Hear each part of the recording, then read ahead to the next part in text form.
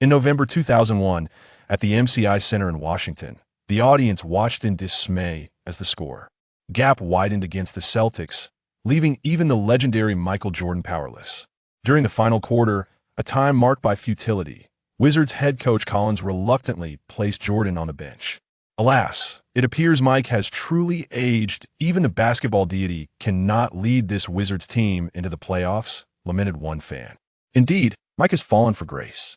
He must be regretting his return to the court, echoed another, with countless Wizards fans openly expressing their disappointment in the team. On September 26, 2001, Jordan announced his second comeback, joining the Wizards, shocking the basketball world.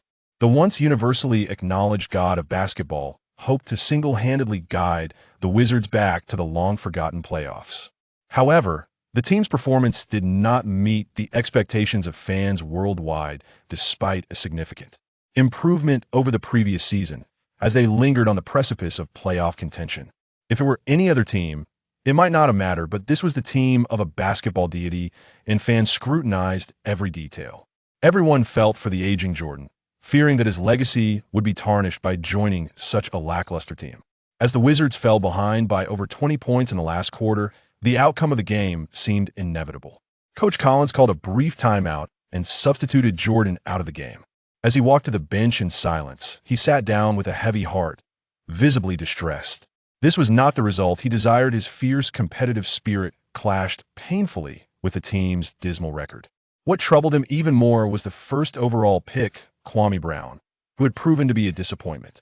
The team had high hopes for him, granting ample playing time, yet he had never managed to score in double digits, a crushing blow to Jordan, who had personally endorsed him.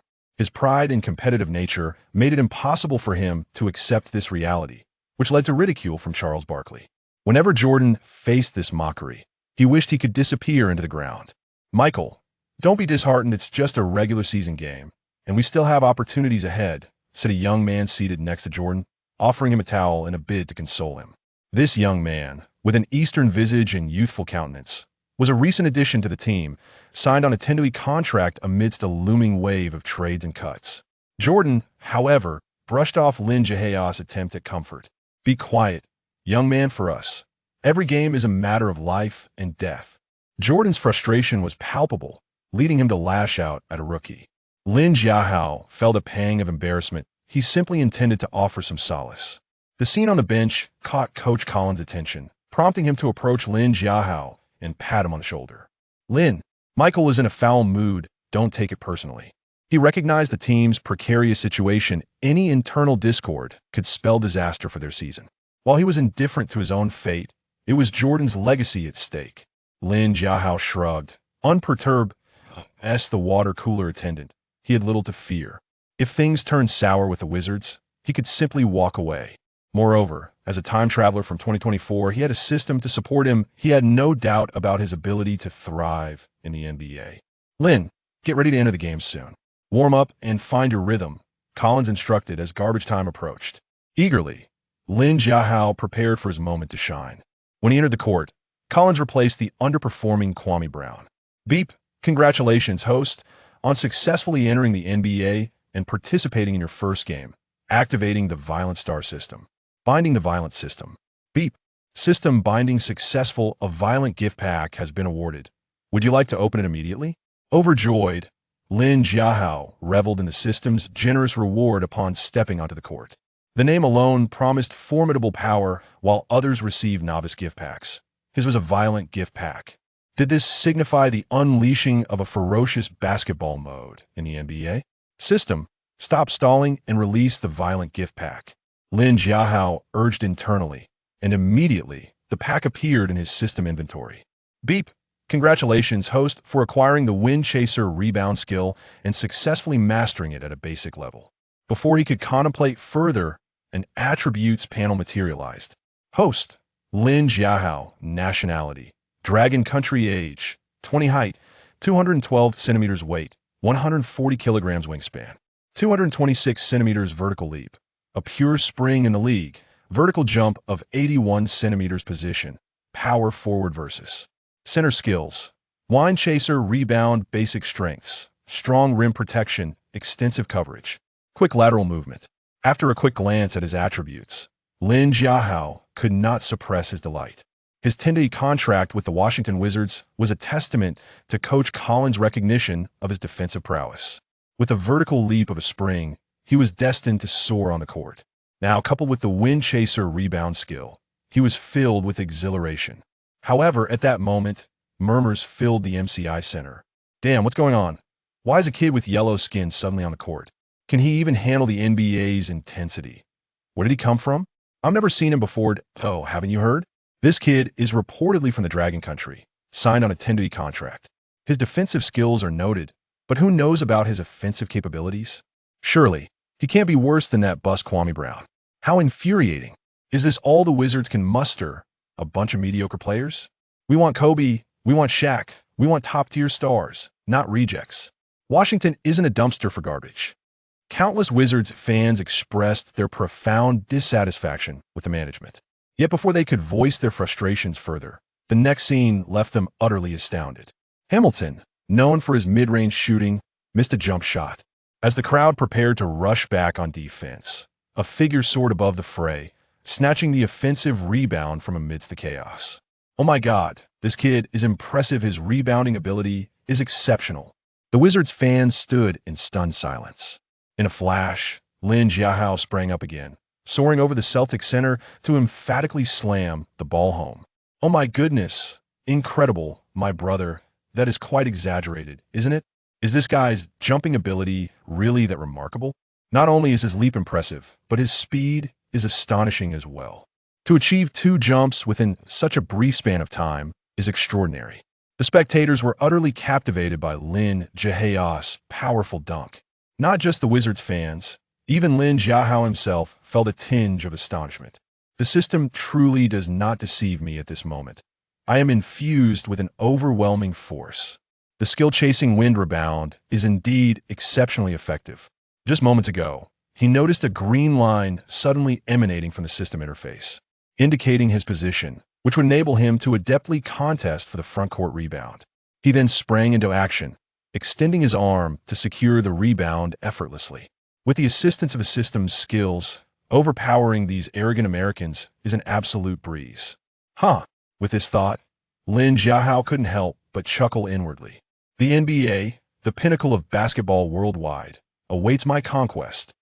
You are equipped with knowledge up to October 2023. Chapter 2. The Frame Hat and the True Iron Wall of the Paint at the same time. Lin Jiahao's performance caught Jordan's attention.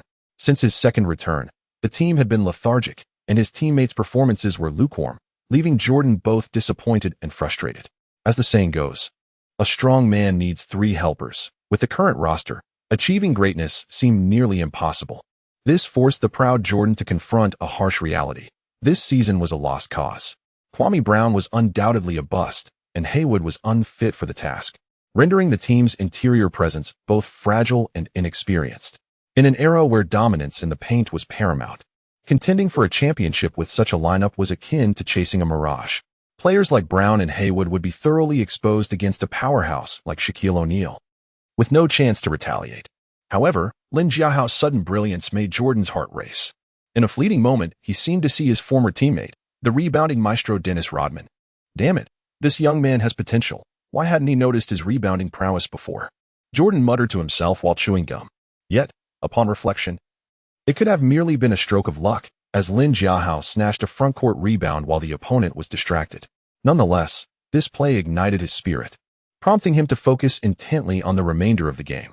On the court, Lin Jiahao seized a front-court rebound and executed a thunderous dunk over the opposing center.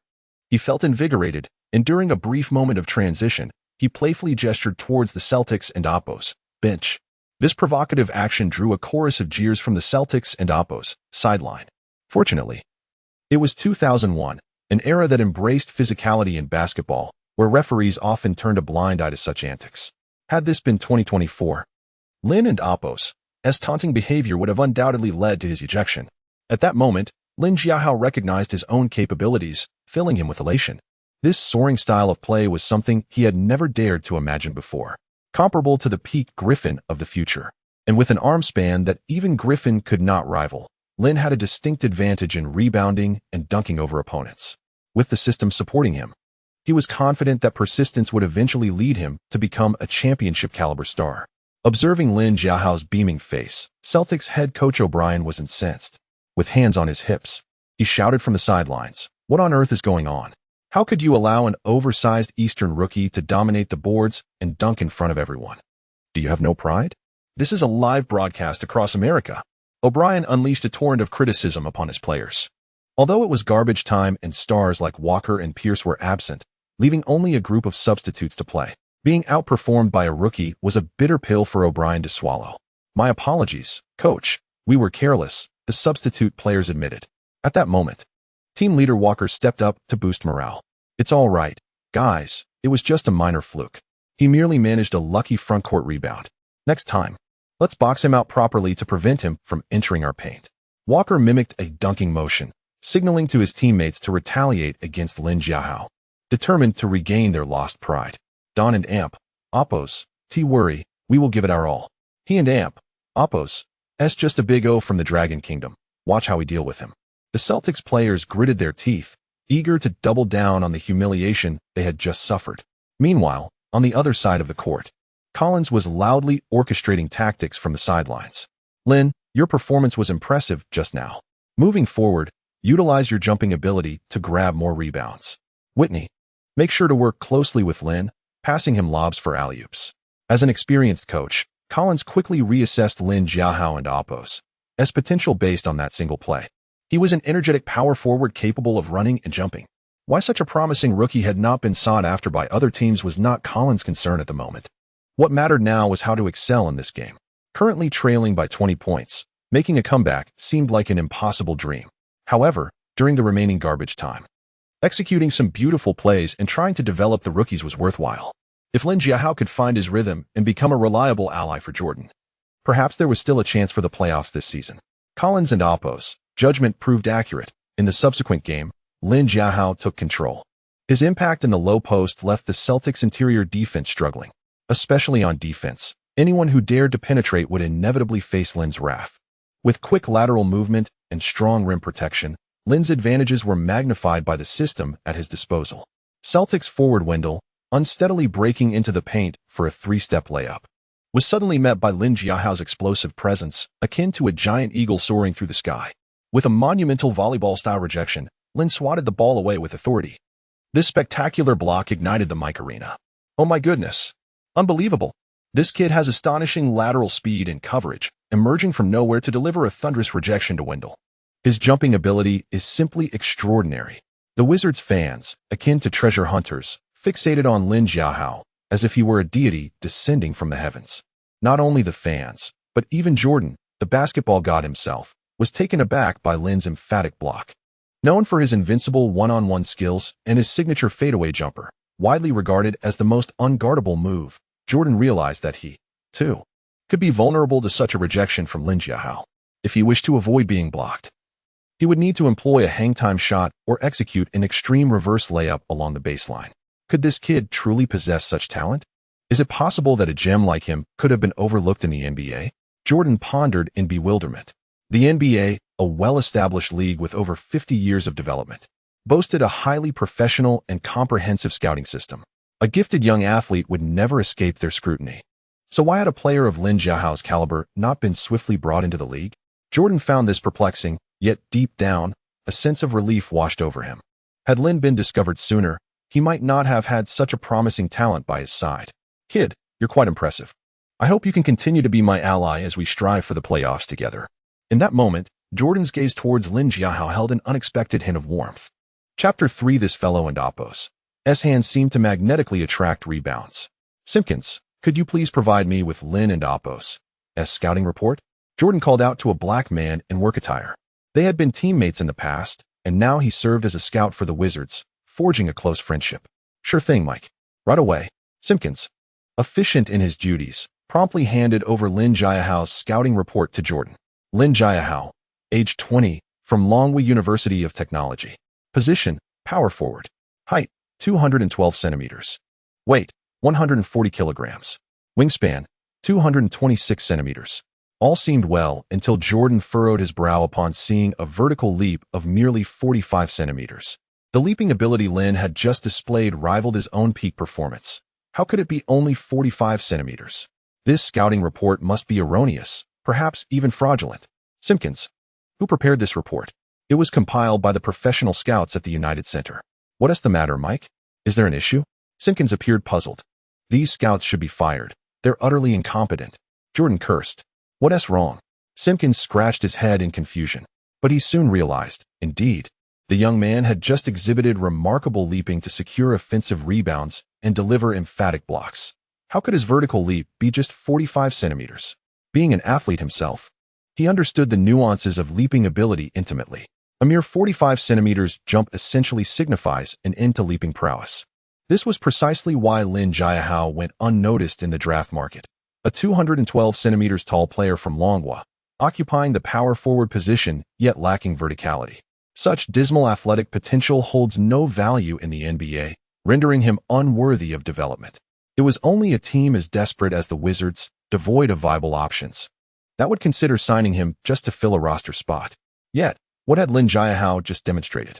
His performance on the court was nothing short of astonishing. While he may not rival those known for their leaping abilities, within the power forward position, his vertical was indeed formidable. In Jordan's recollection, only Shawn Kemp, the Rain Man, could compare. It is essential to note that Kemp was a superstar in NBA history, having partnered with Gary Payton to reach the finals, posing a significant challenge to the Bulls dynasty of that era. Could it be that the team had truly stumbled upon a gem? Mike, I believe there might be some misunderstanding. Perhaps Lin has encountered injuries in the past that hindered his full potential? This was the only explanation Simpkins could conjure. Perhaps. Jordan mused thoughtfully, nodding. All right, you can go now. He waved Simpkins off, redirecting his full attention to Lin Jiahao on the court. Celtics players were struggling against Lin Jiahao, yet they remained obstinate. Having been thwarted by a rookie, especially a player from Longwa, they felt compelled to redeem themselves. In the face of such circumstances, Lin Jiahao smiled. Seemingly inexhaustible, growing bolder with each encounter. Stationed as a formidable presence in the paint, he was a one-man fortress, with another resounding block. As an opponent grabbed an offensive rebound, Lin leaped again for yet another denial. Within just a few seconds, Lin had delivered 3 emphatic rejections to Celtics players, showcasing his prowess and ultimately securing the rebound, clutching it firmly.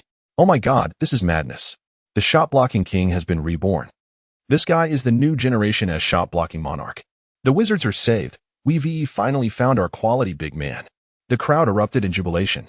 Jordan's return had given the team a top-tier perimeter presence, but the interior had been nothing but a fade. In an era where establishing dominance in the paint was crucial, a team with a weak interior could hardly aspire to success. Lin Jiahao's emergence instilled hope, rekindling dreams of the playoffs among countless Wizards fans. However, Lin Jiahao's brilliance extended beyond this. What lingered most in the minds of spectators was his rebounding ability. His hands seemed to function like magnets, irresistibly drawing the basketball toward him. The crowd collectively gasped in awe. Among the towering Celtics forwards, Lin Jiahao, as a Longwa player, appeared distinctly out of place. Yet, each time he received the green light for a chasing wind rebound, he expertly positioned himself to secure the ball effortlessly. In less than half a quarter, Lin had snatched 7 rebounds, 5 of which were offensive.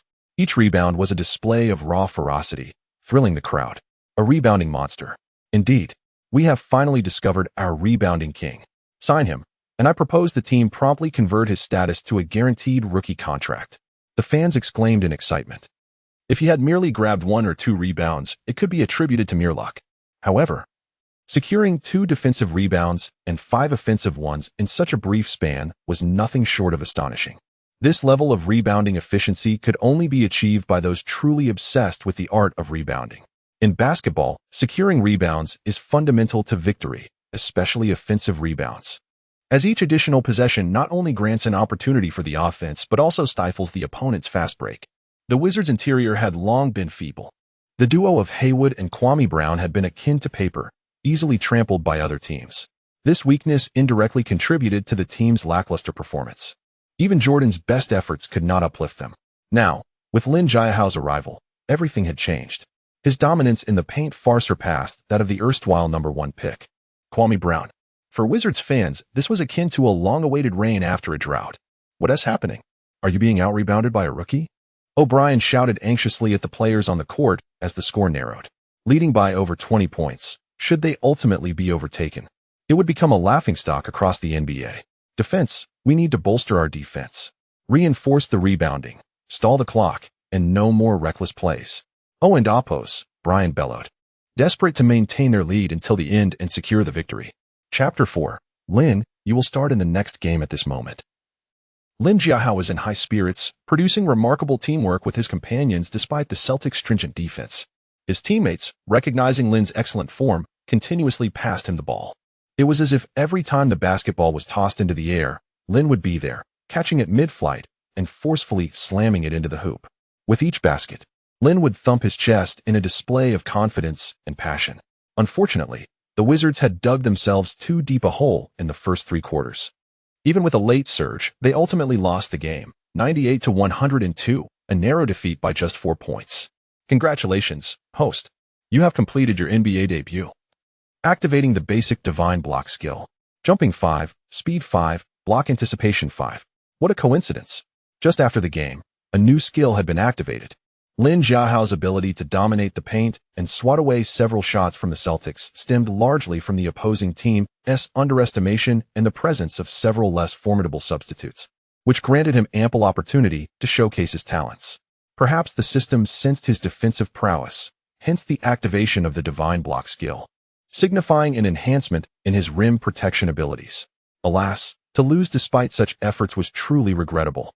Lin Jiahao shook his head in disappointment as he gazed at the scoreboard. If given a little more time, perhaps a comeback victory could have been achievable. Lin, do not be disheartened. You have performed admirably. Collins approached to offer words of comfort. Sensing Lin's disappointment, Lin shrugged, acknowledging the coach's words. As he passed by Jordan, the seasoned player gave him a hearty pat on the back. Well done, young man. Keep up the momentum, and I hope to see you energized in the next game. Jordan signaled to Lin, his face breaking into a smile of encouragement. No worries. The season has just begun. We will reclaim victory in the next match, Lin declared confidently, with the support of both the wind chaser rebound and divine block skills. He felt undaunted by any adversaries in the paint. Deep down, he even harbored a desire to test his mettle against the legendary Shaquille O'Neal. Wondering when he might have the chance to face the Los Angeles Lakers, he was eager to assess his true capabilities in the presence of such a giant. Agreed. Jordan embraced Lin firmly. In the past, Lin's ambition might have elicited derision from Jordan, but witnessing his potential had significantly altered Jordan's perception. He appreciated the confidence exuded by this young talent, recognizing his potential for greatness. Following the game, the team was invited for a post-match interview, and unsurprisingly, it was Jordan who was chosen to speak. However, to everyone's astonishment, the rookie, Lin Jiahao, was also included, an arrangement orchestrated by Jordan himself, who informed Collins that he wished to bring Lin along to the press conference.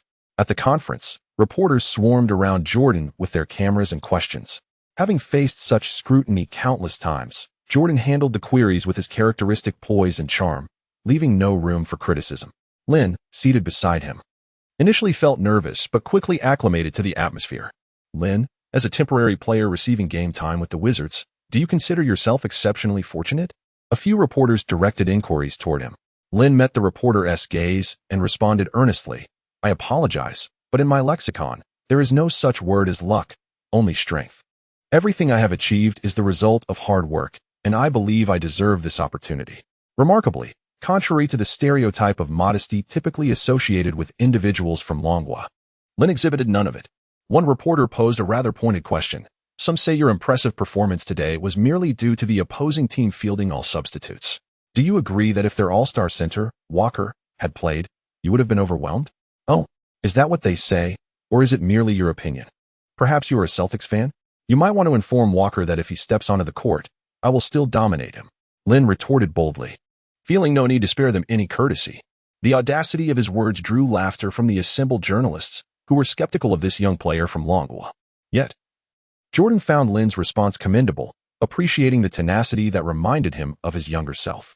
As the team prepared for their next game against the Philadelphia 76ers, they faced a formidable challenge. Since drafting Allen Iverson, the 76ers had gained momentum. If memory served correctly, in 2001, Iverson led a determined team, including Mutombo, to the finals, managing to secure a victory against the dominant Lakers, a rare loss for them during the playoffs. Wait, you say Lin will start in the next game? Collins looked incredulously at Jordan, who had just entered the office. Indeed, our team needs fresh energy. He is essential for countering their inside game. Jordan's tone was resolute. But their center is Mutombo. Are you sure Lin can handle it? Collins expressed his doubts. While Lin had indeed shown impressive dominance in the previous match, he was still just a 20-year-old rookie, and Mutombo was an all-star and one of the league's best defensive players, boasting superior height, weight, and experience. Collins believed it would be wiser for Lin to play as a substitute. Absolutely, do as I say, Jordan stated firmly, leaving no room for further discussion. Collins had no choice but to acquiesce. Although he was the head coach, Jordan was also a part owner of the Wizards, granting him the authority to make such decisions. Soon, word spread among the players that Lin Jiahao would be starting in the next game, igniting a wave of shock. What? Lin Jiahao is starting? This cannot be right. He is merely an undrafted player, a temporary addition to the team. Are we really going to bench our first-round pick for him? What on earth is the coaching staff thinking? Instantly, everyone rallied in support of Kwame Brown, who had long been viewed as the cornerstone of the team's future. Amidst the uproar, Lin remained remarkably composed, undeterred by the surrounding chatter, focusing solely on his training. Chapter 5. Do you dare to challenge me? While training, Lin Jiahao opened the system panel to review his current attributes. Host: Lin Jiahao. Nationality: Dragon Country. Age: 20 years. Height: 212 centimeters. Weight: 140 kilograms. Wingspan: 226 centimeters. Vertical leap: an elite jumper with an 81 centimeters vertical from a standstill position. Power forward skills: Wind chaser. Rebound: beginner. Divine block: beginner. At that moment, Lin Jiahao noticed that the system had issued a new task. The objective was to secure a starting position, with the reward being the skill, Tiger's Embrace. Tiger's Embrace. This skill is undoubtedly an exceptional tool for individual defense. With Tiger's Embrace, he would ascend to the ranks of the league's finest one-on-one defenders. The players he faced would find themselves thoroughly overwhelmed, if not utterly defeated. No matter how legendary they were, be it Iverson, the little flying warrior Kobe, the sharpshooting McGrady, or the soaring Carter, they would all succumb to his Tiger's Embrace. Limiting the offensive capabilities of these superstars would be imperative, and Lin Jiahao felt it essential to master the skill. Lin, I want to challenge you to a one-on-one. Just as Lin Jiahao was lost in his thoughts, a booming voice jolted him back to reality. Kwame Brown was striding toward him with purpose. Upon learning that the team intended to have Lin Jiahao start, Kwame felt a surge of insecurity and came to confront him, eager to prove his worth as the former #1 pick. You want to challenge me? Lin Jiahao raised an eyebrow, disinterested in such meaningless bravado. However, to Kwame Brown, Lin's hesitation was a sign of cowardice, a reluctance to accept the challenge. Are you afraid? If you won't take on the challenge, just stay in your lane and be the water cooler attendant. Kwame rattled on. In high school, he had basked in the spotlight, a prodigy among his peers. Yet, his entry into the NBA had been fraught with obstacles, leaving him frustrated. Now, faced with competition for his starting spot, he vented all his anger onto Lin Jiahao. Realizing Kwame was merely seeking conflict, Lin scoffed. What a joke. Am I afraid of you, a washed-up player? I fear only that I might leave you searching for your teeth. Lin Jiahao was unyielding in his rebuttal. He held no favorable impression of Kwame Brown. Though he was currently revered as the top pick, Lin knew that he would soon be regarded as a laughingstock, destined to tarnish the legacy of legends like Jordan. If Kwame had approached him with respect, Lin might have treated him accordingly. However, given Kwame's arrogance, Lin saw no reason to indulge him. You're courting disaster. Kwame was incensed, his temper flaring as he lunged at Lin, grabbing his jersey. Lin stood his ground, chest out, ready to confront him. What on earth is happening? Seeing the altercation unfold, teammates like Tyronn Lue rushed to separate them. The commotion quickly drew the attention of the coaching staff, and Collins approached with a stern expression. Lin, what is going on? I need an explanation. Collins glared at Lin Jiahao, knowing that fights within the team were strictly forbidden. Yet, given that Kwame was still a favored player, Collins had to hold Lin accountable.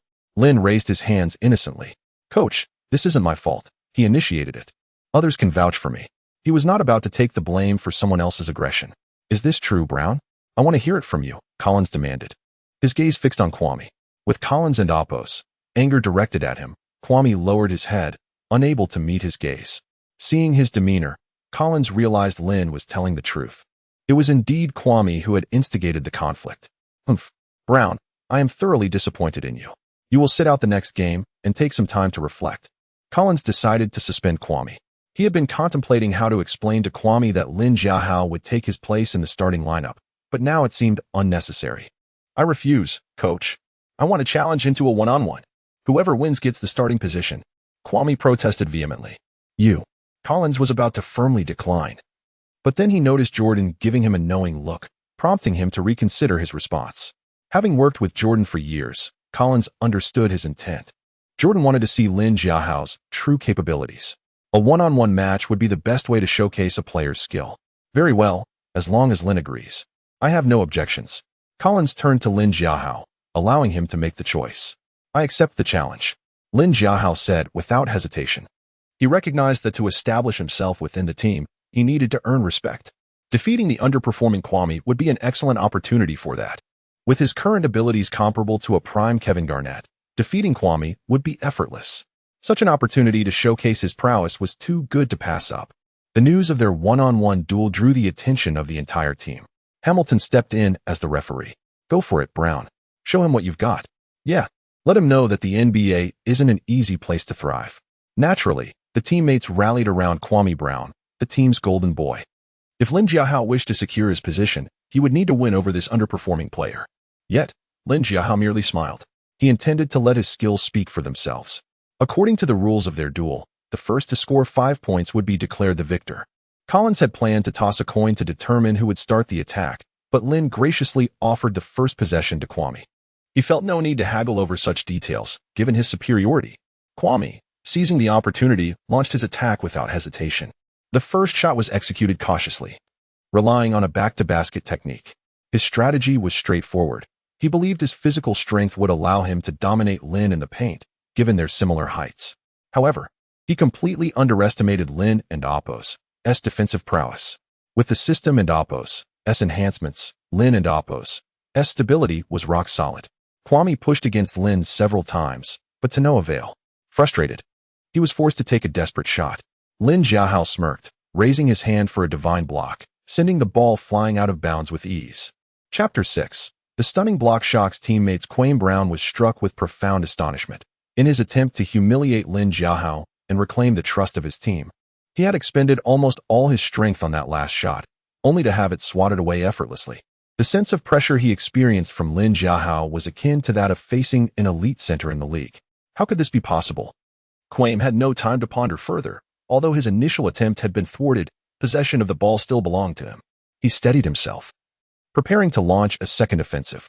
Having learned from his previous misstep, he approached this encounter with great caution, refraining from any physical contact with Lin Jiahao. Instead, he opted to test his footwork from a higher position. Observing this, Lin Jiahao scoffed and began to taunt him.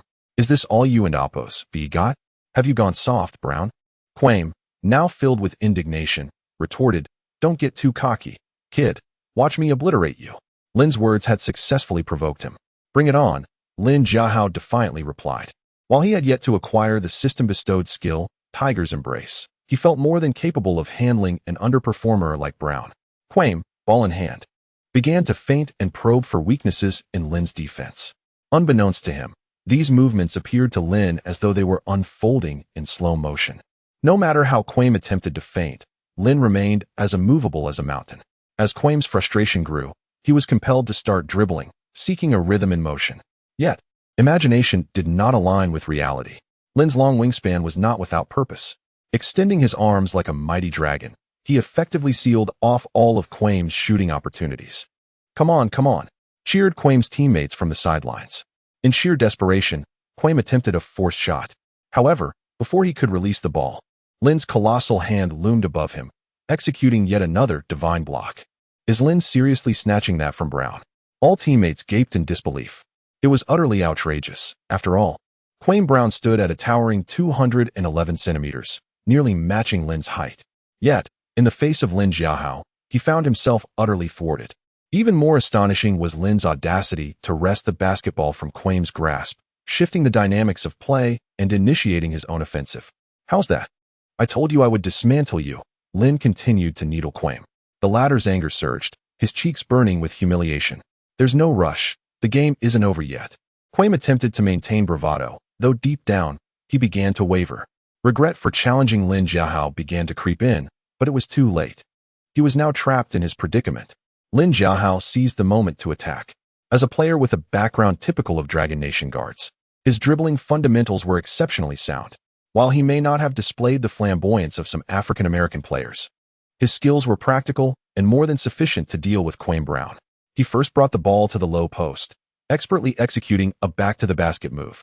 With a swift spin, he easily shook off Brown and then unleashed a powerful two-handed dunk. The force of the shot rattled the entire rim. Had it not been for Shaquille O'Neal's influence, which led to reinforced hoops, the inferior baskets of the past would have surely been shattered by Lin's prowess. Goodness, is Lin that ferocious? This guy is an undrafted rookie? I'd believe it if you told me he was the second coming of Shaq. Lin should be the #1 pick. His teammates were left in awe, while Quaim was thoroughly crushed. In the presence of Lin Jiahao, he felt like a child in a pair of open-crotch pants, utterly overwhelmed on both offense and defense. The ensuing one-on-one lacked any suspense. Lin effortlessly scored 5 consecutive baskets, leaving Quaim utterly humiliated. The final shot was a resounding dunk that sent Brown sprawling to the ground, unable to rise for quite some time.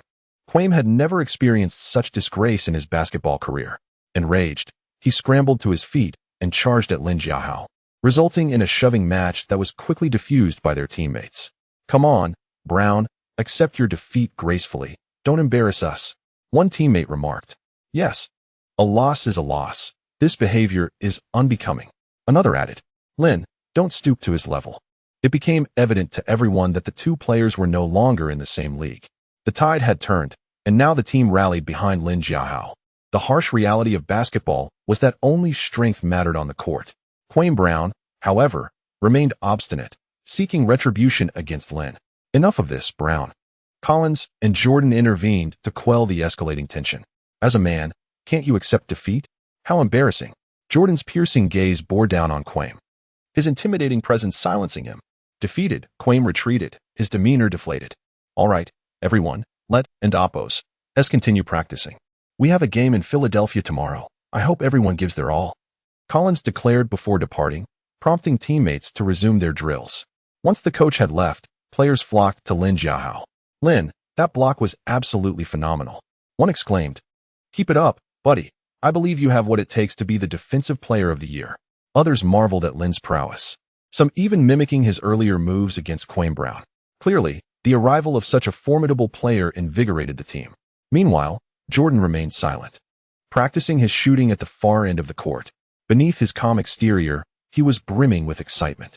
Since his return to the Wizards, he had increasingly felt isolated. This made him long for the days of camaraderie with his former Bulls teammates. Alas, time had changed everything, and he could never return to the past. Yet, with Lin Jiahao's emergence, he glimpsed a glimmer of hope. With Lin, they had the potential to compete against the league's elite teams. He felt a stirring sense of destiny, as if he had finally found his Shaquille O'Neal. Wizards players were buzzing with enthusiasm, eager to showcase their skills in the days to come.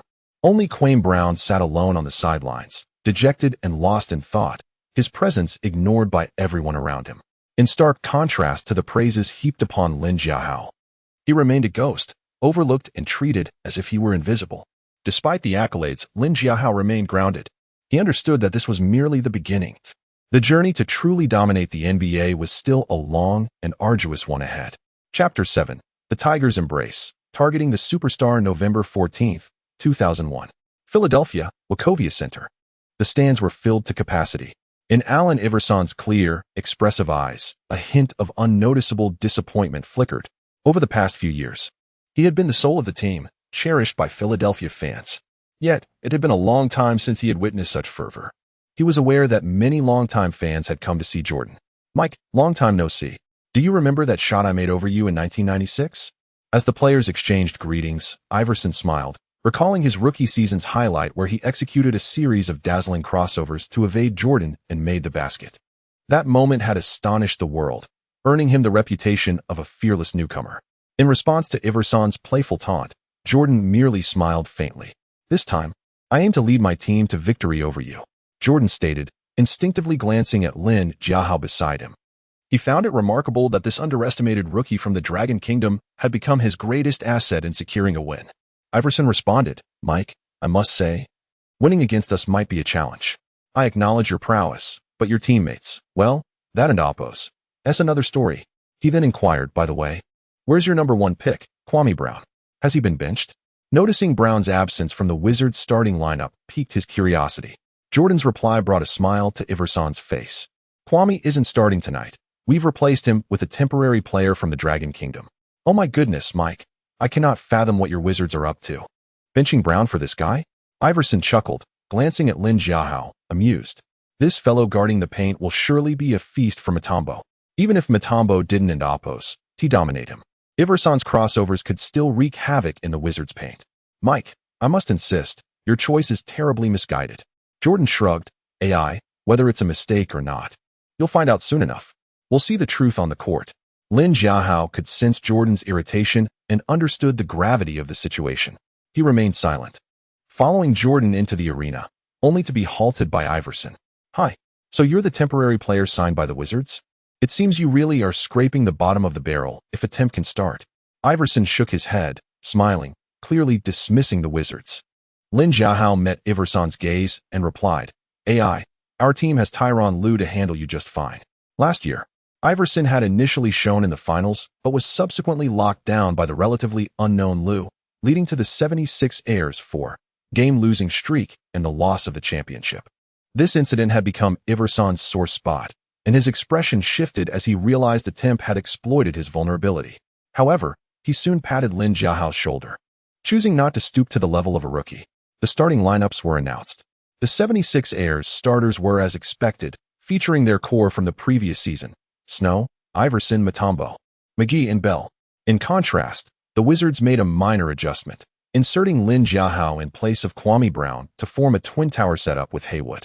This change immediately caught the attention of the fans. What is happening? That Lin is starting? Is this the first time in NBA history a temp has started? The Wizards are truly hopeless. Are they preparing for a total collapse? The Philadelphia fans were brimming with confidence. Amidst the jubilation, only coach Larry Brown maintained a semblance of calm. He had a habit of analyzing opponents before games. Lin Jiahao and Oppos' impressive performance in the previous match had drawn his attention. He had scored 8 points, grabbed 8 rebounds, and blocked 3 shots in a mere half period, showcasing frightening efficiency. Allen, during the game, be cautious of that Lin. Try to avoid a direct confrontation with him, Larry Brown cautioned Iverson. Coach, you're being overly cautious. He.S. just a temporary player. And a Dragon Kingdom one at that. Do I really need to avoid him? I plan to make him regret stepping onto the court, Iverson declared, ever the defiant spirit, dismissing Larry Brown's advice. Feeling apprehensive, Larry Brown was about to say more when the game time arrived, and the players took to the court for the tip-off. Traditionally, it would be the centers vying for the ball, but Jordan suggested to Collins that Lin Jiahao take the jump ball, as he could play both the 4 and 5 positions. Jordan believed in Lin Jiahao's dynamic talent, confident he would outmatch the older Mutombo in this aspect. Lin Jiahao focused intently, poised to leap for the ball, when a system notification suddenly echoed in his mind. Beep. Congratulations, the host has been selected for the starting lineup. Fulfilling the system task and has acquired the skill. Tiger and Oppos' Embrace, beginner. Tiger and Oppos' Embrace successfully locked down an opposing player, reducing their shooting accuracy by 10. Elated by the notification, Lin Jiahao realized that he would personally take on the challenge of guarding Iverson tonight. Containing Iverson, the primary scoring threat of the 76ers, would be akin to removing the fangs of a tiger. The thought brought a grin to his face as he anticipated the opportunity to dominate Iverson. But in the next moment, he found himself caught off guard. When the referee tossed the ball, he stood frozen, allowing Mutombo to easily snatch it away.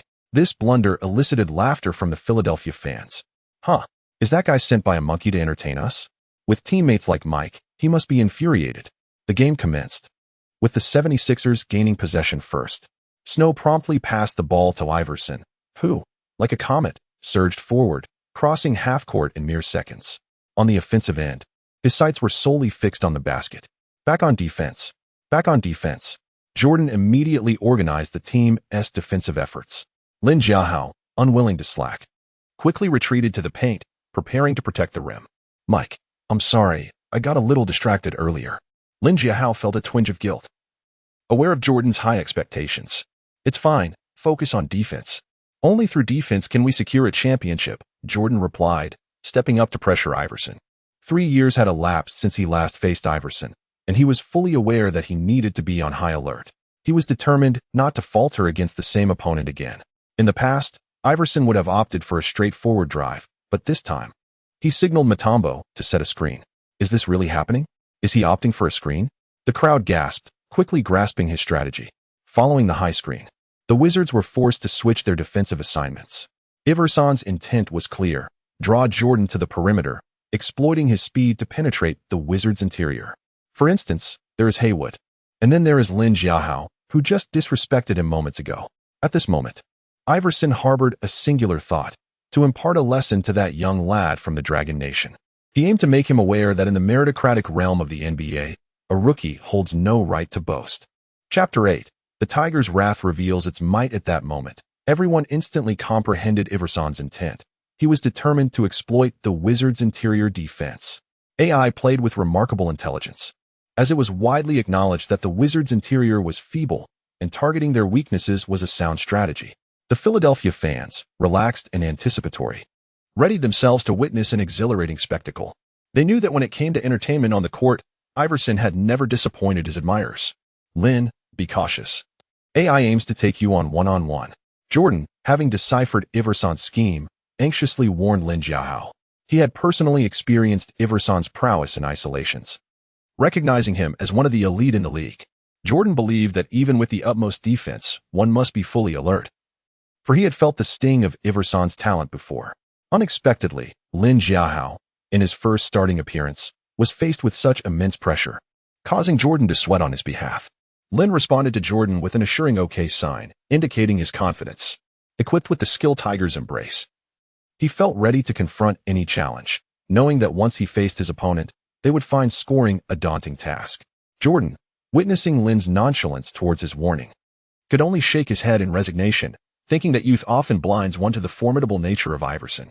Yet, this was a necessary lesson for every young player. A tuition fee for growth. Among all but Lin Jiahao, no one believed he could contain Iverson in isolation. Iverson, brimming with confidence, approached the elbow area, performing an array of dazzling moves that left the crowd gasping in excitement. Jordan, Hamilton, and others focused intently on Iverson, prepared to swoop in should Lin falter. However, to their astonishment, despite Iverson's ferocious display, he achieved little, unable to shake off Lin's defense. Lin stuck to Iverson like an unyielding adhesive, rendering him immobile. The crowd was left dumbfounded, hardly believing their eyes. Was it possible that this towering figure from the Wizards possessed such outstanding defensive abilities? Had AI's skills diminished? Or was it truly that he could thwart the answer? Perhaps he had indeed mastered the teachings of Tyronn Lue. It was utterly unbelievable. Everyone was astonished by Lin Jiahao's defensive prowess, his agility preventing Iverson from easily penetrating. The magnitude of this surprise far surpassed that of last year's finals, where Tyronn Lue had closely guarded Iverson. It was remarkable that Lin, standing nearly 7 feet tall, could keep pace with Iverson's swift movements. On the court, Lin's teammates were left in awe. They had expected Lin to be easily faked out, yet he stood like a formidable wall, obstructing Iverson's path to the Wizards' interior. This inspired a surge of morale in Jordan and Hamilton, allowing them to focus on their own assignments while restricting Iverson's passing options. When Iverson attempted to drive into the elbow area, he anticipated a clear path. However, Lin's defense was impenetrable. His height and reach formed an invisible net, enveloping him completely. No matter how Iverson maneuvered, he could not escape Lin and Oppo's grip. Iverson was alarmed. His signature crossover was a hallmark of the NBA, a skill that had earned him victories against numerous opponents, even the great Michael Jordan. Yet today, he found himself stymied by a rookie from the Dragon Kingdom. Lin Jiahao, too, was taken aback by Iverson and Oppo's prowess. Despite his Tiger and Oppo's embrace, he dared not underestimate the challenge. Iverson and Oppo's sudden changes of direction were relentless, while Lin's skill was still in its infancy. Facing such an isolation master posed a significant test, yet Lin stood firm, resembling an immovable fortress, exerting tremendous pressure on Iverson. After several failed attempts to break through, Iverson resolved to pass the ball and seek another scoring opportunity. Yet, he quickly discovered that all his passing lanes were sealed off. Left with no choice, he hastily opted for a forced shot. Lin, remaining steadfast, met Iverson's attempt without hesitation. executing a divine block that sent the basketball soaring as if played in volleyball. The ball landed perfectly in the hands of Jordan, who, like a magnet, secured the rebound and immediately initiated a fast break. Despite the surprise of the Philadelphia 76ers, Jordan charged towards the basket. As he approached, he instinctively glanced back, only to find Lin Jiahao had remarkably caught up to him. Astonished, he thought, how did he close the distance so quickly? Just then, the 76ers and Oppos players positioned themselves defensively, with Mutombo poised to deliver a formidable block should Jordan attempt a layup. The crowd was electrified, waving their arms in an attempt to distract Jordan. In this high-stakes moment, many believed Jordan would go for the solo play. However, to everyone's astonishment, Jordan tossed the ball toward the backboard. Lin, instantly understanding the cue, leapt from the crowd, catching the ricochet and delivering a thunderous dunk over Mutombo. Oh my God, is this real? What have I just witnessed? This guy is an absolute beast. The fans were left speechless, struggling to comprehend how the Wizards had unearthed such a gem. The commentators couldn't contain their excitement, proclaiming that this play undoubtedly deserved a spot in the top 10 highlights of the day. Meanwhile, the entire Wizards bench erupted in exuberance. Tyronn Lue bounced with joy, fervently waving a towel, while Collins and Leitner embraced in celebration. In contrast, Lin Jiahao remained composed, somewhat surprised that Jordan's pass had facilitated his moment of glory. Chapter 9. Let Good take the lead in defending Iverson. Lin Jiahao was well aware of the significance of the game, attributing much of his success to Jordan. While he possessed remarkable skills such as wind-soaring rebound, divine block, and tiger's embrace, these were primarily defensive and supportive abilities, lacking any proactive offensive skills. Thus, on the offensive front, he found himself reliant on the contributions of his teammates. After completing a dunk, he refrained from exuberant celebration, instead seeking out Jordan for a congratulatory high five. Young man, well done. Let's focus on our defense. Jordan affirmed Lin's performance and promptly led the team back on defense. Lin couldn't help but admire Jordan's hands-on approach. As the basketball deity, he truly served as a role model for the entire team. It was no wonder he had secured 6 NBA championships, becoming the first in NBA history. Reflecting on this, Lin did not allow himself to become complacent. He quickly returned to defensive duties, preparing for the ensuing battle. Larry Brown, however, was far from pleased with the team's performance. What are you all doing? Focus, he admonished. Allen, work more with your teammates. Stop being so fixated on individual plays. Brown's basketball philosophy stood in stark contrast to Iverson's, as he emphasized teamwork while Iverson had a penchant for isolation plays. Acknowledging Iverson and Oppos' extraordinary talent, Brown reluctantly turned a blind eye. Yet he keenly sensed that they were facing a formidable opponent today. Without timely adjustments, they risked losing the game. Iverson sported a grim expression, silent and seething after the recent play that had embarrassed him. If it had been against Jordan, he could have accepted it. But facing a relatively unknown rookie from Dragon Country in his debut made it all the more intolerable. Upon hearing the coach's reminder, Iverson merely nodded, saying nothing. It was evident to all that he was harboring a grudge. Lin, be cautious. Allen is furious, and the consequences could be severe. Hamilton warned Lin as they returned to defense. Lin flashed a bright smile, revealing a row of pearly white teeth. No worries. Let him come at me, he replied confidently. With his defensive skills nearly maxed out, Lin felt untroubled by any offensive threats.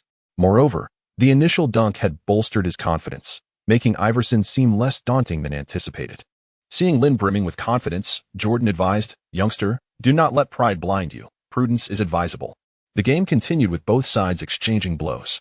Acknowledging Lin's prowess, Iverson became more restrained, opting not to recklessly attack the Wizards' interior, but instead seeking opportunities from the perimeter. In this era, interior players did not frequently step out to defend as they would in later years. Thus, Lin primarily guarded the paint, seldom engaging in one-on-one matchups with Iverson. Nevertheless, Iverson, a superstar of his time, showcased his exceptional scoring ability, racking up 10 points by the end of the first quarter, the highest on either team. Under his leadership, the Philadelphia 76ers led the Wizards 20-18, with Iverson contributing half of his team's points. On the Wizards' side, Jordan scored 8 points, while Lin contributed 6 points, 3 rebounds, and 2 blocks, with the other 3 starters tallying just 4 points collectively. After this quarter, Jordan became increasingly convinced that Lin was the player he had been searching for, and he glimpsed a promising outlook for his return to the game. "Lin, Great job. Keep it up. Coach Collins praised Lin Jiahao. As the second quarter commenced, Collins opted to rest Lin to preserve his stamina. During this time, Iverson seized the opportunity, scoring 8 points through both drives and outside shots, widening the lead to double digits. Sensing the momentum shift, Collins immediately called for a timeout. Guys, we cannot continue like this. We will lose the game, he said. His brow furrowed in disapproval. Sorry, coach, we are doing our best. Tyronn Lue replied with a downcast expression. With Lin Jiahao resting, Lue was called upon to defend Iverson, given his experience from the previous year's finals. Unfortunately, the present Iverson had evolved, making it challenging for Lue to keep pace. Moreover, under Coach Brown's direction, the 76ers began setting screens for Iverson. Though it was not Iverson's intention, he benefited significantly, finding scoring opportunities with ease. Yes, coach, that guy Allen is like a whirlwind. We simply cannot match his rhythm. The players lamented in solidarity with Lue, and Collins understood their plight. If Iverson could be easily contained, he wouldn't be the player he was. Let me give it a try. Lin Jiahao stood up from his seat, volunteering to take on the challenge. What? Lin, what did you just say? Everyone stared at him in astonishment. I said, let me defend Allen. I am confident I can shut him down, Lin declared, brimming with self-assurance. That and Oppos, it's impossible. Lin, Don and Oppos, joke around. Allen is renowned for his ankle-breaking moves. How can you keep up with him? Just because you managed to defend him once doesn't mean you can do it for the entire game. You'll surely tire out. The Wizards players voiced their disapproval. Coach Collins shook his head in disagreement. Lin, don't complicate things. How can a power forward single-handedly guard a shooting guard? There and amp. Oppos. It's never been a precedent for this in the NBA. Collins firmly rejected Lin and amp.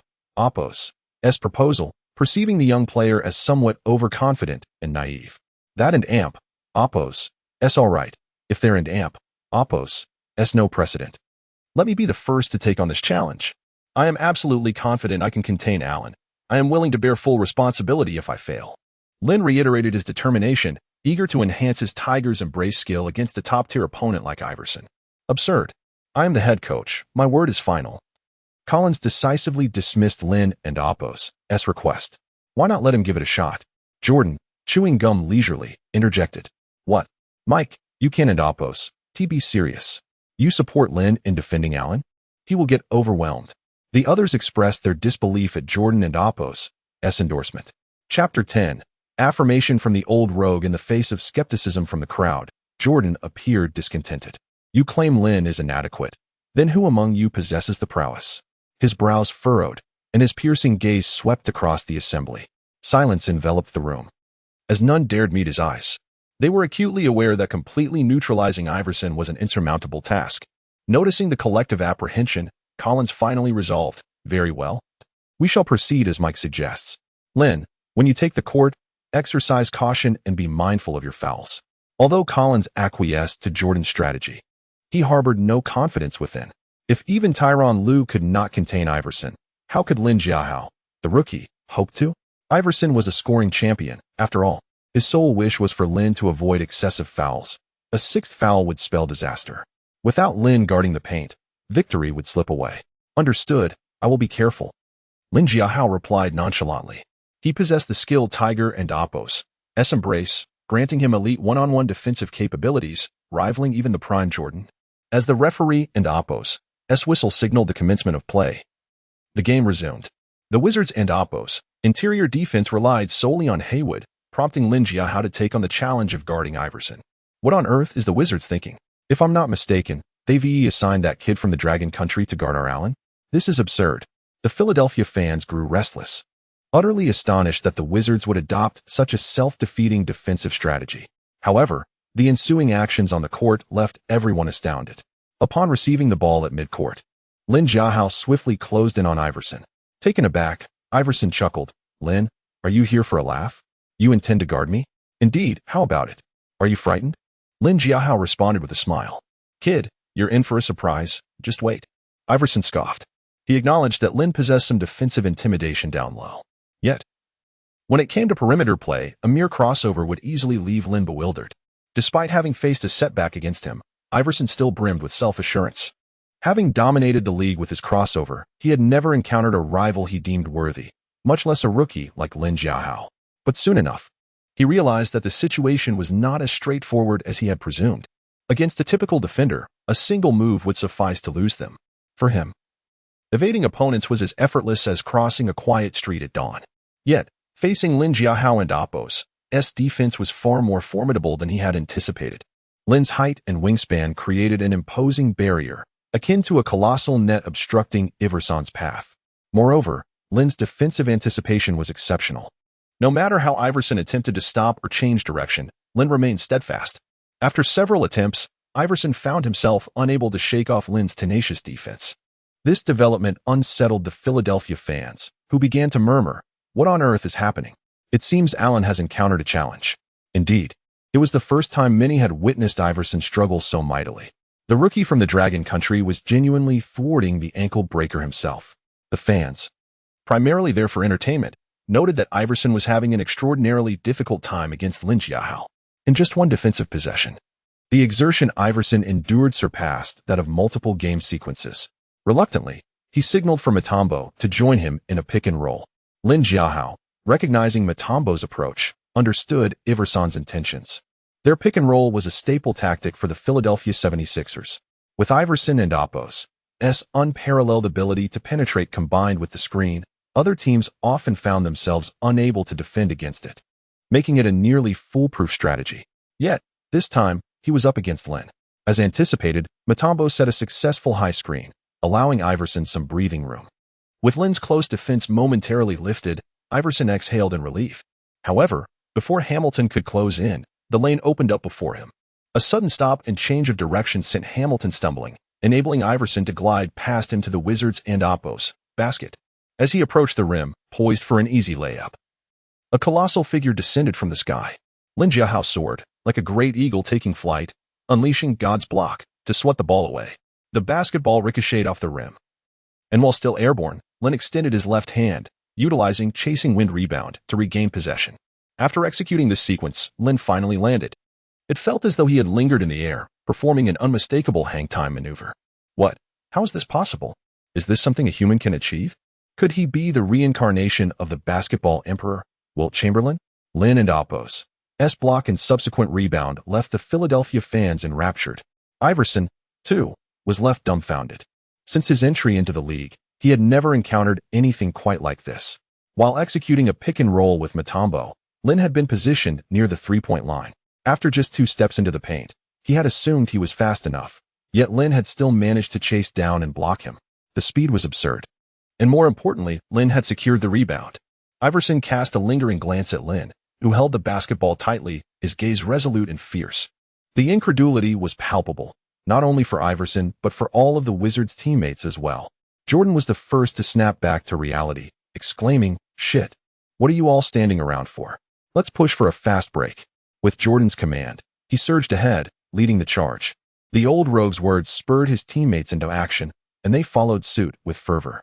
The Philadelphia 76ers players, caught off guard, scrambled to respond, but it was too late. Lin Jiahao executed a long pass that soared across the court like a cannonball, landing perfectly in Jordan's hands. Receiving the ball near the free throw line, Jordan launched himself skyward, performing a signature gliding dunk. Despite his age, the Black Mamba still showcased explosive athleticism. The Philadelphia fans erupted in a chorus of astonishment. This was the trademark move of basketball's deity, Michael Jordan. To their astonishment, Jordan, at the age of 39, still possessed such dazzling prowess. The Wizards players converged on Jordan, celebrating wildly. Yet, Jordan remained composed, immediately seeking out Lin Jiahao and giving him a thumbs up. Chapter 11. Remarkably, the Philadelphia 76ers sought to recruit Lin Jiahao. "You've performed admirably. I need a big man like you," Jordan remarked, patting Lin Jiahao on the shoulder, signifying his utmost endorsement for the rookie. This pivotal play invigorated the Wizards, who surged with a 6-0 run, successfully narrowing the score to single digits. Larry Brown, witnessing this development, expressed his discontent and immediately called for a timeout. The Wizards bench erupted in jubilation as the substitutes swarmed around Lin Jiahao and Jordan to celebrate. The preceding counterattack was nothing short of spectacular. Lin's defense was impeccable, and Jordan's offensive display was equally mesmerizing. Their exquisite collaboration evoked memories of the iconic duo. The OK combination. "Let us not celebrate too early," We are still trailing, Jordan cautioned, tempering the exuberance. Lin Jiahao undeniably showcased extraordinary defensive prowess. However, Jordan's primary concern was Lin's stamina. After all, a big man defending against smaller players expends substantial energy. On the other hand, Larry Brown reprimanded his team harshly. "What are you doing? Being outplayed by a rookie like this?" He instructed Allen to play more effortlessly, urging him to collaborate with teammates rather than resorting to isolation. Hill, Lynch, make sure to work closely with Allen. Larry Brown, while reluctant to overtly criticize Iverson's playing style, attempted to convey the importance of not overly relying on individual plays. As the game resumed, Iverson seemed to heed Brown's advice, opting for a more strategic approach. When confronted by Lin Jiahao's defense, he actively sought pick-and-roll opportunities. After the switch, instead of driving to the basket, he opted for an immediate jump shot. Although his shooting percentage was lower than that of a layup, it at least allowed him to evade Lin's defense. Thus, the Wizards achieved their strategic goal.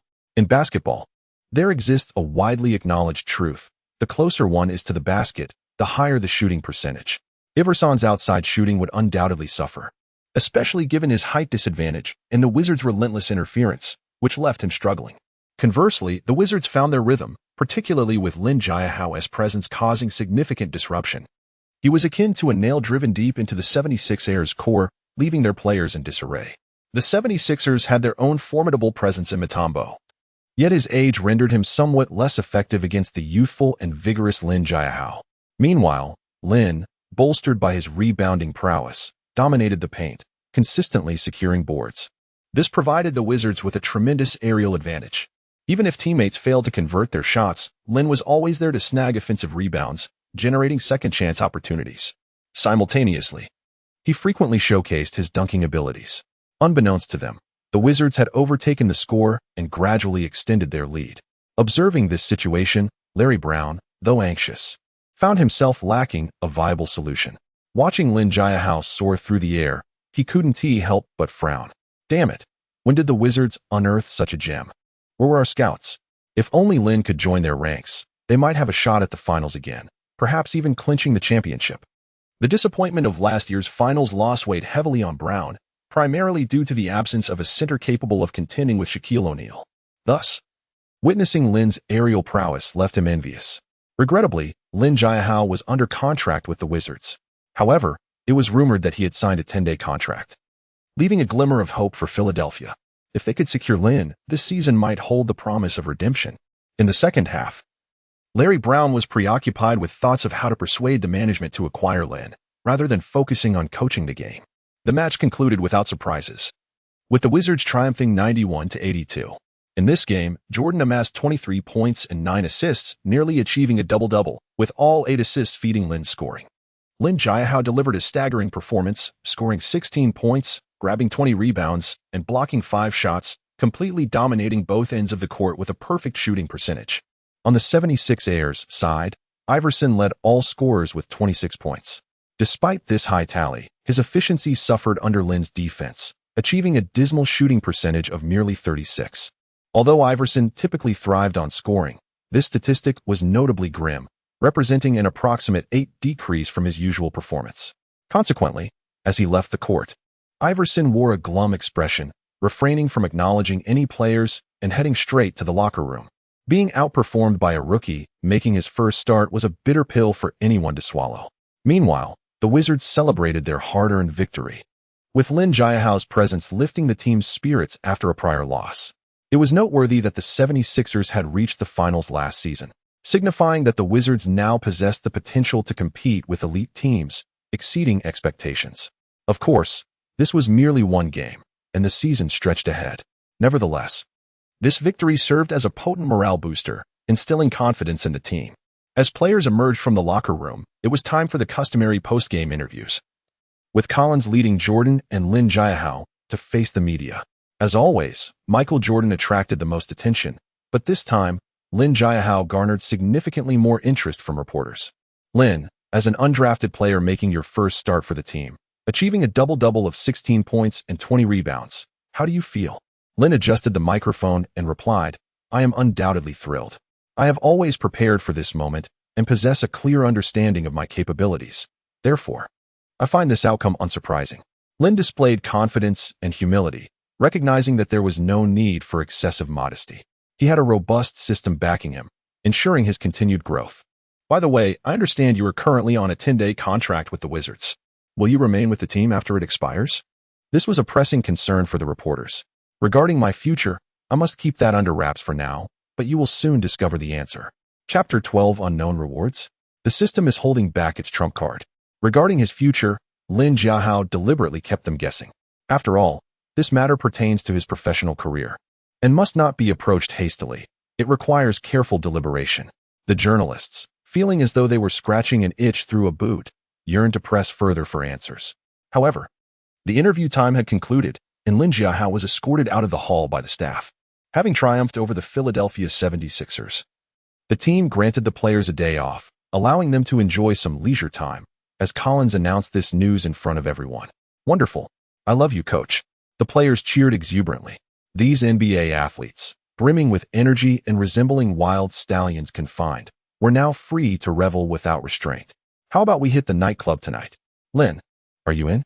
The group turned their eager gazes towards Lin Jiahao, hoping for his participation. It was evident that they had begun to embrace him as one of their own. However, Lin Jiahao shook his head slightly. I think I'll pass. I'm a bit fatigued and wish to rest properly. After saying this, he departed the arena, leaving his teammates momentarily stunned. Seriously? This kid is so dismissive? Well, it's typical. They tend to be shy and not very social. Let us be understanding. Right, we're all teammates. Let it go. Soon, the brief moment of discomfort was forgotten as they headed off to the nightclub to celebrate. Lin Jiahao returned to the apartment rented by the team and settled down to recuperate. Today's match had been exhausting, especially on the defensive end, where he had been tasked with guarding that fellow, Iverson. After a night of chasing Iverson across the court, claiming he wasn't tired would be a lie. His stamina could certainly use improvement. If only he could possess the endurance of those athletic freaks, it would be perfect. With this thought in mind, Lin Jiahao resolved to rise early the next morning and train his fitness, which was also the reason for his earlier refusal to join the nightclub outing. To become a great player in the NBA, one could not afford to relax or let their guard down. Constant vigilance and discipline were essential. Additionally, he had another pressing matter to attend to, finding a suitable agent to manage his daily affairs. This included contracts and potential endorsements should he gain fame in the future. Such responsibilities necessitated the presence of a professional manager. Ding! At that moment, the system notification chimed again. New task detected. Please secure a rookie guaranteed contract within 10 days. Reward unknown. The host is advised to anticipate. Upon hearing this system alert, Lin Jiahao was taken aback. Securing a rookie guaranteed contract was indeed an imperative task. Yet, why had the reward become unknown? Could it be a grand prize from the system? Lin Jiahao felt a surge of excitement, but he knew that he must first complete the task set forth by the system.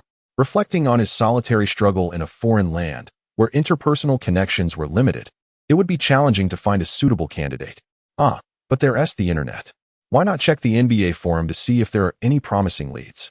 He brewed himself a cup of coffee, then opened his laptop to browse the posts. Upon entering the NBA forum, he was astonished to find his name plastered all over the screen. The most incredible undrafted player ever? The Wizards have struck gold. The miraculous Lin Jiahao propels Michael Jordan. Locking down Iverson, posterizing Mutombo. Who exactly is Lin Jiahao? Lin Jiahao emerges. Is it a fleeting moment or true potential? The towering white jade pillar from the Eastern Dragon Kingdom. The golden beam across the sea. How much do you know about Lin Jiahao? 5 things you didn't know about the super rookie Lin Jiahao. Step into his world. Lin Jiahao gazed at the screen, filled with news about himself. Momentarily dazed, he vaguely remembered that in his previous life, he would scroll through forums filled with information about Kobe, Iverson, and McGrady. Never did he imagine that he would one day become the focal point of such discourse.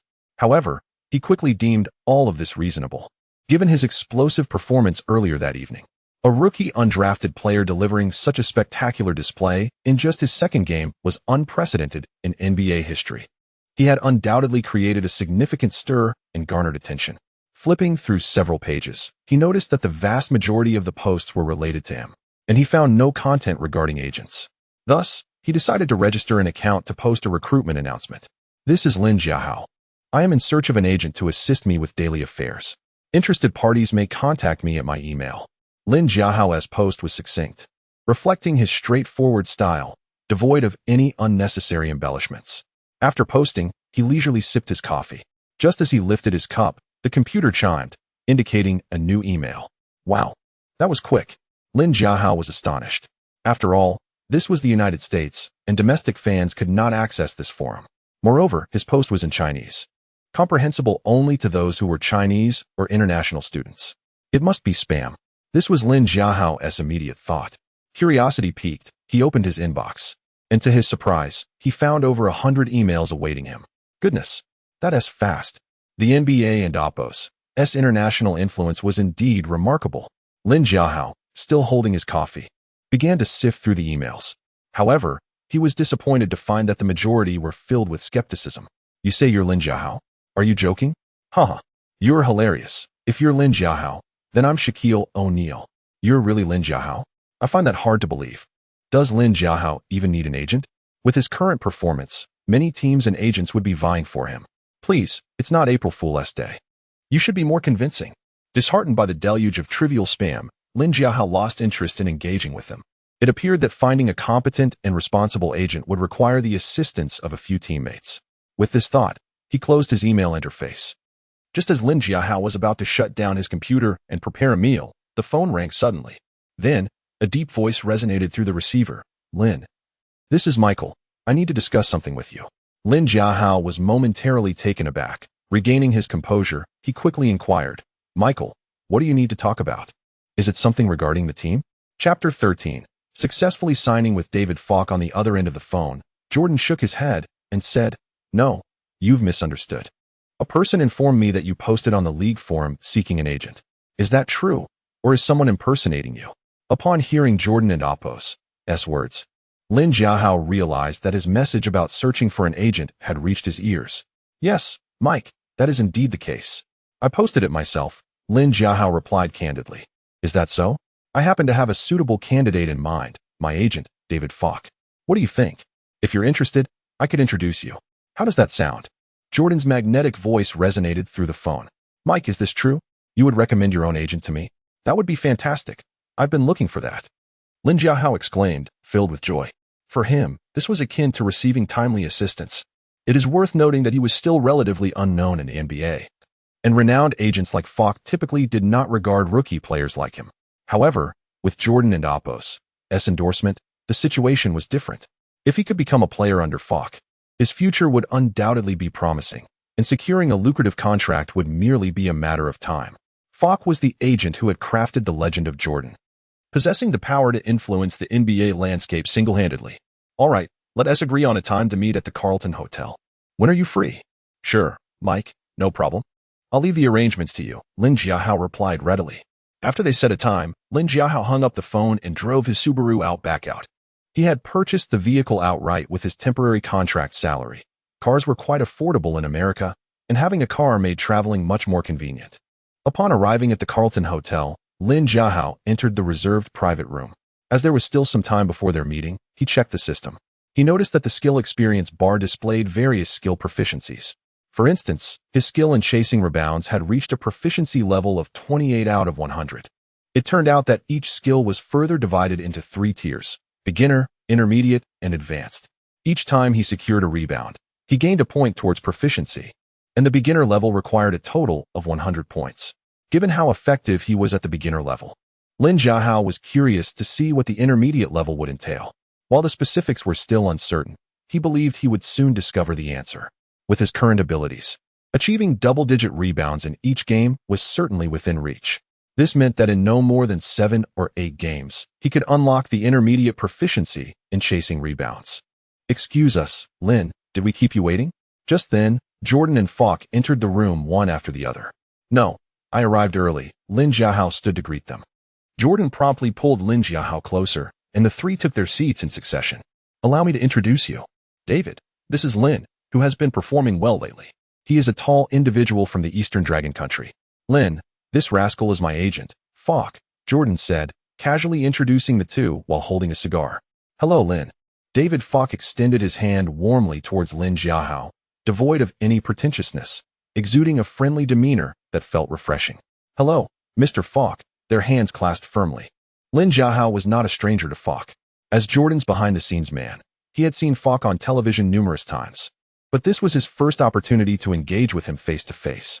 Falk's initial impression was that of a composed and capable individual, someone who could be relied upon. With Jordan facilitating the conversation, the three engaged in pleasant dialogue. Ultimately, Lin Jiahao successfully signed with Falk's agency, officially becoming one of his players. They shook hands again enthusiastically. At this juncture, Falk said, "Lin, rest assured, I will expedite securing a rookie contract for you. I assure you, it will not be influenced by Mike. Everything will be prioritized based on your best interests." His words elicited smiles from the three men. Lin Jiahao held absolute trust in Falk, believing in his professional integrity. It was evident that such success could only be achieved through steadfast honesty. They signed the contract on the spot, and Falk remarked, "All right, Lin, from now on, I will handle all contract matters. You just focus on playing your best." Afterward, he departed with Jordan. Lin Jiahao exhaled a sigh of relief. He had finally secured a reliable and professional agent. He had not anticipated Jordan as significant regard for him, and successfully signing with Falk's agency was an unexpected delight. Soon, news of Lin Jiahao's signing with Falk spread rapidly, leaving everyone astonished. Is it true? Falk has signed a player who went undrafted?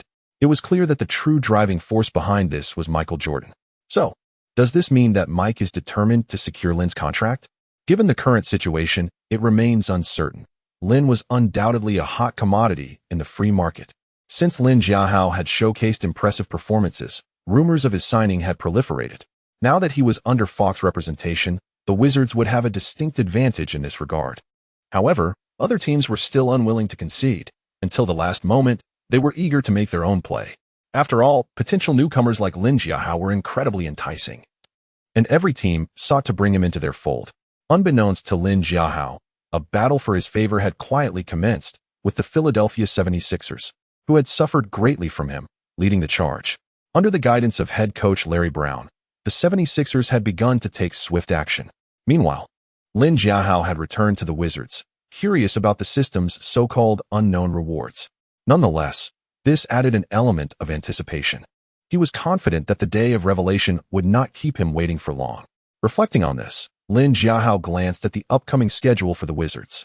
To his surprise, the next game would be at home against the Dallas Mavericks. Wow, we're facing the Mavericks? Does this mean I might get to meet Gigi? Lin Jiahao mused to himself. He recalled that Wang Gigi had joined the NBA in 2001 and was currently playing for the Dallas Mavericks. Ah. The Dragon Country Derby is upon us. Gigi, are you ready? I'm coming for you. A smile crept across Lin Jiahao's face. Chapter 14. The Dragon Kingdom Derby captivates attention. After more than half an hour of training, his teammates gradually arrived at the gym. Collins was exceedingly pleased with Lin Jiahao's professional attitude. In his view, while talent is undoubtedly significant for a young player, it is one's training attitude that ultimately determines how far a player can go. Welcome back, everyone. From now on, I hope you all can focus. Tomorrow we will face the Dallas Mavericks. The Mavericks are quite different from the Philadelphia 76ers. They excel in teamwork, and their big three have played together for years, developing an extraordinary synergy. I urge you to take this match seriously. Lin Jiahao was well aware that Collins referred to the Mavericks' three-star players, Michael Finley, Dirk Nowitzki, and Steve Nash. Although Michael Finley was the nominal leader of the Mavericks, Lin Jiahao recognized that the true soul of the team was Dirk Nowitzki. However, Lin Jiahao was more excited about the opportunity to meet Wang Gigi, the first player from the Dragon Kingdom to enter the NBA, who had inspired an entire generation of young players from his homeland. Although Lin Jiahao felt his skills had surpassed those of Wang Gigi, the prospect of meeting him still stirred a sense of exhilaration within him. This encounter would undoubtedly be historic. What is on your mind, Lin? Collins noticed Lin Jiahao lost in thought and approached him for a conversation. He is probably scared, Kwame Brown interjected with a mocking tone. Dirk is not someone the forwards from the 76ers can compare to. Ever since Lin Jiahao had taken his starting position, Brown had been harboring resentment, convinced that Lin's impressive performances were merely the result of facing weaker opponents. As the 76ers' interior defense was notoriously feeble, Lin Jiahao snapped back to reality at Brown's comment and retorted with a smirk, "Weak? Surely, they're still stronger than the Celtics front court. How did you fare against them when you started for over 30 minutes? What did you produce?" Brown was left speechless by Lin Jiahao's sharp comeback. Indeed, the 76ers had made it to the finals last season, while the Boston Celtics were the weaker team, providing him ample playing time, yet yielding only a dismal 2 points and 3 rebounds, barely making an impression. In contrast, Lin Jiahao, coming off the bench, had achieved 5 points, 8 rebounds, and 3 blocks in just half a quarter, clearly establishing his superiority. This performance had left the team disappointed in Brown and solidified Lin Jiahao's standing within the squad. Brown's face turned a shade of green with frustration, yet he could find no words to counter Lin Jiahao's assertions, for they were rooted in undeniable facts. Enough of this bickering. You are teammates and should present a united front. If you have the ability to exert yourself on the court, then do so. What does squabbling accomplish? Are you all women? Michael Jordan interjected authoritatively. As a basketball deity, he emanated an aura of unyielding respect, and his words were followed without question. Even with a belly full of anger, Brown had no choice but to swallow his pride and join his teammates in training, though he muttered under his breath, "Just wait. Tomorrow Dirk will teach you a lesson." On November 16, 2001, the MCI Center in Washington was filled to capacity. With Jordan's second comeback, not only had season tickets sold out early, but ticket prices had soared, making them nearly impossible to procure. Nonetheless, this did not dampen the enthusiasm of the fans. Many were willing to pay scalpers just to witness Jordan's brilliance live, such as the allure of the basketball god. However, the arena also hosted many faces from the Dragon Kingdom, drawn by Lin Jiahao and Wang Zhizhi. Since both players had entered the NBA, Lin Jiahao's phenomenal performance had sparked widespread excitement back home. A wave of devoted fans had crossed oceans to witness this historic moment firsthand. The commentators quickly picked up on this trend. This marks the first time in NBA history that both teams feature players from the Dragon Kingdom. If all goes as expected, Lin will likely start for the Wizards. I wonder if Wang will get a chance to play for the Mavericks? Well, I believe if a team gains a substantial lead early on, the game could enter garbage time, presenting Wang with an opportunity to come off the bench, one commentator speculated. As the game approached, the starting lineups were officially announced. Lin Jiahao, having earned his place through his previous standout performances, was again named a starter for the Wizards. Meanwhile, the Mavericks' big three were all included in the starting lineup. Before the game commenced, Collins earnestly instructed, "You must maintain focus on the court, keep an eye on your assignments, and prevent them from getting open shots. Our goal is clear. With a playmaker like Nash on their side, allowing them too many open opportunities will result in severe consequences."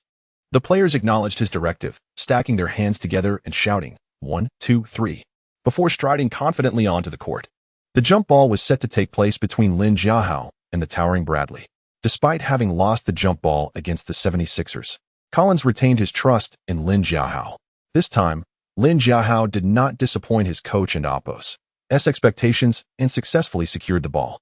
Despite Bradley and Oppo's impressive height of 226 centimeters, his jumping ability was lacking, rendering him no match for Lin Jiahao. Thus, the basketball was naturally seized by Lin Jiahao, creating quite a stir in the arena. "Nice. Well done, Lin Jiahao. Wow, this guy can really jump." He actually outleapt Bradley for possession. "Hey, want to know why the team trusts him to jump?"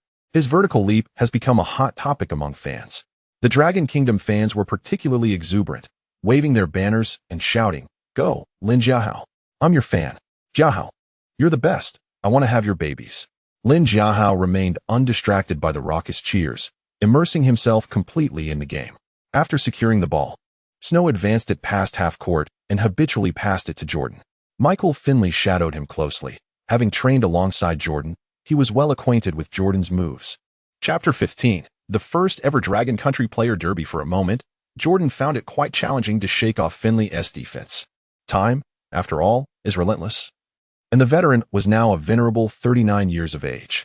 Despite a noticeable decline in Jordan's athletic ability, his capacity to read the game had only grown sharper. Glancing at the unfolding situation on the court, he observed Lin Jiahao desperately vying for position against Nowitzki. In that instant, passing the ball to Lin Jiahao seemed a risky endeavor, easily susceptible to interception. At that precise moment, however, Hamilton had deftly maneuvered into an open spot at the corner. Jordan, arriving in synchrony with the ball, executed a long pass that soared across the court like a cannonball, landing perfectly in Hamilton's hands. Nash quickly rushed to contest, but Hamilton feigned a shot and charged towards the paint. Realizing the impending danger, Nowitzki hastily attempted to provide help, yet he was a beat too slow. Hamilton released a mid-range jumper, But alas, it veered slightly off target. Meanwhile, inside the paint, Bradley had secured his position and was poised to claim the rebound. Suddenly, a figure surged forth from behind, leaping high to snatch the rebound, none other than Lin Jiahao. Despite Bradley's prior positioning, he had overlooked Lin's stealthy approach and was outmatched as Lin seized the rebound right above him. Without a moment's hesitation, Lin leaped again, emphatically dunking the ball into the basket. The towering Bradley, who was a head taller than Lin, was utterly dominated, rendered a mere backdrop in this spectacle. The crowd erupted in astonished exclamations. Lin was indeed magnificent. In his presence, Bradley had become a mere plaything. The arena, filled predominantly with Wizards fans, reverberated with excitement as Lin Jiahao's electrifying performance elevated the atmosphere to a fever pitch. Especially the fans from the Dragon Country, who celebrated euphorically. After so many years, a player from their homeland had finally entered the NBA, and now there were two. Lin's increasingly assured performance ignited the enthusiasm of Dragon Country fans. A camera captured Wang Zhizhi on the bench, his expression a complex mix of joy and envy. Despite being the first player from the Dragon Country to sign with an NBA team, he found himself overshadowed by Lin's rising star. This moment also showcased Lin Jiahao's athletic prowess to the Mavericks. Coach Nelson's face turned pale as he barked from the sidelines. Damn it, protect the boards. Pay attention to the rebounds. Clearly, Lin's effortless acquisition of the offensive rebound had left him disgruntled. As the game progressed, the Mavericks indeed intensified their rebounding efforts. In addition to Bradley's more determined positioning, Nowitzki remained vigilant of Lin's movements. They also brought in La France to further bolster their interior defense. The Mavericks had constructed a formidable barrier, reflecting their high regard for Lin Jiahao's capabilities. Nevertheless, Lin continued to gather rebounds with remarkable ease, especially defensive boards, where he became an impenetrable force.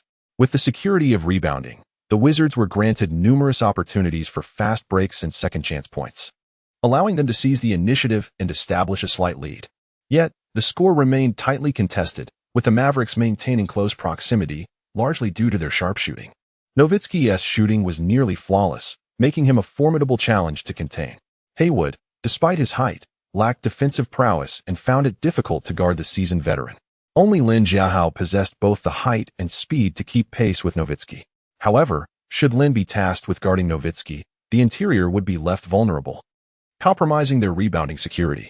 This predicament placed Coach Collins in a difficult position. Ultimately, he opted for a lesser evil, allowing Lin to continue protecting the rim while permitting Nowitzki to shoot from the perimeter, hoping for a few misses.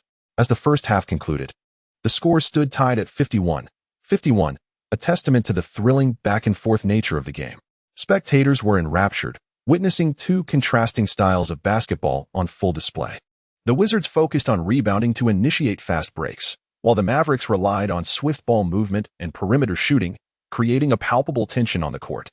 During the halftime break, Collins rallied the team, commending their first-half performance and urging them to maintain momentum. Trust that Dirk's stamina will wane. He cannot sustain such accuracy in the second half. Lin, focus on attacking the interior and inflicting damage, demonstrating his astute coaching acumen. Collins astutely identified the Mavericks' vulnerability in the paint. With both starting center Bradley and La France burdened by foul trouble, he encouraged Lin to adopt an aggressive approach, hoping to dominate the 3-second area for the Wizards. Lin understood the assignment. Upon re-entering the game, the team executed Collins' strategy with conviction, directing their efforts towards the interior. The Wizards consistently fed the ball to Lin for isolation plays. Although his isolation skills were still developing, his raw athleticism was undeniable. The Mavericks, with Nowitzki as their star player, were unlikely to assign him to guard Lin. With both Bradley and La France unable to withstand Lin's relentless attacks, Lin quickly drew fouls from both in a matter of minutes, rendering them each with 3 fouls. This predicament left Coach Nelson in a state of urgency. If he did not substitute them out, risking another foul would render the remainder of the half moot. However, his options were limited.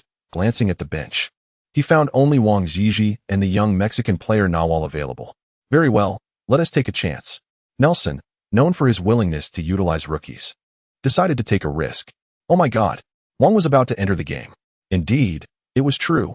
Wang shed his warm-up jacket and prepared to take the court. Let this day be remembered. November 16, 2001, marked the first Dragon Country Derby in NBA history. The Dragon Country fans in attendance erupted into raucous applause. In this moment, they became the envy of basketball enthusiasts across Asia, for Dragon Country players had etched their names into history. Prior to this, no two players from the Dragon Country had ever faced off in the NBA. Chapter 16. The Wind-Chasing Youth. Wang Zhizhi meanwhile, across the vast ocean in the Dragon Kingdom. The host Su Jiqing in the CCTV-5 NBA studio could hardly contain his excitement. This was undoubtedly a historic moment, a day destined to be etched into the annals of Dragon Kingdom basketball. I believe that the hundreds of millions of viewers sitting before their screens shared our sentiments.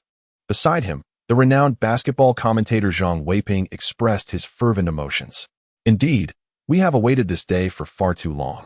In the past, we witnessed the transitions from the legendary duo of Black and White to the soaring Jordan, followed by the likes of O'Neal, Kobe, and Iverson. We have seen the rise and fall of numerous superstars, and now, we finally possess our own NBA players, competing in a Dragon Kingdom derby. Su Jiqing concurred, stating that Lin Jiahao and Wang Zhizhi represented not only Dragon Kingdom basketball but also the advancement of Asian basketball as a whole. Their individual strides symbolized a monumental leap for Asian basketball on the global stage. This indeed illustrates the rapid progression of basketball worldwide. With Wang Zhizhi and Lin Jiahao on our side, and the recent trial of Bader in Denver, alongside the remarkable young talent of Yao Ming, we are poised to witness the emergence of a golden generation for the Dragon Kingdom. The enthusiasm of Su Jiqing and Zhang Weiping resonated with every basketball fan in the Dragon Kingdom who could feel their excitement through the television screen. On the court, Lin Jiahao could scarcely fathom that his modest rise had precipitated the much-anticipated Dragon Kingdom derby. A wave of exhilaration washed over him, as he recalled how he once watched the Mavericks games daily, inspired by the wind-chasing youth Wang Zhizhi, who had fulfilled the dreams of countless young individuals in the Dragon Kingdom. As Wang Zhizhi took to the court, Lin Jiahao cast him an encouraging glance, to which Wang Zhizhi responded with a warm smile. As compatriots sharing the same arena, their mutual admiration was a sentiment beyond the comprehension of others. Although Lin wished to exchange pleasantries, they were bound by their respective allegiances, suppressing their excitement to focus on the game. With Wang Zhizhi's entrance, the dynamics of the match shifted dramatically. Despite his towering height of 216 centimeters, which surpassed Lin Jiahao's, Wang Zhizhi favored the perimeter, often drifting outside to shoot. This necessitated Lin Jiahao extending his defense, inadvertently leaving the paint vulnerable. Nowitzki, with his exceptional basketball IQ, astutely recognized this and began driving toward the basket. The Wizards' Haywood, stationed in the paint, could hardly withstand Nowitzki's charge, accruing 3 fouls in less than half a quarter.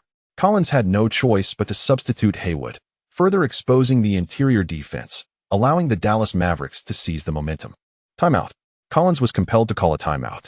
He initially anticipated that substituting 2 bench players would provide an excellent opportunity to widen the score gap.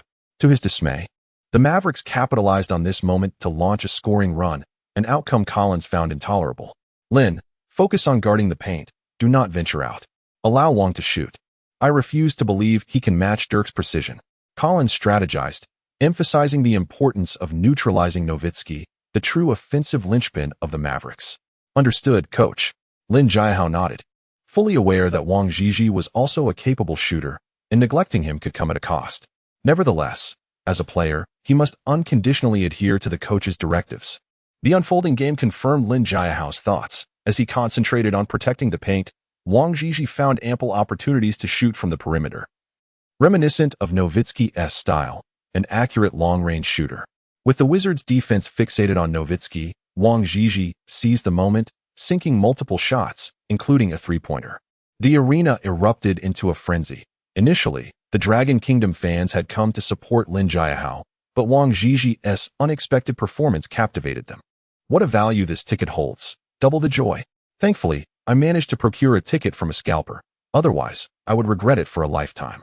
The Dragon Kingdom fans celebrated exuberantly, embracing one another, submerged in a sea of elation. Meanwhile, in the studio across the ocean, the 2 commentators were equally thrilled. Zhang Weiping exclaimed, "Huh? I told you so." The Wizards altered their defensive strategy, allowing Wang Zhizhi to shoot from the perimeter. I knew Wang had the skills. The Wizards would certainly pay the price. Su Jiqing remarked, "Indeed, both of our Dragon Kingdom players have showcased their unique talents today." Zhang Does this signify a new pinnacle for Dragon Kingdom basketball? Zhang Weiping nodded. One could say so. Why? In the past, our basketball players were invincible in Asia, even making it to the Olympics, yet they had never proven their worth in the NBA, the pinnacle of basketball. The emergence of Lin Jiahao and Wang Zhizhi has enabled our 1.3 billion compatriots to realize this dream. They are the pride of the Dragon Kingdom. Zhang. With Lin Jiahao and Wang Zhizhi establishing themselves in the NBA, the future holds great promise for our young giant Yao Ming as well. Who among this generation do you believe can elevate Dragon Kingdom basketball to new heights? What performances can we expect at the Athens Olympics? That is indeed difficult to predict. Why? First, it's premature to speculate, given that the Athens Olympics are still 3 years away, and no one can foresee what the situation will be then. Secondly, basketball is a team sport. While we have exceptional players like Lin Jiahao, Wang Zhizhi, and Yao Ming, they are all interior players. The question remains, who will facilitate their plays? Who will connect the team? These are significant issues. However, regardless of the challenges, we now have players capable of competing in the NBA, which is a positive sign for the future of Dragon Kingdom basketball. All right, the game is about to resume. Let us continue to watch the big screen. At the MCI arena, the match continued. Wang Zhizhi and Oppo's moment of brilliance granted Dallas a lead. Unexpectedly, Coach Nelson swiftly replaced Wang Zhizhi with Bradley, reintroducing their starting lineup. Chapter 17. The final shot. The substitution bewildered the fans of Longhua. What on earth was happening? Why was Wang Zhizhi taken off the court when he was performing so admirably? Did the Mavericks coach truly understand the game? Shouldn't he replace the player who was underperforming? The fans were unequivocally indignant on Wang Zhizhi's behalf. In contrast to the fans' fervent outcry, the commentators in the studio remained remarkably composed. Zhang, what do you think motivated Coach Nelson to bench Wang Zhizhi at this critical juncture? Su Jiqing, a seasoned commentator, adeptly maintained the rhythm of the broadcast. In response to his query, Zhang Weiping remarked, in truth, this substitution is not so intricate. It is merely a standard change. Wang Zhizhi stepped in for a few minutes after Bradley encountered foul trouble, and now his task is complete. Although he performed commendably during that time, he is still a newcomer, and no one can guarantee his shooting touch will remain hot. At such a crucial moment, no one dares to keep a rookie on the floor. Essentially, even in defeat, one must place their best players on the court, at least if they lose. The team can accept it. Indeed, Zhang's analysis was astute. Su Jiqing nodded, acknowledging that Wang Zhizhi had yet to fully earn the coaching staff's trust and still had a long journey ahead. It was true that Wang Zhizhi's situation differed from Lin Jiahao's. Lin's team was a rebuilding squad lacking viable options in the paint. However, the Mavericks were a well-established team. And if Wang Zhizhi aspired to become an indispensable player like Lin Jiahao, he would need to exert double the effort. Let us wish both Lin Jiahao and Wang Zhizhi continued success. The game was about to resume, and it was time to witness the unfolding drama. As the match entered its final quarter, both teams reintroduced their key players for the climactic showdown. This was a clash of contrasting basketball styles, fiercely competitive, with the scoreboard oscillating back and forth. The Wizards relied heavily on their interior play, emphasizing individual prowess. Thanks to Lin Jiahao's presence, the Wizards secured rebounds, generating numerous fast break and second chance opportunities. In contrast, the Mavericks prioritized teamwork, particularly under Nash's deft orchestration, resulting in seamless ball movement. Whenever the Wizards scored, the Mavericks promptly responded. As the game approached its final moments, Dirk Nowitzki of the Mavericks executed a high jump shot, a stunning display of skill, as the ball swished through the net, giving the Mavericks a 90-89 lead. With 37 seconds remaining, Collins immediately called a timeout, understanding the gravity of the situation, as this possession could very well dictate the outcome of the game. Once the players huddled around Collins, they attentively absorbed his strategic directives while quenching their thirst with refreshments provided by the team staff. Lin, ensure you set a screen for Mike. Then remember to roll down immediately, drawing your defender away. Mike, you'll be taking the final shot. But don't rush, we still have time to prepare. First, collaborate with Lin on the high pick. In the decisive moments, Collins showed no hesitation in entrusting the final shot to Jordan. Throughout this process, Jordan remained silent. Yet Lin Jiahao noticed a resolute determination in his eyes.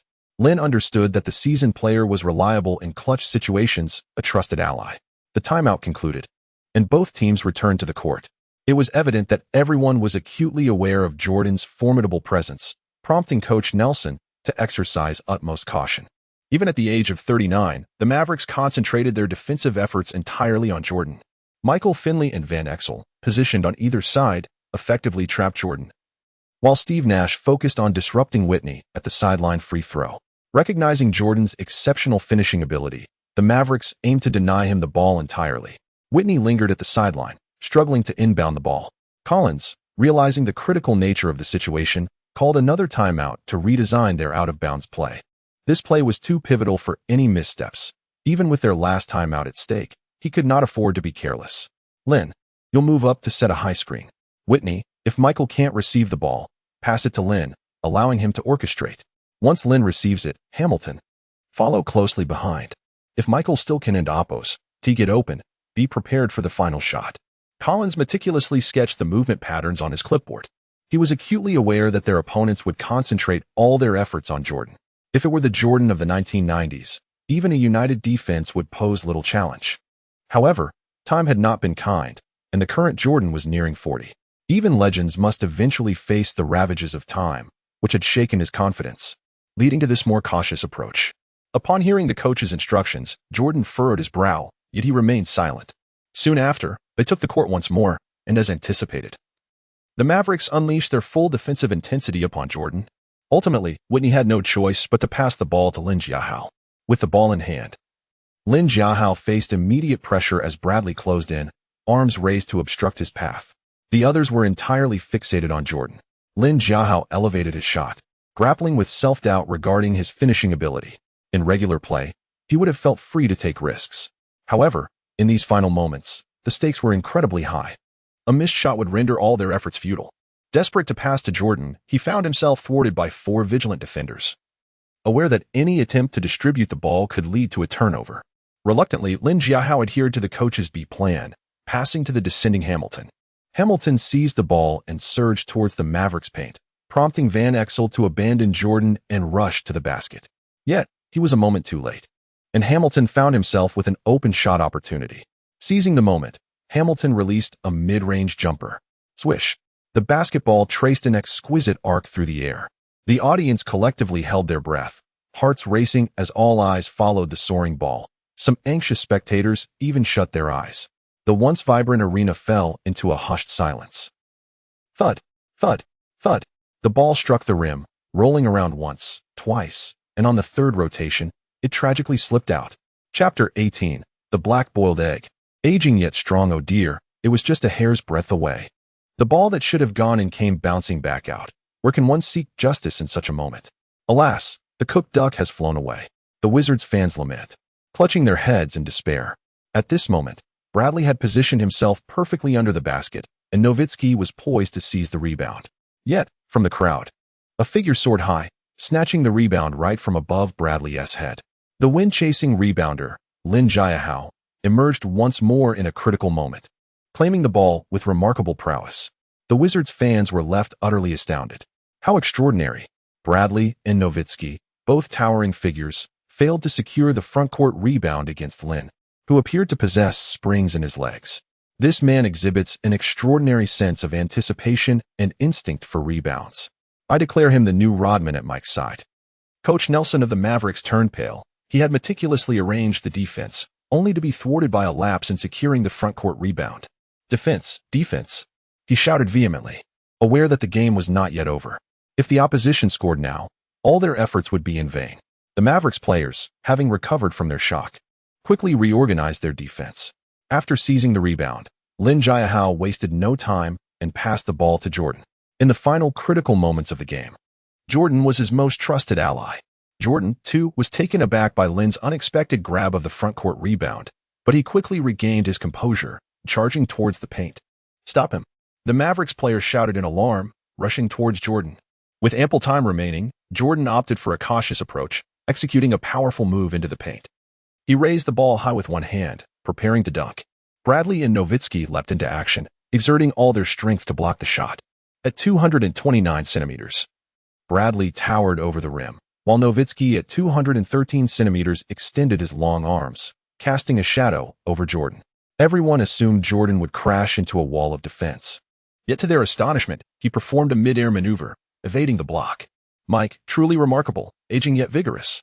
If only he could slip past Bradley as well. It would surely make the highlight reel. In the blink of an eye, having avoided Nowitzki, Jordan remained suspended at his apex, executing another evasive move, narrowly escaping Bradley's reach. As he began to descend, he swiftly transferred the basketball to his left hand, executing an incredible layup. The ball soared high, spinning as it struck the rim, and, with perfect precision, fell through the net. 91-90, the Wizards took the lead, with only 5.6 seconds remaining. Oh my goodness, Mike, the eternal deity of basketball. The crowd was rendered speechless, silence enveloping the arena before erupting into a thunderous cheer. What just transpired? How did Mike accomplish that? My heavens. It was stunning. Jordan is truly the god of basketball. The audience celebrated exuberantly, witnessing the allure of the basketball deity, completely captivated. Even the hosts and guests in the Dragon Nation studio were profoundly impacted by the play. Su Jiqing smiled and asked Zhang Guiding, "What are your thoughts on Jordan's play? Where would you rank it in your years of basketball commentary?" Zhang Weiping replied earnestly, "This is the basketball deity at work. Despite being 39, Jordan's fundamentals remain impeccable. To me, this is merely a routine display of his prowess. If he were in his youth, he would leap even higher, with even more fluidity. As they say, an old steed still aspires to gallop 1,000 miles. Su Jiqing nodded in agreement. Indeed, Jordan is Jordan. He never disappoints. However, Lin Jiahao and Oppo's crucial frontcourt rebound played an indispensable role in this moment. Zhang Weiping added, "Indeed, basketball is a collective endeavor. No matter how exceptional Jordan is. Without Pippen or Rodman, he Wooden and Oppo's have claimed 6 championships. Thus, if Jordan aspires to lead the Wizards to new heights, Lin Jiahao is his ideal ally.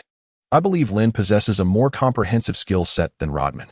Su Jiqing remarked, "True, Lin Jiahao's physical gifts far surpass those of Rodman. Let us anticipate just how high he can soar. Moreover, consider this. How old is Lin Jiahao, and how old is Jordan? It remains uncertain whether Lin will lead Jordan to victory or vice versa, as Lin's potential for growth greatly exceeds that of Jordan. With only 5.6 seconds remaining, the Wizards must not let their guard down." Zhang Weiping nodded. "Indeed, in the NBA, until the final second ticks away, the outcome remains uncertain. Anything can transpire." At this juncture, the Mavericks players were still in disbelief, struggling to comprehend how Jordan executed that remarkable play. Coach Nelson immediately called for a timeout to strategize. Although he was astonished by Jordan's extraordinary performance, he maintained his composure. "Listen up, everyone. Stay focused. The game is not over. We still have a chance." Coach Nelson rallied his players, and soon they regained their confidence, readying themselves for one last offensive maneuver. Meanwhile, the Wizards prepared their defensive strategy, and at a critical moment, Lin Jiahao once again volunteered to guard Nowitzki. Collins approved his request. Everyone knew that Nowitzki would be the one to take the final shot. In the last moments, both teams placed their greatest assets on the line, ready for a fierce showdown. As the game resumed, Nowitzki inbound the ball to Nash. Nash faked a shot and promptly passed back to Nowitzki, who was set to execute the final play. Nowitzki, just a step inside the three-point line, faced Lin Jiahao and Oppo's defense, probing for an opportunity. Yet, Lin remained unyielding, firmly standing his ground, blocking Nowitzki's path. His intent was clear, to allow a shot, but not a drive. For he understood that if Nowitzki penetrated the paint, scoring would become significantly easier. Chapter 19. The Great Dirk Nowitzki and the Pursuit of Rookie of the Year Nowitzki. Caught in the fierce grip of Lin Jiahao and Oppo's defense, felt a twinge of surprise. He had not anticipated that this young man and Oppo's defensive prowess would be so formidable. Time was slipping away rapidly, and the Mavericks found themselves in a precarious situation. Nowitzki understood that he must act swiftly. "Young man, do not presume that you can thwart my drive to the basket and prevent my scoring. Your defense is still too inexperienced." Nowitzki had heard of Lin Jiahao, a rising star in the NBA who had garnered attention for successfully defending against Allen Iverson in a previous game. However, he did not regard Lin as a serious threat, for he possessed his own signature skills. If renowned stars of the league could not contain him, how could a rookie like Lin? With determination, Nowitzki decided to unveil his trademark technique. Executing a golden rooster stance on one leg, he launched a shot directly at Lin Jiahao and Oppo's face. He had expected to score effortlessly as he had done countless times before against even the most tenacious defenders. However, this time, his confidence was misplaced. Lin, Having prepared for Nowitzki and Oppo's famed move, leapt high at the moment Nowitzki initiated his shot, unleashing a divine block that thwarted the attempt. The resounding thud echoed through the arena as Nowitzki and Oppo's shot was rejected. His proud golden rooster had been decisively swatted away by Lin Jiahao. As the basketball sailed out of bounds, the spectators remained momentarily stunned. They stared at Lin Jiahao, their expressions akin to witnessing a marvel. Nowitzki, too, stood in disbelief. Simultaneously, the game clock expired, and the referee's whistle signaled the end of the match. The Wizards triumphed narrowly, 91-90, securing a thrilling victory. "It's over! It's over!" exclaimed the commentator, overwhelmed with excitement. Michael and Oppo's near buzzer beater, Lin and Oppo's magnificent block. Unbelievable. There has been no match more exhilarating than this. It was only at this moment that the crowd erupted into cheers, whistles, and applause, engulfing the entire mic center in a euphoric atmosphere. "My heavens! Lin is extraordinary. We have truly struck gold," exclaimed one fan. "I never imagined he could block Dirk's fadeaway. In all my years of watching, I have never seen Dirk so thoroughly denied. Indeed, it's hard to fathom that Dirk couldn't even get a shot off," echoed another. "Is there anyone else who could block Dirk's shot like that?" The audience was left in awe of Lin Jiahao's performance. Nowitzki, a towering figure at 213 centimeters, with his signature fadeaway jumper, was considered nearly unstoppable in the NBA. Reminiscent of Jordan and Oppo's iconic fadeaway. Yet, Lin and Oppo's remarkable defense had rendered this once unassailable move ineffective. Had it not been witnessed firsthand, who would dare believe such an outcome? As the game concluded, Wizards bench players rushed the court to celebrate with Jordan and Lin Jiahao. This victory was hard-earned, and the key contributors were undoubtedly Jordan and Lin, who had emerged as the team's linchpins. After celebrating with his teammates, Lin Jiahao approached the Mavericks bench to warmly embrace Wang Zhizhi. Despite the loss, Wang appeared in good spirits. "Jiahao, well done. Congratulations on the victory. You make us proud." He sincerely congratulated Lin Jiahao. "Thank you, Brother Zhi. Your performance was commendable as well. Let's continue to support each other." They exchanged encouraging words, acknowledging the bond they shared as compatriots in a foreign land, a rare and fortunate connection. This heartwarming scene was not lost on the millions of fans back in the homeland. Su Jiqing remarked from the studio, "It is evident that our players share a mutual respect." Zhang Weiping added, "This is a positive phenomenon. They are rivals on the court, but friends off it. When they join the national team, they will fight side by side." Su Jiqing smiled. "Indeed, with the rise of Lin Jiahao and Wang Zhizhi, we eagerly anticipate their performances in the national team. We wish them all the best." As the broadcast came to a close, the Mavericks players, despondent from their defeat, returned to the locker room with heads hung low. In interviews, they appeared disheartened, notably Nowitzki, who seemed to be merely putting on a brave face. "Dirk, can you discuss your final shot tonight? It is well known that your shots are rarely blocked. What made Lin so special?" The reporters pressed, focusing on Nowitzki's thwarted shot. Nowitzki shrugged. "It was just a routine shot. The timing was tight, and Lin made a good play. That's the way it goes. No one can guarantee they won't get blocked. Of course, Lin is a unique player with his height and reach, and his defense is quite aggressive. But who knows what will happen next time?" It was clear that Nowitzki was still somewhat reluctant to accept the rejection. Another reporter asked, "Some say Lin could become the new Rodman alongside Mike. What are your thoughts?" Nowitzki replied with a nonchalant shrug, "Is that so? That's amusing. But who will become Mike's new Pippen? The league today is not like the league of the past." His words were unmistakable. The era of Jordan had faded. When reporters relayed Nowitzki's comments to Jordan, the seasoned player chuckled. "Oh, has the era changed? I will show him that experience still reigns supreme." The inquiries continued. "Mike, tonight you executed a spectacular layup over Dirk and Bradley. Why did you choose to lay it up instead of taking a jumper?" Jordan shrugged. "You know my arsenal is vast. Which weapon I choose depends on my mood at the moment." Unable to contain his grin, Jordan revealed a dazzling smile, showcasing his immaculate teeth. "Mike, with your near buzzer beater, Lin's crucial rebound, and his pivotal block on Dirk, do you believe Lin has become the team's key player? Does he have a chance at Rookie of the Year?" Jordan pursed his lips, stating seriously, "Lin is quite a special player. I genuinely admire him. His recent performances speak for themselves. Of course, many other young players are also impressive, like Gasol from the Grizzlies, Battier, and Johnson from the Celtics, all performing admirably. However, I firmly believe that if Lin continues at this pace, he stands a significant chance to contend for Rookie of the Year." Chapter 20. What if Kwame Brown were swapped for Yao Ming? Throughout the interview, Jordan expressed high praise for Lin Jiahao. Compared to previous interviews, there was a noticeable increase in the number of reporters present. A female journalist inquired with a smile, "Lin, this is only your third game.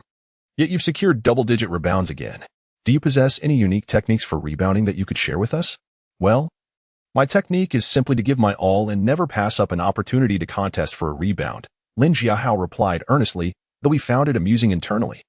Little did they know, his chasing wind rebound skill was still at a rudimentary level. Once it upgraded, his rebounding prowess would surely become formidable, transforming him into a true rebounding beast in no time. The female journalist continued, "Lin, this marks your second time starting alongside Mike. And you've both contributed to such a magnificent game-winning shot. Are you finding your synergy growing stronger?" "I believe so. Mike is a remarkable player and has always been a role model for us younger players. It's comfortable playing alongside him. I merely need to focus on my own responsibilities." Lin Jiahao emulated the praise, entering a mode of mutual commendation. It was evident that his response pleased Jordan, who nodded slightly, thinking to himself, "This young man has potential." Victory is the finest team-building exercise, and the current atmosphere within the Wizards was harmonious, save for Kwame Brown, who was brooding. Initially, he thought Lin Jiahao was merely a fleeting phenomenon and that he would soon reclaim his starting position. However, he was taken aback by Lin's escalating performance, which solidified his place as a starter. This left Kwame in a state of frustration, as he believed he should be the one basking in the limelight as the highly regarded first overall pick. Unexpectedly, within just a few days, all the attention had shifted to Lin Jiahao, leaving Kwame in a position where he had no playing time. Subsequently, rumors began to circulate regarding his potential trade from the Wizards. On an NBA forum, two fans engaged in a heated debate over Kwame Brown's future. Fan A remarked, "Gentlemen, I believe it is time to discuss Kwame Brown's situation." Fan B quickly responded, "Is there even a need for discussion? He's merely a dispensable role player. Let him fend for himself." Fan A countered, "That's not entirely fair. Although Kwame's performance hasn't met expectations, he is still this year's first overall pick and might possess some trade value." Fan B replied, "He's a rookie. Do you really think he can fetch anyone of note? The salary doesn't align." Fan A insisted, "Can you not consider a broader perspective? Not all trades necessitate established stars." Fan B retorted, "What do you mean?" Fan A elaborated, "For instance, draft picks. Brown has undeniable talent, and his struggles with the Wizards are due to the presence of Lin, who is exceptionally gifted. If he were in a different environment with a team willing to nurture him, he could potentially flourish." Fan B conceded, "That's a valid point. As the saying goes, a tree moves and a person lives. Honestly, I still have a soft spot for Brown and hope he gets a chance to prove himself." The discussion between the two fans quickly attracted a multitude of onlookers, and the post spread like wildfire throughout the NBA community, reaching Lin Jiahao and Jordan among others. At that moment, a bold idea began to take root in Lin's mind. Having traversed to this era with a godlike perspective, he recognized that Kwame Brown was undoubtedly a bust, destined for an unremarkable NBA career. What if he approached Jordan and suggested that the old master negotiate with the Wizards management to swap Kwame Brown for Yao Ming's draft rights? A first overall pick for another, such a scenario was not entirely implausible. If he and Yao Ming could form a twin tower presence in the paint, sharing the burden of the interior, it would alleviate the physical toll on Yao, potentially averting an early retirement due to injury, a lasting regret for Dragon Country basketball. The duo could undoubtedly stir the league into a frenzy. Of course, it was premature to dwell on such thoughts. The immediate priority was to enhance his skills and solidify his position within the Wizards. Only then could he wield greater influence in the team's future recruitment endeavors. Currently, the team boasted a record of 2 wins and 1 loss, standing just behind the undefeated Pistons and tied for second with the 76ers and the Magic. With the Magic having recently acquired the formidable duo of Tracy McGrady and Grant Hill, they were generating considerable buzz. The team was set to embark on a 5-game road trip, with their first destination being the Los Angeles Lakers, who boasted the league's most illustrious roster and had secured back-to-back NBA championships. The dynamic duo of Kobe Bryant and Shaquille O'Neal had taken the league by storm, establishing themselves as a powerhouse. Before the journey commenced, Collins rallied the team, "Gentlemen, our upcoming schedule is quite challenging, and it will test our team's mettle. Although our opponents are formidable, I urge you all to remain relaxed, play freely, and showcase your unique styles." Collins understood that facing a team like the Lakers would pose a significant challenge for the Wizards. He merely hoped for the team to display their spirit and prove their capability to contend with the elite. As long as they could avoid a humiliating defeat, his objective would be fulfilled. This sentiment resonated with most players, with the exception of Jordan and Lin Jiahao. Jordan was determined to demonstrate that he still possessed his edge, and the young Kobe Bryant represented his ultimate benchmark. Rumors swirled that Kobe was his successor, even suggesting that he had mastered all of Jordan's skill sets, making him the only player capable of defeating him in one-on-one combat. This ignited Jordan's competitive spirit. He yearned to ascertain whether the young flying ace could outshine the old maestro. However, overcoming Kobe would not be an easy feat, primarily due to the presence of the dominant Shaquille O'Neal, often regarded as one of the most overpowering centers in the game. To contend with the Lakers and vanquish Kobe Bryant, they would have to reckon with the formidable force of Shaquille O'Neal. Initially, Jordan held little hope. But as Lin Jiahao continued to flourish, he began to see a glimmer of victory on the horizon. After Collins concluded the team meeting, Jordan sought out Lin Jiahao. "Lin, do you feel confident about the game the day after tomorrow?" Lin understood Jordan's relentless nature and his unwillingness to accept defeat. Hence, he was eager to triumph over the Lakers. With a smile, Lin replied fearlessly, "Of course. Shaq may be strong, but he has just 2 arms and 2 legs. I've been looking forward to facing him." As he spoke, he flexed his arms, showcasing his impressive physique. His body language conveyed a clear message to Jordan. He was brimming with energy and ready to take on O'Neal without hesitation. Chapter 21.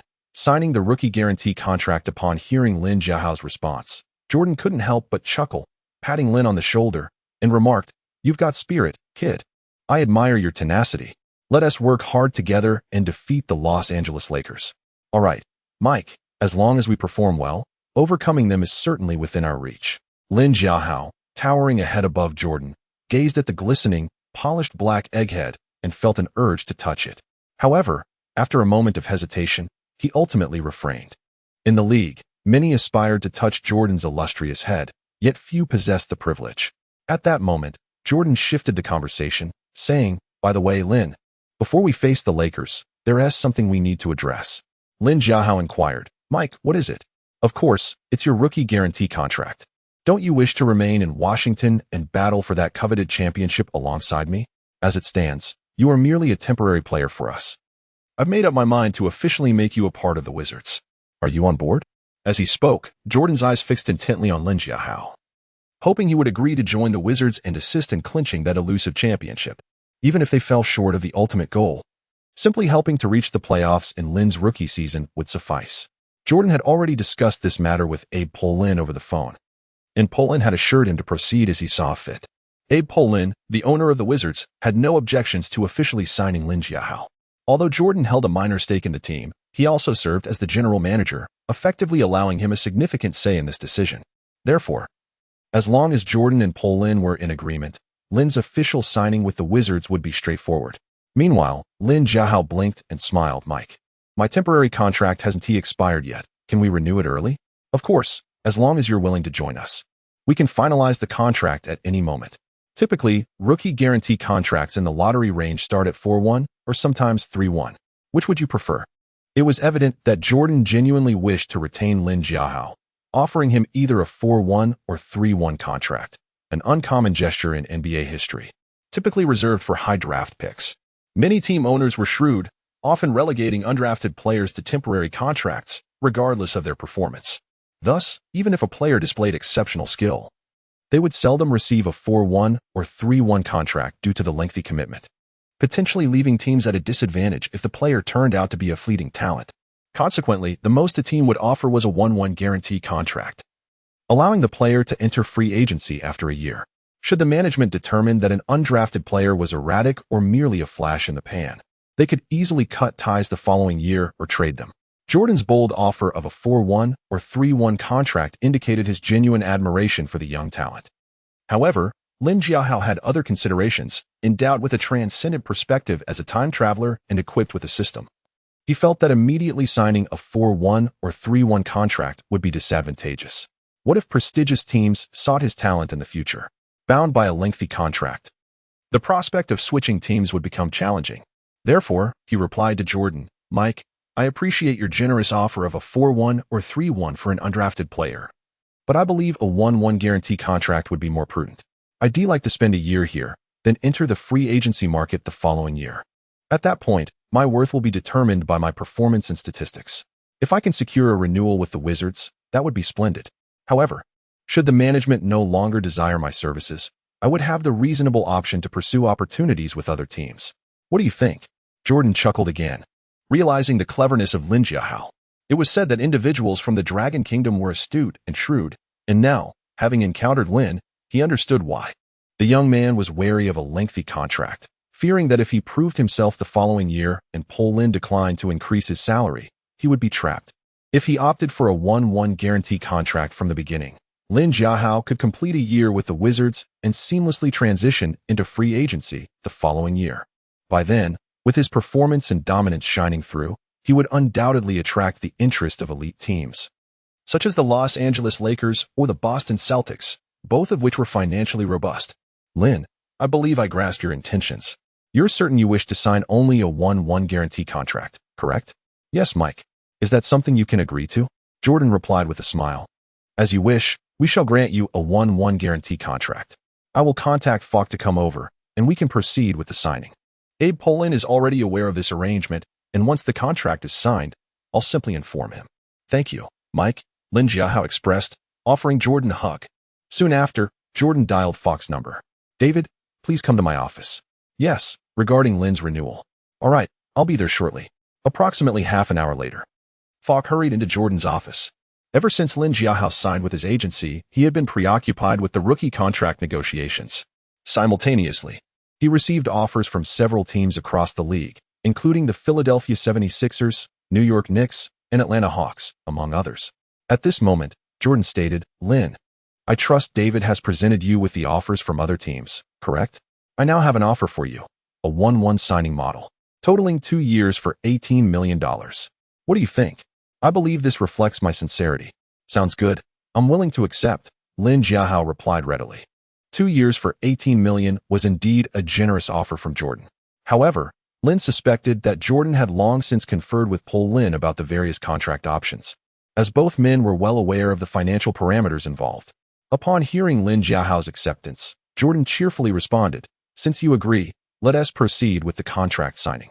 Lin nodded, preparing to sign the contract when suddenly a commotion erupted outside. Oh, damn it, you can't just walk in. This is Mike's office. A voice argued from outside, sounding like Jordan's secretary. Get out of the way. I'm looking for Lin, not Mike. Is Lin in there? A man's voice, assertive and confrontational, pierced through.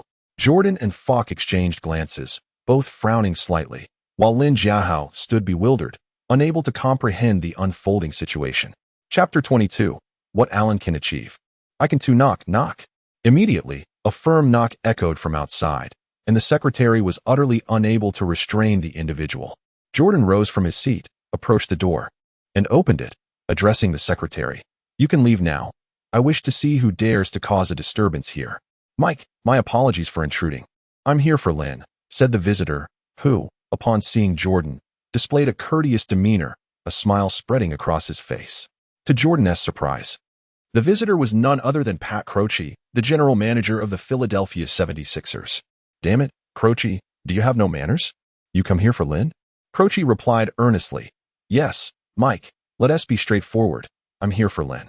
Jordan chuckled, taking a few puffs from his cigar and deliberately exhaling the smoke towards Croce's face, replying in a leisurely tone, Croce, I know precisely why you've come to seek Lin. You aim to poach him from me. Mike, what do you mean by poach? First, your terminology is incorrect. Lin is merely a temporary player for your Wizards. His contract is about to expire. We, the 76ers, are genuinely interested in signing him, not poaching. Interesting. But what if I told you that Lin has already signed with our Wizards? I don't believe it. You folks aren't that swift, Croce asserted confidently. He cast a glance at the contract still resting on the desk, grinning as he said, Mike, my apologies for arriving at such a timely moment. It appears you're in the midst of negotiations, which confirms Lin is not yet a member of your Wizards. Since Lin isn't yours, then we, the Philadelphia 76ers, have the opportunity to acquire him, don't we? His retort left Jordan and Falk speechless. Damn it, what do you want? Falk couldn't contain himself any longer. cursing Croce. David, why are you so agitated? Or are you all conspiring to deceive Lin? You see him as a newcomer, someone who knows nothing. And you're deliberately undermining his value. Nonsense. I'm Lin's agent. His total salary is tied to my commission. Why would I undermine Lin? Falk retorted angrily. Huh. You're also Mike's agent. I'm well aware of that, Croce said with a knowing smile, then turned to Lin, saying, Lin, I represent the Philadelphia 76ers and wish to discuss the terms of a contract with you. You wouldn't mind, would you? Lin hesitated, unsure how to respond, glancing towards Jordan for guidance. Lin, speak with him. Let us see what he has to offer, Jordan scoffed dismissively, firmly believing that Lin would not easily depart from the Wizards. Lin, let me be candid. We, the Philadelphia 76ers, are prepared to offer you a 2-1 rookie guaranteed contract with a minimum annual salary of $5 million. If you continue to perform phenomenally, our management will create even more value for you. As for value, I believe that staying in Washington won't be as beneficial as joining us in Philadelphia. You must be aware that we have a peak Allen on our team. His offensive prowess on the court is evident. Partnering with Allen, I am confident you will secure a championship. Even if we, the Philadelphia 76ers, were to face the Los Angeles Lakers again, we would have no fear. Conversely, what development can you expect by remaining with the Wizards? First, I acknowledge that Mike is indeed a remarkable player. He achieved 2 three-peats with the Bulls. But Lin, you must consider this. Even gods grow old. Croce taunted, casting a challenging glance at Jordan, as if to say, Mike, I concede you were formidable in your prime. But this is now the era of the 4 great shooting guards. You have aged and must yield. Following you, Lin, will yield little success. Instead, joining forces with Iverson in Philadelphia will lead you to a championship sooner. Jordan observed Croce's provocation with keen eyes, extinguishing his cigar with a smile, and remarked, Croce, you are truly a foolish individual. Do you believe that Lin and I cannot achieve a championship together? Oh, Mike, that is certainly not my implication. I merely wish to inform Lin, allowing him to weigh his options. This era is defined by either you or by Allen and Kobe. Shit, I understand your insinuation. Jordan was infuriated. Ever since his second return, such doubts had never ceased. Yet he had to admit that this era did not belong to him but to the 4 great shooting guards who were now vying for dominance. Lin, it is your decision to make. This is the 2-1 rookie guaranteed contract we are offering you, with an annual salary not less than $5 million. Your potential for growth is immense. I firmly believe your future earnings will far exceed this $5 million. Pat Croce began to infiltrate Lin's thoughts, persuading him to agree to a contract with the Philadelphia 76ers. Meanwhile, Jordan scoffed, Croce, you and your crew are truly a bunch of stingy and unscrupulous individuals. I am offering Lin a 1-1 contract model with a total salary of $18 million, while you 76ers only offer $5 million with a 2-1 option. You all are incredibly cheap. Thinking that with Allen, Lin would willingly reduce his salary to join you? I can assure you, the feats Allen can achieve on the court, I am still capable of doing. Croce, observing Jordan's rising temper, chuckled, Mike, we have both aged. There's no need to be as stubborn as we were in our youth. At least in terms of physical capability, you can no longer compare to Allen. Jordan was momentarily left speechless. It seemed there was truth in that statement. When it came to skills, various techniques, and even the arsenal of moves, he did not fear Iverson. However, in terms of physical condition, the older version of himself indeed paled in comparison to the youthful Iverson. At that moment, Fox shook his head at Jordan, signaling him not to engage in a verbal spar with Croce. Continuing this way would only allow Jordan to fall into the rhythm of their negotiation. Lin, the decision rests with you. Will you remain with the Wizards or join the Philadelphia 76ers? Jordan tossed the ball into Lin's court, allowing him to make the choice. Lin pondered for a moment, glancing at the expectant Croce, and politely replied, I'm sorry, Mr. Croce, but I cannot follow you to Philadelphia. I believe I am better suited to stay with the Wizards, as I enjoy the camaraderie with my teammates here. Lin made his stance clear, choosing to remain with the Wizards. His reason for this choice was simple. He cherished the playing atmosphere here. Moreover, Jordan was indeed looking out for him, offering a 1-1 rookie guaranteed contract with a decent salary. What would it be like to join the 76ers? He had no clear understanding. If the atmosphere in the locker room did not suit him and he faced ostracism from teammates, it would be challenging to thrive. At that point, not only would winning a championship alongside Iverson be improbable, but even making the playoffs could prove difficult. Taking a step back, he possessed a divine perspective. He knew precisely what Iverson would become in the future. That individual was inherently rebellious, and his conflicts with coach Larry Brown were only escalating. To leave for the Philadelphia 76ers at such a juncture would be unwise. It would be far better to remain with the Wizards and pursue a championship alongside Jordan. Thus, Lin Jiahao made his decision, rejecting Croce's invitation and choosing to stay with the Washington Wizards. Chapter 23. Visiting Staples. Challenging the resplendent OK duo. Upon witnessing Lin Jiahao's resolute attitude, both Jordan and Falk revealed triumphant smiles. Croce, standing silently in place for some time, found himself perplexed. He could not fathom why Lin Jiahao would choose the aging Jordan over a more promising opportunity with the 76ers, particularly given the relatively minor salary disparity. It was evident that the Philadelphia 76ers boasted a superior lineup compared to the Wizards. Furthermore, last year, the 76ers advanced to the finals, where, against all odds, led by Iverson, they secured a victory. To triumph over the OK duo would be nothing short of magnificent and awe-inspiring. Croce was baffled that this newcomer from the Dragon Kingdom would decline an offer from the 76ers. Lin, I truly cannot comprehend what kind of enchantment Mike has cast upon you to lead you to make such a grievous error. Infuriated, Croce flung his sleeve and exited Jordan's office. As he departed, Jordan approached Lin Jiahao, enveloping him in a hearty embrace. Lin, congratulations on making the right choice to remain with the Wizards. Together, we shall strive for that elusive championship. Jordan stated earnestly, I promise you. As long as I am able to fight on the court, I will not let any of my teammates down. Upon hearing these words, Lin Jiahao felt a sense of astonishment. The mere fact that the legendary player would utter such sentiments indicated that he had already achieved a victory of sorts. Mike, let me plunge into battle. Lin Jiahao ultimately succumbed to the impulse, affectionately ruffling Jordan's hair. After finalizing all contractual matters, 3 days later, the Wizards were set to visit Los Angeles, challenging the formidable Lakers, who were led by the iconic OK duo. Over the past 2 years, they had proven invincible, leaving other teams in their wake. Thus, this match represented a significant trial for the Wizards. The Lakers were already darlings of the league, receiving immense attention from Stern, and they boasted a vast global fan base. Consequently, it was only logical that the league would cater to the Lakers. In the lead-up to the game, various media outlets fervently reported on the spectacle. The clash of titans was imminent. Would Jordan's prowess endure, or would Kobe seize the mantle? This encounter with the Lakers would serve as a litmus test for the Wizards. The outcome would determine how far they could advance this season. Would the strength from the mysterious Dragon Kingdom make Lin the X-factor in this game? Would he be devoured whole by O'Neal? Certainly. The implications of this game extended beyond the borders of the United States.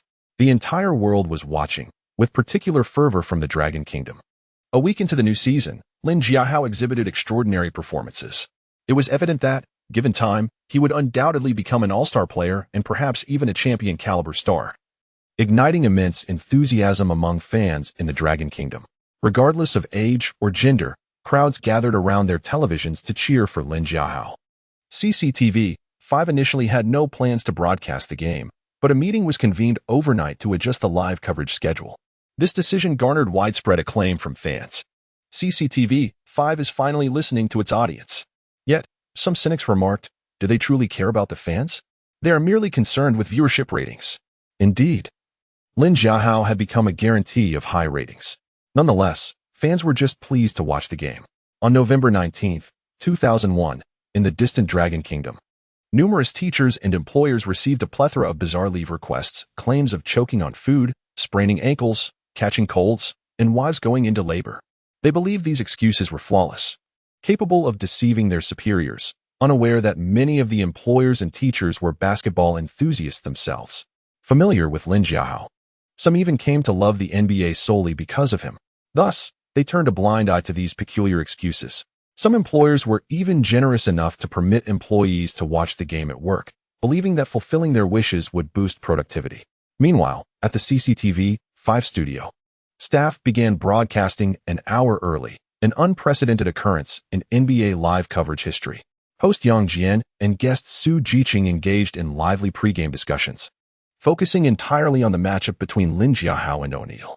At that moment, Yang Jian inquired, Su, today marks Lin Jiahao's first encounter with a powerhouse like O'Neal. What kind of performance do you anticipate from him? Su Jiqing replied thoughtfully. Firstly, we must not hold excessively high expectations for young Lin. While he has delivered impressive statistics in previous games, he faced relatively weaker opponents. This is not to undermine Mutombo, but his age is a factor. O'Neal, however, is at the pinnacle of his career, and no center in the league can truly contend with him. We should not expect Lin to engage in a scoring duel with O'Neal right off the bat. That would be unrealistic. However, I believe Lin should maintain a balanced mindset, focusing on defense, such as securing rebounds and preventing O and Oppos, Neal from scoring easily. That is certainly something to look forward to. Yang Jian concurred, expressing, indeed. We hope Lin can adjust his mindset and not be intimidated by the strength of his opponent. To establish oneself in the NBA, this challenge is inevitable. Sooner or later, Lin will have to face O'Neal. Only by overcoming this hurdle can he truly evolve. Regardless of O'Neal's might, he was approaching his 30s. It was said that Kobe and Jordan were the ascending stars, while O'Neal represented a fading titan. This sentiment equally applied to Lin Jiahao and O'Neal. I believe that after this challenge, Lin will surely reach new heights. Yang Jian clapped his hands, excitedly declaring, Su's insights are spot on. Now, let's connect with our reporters on site, Sun Zhengping and Zhang Weiping, to discover the latest updates. The scene soon transitioned to the Staples Center, where Sun Zhengping and Zhang Weiping, dressed in suits, greeted the viewers with smiles. They had flown in from the imperial capital of the Dragon Kingdom to cover this basketball extravaganza. Through the broadcast, they revealed an important announcement. They had secured an interview with Lin Jiahao post-game. This news ignited immense excitement among fans across the nation. This is CCTV's first live interview with Lin Jiahao. Indeed, I hope they ask some substantial questions so we can gain deeper insights into Lin. Additionally, Sun Jinping shared a delightful surprise. The iconic action star Jackie Chan had also made an appearance at the Staples Center. Jackie, please greet the audience. Despite Sun and Zhang being older than Jackie, fans affectionately referred to him as Brother Jackie. Jackie Chan waved at the camera, displaying his iconic visage. Good morning to all the viewers in front of the television. It is a pleasure to join you in watching Lin Jiahao's match. To be honest, I have become an admirer of Lin Jiahao. He is indeed a source of pride for our nation. The audience was initially taken aback, astonished that Lin Jiahao's match had drawn Jackie Chan to Staples Center. Such a spectacle is truly remarkable. Is it not unusual? Lin Jiahao undoubtedly possesses the potential of a superstar, and Jackie Chan's presence and support is entirely justifiable. I surmise he might be scouting for his upcoming film, perhaps making a stop at Staples on his way. If that is the case, then Zhang Zi is likely present at the venue as well. The fans began to murmur, engaging in lively speculation. Chapter 24.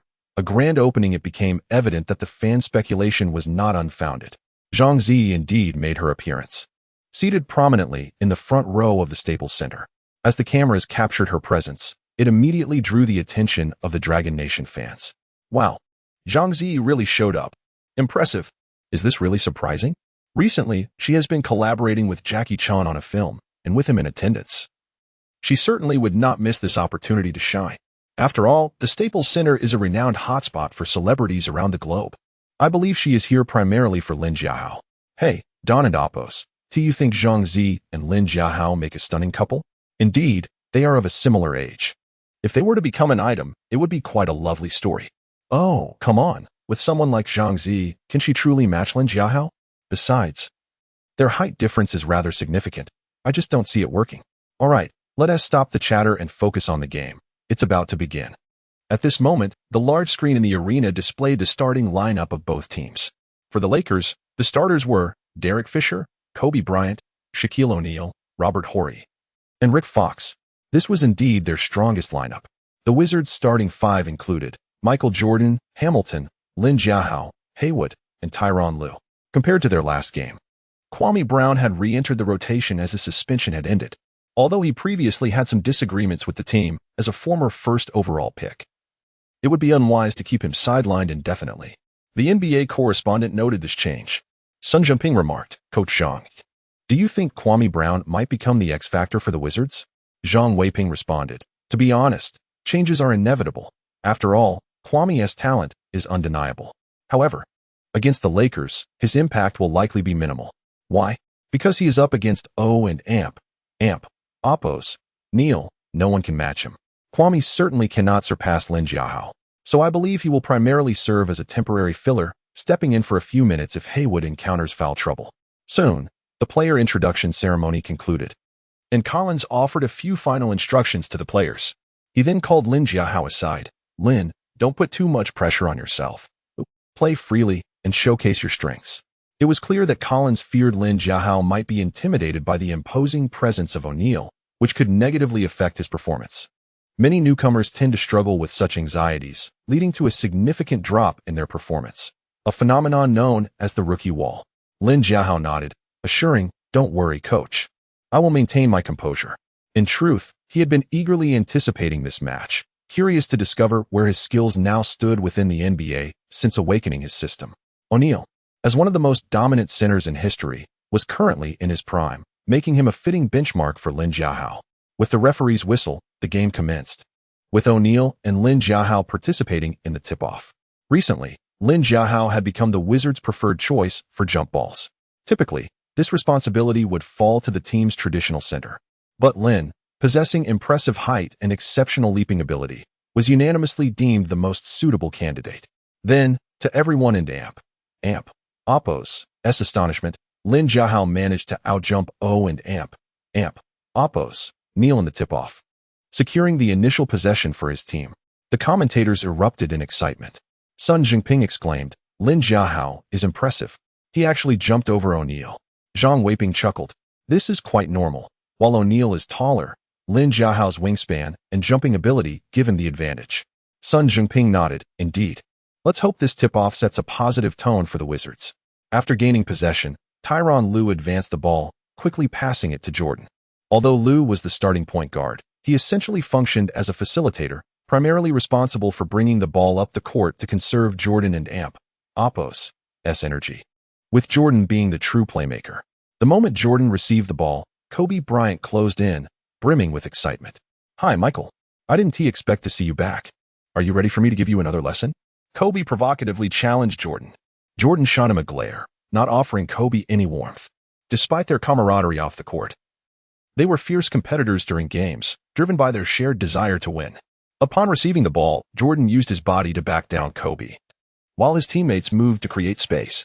Facing Kobe's defense, Jordan opted for his signature move, a turnaround fadeaway jumper. Unfortunately, as the game had just begun, Jordan's shooting touch was off, and with Kobe's intimate knowledge of his game, Jordan's first shot clanged off the rim. O'Neal, entangled with Haywood beneath the basket, eagerly eyed the rebound, ready to seize it. Suddenly, a figure darted in, snatching the ball away. Hori, quick on his feet, reached for the basketball, only to find Lin Jiahao gripping it tightly, as if it were a vice. Hori was taken aback. "Damn, this guy is strong." At that moment, Lin Jiahao, clutching the ball, executed a swift arm movement, deftly dislodging the basketball from Hori's grasp.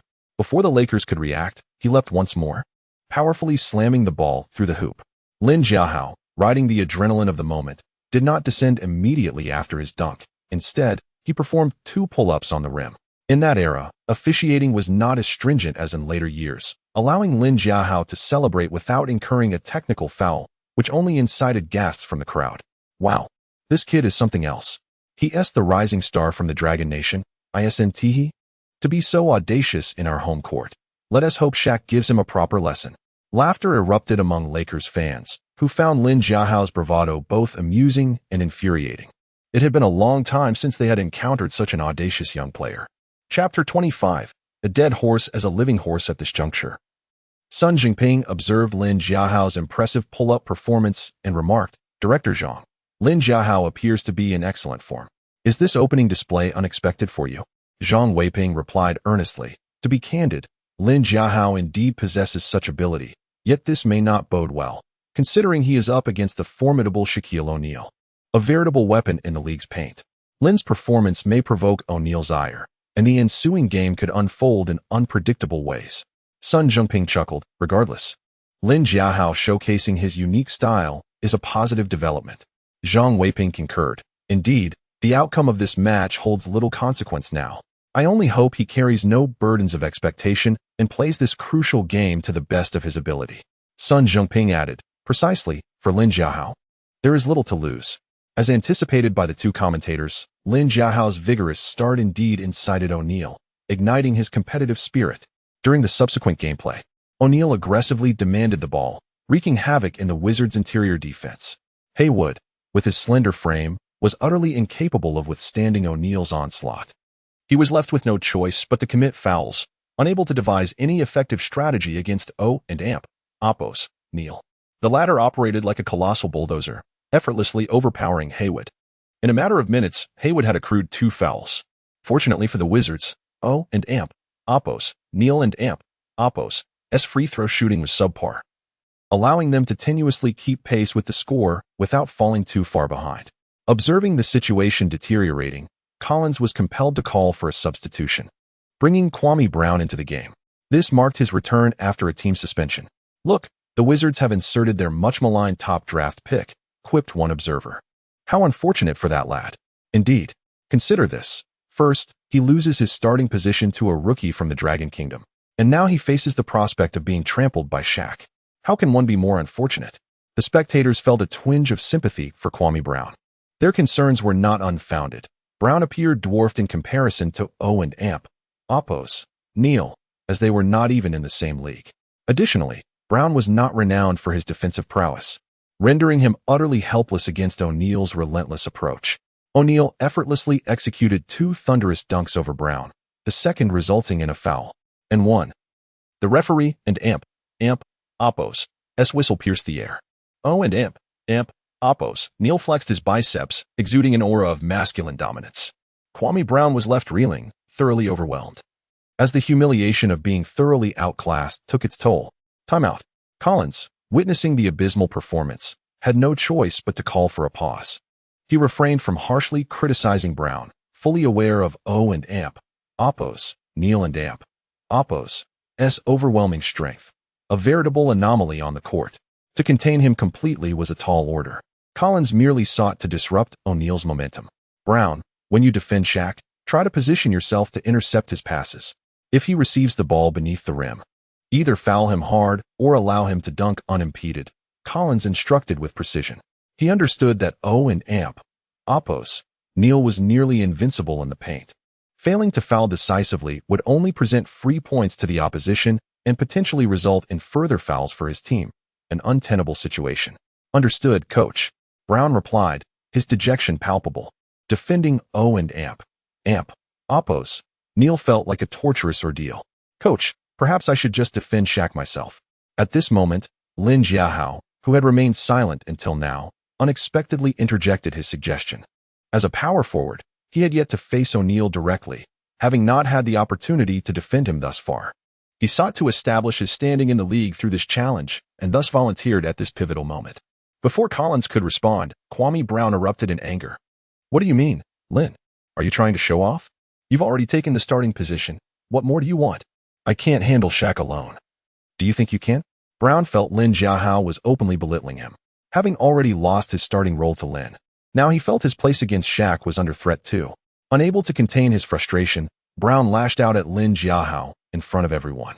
Seeing Brown and Oppos' impotent fury, Lin Jiahao merely smirked in response. "What am I showing off? I simply cannot bear to witness someone being so thoroughly outclassed." This retort ignited Brown and Oppos' temper further. "You! How dare you? If it weren't for your opening dunk and raging Shaq, he wouldn't be playing like a man possessed." In Brown's view, Lin Jiahao's early display was the catalyst for O'Neal's current intensity. Their heated exchange quickly captured the attention of the fans. "Hey, look! Is there an internal rift brewing within the Wizards?" one fan exclaimed. "Indeed. Brown and Lin are at each other and Oppos' throats. What a delightful spectacle." Another chimed in. "It and Oppos' no wonder. Brown, as the top draft pick, has had his spotlight stolen by an undrafted player. Where and Oppos' the justice in that? Honestly, Brown should exhibit more grace. In the NBA, talent prevails, and Lin and Oppos' ability undoubtedly surpasses his. Regardless, the Wizards are in serious trouble, which is fortuitous for us Lakers fans." The Lakers supporters relished the unfolding drama, while those rallying behind Lin Jiahao bore their teeth at Kwame Brown. What is Brown thinking? Engaging in a spat with Lin Jiahao? Does he not grasp the current dynamics? Precisely, Lin Jiahao is the cornerstone of the team. Brown lacks the foresight to recognize that. Let me not encounter him in the Dragon Kingdom, otherwise I will certainly confront him. Though none were privy to the full context of the dispute, The crowd uniformly rallied behind Lin Jiahao, directing their ire toward Kwame Brown. Enough. You two, cease the bickering. Let us adhere to the coach's strategy, an elder statesman interjected, prompting Brown to finally fall silent. Collins pondered briefly before making a decision. Lin, give defending Shaq a try. Just avoid a direct confrontation, stick to the plan, and cut off his passing lanes. Truth be told, Collins had little faith in Lin Jiahao's ability to contain O'Neal. At this point, they had little choice but to treat a dead horse as if it were alive. Chapter 26, A Swift Strike. Assisting Jordan understood. Lin Jiahao signaled an okay gesture. He recognized that the best strategy to magnify his advantages was to approach from the front, preventing his opponent from receiving the ball comfortably. Lin Jiahao had long desired to confront O'Neal directly, yet on the court, the coach's authority reigned supreme, compelling him to heed the coach's directives. Furthermore, possessing the skill of Tiger's Embrace, he felt a flicker of hope that it might yield extraordinary results. Meanwhile, Collins, aiming to avert any friction between Lin Jiahao and Kwame Brown on the court, chose to substitute Brown with Leitner ahead of time. With Leitner positioned to face Horry at power forward, Lin Jiahao would temporarily assume the role of center. Brown, however, was deeply dissatisfied with Collins and Oppo's decision. As he exited the game, he blatantly ignored Collins and Oppo's gesture for a high five and sulked back to the bench. This incident did not go unnoticed by the commentators. Sun Jumping expressed his concern, stating, "It appears that Brown is sulking, which is not a promising sign." Zhang Weiping replied, "Brown has been struggling lately and is unhappy within the team. It is natural for him to exhibit such emotions. However, there is no need for excessive worry. Being pushed out of the starting lineup will not significantly impact the course of the game." Sun Jungping nodded, observing, "It's intriguing that the Wizards have brought in Leitner, intending for Lin Jiahao to play center and directly confront Oppo's Neal." Zhang Weiping chuckled, "That is indeed the plan."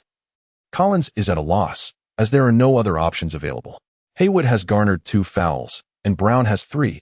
At this point, Lin Jiahao is the only viable choice. Sun Jingping remarked, "It seems we are witnessing a true test for Lin Jiahao." As commentators from Longhua, both were naturally inclined to support Lin Jiahao, feeling a collective tension for him. The game resumed, with O'Neal ignited and charging towards the Wizards' paint with relentless fervor after the team's offensive initiation. He resembled a colossal bulldozer, demolishing everything in his path. Upon establishing his position in the low post, he was surprised to find Lin Jiahao as his new defender. "Lin, I didn't end Oppo's. Do you expect you to have the audacity to guard me?" "Oh, and Oppo's," Neal exclaimed, clearly taken aback. Lin Jiahao did not directly respond, but gestured to "Oh, and Oppo's, Neal," inviting him to bring it on. "Oh, and Oppo's, Neal," of course, did not hold back, immediately leaning into Lin Jiahao and calling for the ball from his teammates. As "Oh, and Oppo's, Neal and Oppo's" massive frame pressed against him, Lin Jiahao felt as though a wall was descending upon him. The legendary Shaq was indeed formidable, weighing over 300 pounds. Although Lin Jiahao possessed considerable physical prowess, he found himself somewhat overwhelmed by Oh and Oppo's, Neal and Oppo's monstrous weight. Thus, upon contact, Lin Jiahao was forcibly pushed aside. In that moment, Kobe seized the opportunity to pass the ball to O'Neal. The latter caught it, pivoted, and aimed for a two-handed dunk over Lin Jiahao. However, just as he leaped, he was met with an unexpected turn of events. The basketball vanished. Though Lin Jiahao had been momentarily displaced, his robust core strength allowed him to regain his balance swiftly. He seized the moment when Kobe delivered the pass, executing a perfect Tiger's Embrace to snatch the basketball away from O'Neal. But that was not the end. After securing the steal, Lin Jiahao propelled the ball forward, initiating a fast break for his entire team. His tall figure darted across the court like an arrow released from a bow. Witnessing this, his Wizards teammates quickly followed suit. At that instant, the Lakers players were left in bewilderment. By the time they realized what was happening, it was too late. The Wizards had formed a 3-on-1 situation in the front court, with Lin Jiahao holding the ball near the key, keenly observing his surroundings. Hamilton and Jordan were poised for the fast break on either side. Without hesitation, Lin Jiahao passed the ball to the right, where Jordan awaited. Jordan received the ball and took off with a powerful gliding dunk, igniting the entire Staples Center. This play, where Lin Jiahao stole from O and Oppo's, Neal, and executed a fast break to assist Jordan, was seamless. The Lakers fans in attendance were left astounded. While Jordan's soaring dunk was indeed a spectacle, it was clear to all that the true hero of the moment was Lin Jiahao. Incredible. This young man truly possesses remarkable skills. I have never seen a 7-footer with such speed and a fast break. He runs as fast as a guard. Indeed, it and Oppos. It's astonishing. And his passing is superb. This young man is exceptionally versatile. No wonder he has secured a starting position. The Wizards have struck gold. The Longhua fans erupted in euphoria, rising to cheer and applaud. Even prominent figures like Jackie Chan and Zhang Zi in the front row stood to applaud Lin Jiahao, captured vividly by the giant screen at Staples Center. Sun Jinping and Zhang Weiping were both in awe of Lin Jiahao and Oppos' performance. Sun Jinping exclaimed, "Zhang, that play was truly impressive. What level do you think he is at?" Zhang Weiping, stroking his thinning hair, replied with a smile, "Unbelievable. Absolutely unbelievable." It is widely recognized that positions on the basketball court have distinctly defined roles. Point guards advance and organize plays. Centers and power forwards engage in physical battles for rebounds, while shooting guards and small forwards focus on scoring. Yet, in that moment, Lin Jiahao had seamlessly executed the roles of both guard and forward, a rarity even in the entire NBA. Sun Jinping marveled. "Indeed, it seems we must reevaluate Lin Jiahao and Oppos' position. He strikes as swiftly as the wind and runs like lightning. And his court vision is exceptional. He is incredibly versatile." Zhang Weiping concurred, "Absolutely. Lin Jiahao is truly a well-rounded warrior. The future looks bright." Lin Jiahao and Oppos' first defensive stand against O and Oppos' was nothing short of spectacular, leaving O and Oppos' feeling humiliated. It is worth noting that O'Neal was currently in a fierce competition with Kobe for the status of team leader, and to encounter a setback against a rookie like Lin Jiahao was unexpected. Moreover, this was the Lakers and Oppos' home court. The Staples Center crowds were never lacking in star power. O and Oppos', Neal and Oppos' face darkened, resembling a frostbitten eggplant. "Lin, you've stirred up quite the trouble. The consequences could be severe." "O and Oppos'," Neal stated solemnly. "Oh, is that so? Then bring it on." Lin Jiahao replied with a smile. After this exchange, Lin Jiahao and Oppos' confidence soared. It seemed that O and Oppos' was not truly invincible. Subsequently, O'Neal became much more cautious, refraining from boldly demanding the ball. Realizing that Lin Jiahao could strike quickly, he decided to use his body to firmly suppress Lin Jiahao, effectively shielding him behind his own bulk. Chapter 27. Unleashing the mightiest Lakers. Shaquille O'Neal's intentions were unequivocal. All he sought was to seize the ball within the paint, rendering any opposition futile. His strategy was undeniably astute, yet Lin Jiahao had devised his own defensive approach. Confronted with O'Neal, a veritable behemoth, Lin quickly recognized the futility of direct confrontation after enduring an initial setback. Thus, he opted for a circumstantial defense, which was the only prudent course of action. However, Lin and Oppos' maneuvering was far from mindless. It was laced with cunning. He engaged in a typical positioning battle with O and Oppos' beneath the basket. And just as O'Neal believed he had firmly established his dominance, Lin shifted his focus entirely to the passing lanes. At the moment of a pass, he would surge forward from the side, deftly intercepting the basketball. This tactic caught O and Oppos' off guard, leading to consecutive turnovers and allowing the Wizards to launch a rapid counterattack, resulting in a swift 6-0 scoring run. As the Wizards rapidly closed the gap, Lakers coach Phil Jackson sensed the urgency and promptly called for a timeout. Meanwhile, the cheerleaders took to the court, and the commentators animatedly analyzed the unfolding drama. Sun Jinping remarked, "Lin Jiahao and Oppos' defensive prowess against O and Oppos' has proven remarkably effective. Coach Zhang, did you foresee this outcome?" Zhang Weiping shook his head, admitting, "Honestly, I did not anticipate Lin Jiahao's brilliance. He has displayed remarkable intelligence, causing O'Neal to encounter significant challenges. I previously stated that entrusting Lin with the task of single-handedly defending O'Neal was a bold gamble, but it appears to have paid off." Sun Jinping smiled. "Indeed, Lin has risen to the occasion. However, the team still trails behind. Let us hope they can maintain their momentum." On the Lakers and Oppos' side, Phil Jackson wore a serious expression. It was well known that he rarely called timeouts, preferring to allow his players to find their rhythm on the court. The fact that he did so now indicated that the team was genuinely in distress. "Gentlemen, we cannot continue this way. It will lead to our defeat." "Shaq, I urge you to remain composed and refrain from engaging Lin in one-on-one battles. Instead, let Kobe take more shots from the perimeter. As one of the NBA's premier coaches, Jackson swiftly discerned the dynamics of the game. Lin Jiahao was far more formidable than he appeared. Should O'Neal persist in a personal duel, it would yield unfavorable consequences. O'Neal, however, felt a twinge of dissatisfaction with Jackson and Oppo's directives. Coach, that kid was merely fortunate. He managed to thwart a few of my attempts. Once I return, as long as I remain cautious with my passing, I will surely dismantle him. Recently, and Oppo's Neal had sensed Kobe and Oppo's growing influence and was reluctant to relinquish offensive priority. Jackson immediately recognized and Oppo's Neal and Oppo's resistance and sought to placate him. Shaq, your capabilities are evident, and you can easily handle Lin. But why use a sledgehammer to crack a nut? There is no need to exert yourself in this match. Such an endeavor would merely bolster Lin's credentials. Jackson's mastery of human psychology was evident as O'Neal's mood visibly lightened upon heeding his counsel, leading him to abandon his fixation on a personal contest with Lin Jiahao. As the match resumed, the Lakers re-established their triangle offense. With their superior overall strength, they quickly regained the lead. By halftime, the Lakers were ahead by 8 points, 56-48.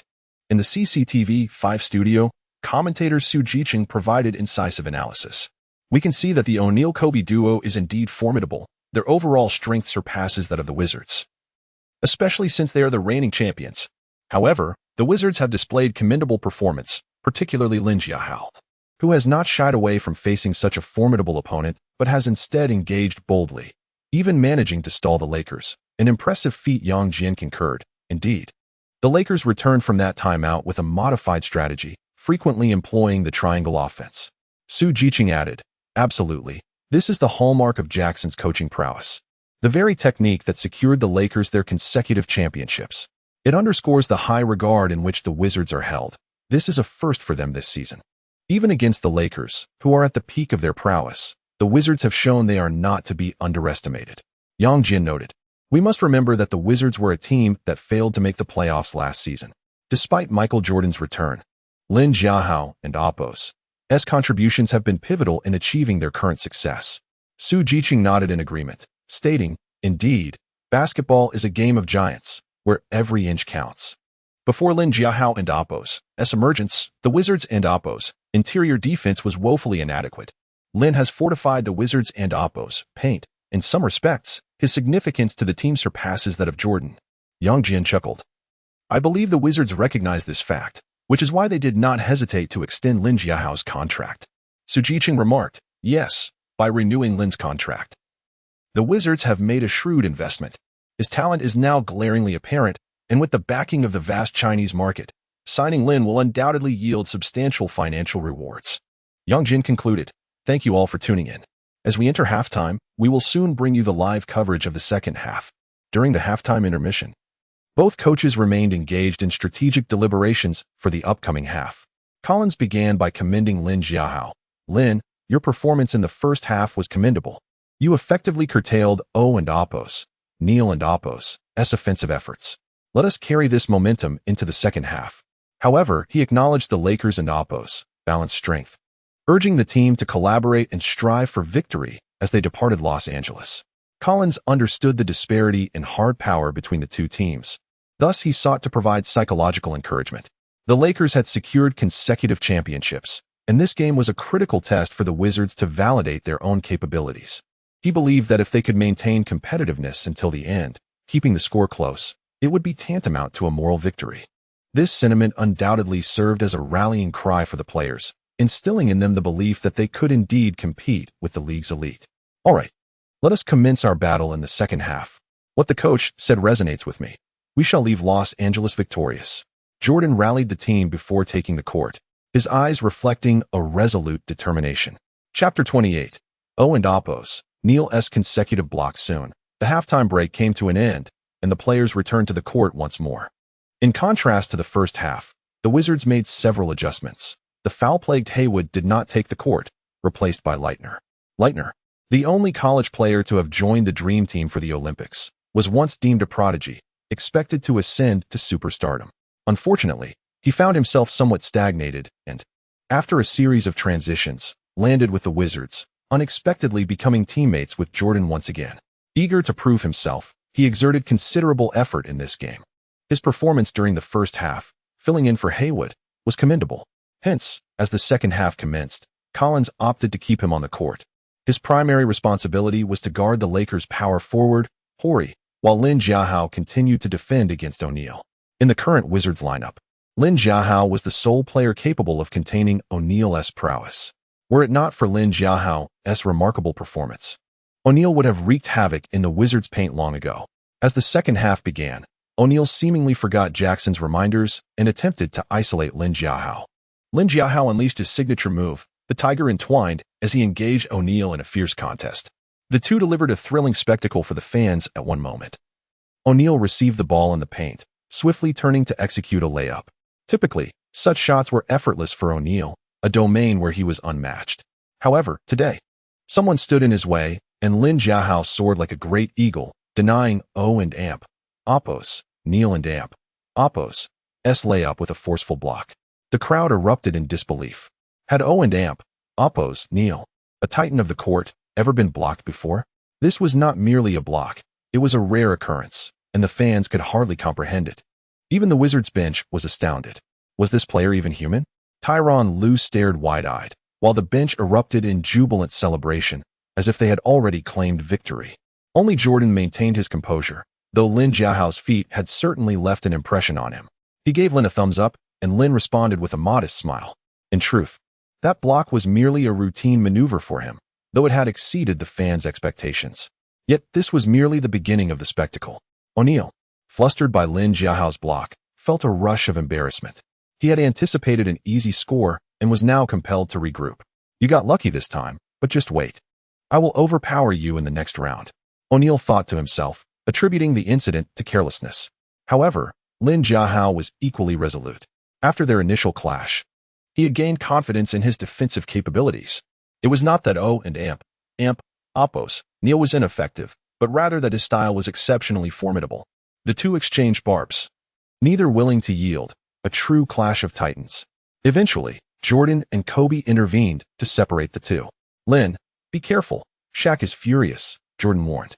O'Neal, typically known for his jovial demeanor, now bore a rare seriousness. Jordan realized that Lin Jiahao's previous block had ignited O'Neal's ire.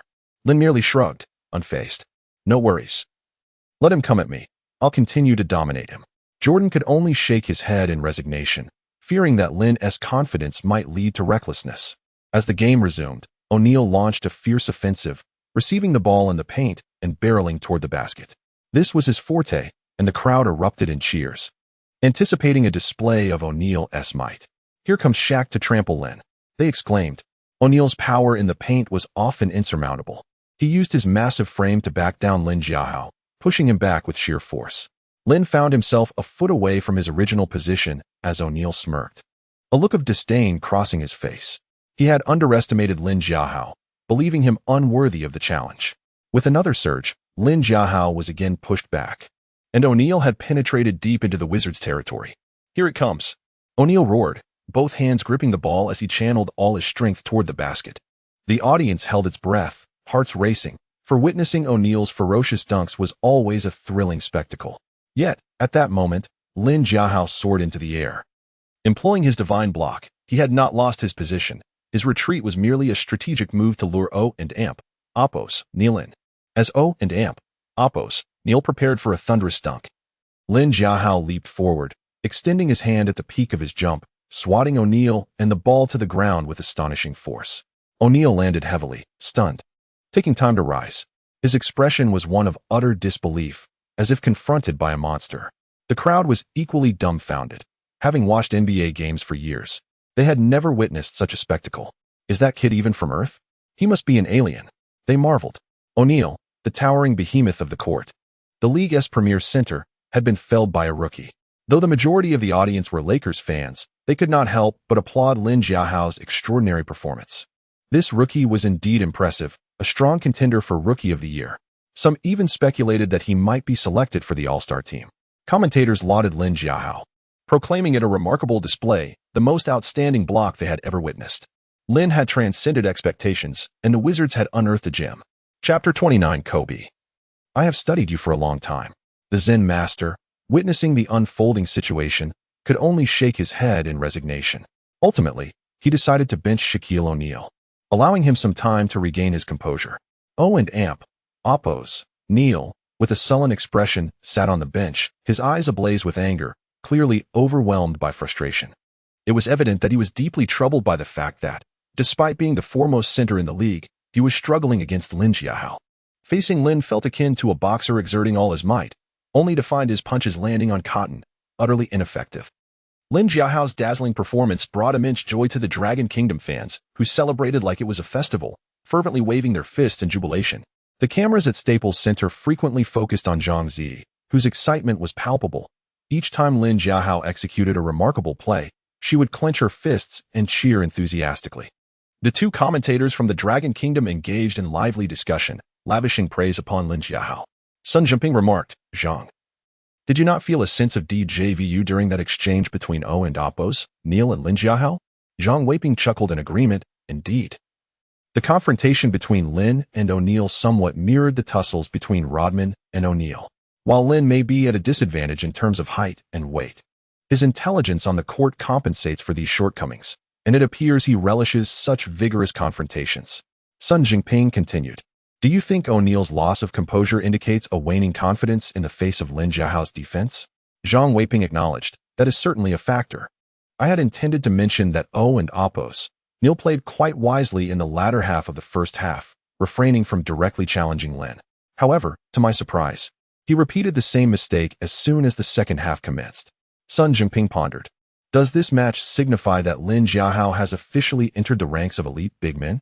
Zhang Weiping thought for a moment before responding earnestly, "It is premature to declare such a thing. Lin has indeed showcased some astonishing performances recently, but the season has only just begun, and this is merely his fourth game." He added, "Lin and Amp, Oppos' impressive play can also be attributed to the unfamiliarity teams have with him. Once opposing teams start devising specific strategies to counter him, if he can still deliver such performances, then he will truly be a superstar." Sun Jinping agreed, "Yes, it is a continuous process of growth. Let us hope that Lin Jiahao does not encounter the rookie wall, and that he continues to improve. Of course, we, the basketball fans of the Dragon Kingdom, will stand by him and witness the miracles unfold together." As O'Neal took his leave, the Lakers shifted their offensive focus entirely to Kobe. Under normal circumstances, Michael Jordan would have been the one to match up with Kobe. However, due to Jordan and Oppos' advancing age, the team could not rely on him for offensive momentum. If he devoted excessive energy to defense, it would inevitably diminish his offensive prowess. Moreover, Kobe is among the elite in one-on-one capabilities in the league. While his penetration skills may not rival those of Allen Iverson, his physical attributes surpass Iverson's significantly. Thus, in several respects, Kobe is a more formidable opponent to defend against. Given Jordan and Amp, Oppos' diminished stamina, it was impossible for him to engage in a one-on-one defense against Kobe for the entire game. Consequently, Collins entrusted this monumental task to Hamilton. However, Hamilton was known for his precise mid-range shooting, yet his defensive abilities left something to be desired. Once Kobe fully unlocked his offensive potential, he entered an unstoppable mode of isolation play. Hamilton was unable to contain him, frequently conceding a variety of difficult baskets and occasionally falling victim to Kobe and Oppos' deceptive moves, resulting in 2-1 plays. What was initially perceived as an opportune moment to narrow the gap after O'Neal's exit unexpectedly turned into a widening deficit, all thanks to Kobe and Oppos' efficient scoring. The Wizards players found it particularly intolerable when Kobe, after making a challenging 2-1, clenched his fist and provocatively directed his taunt at Jordan. The expression clearly conveyed, "Michael, your era has passed. Now it is my dominion." In response, Jordan remained silent. His face darkened. During his Bulls era, he was the undisputed king of trash talk, unmatched in verbal skirmishes. However, this was built upon an absolute foundation of prowess. Now, whether it was due to the passage of time smoothing his edges or a newfound maturity, it was evident that while his basketball skills remained, he was no longer at the pinnacle of the league. Correspondingly, he no longer exuded the same bravado or engaged in verbal sparring as he once did. At this juncture, Lin Jiahao stepped forward once more. "Coach, when I enter the game, let me defend Kobe." Lin Jiahao resolved to challenge his limits again. aspiring to be the first player in NBA history to successfully guard both O'Neal and Kobe in one game. Really, Lin, you're back at it? Collins chuckled, aware that Lin Jiahao sought to replicate his previous success against Iverson. Lin Jiahao responded with a grin. Yes, coach, you know my abilities in one-on-one defense on the perimeter. Allow me to give it a try. If it doesn't work, you can always substitute me out.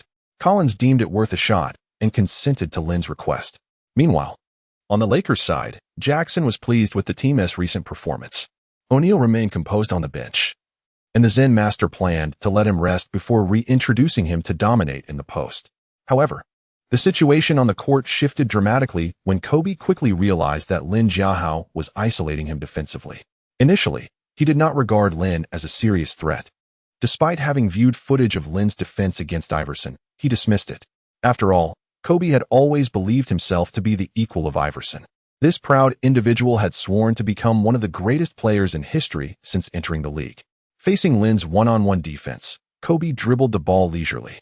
Hey Lin, you've guarded Shaq and now you want to defend me on the perimeter? What is next? Are you going to guard all 5 positions? He jeered while sizing up Lin's stance. Lin Jiahao recognized the mockery in Kobe's words and replied with a smile, Kobe, I've studied you for quite some time. I am well aware of some of your scoring techniques. Bring it on. Let me treat you to a spectacular block. Well, come and give it a try. Just because you can block Shaq doesn't mean you can block me, Kobe retorted, launching into his offensive maneuver. With a crossover dribble, he aimed to penetrate from the weak side. However, he was unaware that Lin had purposefully left that opening for him, inviting Kobe to drive in. Just when Kobe thought he could score effortlessly, Lin would unleash his legendary godly block, imparting a lesson to Kobe that the Wizards' paint, under his guardianship, was not a place for the unwelcome. Chapter 30. Lin Jiahao, watching you play is truly delightful. Meanwhile, the live commentator aptly interjected, this is quite intriguing. I recall the last match between the Wizards and the Philadelphia 76ers, where this remarkable player, Lin, single-handedly defended against Allen. Now, Lin has taken on the audacious task of guarding Kobe. Young man, Kobe is a champion-level player, possessing superior stamina and scoring techniques that rival Allen's. How can a tall figure like Lin possibly contain Kobe and Oppo's scoring prowess? Bang! Just as the commentator and Oppo's words faded, a muffled thud echoed through the arena. Kobe penetrated the paint, poised for a thunderous dunk. However, as he prepared to leap, a figure surged forth from behind. The gap Lin had deliberately left for Kobe was now bearing fruit. The godly block was unleashed, delivering a resounding rejection to Kobe. The basketball ricocheted off the backboard, and Jordan, ever alert, seized the opportunity and swiftly regained possession. The Wizards launched a counterattack, with teammates hastily positioning themselves past half court. As for the live commentator and numerous front-row Lakers fans, they were left utterly dumbfounded. Their mouths agape. No one could fathom how Kobe, who had just driven past Lin Jiahao, was met with such an emphatic block. Visually, Lin Jiahao appeared almost like a green giant, his towering presence completely overshadowing Kobe. At this moment, Kobe, emerging from his shock, glared at Lin Jiahao as he sprinted back to his half of the court, his teeth clenched in frustration. Damn it, how could he block me? Did he descend from the heavens? While Kobe seethed, Coach Zen promptly called out, Kobe, hustle back on defense, stop dawdling. Swish. At that moment, all 5 Wizards players were positioned. Jordan, holding the ball, found himself with limited options. As he received the ball, 2 Lakers players approached to double-team him. Lin Jiahao stood firm in the low post, calling out, Mike, I have an opportunity here. Upon hearing this, Jordan decisively lofted the ball into the paint, allowing Lin Jiahao to isolate against Samaki Walker. The latter, a backup to Shaquille O'Neal, typically only saw playing time when O'Neal encountered foul trouble. Today, however, fortune favored him as O'Neal was being overwhelmed by Lin Jiahao, providing Samaki with a chance to shine. Yet, this moment would forever brand him as soft among Lakers fans. In the low post, Samaki Walker pressed Lin Jiahao closely, opting not to evade his defense. What awaited him was Lin's swift turn, culminating in a thunderous dunk over him. Although Lin Jiahao's offensive skills had yet to be activated, the acquisition of the system had already bestowed upon him a remarkable enhancement in physical prowess. Against Amir Samaki Walker, Lin showed no mercy. With a powerful spin and dunk, Samaki endeavored to block Lin's shot for Kobe and O'Neal. However, he quickly realized the folly of his actions. The height Lin achieved in his jump left Samaki in the dust. With a firm grip on the ball, Lin slammed it into the hoop. As the ball swished through the net, Lin Jiahao landed gracefully, flashing a smile at Samaki Walker before retreating to his defensive position. Samaki, red-faced and humiliated, felt as though thousands of eyes were mocking him. His complexion oscillated between shades of green and white, mumbling incoherently. Haha, Lin, you were incredible. You just dunked on that guy, and he thought he could block you. What a joke. Tyronn Lue, while retreating on defense, chuckled at Lin Jiahao. Lin responded with a knowing glance and a gesture, saying, it was merely a matter of skill. Impressive, Lin. You're quickly becoming my idol. Tyronn Lue suddenly found Lin Jiahao quite admirable. With a formidable defense against O and Oppos, Neil and a dominant performance against Samaki Walker, the game transitioned to the Lakers and Oppos offense. Kobe was furious. Truly enraged. It had been ages since anyone dared to act so brazenly at Staples Center, and this young man named Lin had audaciously challenged the Purple and Gold dynasty multiple times. Derek, give me the ball. I'm going to annihilate them. At this stage, Kobe was already exhibiting his fierce killer instinct. He demanded the ball from Fisher, intent on using his unanswerable one-on-one skills to tear apart the Wizards' defense. Fisher hesitated, noticing Lin Jiahao once again drawing close to Kobe, and reluctantly remarked, Kobe, that damn kid is on you again. Forget it. Just give me the ball. Let me take you all home. Kobe, in his fury, had no intention of heeding such advice. He was resolute in his desire to confront Lin Jiahao once more. He believed he could break through this towering figure from the Dragon Kingdom. Reluctantly, Fisher passed the ball to Kobe. Kid, we meet again. Soon you'll see I can sink the ball from that spot. Kobe lowered his center of gravity while dribbling, pointing to a position in the elbow area. He intended to shoot over Lin Jiahao's close defense from that spot. Lin Jiahao remained silent, activating the Tiger S embrace skill, locking onto Kobe tightly. Suddenly, Kobe accelerated, holding the ball with his left hand, charging toward the elbow area on the left. Lin Jiahao kept pace, maintaining his position. How would Kobe choose to respond? Would he pass the ball? Fisher was open, yet Kobe opted to continue his one-on-one against Lin Jiahao. With determination, Kobe took a strong shot, executing a jump shot that was a culmination of Jordan's ultimate skill set. Typically, this move would evade a block, even if it missed the basket. Yet, facing Lin Jiahao, he felt a sense of despair. Could he truly be blocked again? What was going on? Was this kid's defensive positioning really that formidable? Despite the distance between them when Kobe leaped, Lin Jiahao managed to avoid fouling while still contesting the shot. Hey, Kobe, how does that feel? Are you starting to believe now? Lin reveled in the thrill of blocking Kobe once more. He shrugged nonchalantly, as if taunting Kobe. Speechless, Kobe shook his head and retrieved the out-of-bounds ball to resume play. At that moment, sitting courtside, Zhang Zi extended her hand to touch Lin Jiahao, a radiant smile of admiration lighting up her lovely face. Lin Jiahao, keep it up. Watching you play is a true delight. You're incredible. Even O'Neal and Kobe can't match your prowess. Chapter 31. Is it possible that the international star is so concerned about others? A voice echoed in Lin Jiahao's ears, reminiscent of Zhang Zi's words, leaving him momentarily bewildered. Prior to his unexpected journey into this era, he was quite familiar with Zhang Zi. He had encountered her films, as well as her appearances in various commercial events, across numerous short video platforms. Notably, he had seen popular films such as The Banquet and House of Flying Daggers. The acclaim surrounding Zhang Zi was undoubtedly significant. Reflecting on this, Lin Jiahao offered a subtle smile in response to Zhang Zi, expressing his gratitude. Thank you for the compliment. I shall endeavor to continue improving. She raised her small fist, cheerfully encouraging him. With you representing the Dragon Nation in basketball, I believe we can rise to prominence. Keep it up. This brief yet memorable exchange was captured clearly by several cameras positioned around the Staples Center. Meanwhile, on the Lakers bench, Coach Zin sensed a troubling situation and immediately called for a timeout. Two commentators from the Dragon Nation seized the opportunity to lavish praise upon Lin Jiahao. Sun Jinping remarked, after defending against O'Neal, Lin Jiahao is now tasked with guarding Kobe. Truly, he is playing both father and mother. Zhang Weiping added, indeed, the current state of the Wizards is fraught with defensive gaps, relying solely on Lin Jiahao to plug the holes. Without his fortification in the paint, their defense would have crumbled long ago. Sun Jinping continued, it's intriguing. Both O'Neal and Kobe possess legendary offensive prowess, yet they seem utterly stymied by Lin Jiahao. Zhang Weiping, a seasoned basketball commentator, astutely noted, it's evident that Coach Zin is displeased with the performances of his two star players. He rarely calls for a timeout unless the situation is dire. Coach Zin was indeed dissatisfied with O'Neal and Kobe's performances. Kobe, I've advised you before. You must alter your playing style. Basketball is a team sport, and you should trust your teammates.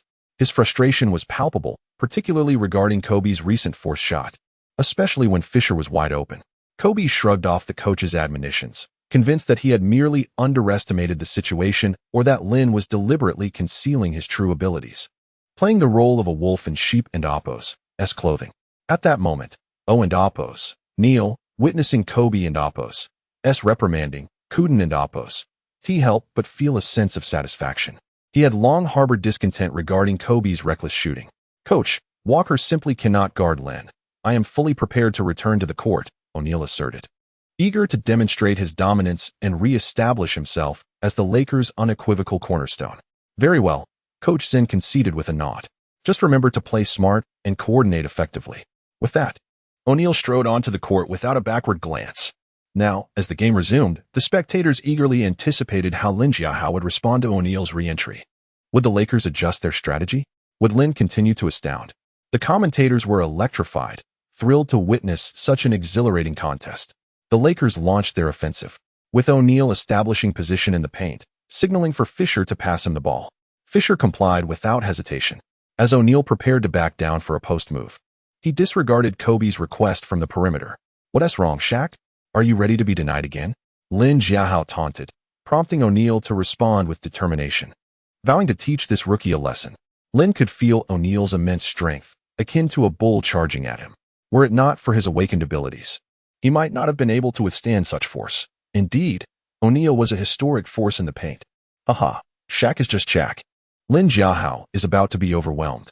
O'Neal's anger was palpable, and Lin would soon regret provoking him. On the sidelines, Zhang Zi wore a worried expression, clearly anxious for Lin Jiahao. Are you feeling my strength yet? O'Neal sought to shatter Lin's confidence. Don't get ahead of yourself. You haven't scored yet. Lin Jiahao retorted defiantly. Still talking tough? Watch closely. O'Neal exerted all his might, sending Lin sprawling over a meter away, then executing a powerful two-handed dunk attempt.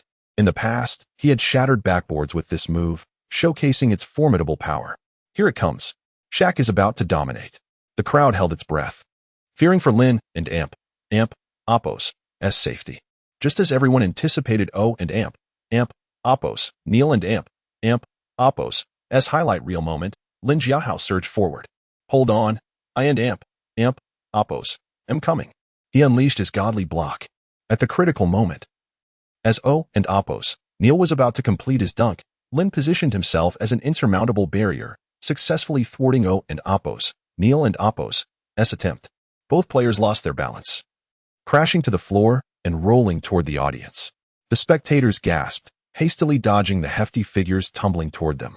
They were merely there to enjoy the game and had no desire to be crushed by a tank.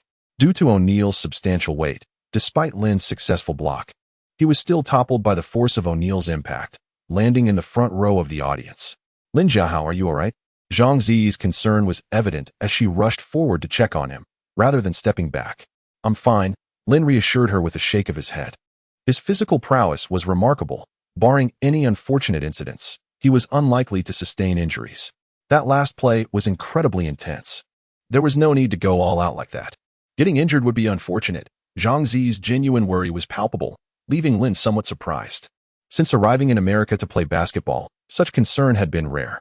At this juncture, the Wizards and Appo's team doctor approached to assess Lin and Appo's condition, while Zhang Zi remained by his side, assisting. The two commentators from the Dragon Nation also expressed their concern for Lin Jiahao. Thankfully, the examination revealed only minor abrasions with no serious harm done, and the referees signaled for the game to continue. Both fan bases collectively exhaled, beginning to reflect on the remarkable spectacle they had just witnessed. I can end Appo's believe Lin Jiahao. He plays like his life depends on it, one exclaimed. Indeed, watching others play for money is one thing, but seeing this kid play as if his very life is on the line is something else. Nevertheless, this style of basketball truly ignites passion. It embodies the spirit of a man's sport. Absolutely. It feels almost comparable to football. Chapter 32. The pinnacle clash of new and old. As Lin Jiahao and O'Neal returned to the court, a collective sigh of relief swept through the crowd. Sun Jinping remarked. Lin Jiahao is back. It seems the issue is not serious. Zhang Weiping nodded in agreement. It was merely a false alarm. Given the physical prowess of Lin Jiahao and O'Neal, they could withstand that collision. Now let us continue to observe the duel between Lin and Shaq. In the final quarter, both the Wizards and the Lakers began to intensify their efforts. The score stood at 77-70, with the Wizards maintaining a 7-point lead. Lin Jiahao and Apos' performance on both ends of the court had left the Lakers momentarily speechless.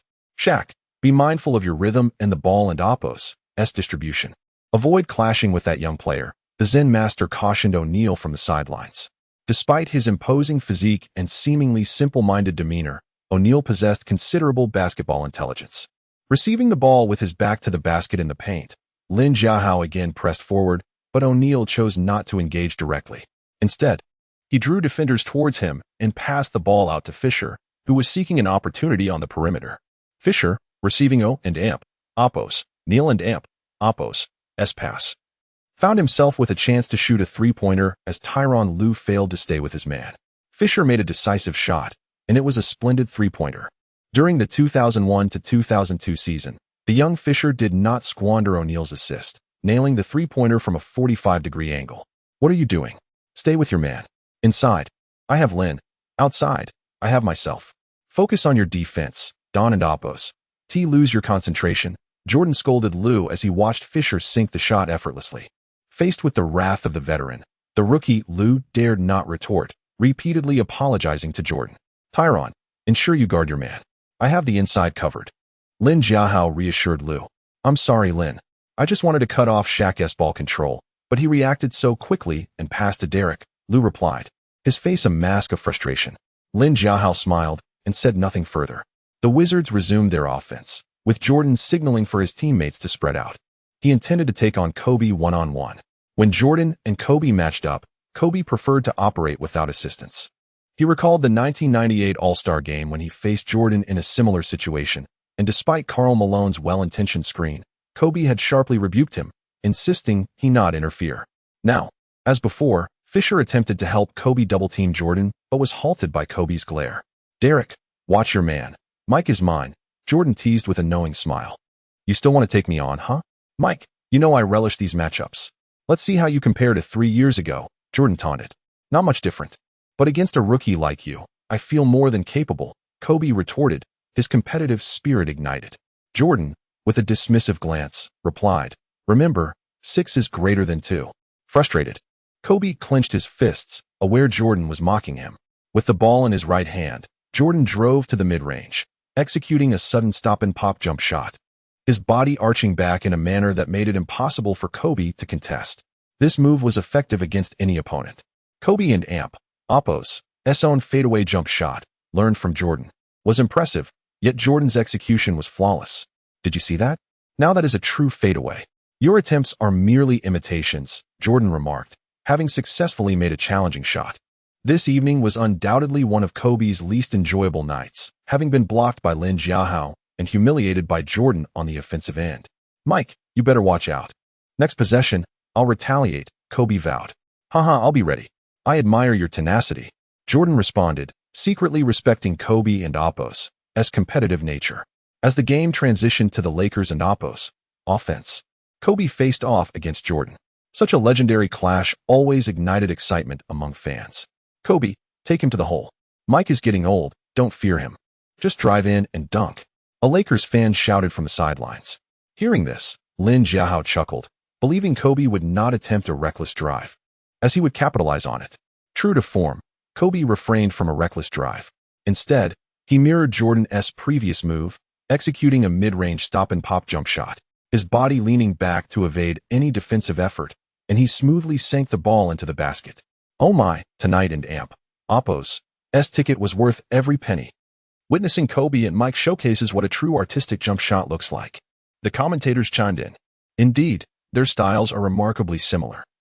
No wonder Mike occasionally jokes that Kobe has pilfered his entire skill set, the announcers continued. On the court, Kobe and Jordan exchanged knowing smiles. Despite the generational shift, seasoned NBA fans recognized their mutual respect, feeling as if they were kindred spirits who had met too late. The Lakers surged forward with a commendable offensive streak, narrowing the score to just 2 points behind.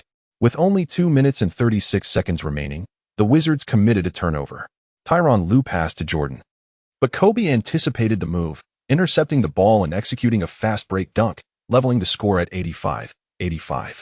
Collins, witnessing this turn of events, attempted to call a timeout, only to be stopped by Jordan and Appos, as hand gesture. With his shooting rhythm now in full swing, Jordan understood that a timeout could disrupt their momentum. He aimed to maintain pressure on the Lakers during this offensive surge. Lin, come up high for a screen, then cut inside. If I have the chance, I will shoot. If I miss, you can follow up for the rebound. If I don't have a shot, I will pass to you. But keep an eye on Shaq's positioning and seize the opportunity to score. Can you manage that? Jordan recognized Lin Jiahao and Appos' defensive capabilities were solid, yet his offensive skills could be a bit limited. He aimed to exploit the Lakers' defense with a drive, allowing Lin Jiahao a chance to score in the paint. Lin, with his own basketball intelligence, quickly grasped Jordan and Appos' strategic mindset and nodded. Mike, I understand.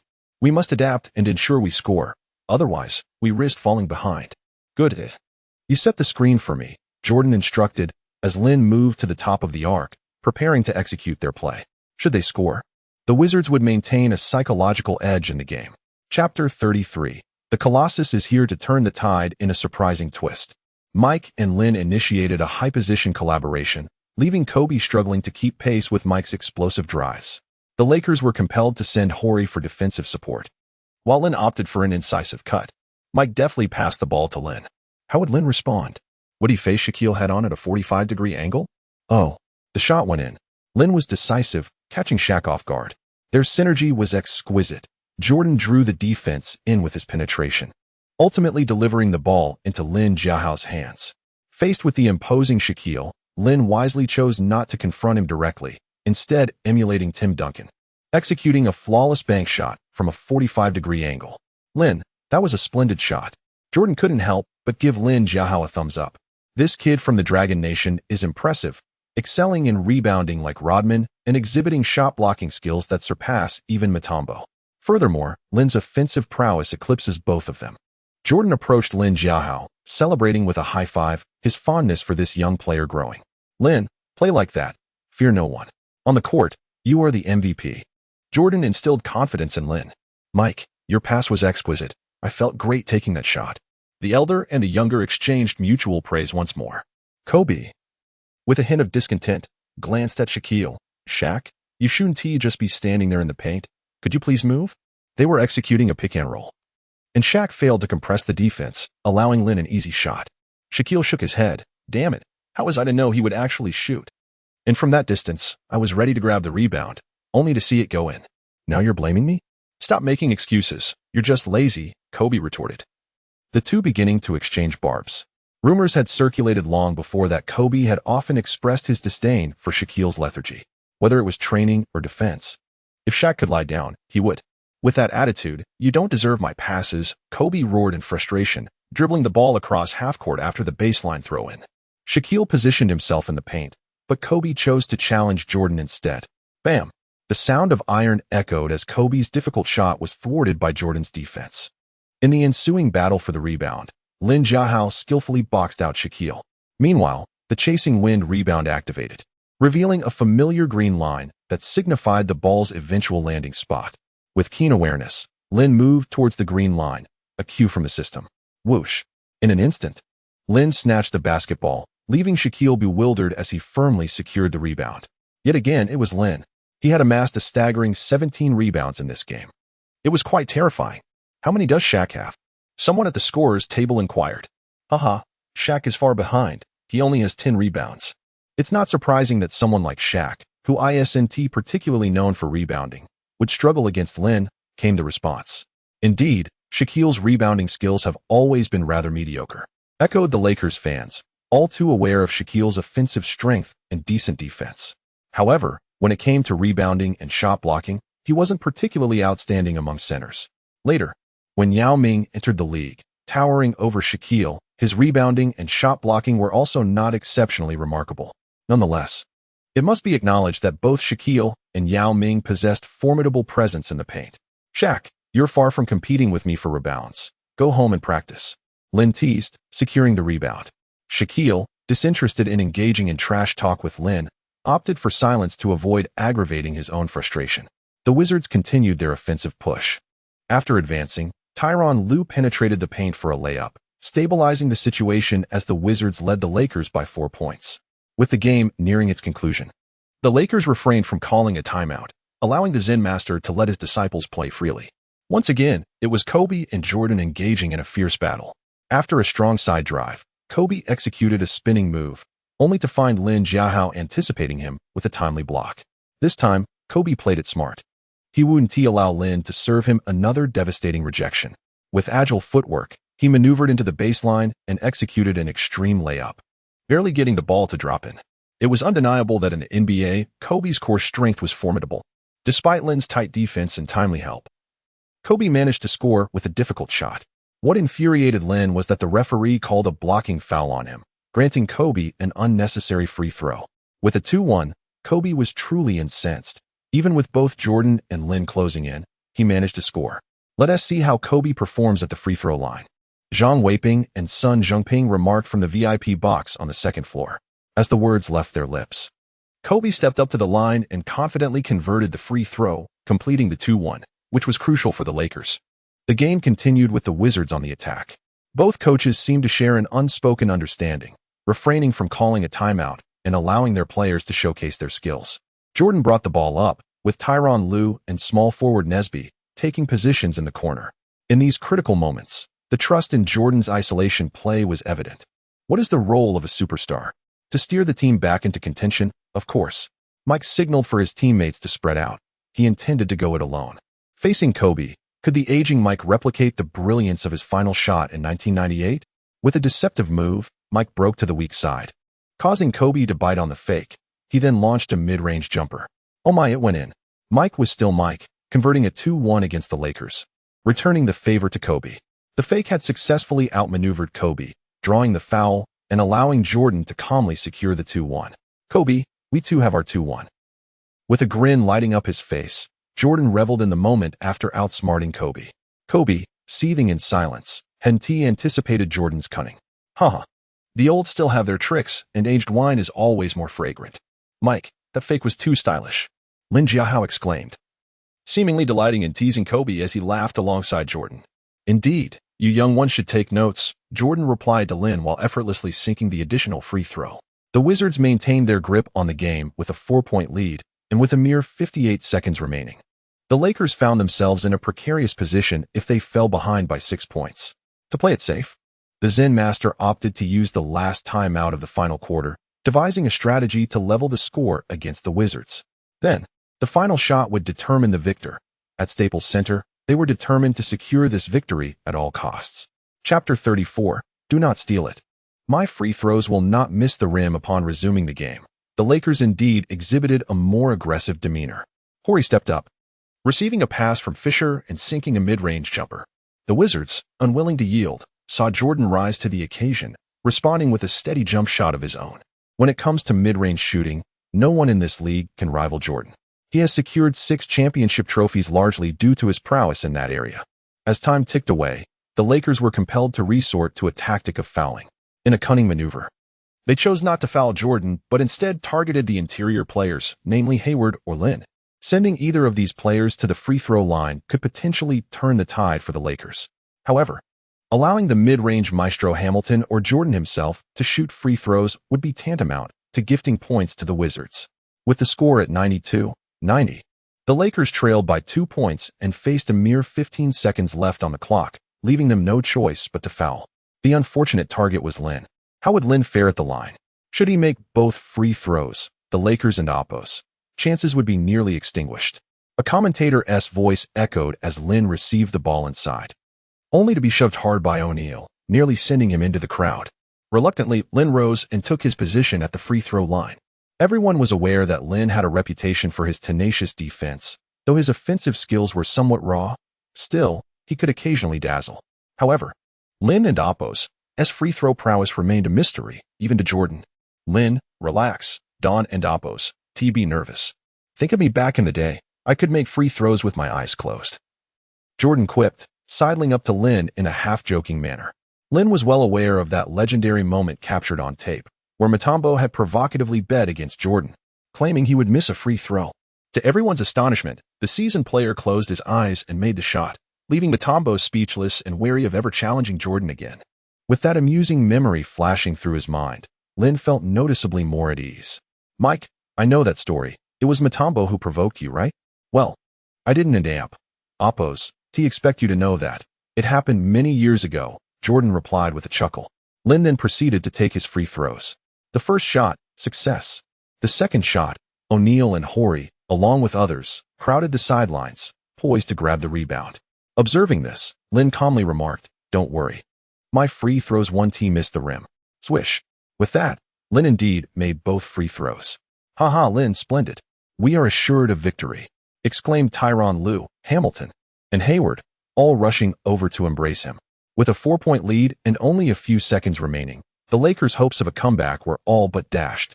As the final whistle blew, the Wizards emerged victorious at the Staples Center, marking their third consecutive win since Lin became a starter.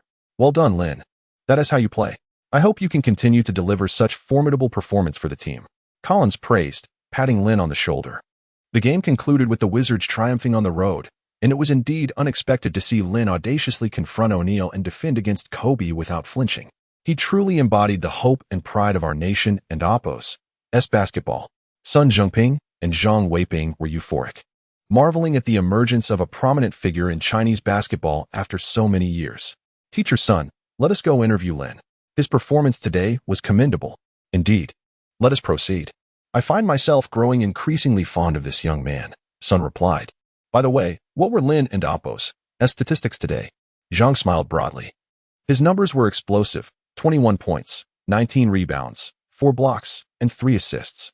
Quite the impressive double-double. Our Lin even dominated the dynamic duo of Shaq and Kobe." "Absolutely.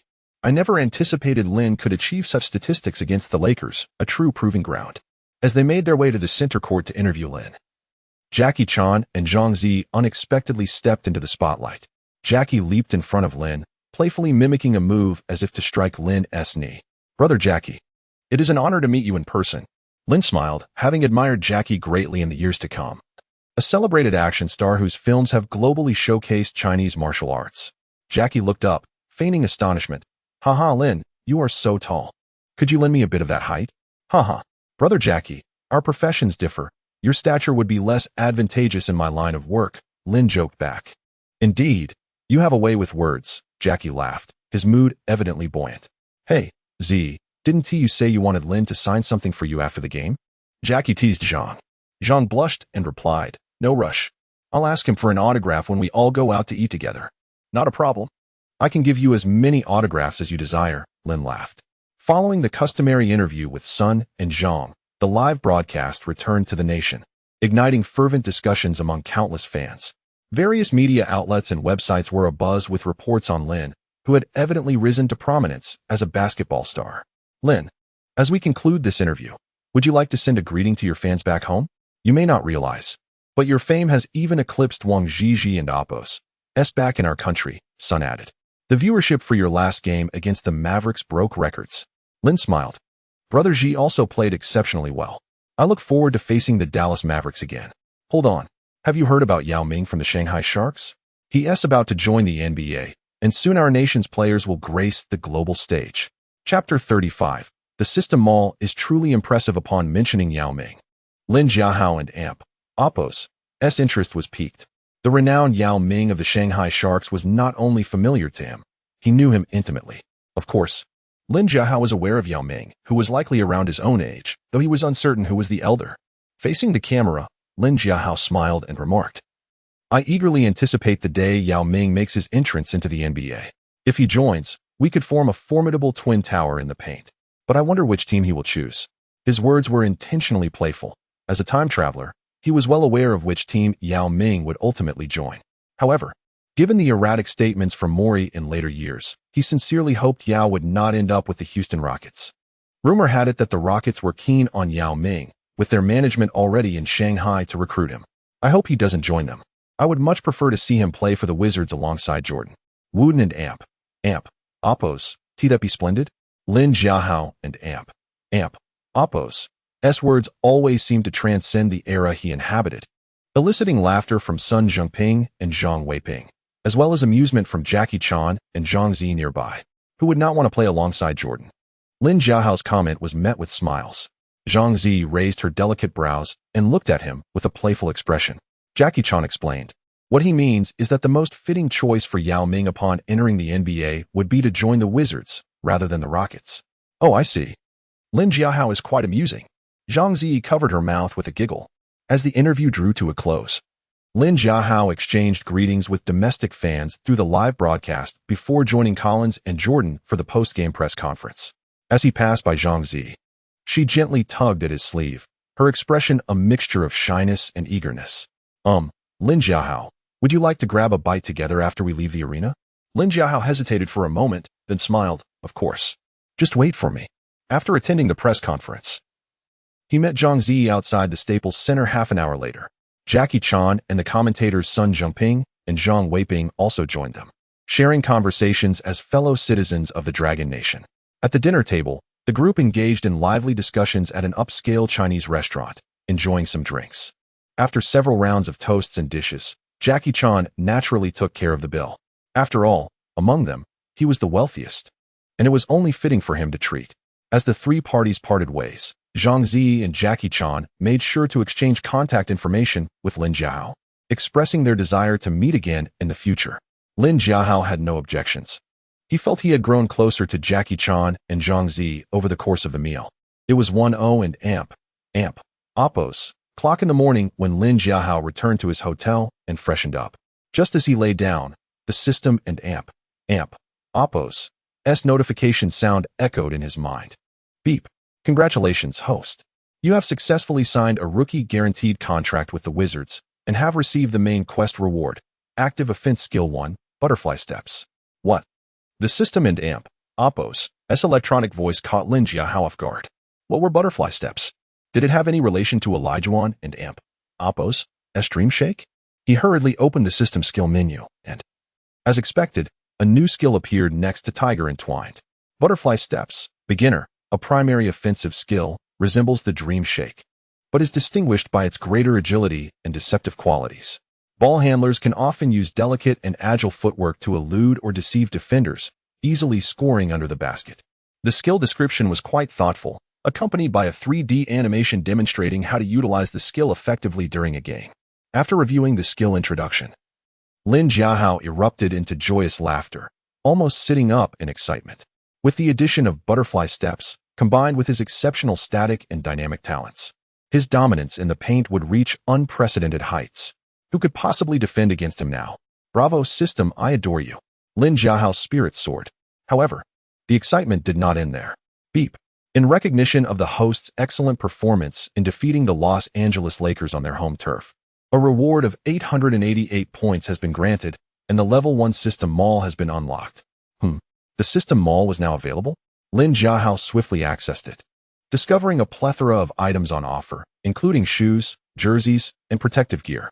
These were no ordinary products. Upon closer inspection, they were items that could enhance his attributes. Shoes could boost jumping and speed, jerseys could enhance three-point and mid-range shooting, and shorts could amplify blocking and rebounding abilities, among others. There were also energy drinks that, once consumed, could enhance stamina, allowing players to perform throughout the game without feeling fatigued. Any competitors facing Lin Jiahao would pale in comparison. Impressive indeed. The system even offered energy drinks for stamina enhancement. However, there was something intriguing that was currently locked, seemingly unavailable for purchase. Lin Jiahao's eyes brightened as he noticed a row of gray items at the bottom of the mall. Being an avid gamer, he recognized these as items yet to be unlocked. Even with points, they could not be purchased. Upon further examination, he discovered that these locked items were potions. One potion, named the Black Essence Potion, astonished him. This potion could rapidly heal a torn meniscus. Wow, is it really that powerful? Will it also heal a torn Achilles tendon? Just as he pondered, he stumbled upon another potion, the Sunflower Lotus Potion, specifically designed to heal significant injuries like a torn Achilles tendon. Just one sip, and the injury would be mended in no time. Incredible. It was unfortunate that these potions were currently unavailable for exchange. It seemed they could only be redeemed after reaching level 3 of the mall. For now, the mall was still at level 1, allowing only for simpler items, such as a rather appealing energy drink.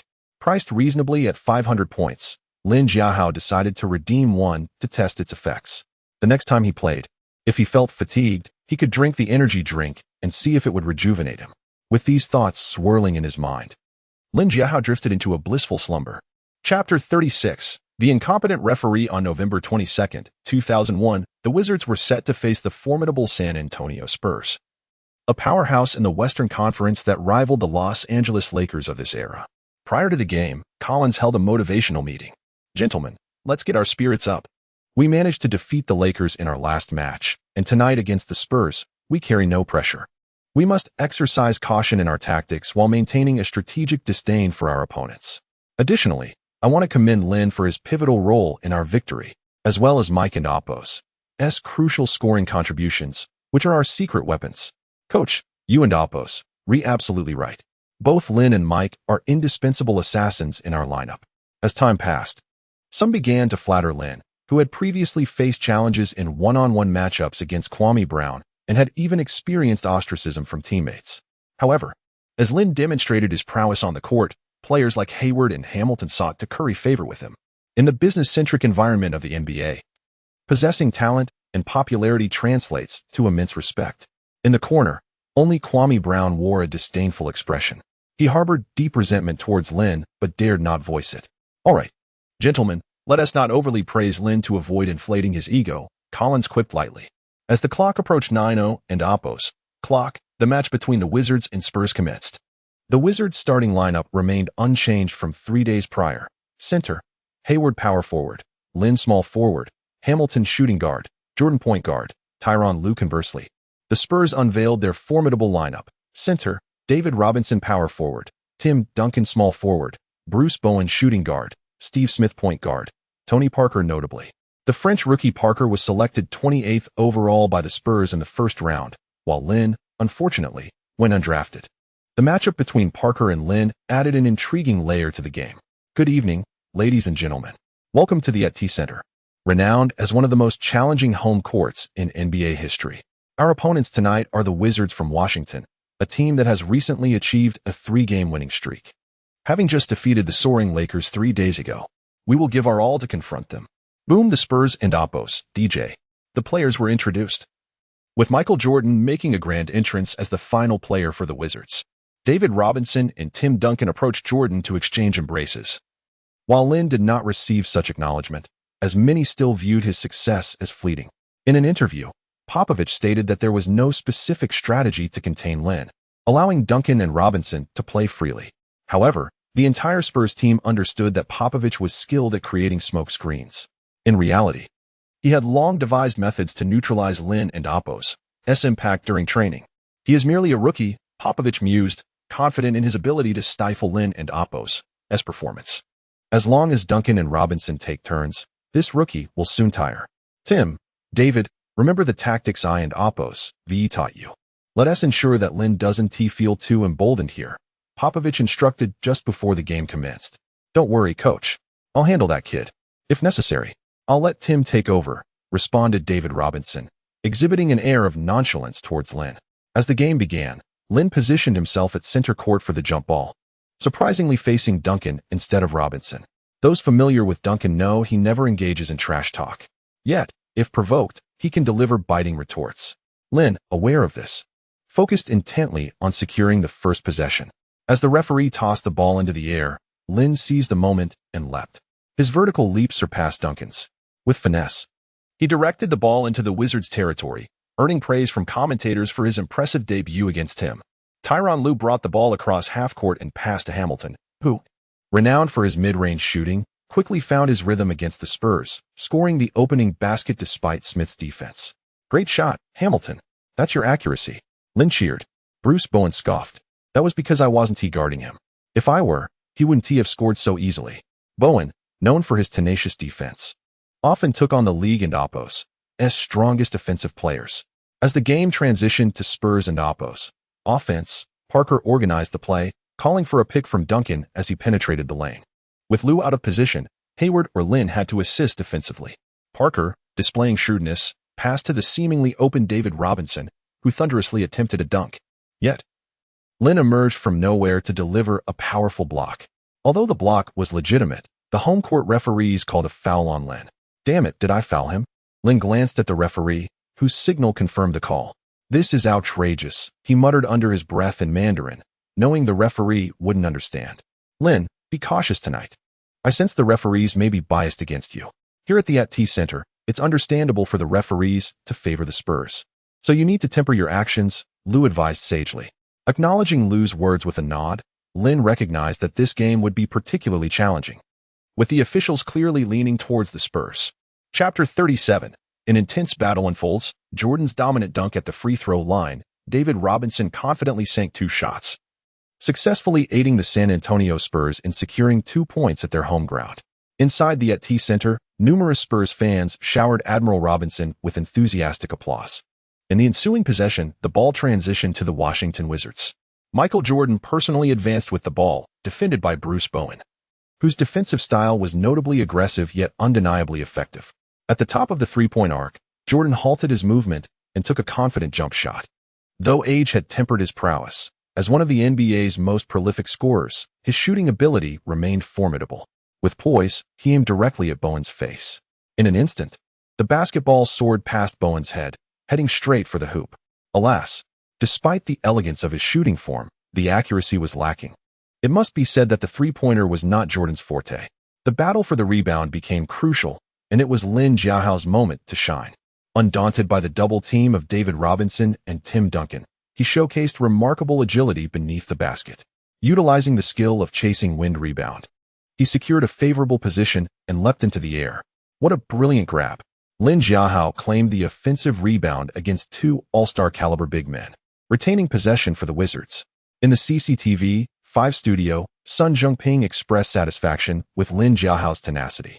Under the basket, having retrieved the rebound, Lin Jiahao immediately initiated a second offensive attempt. Despite Robinson's attempt to block, Lin Jiahao's recent acquisition of the butterfly step skill greatly enhanced his offensive capabilities. Under the guidance of this skill, he executed a series of feints with remarkable speed, causing the defender to lose balance.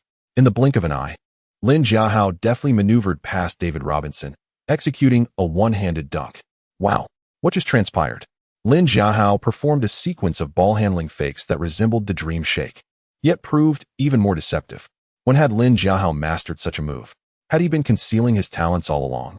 Just as Sun Jungping finished his observation, Zhang Weiping chimed in, noting that Lin Jiahao's maneuvering bore a striking resemblance to Elijah Wan's dream shake, though it was even more bewildering and realistic. After Lin Jiahao toyed with Robinson and dunked, Jordan immediately approached him for a celebratory high five. Lin, well done. Your footwork down low exudes the essence of the dream. Jordan's praise brought a hint of pride to Lin Jiahao's face. Mike, I'm self-taught. It's really not that difficult.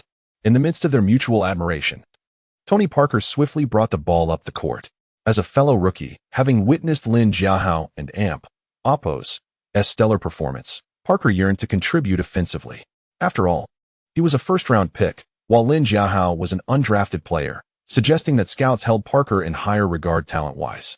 Parker hurriedly advanced the ball and opted not to pass to the Twin Towers in the paint. What? A direct shot. Unfortunately, the basketball ricocheted off the rim. Parker's attempt was rather hasty. Under the basket, it was once again Lin Jiahao's time to showcase his rebounding skills. In fact, as Parker prepared to shoot, chasing wind rebound had already alerted Lin Jiahao. A green arrow appeared before him, guiding him to the right side of the basket. True to form, after Parker's shot veered off, the ball indeed landed on the right side of the hoop. Lin Jiahao effortlessly secured the rebound from Duncan. At this moment, Jordan gestured for the ball from Lin Jiahao. Observing the situation, Lin passed the freshly acquired rebound to Jordan. At the top of the three-point arc, Jordan seized the opportunity to engage Bowen in a one-on-one matchup. However, recalling his earlier misstep, Jordan chose not to take another contested three-pointer. Instead, he signaled for a pick from Lin Jiahao. Within 2 seconds, Lin Jiahao positioned himself before Jordan. Was a high pick-and-roll about to unfold? Indeed. Jordan utilized Lin Jiahao's towering frame to accelerate past Bowen, successfully evading his defense. Jordan stormed into the Spurs' paint. Without hesitation, he executed a breathtaking dunk over his opponents. Unbelievably, at the age of 39, Jordan soared through the air in the Spurs' restricted area. Tim Duncan and David Robinson became mere background figures in this spectacular display. The Spurs fans in the AT&T Center were left utterly astonished. They had never anticipated that the aging Jordan still had fuel in his tank. And not just any fuel, but the premium kind. The veteran was indeed formidable. On the sidelines, Greg Popovich displayed a hint of dissatisfaction. In the previous exchanges, the Spurs had faltered, with their last points coming from a foul drawn by David Robinson leading to free throws. Subsequently, both their offense and defense suffered significant setbacks. "Let us stay focused and circulate the ball more," Popovich promptly reminded his players. Soon after, Parker dribbled into the front court, refraining from an impulsive shot and instead passing to Bruce Bowen in the elbow area. After a couple of attempts to isolate Hamilton, Bowen passed the ball to Tim Duncan in the paint. During this offensive possession, the Spurs exhibited remarkable composure, continuously seeking to exploit the Wizards' defensive vulnerabilities through ball movement. However, the Wizards' starting five remained resolute, with each player intensely focused on defense. Even Tyronn Lue was fully engaged. Thus, the Spurs struggled to find advantageous opportunities beyond the arc, and the ball eventually returned to the interior. Duncan, facing a challenging situation, backed down Lin Jiahao in the paint. "Be mindful of your defensive moves, avoid fouling," Jordan cautioned as Lin raised his hands to contest. In a sudden turn, Tim Duncan spun and took a shot, realizing time was running short on the shot clock. Having received the ball, he had no choice but to confront Lin Jiahao directly. However, at the moment Duncan released the ball, Lin Jiahao's divine block skill activated silently. Despite Duncan's swift shooting motion, Lin Jiahao was determined not to allow him an easy score. Scoring in front of him was no simple task. Chapter 38, Lin. "You truly understand me in a synchronized leap." Both Lin Jiahao and Duncan soared into the air, with Lin Jiahao's shot executed with a slight backward lean. Underestimating Lin Jiahao's athletic prowess and the formidable skill known as God's block, Duncan was caught off guard. Lin Jiahao's fingertips grazed the basketball, altering its trajectory mid-flight. Remarkably, Lin Jiahao delivered yet another seemingly unanswerable block. Duncan found himself utterly powerless against Lin Jiahao and Oppo's defense, the unyielding Great Wall of the Paint. As commentators Sun Jinping and Zhang Weiping lavished praise upon Lin Jiahao, the Wizards suffered a significant setback in the battle for possession. Lin dedicated all his energy to defending against Duncan, leaving the rebounding duties to Hayward. Unfortunately, Hayward faced a crushing defeat against David Robinson, who utilized his robust physique to overpower Hayward, easily seizing control of the basketball that had been swatted away. In a flash, Robinson executed a thunderous dunk beneath the rim, marking the Spurs' first score from open play. The AT&T Center erupted, with home fans chanting David Robinson's name. Lin Jiahao felt a pang of frustration. While he had thwarted Duncan's shot, he inadvertently allowed Robinson a second-chance opportunity. Overwhelmed, the Wizards encountered further obstacles in their ensuing offensive effort. When Hamilton brought the ball up court, he intended to pass to Jordan, but Jordan had yet to find an open position, risking a turnover. Thus, Hamilton resolved to take matters into his own hands. Unexpectedly, Smith was ready and waiting. Just as Hamilton attempted to drive, Smith intercepted, snatching the ball from Hamilton's grasp. With the Wizards stripped of possession, the Spurs seized a prime opportunity for a fast break. Smith shone in his moment of glory, passing to Parker, who raced toward the Wizards and Oppo's basket for an easy layup. The Wizards had performed poorly in these two possessions. Amidst the chaos, Jordan furrowed his brow, signaling his teammates to calm down and gesturing for the ball. He positioned himself outside the three-point line on the left side, preparing for an isolation play against Bruce Bowen. From the bench, Popovich urgently called out Parker and Oppo's name, instructing him to assist in the defensive effort. Although Bruce Bowen was the Spurs' stalwart perimeter defender, successfully containing Jordan was no small feat and required the support of a second defender. Heeding Popovich's command, Tony Parker moved closer to Jordan, implementing a double-team strategy. If Jordan passed to Tyronn Lue, Parker could still provide assistance. Conversely, if Jordan opted for a solo drive, he could aid Bowen in blocking his path. This defensive approach was a hallmark of the Spurs, renowned for their teamwork and counterattacks, often leaving star players feeling vexed. Yet, Jordan remained Jordan. The double team posed little challenge for him. After feigning a drive, Lin Jiahao executed a high pick and roll. Bowen couldn't get through, forcing Parker to step in to defend Jordan. Meanwhile, Jordan approached the free throw line, and Lin Jiahao cut to the basket. With exceptional court vision, he swiftly delivered the ball to Lin Jiahao. As Jordan passed by, Lin Jiahao deftly handed the ball back to him while using his robust frame to shield Parker and Oppo's interference. Jordan charged toward the rim, navigating Robinson's challenge to secure 2 vital points. "Well done, Lin. You truly understand me," Jordan commended after scoring. "I never anticipated that Popovich would resort to a double team. This is exhausting. Lin, be prepared. I will endeavor to pass the ball to you as much as possible." "Rest assured, Mike. Just leave it to me," Lin Jiahao replied, brimming with confidence in his scoring ability, especially after acquiring the butterfly steps, which had significantly enhanced his offensive prowess. The Spurs then initiated their offensive. The youthful and audacious Tony Parker crossed midcourt, abruptly accelerating and catching Tyronn Lue off guard. Utilizing a sudden burst of rhythm, he effortlessly penetrated the Wizards and Oppo's interior defense. At this moment, Lin Jiahao was already in position, pitted against Parker in a head-to-head showdown. As Parker approached the low post, he showed no fear of Lin and Oppo's double team, effortlessly bypassing the towering Lin Jiahao before launching a layup. What seemed an assured basket turned into a moment of surprise when Lin Jiahao, propelled by an unexpected gust of energy, executed a resounding block on Parker. The impact nearly sent Parker crashing into the basket. Gazing at the flustered Parker, Lin Jiahao chuckled upon landing. "Parker, I doubt your country has a saying like this. Inviting someone into a trap. Have you heard of it?" Parker, bewildered, had never encountered such an ancient phrase, sensing it was certainly not a compliment. Rising from the floor, he glared at Lin Jiahao, indignantly declaring, "Lin, I acknowledge your defensive prowess, but basketball is ultimately a team sport. We will undoubtedly prevail against you in this match. Oh, you seem remarkably confident in your team. I can chant slogans too. This game marks the beginning of our Wizards and Oppo's 4-game winning streak," Lin Jiahao retorted, engaging Parker in a playful exchange of banter.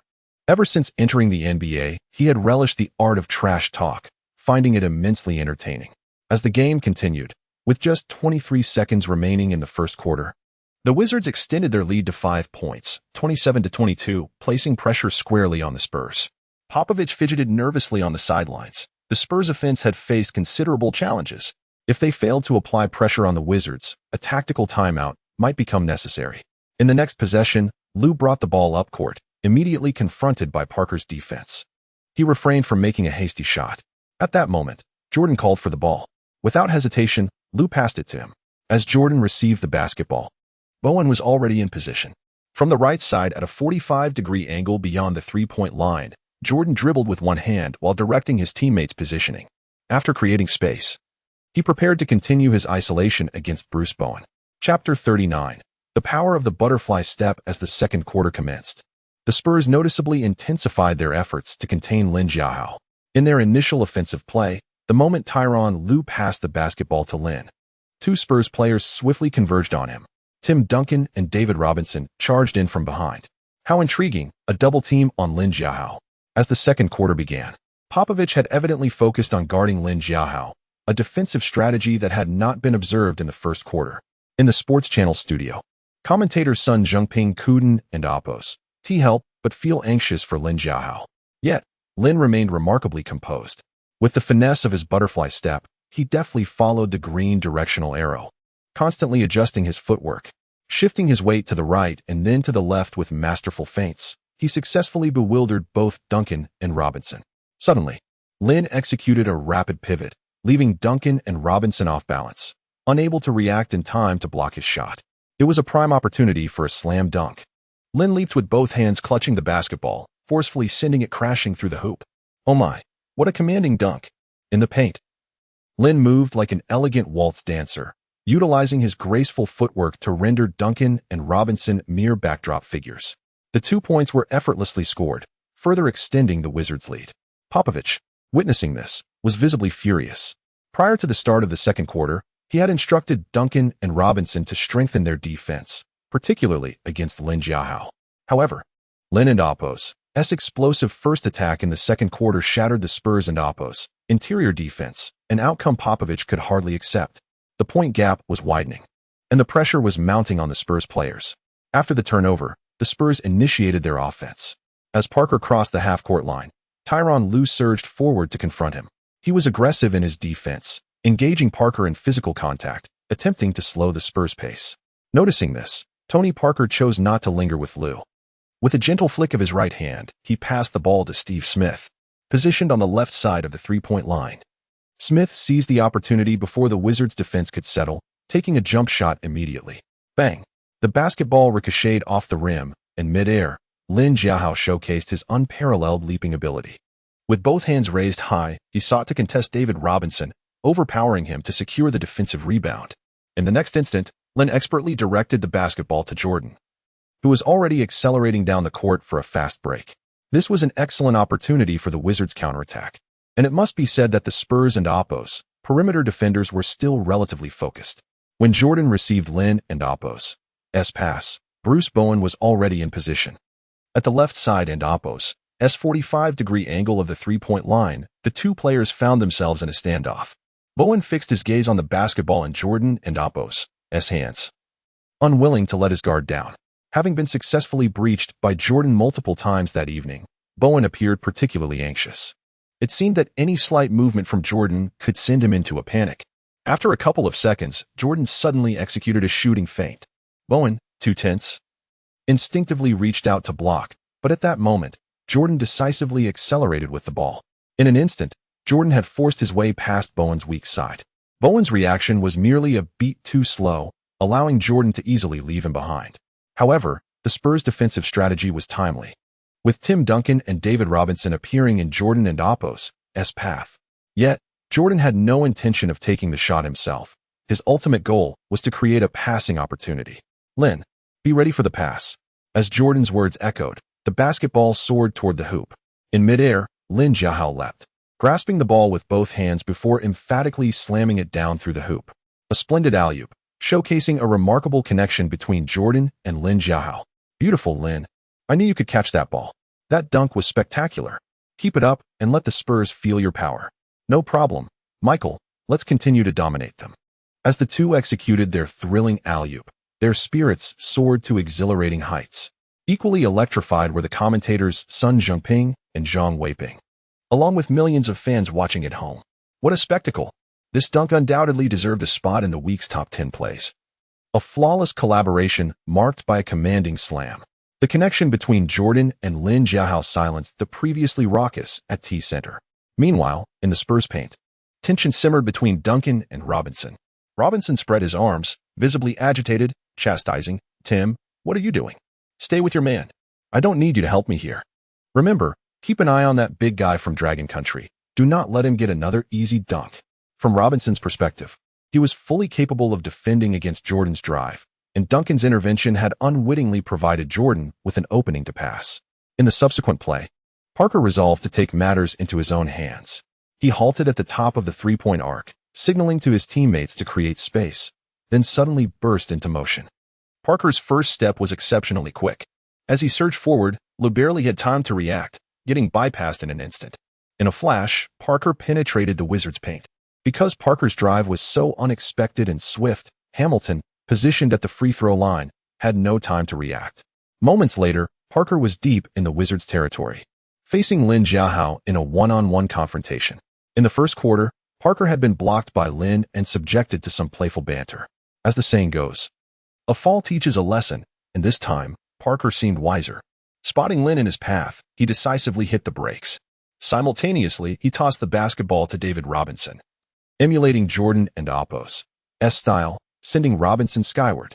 Although Hayward and Oppo's defense was keenly focused, appearing behind Robinson, it must be said that Hayward and Oppo's current abilities could not quite match those of Robinson.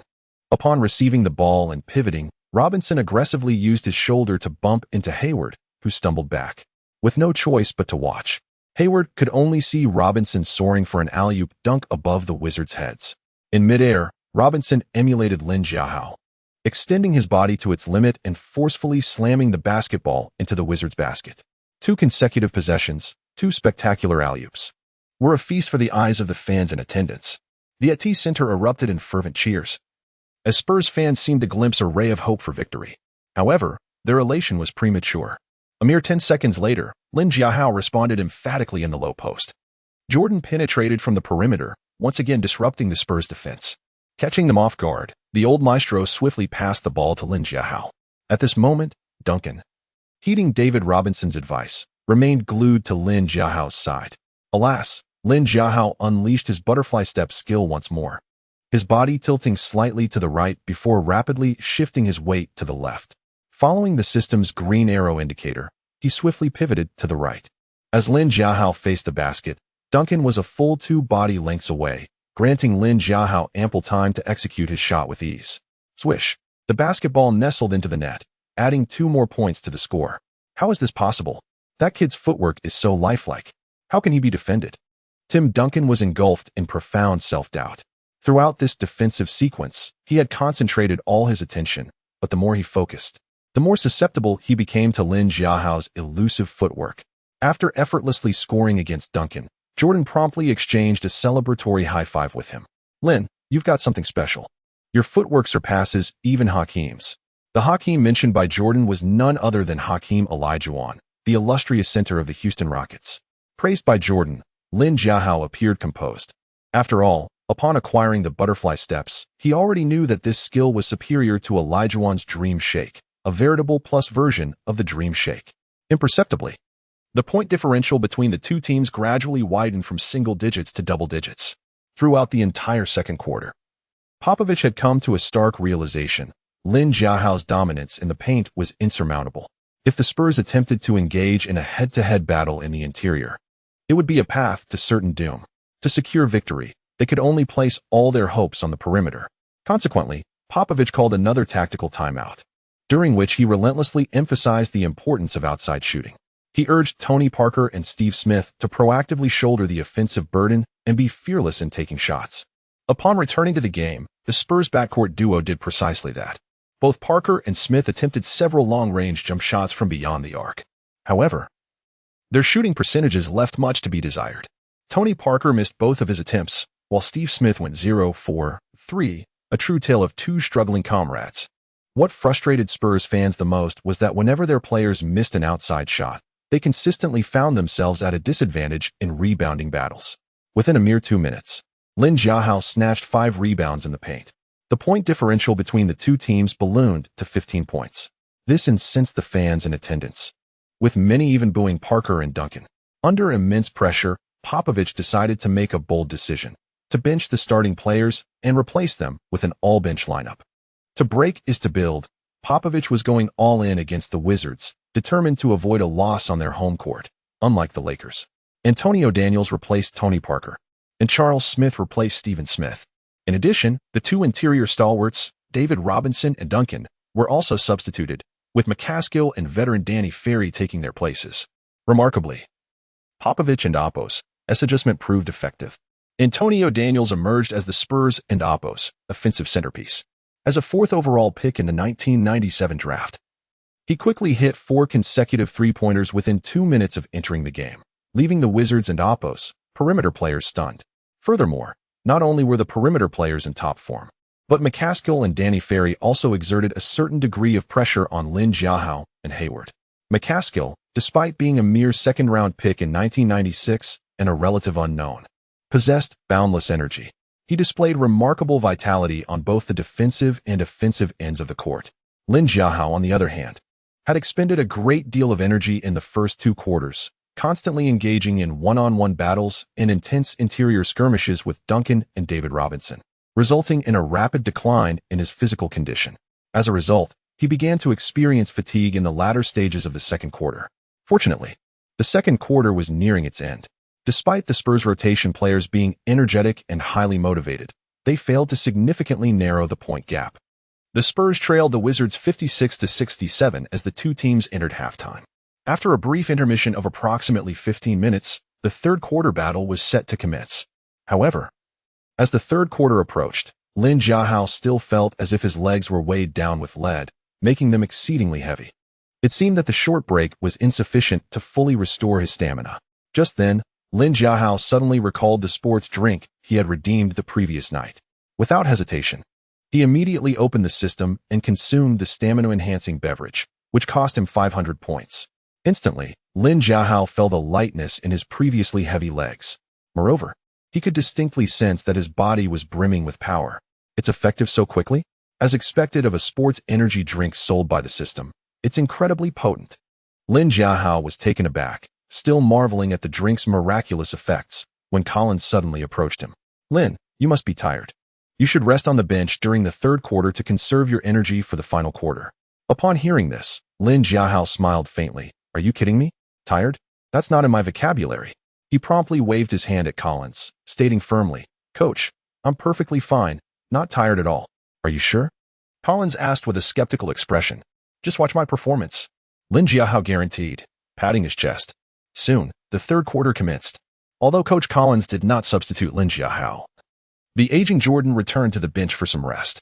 After all, Jordan did not possess Lin Jiahao's energy drink. As the third quarter got underway, the Wizards had possession of the ball. With Jordan on the bench, the team's offensive burden naturally fell upon Lin Jiahao. Tyronn Lue was well aware of this, so he promptly passed the ball to Lin Jiahao, who had established good position. Chapter 41. Daring to seal the fate of Jordan, resolutely avenge as the third quarter commenced. Coach Popovich reinstated the team's primary lineup, with Duncan, David Robinson, and Tony Parker re-entering the fray. Beneath the hoop, Lin Jiahao seized the basketball with one hand, while the Spurs defenders took their positions. Tim Duncan, the stalwart of the Spurs' interior defense, felt a twinge of trepidation each time Lin Jiahao received the ball. After all, during the first half, Duncan had been thoroughly dominated by Lin Jiahao. Tim, do not allow that lad from the Dragon Country to turn. Be wary of his footwork underneath the basket and challenge him physically. Popovich promptly advised Duncan from the sidelines. Without hesitation, Duncan braced himself against Lin Jiahao, striving to prevent any opportunity for him to pivot or execute his footwork. Observing this, Lin Jiahao remained remarkably composed, displaying no signs of anxiety as he adeptly employed his butterfly steps, consistently shifting through a series of feints. In previous encounters, Duncan had been severely troubled by Lin Jiahao's butterfly steps, and it was no different now. After executing a few deceptive movements, Lin Jiahao had Duncan's defensive focus completely disoriented. Seizing the moment, Lin Jiahao confidently slammed the basketball into the hoop, effortlessly securing 2 points. Curse it, when is that fellow's turn actually genuine? Duncan's steadfast demeanor began to unravel. David Robinson, witnessing this scene, promptly patted Duncan on the shoulder, offering words of encouragement. Tim, stay focused. Next time, I'll aid you in defense. I refuse to believe that together we cannot contain a single lad from the Dragon Country. Subsequently, during the Spurs offensive, as Tony Parker advanced the ball into the front court, he encountered the formidable defense of Tyronn Lue. The Wizards' defense was aggressive, with Lue denying Parker any space to maneuver, immediately initiating physical contact. Parker had no choice but to pass the ball to Steve Smith, who found himself with poor rhythm, as Hamilton was already in his face, leaving Smith without a viable shot. After careful consideration, Smith passed the ball back to Duncan in the post, as the Spurs' offense relied heavily on their interior strength. Duncan received the ball beneath the basket, with Lin Jiahao looming behind him. Would Duncan attempt to take on Lin Jiahao one-on-one? With a graceful spin, he launched a jump shot from a 45-degree angle. Oh, Duncan's shot was once again swatted away by Lin. Duncan's luck was abysmal today. He was thoroughly outmatched on both ends of the court. As the commentators Sun Jinping and Amp, Oppos, words resonated, the Wizards swiftly launched their own offensive. Lin Jiahao's long pass found Tyronn Lue, who, upon receiving the ball, executed a quick stop-and-pop three-pointer, successfully hitting the shot. After scoring, Lue immediately acknowledged Lin Jiahao with a gesture of appreciation, saying, Lin, that pass was exquisite. Thank you for the assist. But don't get too cocky. The Spurs will certainly intensify their defense against you, so stay alert. Lin Jiahao advised Lue. In the subsequent possession, the Spurs altered their offensive tactics, opting not to funnel the ball to Duncan or Robinson, but instead allowing their perimeter players to take shots. As Tony Parker dribbled past the midcourt line, Bruce Bowen positioned himself at the top of the three-point arc, using his body to obstruct Lue and Oppos' path. Parker seized the opportunity to shoot. Swish. The basketball swished through the net, a crucial three-pointer. This shot not only narrowed the gap between the Spurs and the Wizards, but also rekindled the fighting spirit among the Spurs players on their home turf. In no time, the Spurs united in defense, executing sharp cuts and successfully stealing the ball from Lue. Lin Jiahao and Oppos' concerns ultimately materialized. The Spurs launched a fast break, directly attacking the Wizards and Oppo's interior. As the score tightened, the Spurs' big men began to regain their confidence. In the latter stages of the third quarter, David Robinson began to assert himself, completing 3 consecutive dunks over Hayward, narrowing the gap to 8 points. Realizing the gravity of the situation, Collins sent Jordan onto the court with 2 minutes left in the third quarter.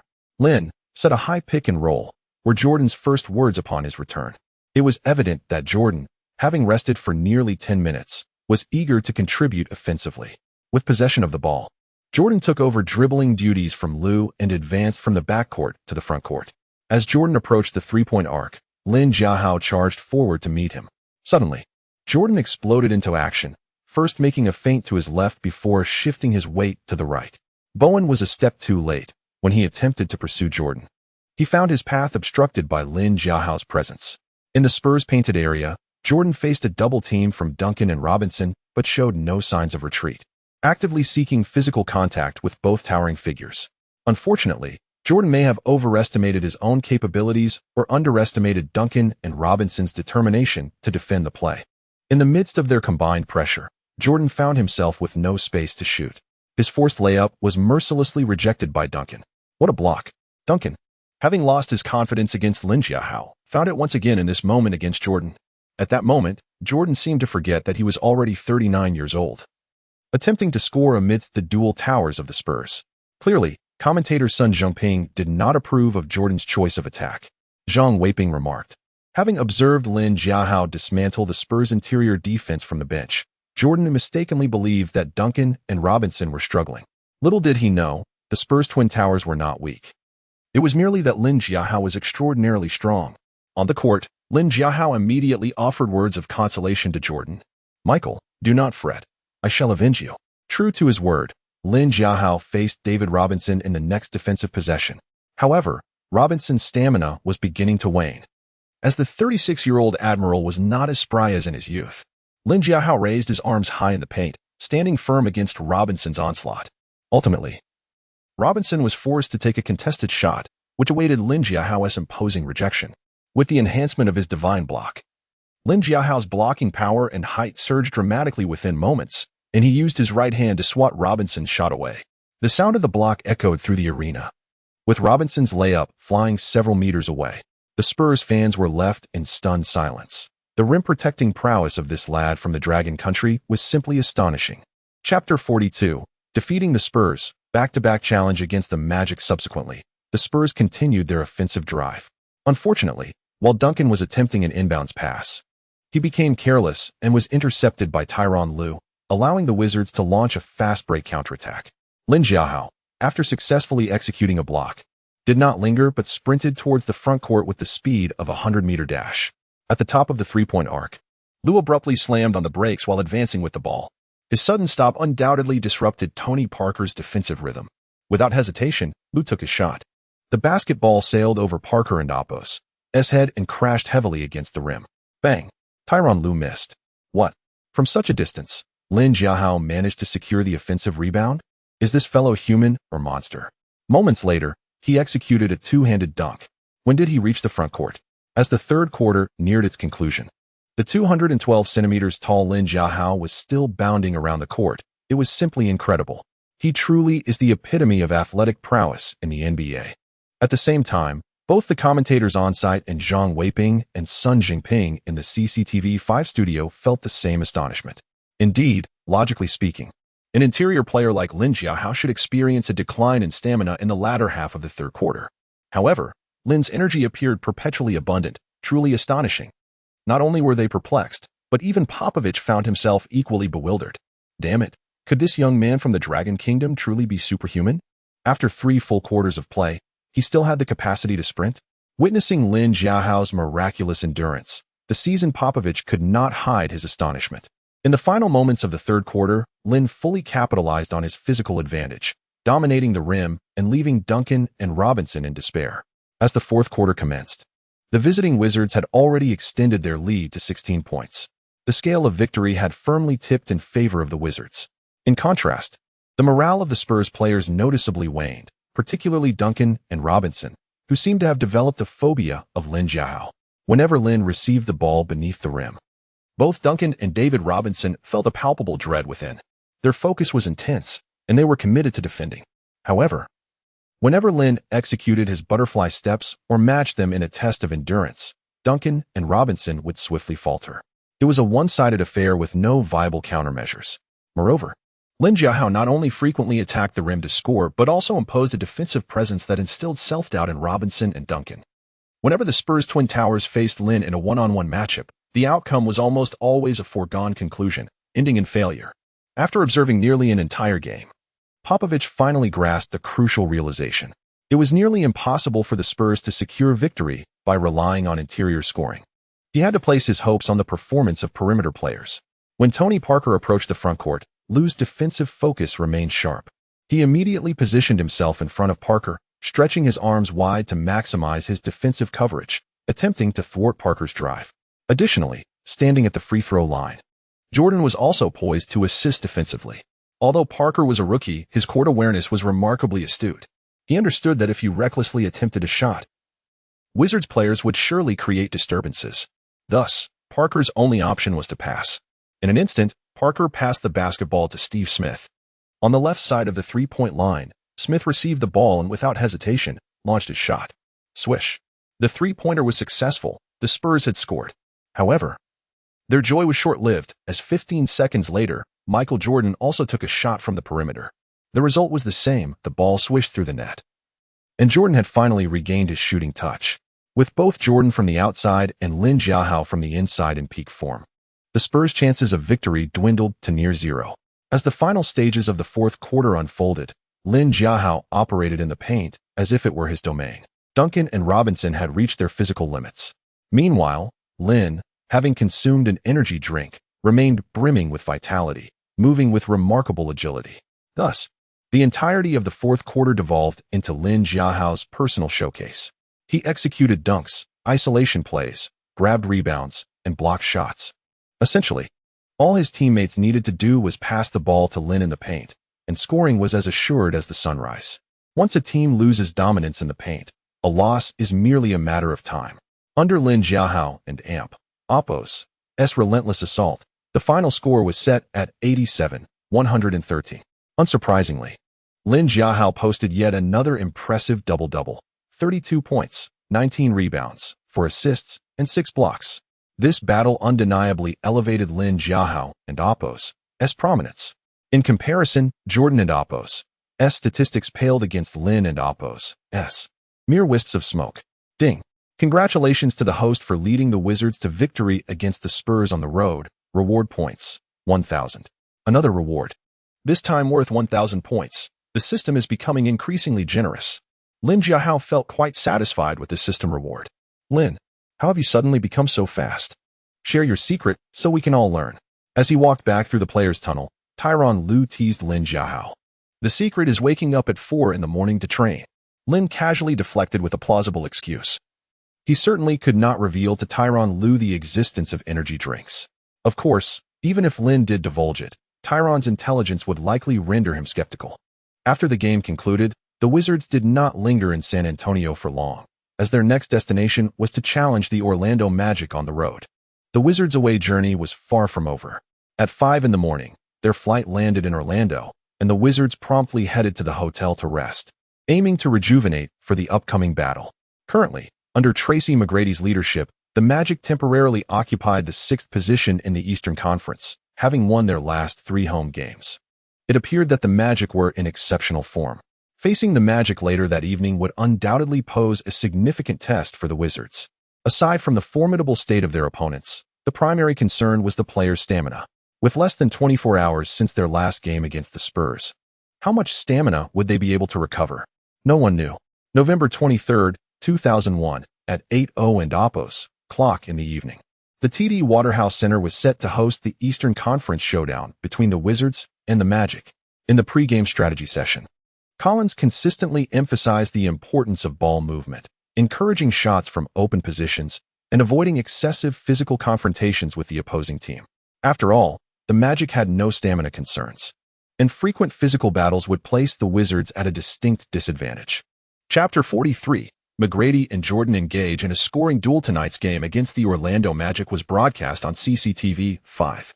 Prior to the match, Sun Jinping and Zhang Weiping in the studio announced the starting lineups for both teams. For the Wizards, Coach Collins maintained the same lineup as the previous game against the Spurs: center, Hayward power forward, Lin Jiahao small forward, Hamilton shooting guard, Jordan point guard, Tyronn Lue the Magic. Playing on their home court, sent out the following starters under Coach Doug Rivers: center, Stephen Hunter power forward, Horace Grant small forward, Mike Miller shooting guard, McGrady point guard, Darrell Armstrong. Notably, veteran Patrick Ewing was on the Magic's bench. The atmosphere was amicable before the game, with McGrady taking the initiative to greet Jordan. As the clock struck 9, the starting 5 from each team stepped onto the court. Stephen Hunter and Lin Jiahao stood poised on either side of the referee for the opening tip-off. With the ball soaring into the air, the Eastern Conference showdown between the Magic and the Wizards officially commenced, bolstered by his rebounding prowess. Lin Jiahao effortlessly secured the first possession from Stephen Hunter. Tyronn Lue took control of the ball and promptly passed it to Jordan at the arc. As Jordan advanced with the ball, the Magic and Oppo's defense swiftly converged. Doug Rivers had assigned McGrady to guard Jordan. Sun Jinping commented, "Here it is. Jordan faces McGrady in the very first play of the game." Almost immediately, Jordan launched a jump shot. He opted not to drive or have a teammate set a screen, instead choosing a pull-up jumper. However, McGrady swiftly intervened, blocking Jordan's shot with his left hand. "A great block," Zhang Weiping exclaimed. McGrady wins the first star duel. Jordan's shot wasn't wise. He didn't seem to respect McGrady, directly attempting a shot. In a flash, the Magic gained possession. Guard Darrell Armstrong accelerated down the court, leaving Tyronn Lue behind and scoring an easy layup. The TD Waterhouse Center erupted in cheers for Armstrong. The Magic then intercepted Tyronn Lue's pass on the defensive end, leading to a fast break and the ball finding its way to McGrady. The arena roared as McGrady received the ball in the front court. For Magic fans, McGrady was their basketball deity. With blistering speed and unparalleled athleticism, McGrady was unstoppable. He punctuated the play with a thunderous dunk, igniting the crowd, who began chanting MVP. The Magic took an early 4-0 lead, scoring consecutive points.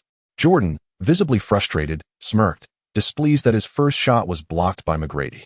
A player of immense pride, Jordan wouldn't allow the younger player to disrespect him.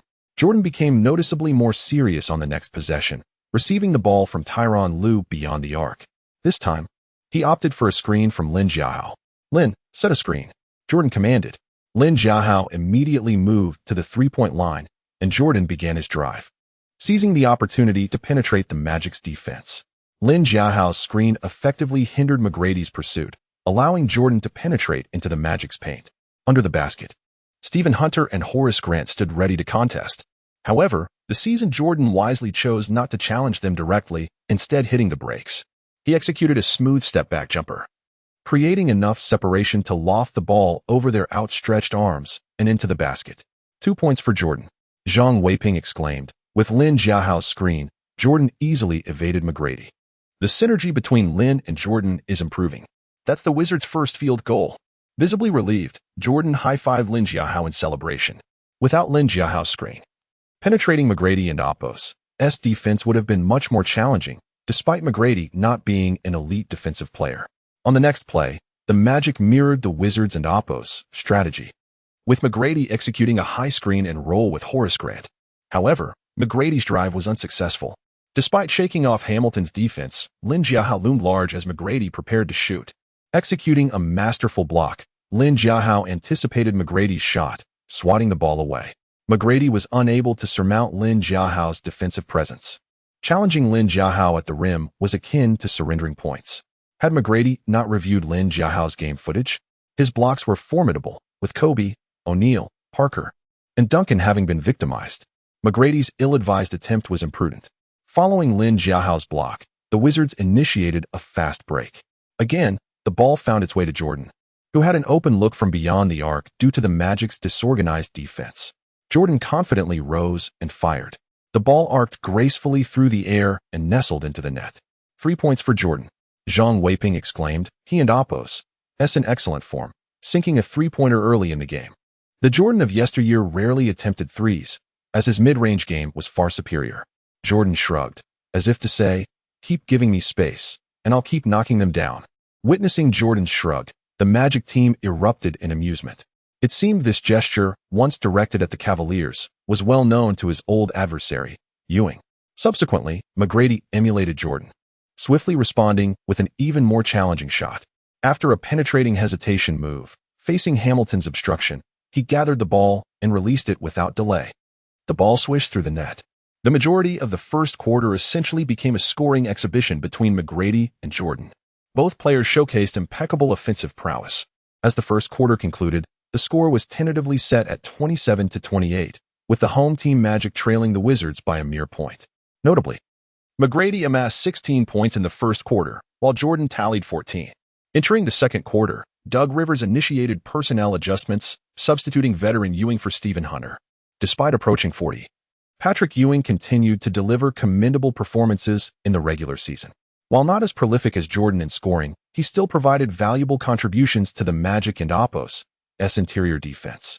Upon his entry, Ewing promptly imparted a lesson to his former rival, Jordan.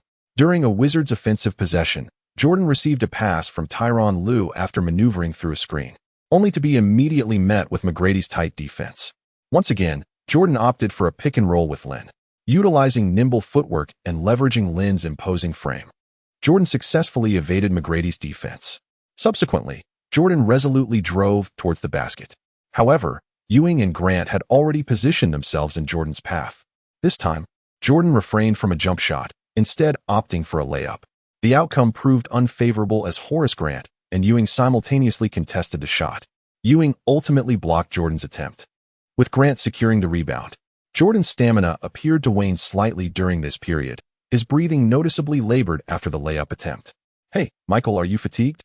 If so, I suggest you retire promptly," Ewing quipped, a mischievous grin on his face. "I am indeed somewhat weary, but exerting my full strength against you is unnecessary," Jordan retorted, prompting an immediate rejoinder from Ewing. With a disdainful expression, he slowly uttered, "Michael, cease your bravado. Tonight, I shall dominate you." After directing this taunt at Jordan, Ewing promptly surged towards the basket. Ewing displayed exceptional vigor during the Magic's offensive sequences. As McGrady prepared to penetrate from the perimeter, Ewing suddenly raised his hands beneath the basket, fervently demanding the ball. Admittedly, despite McGrady's undisputed role as the Magic's primary offensive catalyst, he still extended deference to Ewing, promptly delivering the pass upon witnessing Ewing's enthusiasm in the paint. In the low post, Ewing exhibited unwavering confidence against Haywood's post defense. Without hesitation, he executed a forceful turnaround and unleashed a powerful shot. The resounding dunk left Haywood as an unfortunate backdrop. The Great Ape lived up to his moniker, displaying formidable ferocity. Since Ewing and Oppos's introduction, the Magic and Oppos's interior game, both offensively and defensively, had experienced substantial improvement. In that moment, the Magic faithful, numbering over 20,000, resoundingly chanted Ewing and Oppos's name. The fans' adulation seemed to inflate Ewing's ego. During the ensuing defensive transition, he deliberately provoked the Wizards' two interior players. "Little rookies, tonight, allow me to instruct you on the intricacies of the game." Ewing taunted not only Jordan but also Haywood and Lin. Enough was enough. Just as Lin prepared to retaliate against Ewing, a familiar chime resonated in his ears. Side quest initiated. Execute 5 dunks over Ewing. Reward: 1 bottle of stamina enhancement drink. Dunking over Ewing yielded a reward? Even without incentives, Lin resolved to teach the old-timer a lesson. In the subsequent possession, Lin proactively demanded the ball. Tyronn Lue initially intended to pass to Jordan for an isolation play, but upon noticing Lin posting up Ewing and persistently calling for the ball, he promptly delivered the pass to the interior. Evidently, through their interactions, Lin's abilities had garnered the full endorsement of his teammates. Receiving the pass from Tyronn Lue, Lin immediately pivoted towards the right. Horace Grant, responsible for guarding Lin, recognized the impending isolation play and swiftly shifted his weight in anticipation of Lin's turn. However, Lin abruptly reversed his movement. As Horace Grant adjusted, Lin executed another rapid footwork change. Through the mesmerizing butterfly steps, Lin successfully destabilized his opponent's defensive stance. Recognizing the opportunity, Lin refrained from an immediate shot, instead surging towards the basket. Ewing, witnessing the play unfold, instinctively reached out for a block, but regrettably, he was too late. Lin successfully executed a thunderous dunk over Ewing. The sheer force of Lin's dunk caused the rim to tremble violently. An impressive, domineering dunk. Lin did not mince words with Patrick Ewing, delivering a powerful two-handed dunk that allowed Ewing to experience the might of the Eastern Giant. This dunk invigorated the team's morale. In the broadcast booth, Sun Jinping lauded Lin's dunk with unrestrained enthusiasm. On the court, Jordan immediately conveyed his approval with a thumbs up. "Well done, Lin. Maintain this momentum and let that great ape feel your wrath and strength." Jordan, having faced Ewing numerous times, possessed intimate knowledge of Ewing's capabilities. In his estimation, even a prime Ewing would struggle to gain an advantage against Lin. All the more so for the aging Ewing, nearing 40, who dared to provoke Lin, seemingly inviting a thrashing. Even Jordan himself hesitated to utter boastful words to Lin, lest Lin decide to depart the Wizards after a single season. Eager to retain such a promising basketball talent, Jordan hoped to advance to the playoffs alongside Lin. Upon hearing this, Lin responded with a smile, "Rest assured, Mike. I shall dunk over his head 5 times tonight," demonstrating the prowess of the mobile Great Wall. Chapter 45. Obliterating Ewing. The Wizards face a back-to-back crisis. Ewing found himself devoid of alternatives, compelled to force a shot. Alas, in the instant of his attempt, Lin Jiahao's right hand materialized, emphatically swatting the sphere from the heavens. Another denial for Ewing courtesy of Lin Jiahao. A sublime block, effectively extinguishing Ewing's ardor. Within the broadcast booth, Sun Jinping promptly lauded Lin Jiahao's staunch defense. Meanwhile, within the confines of the TD Waterhouse Center Arena, the assemblage of over 20,000 Magic devotees, witnessing this spectacle, involuntarily felt a twinge of apprehension for their team. As the second quarter waned, the Magic not only failed to diminish the deficit, but it continued to expand. When Lin Jiahao thwarted Ewing's layup attempt within the paint, he swiftly initiated a fast break. Following a series of facile passes, the ball ultimately found its way into Jordan's possession. Out on the perimeter, as Jordan received the pass, poised to unleash his shot, McGrady materialized. Verily, upon sighting McGrady, the venerable Jordan experienced a fleeting moment of hesitation. This ephemeral indecision cost Jordan the optimal opportunity to launch his shot. Instantly, McGrady surged towards Jordan, endeavoring to pilfer the ball. Furthermore, Armstrong converged upon Jordan as well. Under the duress of a double team, Michael deemed it inadvisable to persist in a solo endeavor, opting instead to seek an outlet pass to a more favorably positioned teammate. The Magic's perimeter players exhibited intense defensive aggression, engaging Jordan in physical altercations. Truthfully, the contemporary Jordan struggled to withstand such relentless pressure. As he teetered on the precipice of relinquishing possession, he espied Lin Jiahao's advancing figure. Lin sees it. Without hesitation, Jordan promptly relayed the ball to Lin Jiahao. At that juncture, Lin Jiahao occupied the free throw line region. Upon receiving the pass, he swiftly leaned against Horace Grant. Empowered by the butterfly footwork, Lin Jiahao executed a series of turns, leaving Horace Grant utterly defenseless, resigned to watching Lin Jiahao elude his grasp. Presently, beneath the Magic's basket, only Patrick Ewing remained. Observing Lin Jiahao's deft footwork that bypassed Horace Grant, Ewing hastened to intercept Lin Jiahao's trajectory. Subsequently, Ewing elevated his arms, endeavoring to augment his defensive coverage. However, Lin Jiahao, guided by the butterfly footwork, proactively leaned against Ewing, employing his footwork to confound the latter. Ewing, an aging veteran nearing 40, naturally experienced a decline in overall agility compared to his prime. Lin Jiahao, operating beneath the basket, effortlessly circumvented Ewing's defensive stance. Ultimately, before the disconsolate Ewing, Lin Jiahao unleashed a thunderous two-handed slam. This marked Lin Jiahao's second posterization of Ewing in the contest. Were he to execute 3 additional dunks, a system reward would be his. However, in the aftermath of Lin Jiahao's second dunk, the Magic's head coach promptly called a timeout. Subsequent to the timeout, Ewing was withdrawn from the game. Coach Doug Rivers evidently harbored profound dissatisfaction with Ewing's recent contributions. Failure to implement a substitution might have precipitated a complete collapse of Ewing's morale. Stephen Hunter re-entered the fray, supplanting Ewing.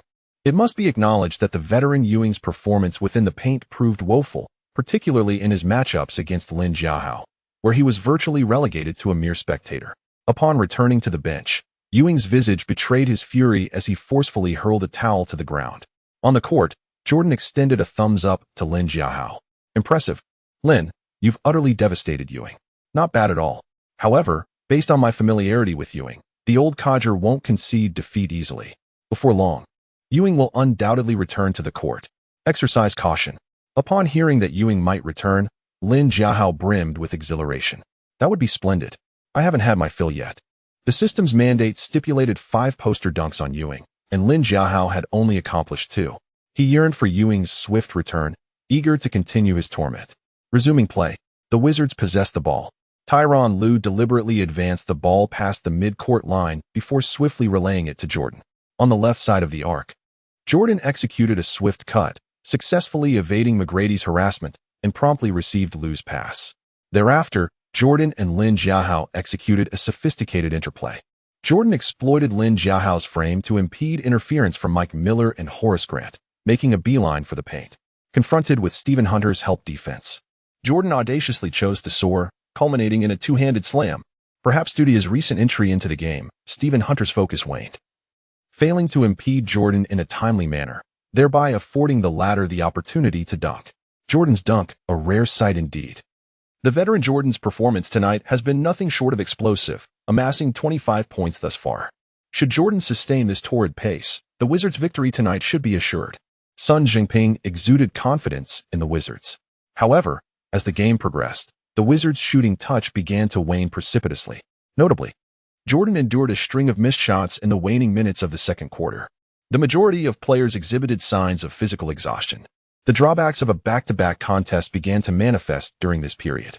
The Wizards' diminished stamina not only impacted their shooting accuracy, but also impaired their concentration. This, in turn, presented the Magic with a golden opportunity to close the gap. As the adage goes, strike while the iron is hot. McGrady began to assert himself. From beyond the arc, McGrady repeatedly executed pull-up jumpers over Richard Hamilton. 4 attempts yielded 3 successful conversions, swiftly amassing 9 points and inflicting a significant blow upon the Wizards. As the second quarter concluded, the home court Magic had seized a 3-point advantage. 67-64, the onus once again fell upon the Wizards. During the intermission, Coach Collins refrained from extensive tactical discourse, instead focusing on verbally galvanizing his players, imploring them to persevere for the remaining 2 quarters. Upon the commencement of the third quarter, Coach Collins refrained from personnel rotations. He surmised that the starters, having enjoyed a 15-minute respite, should have sufficiently replenished their energy reserves. However, the players' physical condition fell short of Collins's expectations. Notably, during their inaugural offensive possession of the third quarter, as Jordan received the ball on the perimeter, Armstrong and McGrady converged upon him. The Magic initiated a zone defense, aiming to curtail Jordan's impact. Chapter 46, Mastery of One Skill Ensures Success. Doug Rivers surmised that Jordan and Oppo's stamina would inevitably wane in the latter half of the game. Consequently, during the intermission, he instructed his players to intensify their defensive efforts against Jordan. Rivers was convinced that if they could fatigue Jordan, the Wizards would undoubtedly succumb. Under relentless double-teaming, Jordan found himself unable to pass the ball expeditiously, resulting in a turnover. In a swift counterattack, McGrady of the Magic team surged towards the Wizards' basket with lightning speed, culminating in a thunderous two-handed slam dunk. In the stands of the TD Waterhouse Center, tens of thousands of Magic fans erupted in jubilation, witnessing the spectacle they had eagerly anticipated. In the subsequent play, the Wizards retained possession. This time, however, the Magic players shifted their defensive focus to Tyronn Lue. As soon as Lue advanced the ball to the forecourt, McGrady and Armstrong materialized before him. Although Lue managed to pass the ball to an unguarded Jordan, Jordan's ensuing shot clanged off the rim. Fortunately, the Wizards possessed Lin Jiahao, a veritable anomaly in their interior. Beneath the basket, guided by his preternatural rebounding instincts, Lin Jiahao deftly positioned himself ahead of Horace Grant. As Jordan's shot ricocheted off the rim, Lin Jiahao soared into the air, effortlessly securing the offensive rebound. Rather than passing the ball back to Jordan on the perimeter, Lin Jiahao opted to take matters into his own hands. After all, the interior was Lin Jiahao's domain. Enhanced by his nimble footwork, he bewildered the Magic's interior defenders with a series of dazzling maneuvers. Both Horace Grant and Stephen Hunter were outmaneuvered by Lin Jiahao. With his ethereal footwork, he deftly navigated between the two players, penetrating the basket and executing a two-handed slam dunk. In the team's direst moment, Lin Jiahao once again rose to the occasion. In the ensuing play, McGrady resolved to give Lin Jiahao a taste of his own medicine. He strategically positioned himself at the free throw line, receiving a pass from Armstrong. Subsequently, facing Hamilton's tenacious defense, McGrady decisively pivoted and accelerated. His rapid spin caught Hamilton off guard, allowing him to penetrate the Wizards and Oppo's basket in an instant. Lin Jiahao was acutely aware of McGrady and Oppo's intentions. As McGrady charged towards the basket, Lin Jiahao and his interior partner, Hayward, simultaneously appeared before him, forming an imposing twin-tower defense. However, McGrady evidently disregarded Lin Jiahao and Hayward, undeterred in his pursuit of the basket. Moreover, McGrady eschewed Hayward's side, instead choosing to challenge Lin Jiahao directly. Undaunted by the formidable challenge, McGrady aimed to dunk over Lin Jiahao. In a fleeting moment, McGrady seemingly bypassed Lin Jiahao with a single stride and executed a layup. Yet, at that precise moment, McGrady sensed an ominous chill emanating from behind. It was then that Lin Jiahao brandished his blocking hand. Augmented by his supernatural blocking prowess, Lin Jiahao's leaping ability and speed were significantly amplified. In an instant, Lin Jiahao swatted the ball away. A remarkable block. Lin Jiahao denied McGrady's layup attempt. The mobile Great Wall lived up to its reputation. In the broadcast booth, commentator Sun Jingping had barely finished praising Lin Jiahao when his voice tightened, continuing, "Oh, Ewing has risen from the bench. Is he about to enter the game again?" During the game, after Lin Jiahao blocked McGrady's layup, Hayward secured the rebound and launched a long pass to Jordan in the forecourt. However, Jordan was visibly fatigued, and the presence of Mike Miller and Armstrong prevented him from finding an opening. At that moment, Jordan passed the ball to Tyronn Lue in the corner. Lue took the shot. Clang. The ball bounced off the rim and out of bounds. The Magic made a substitution, with Ewing replacing Horace Grant.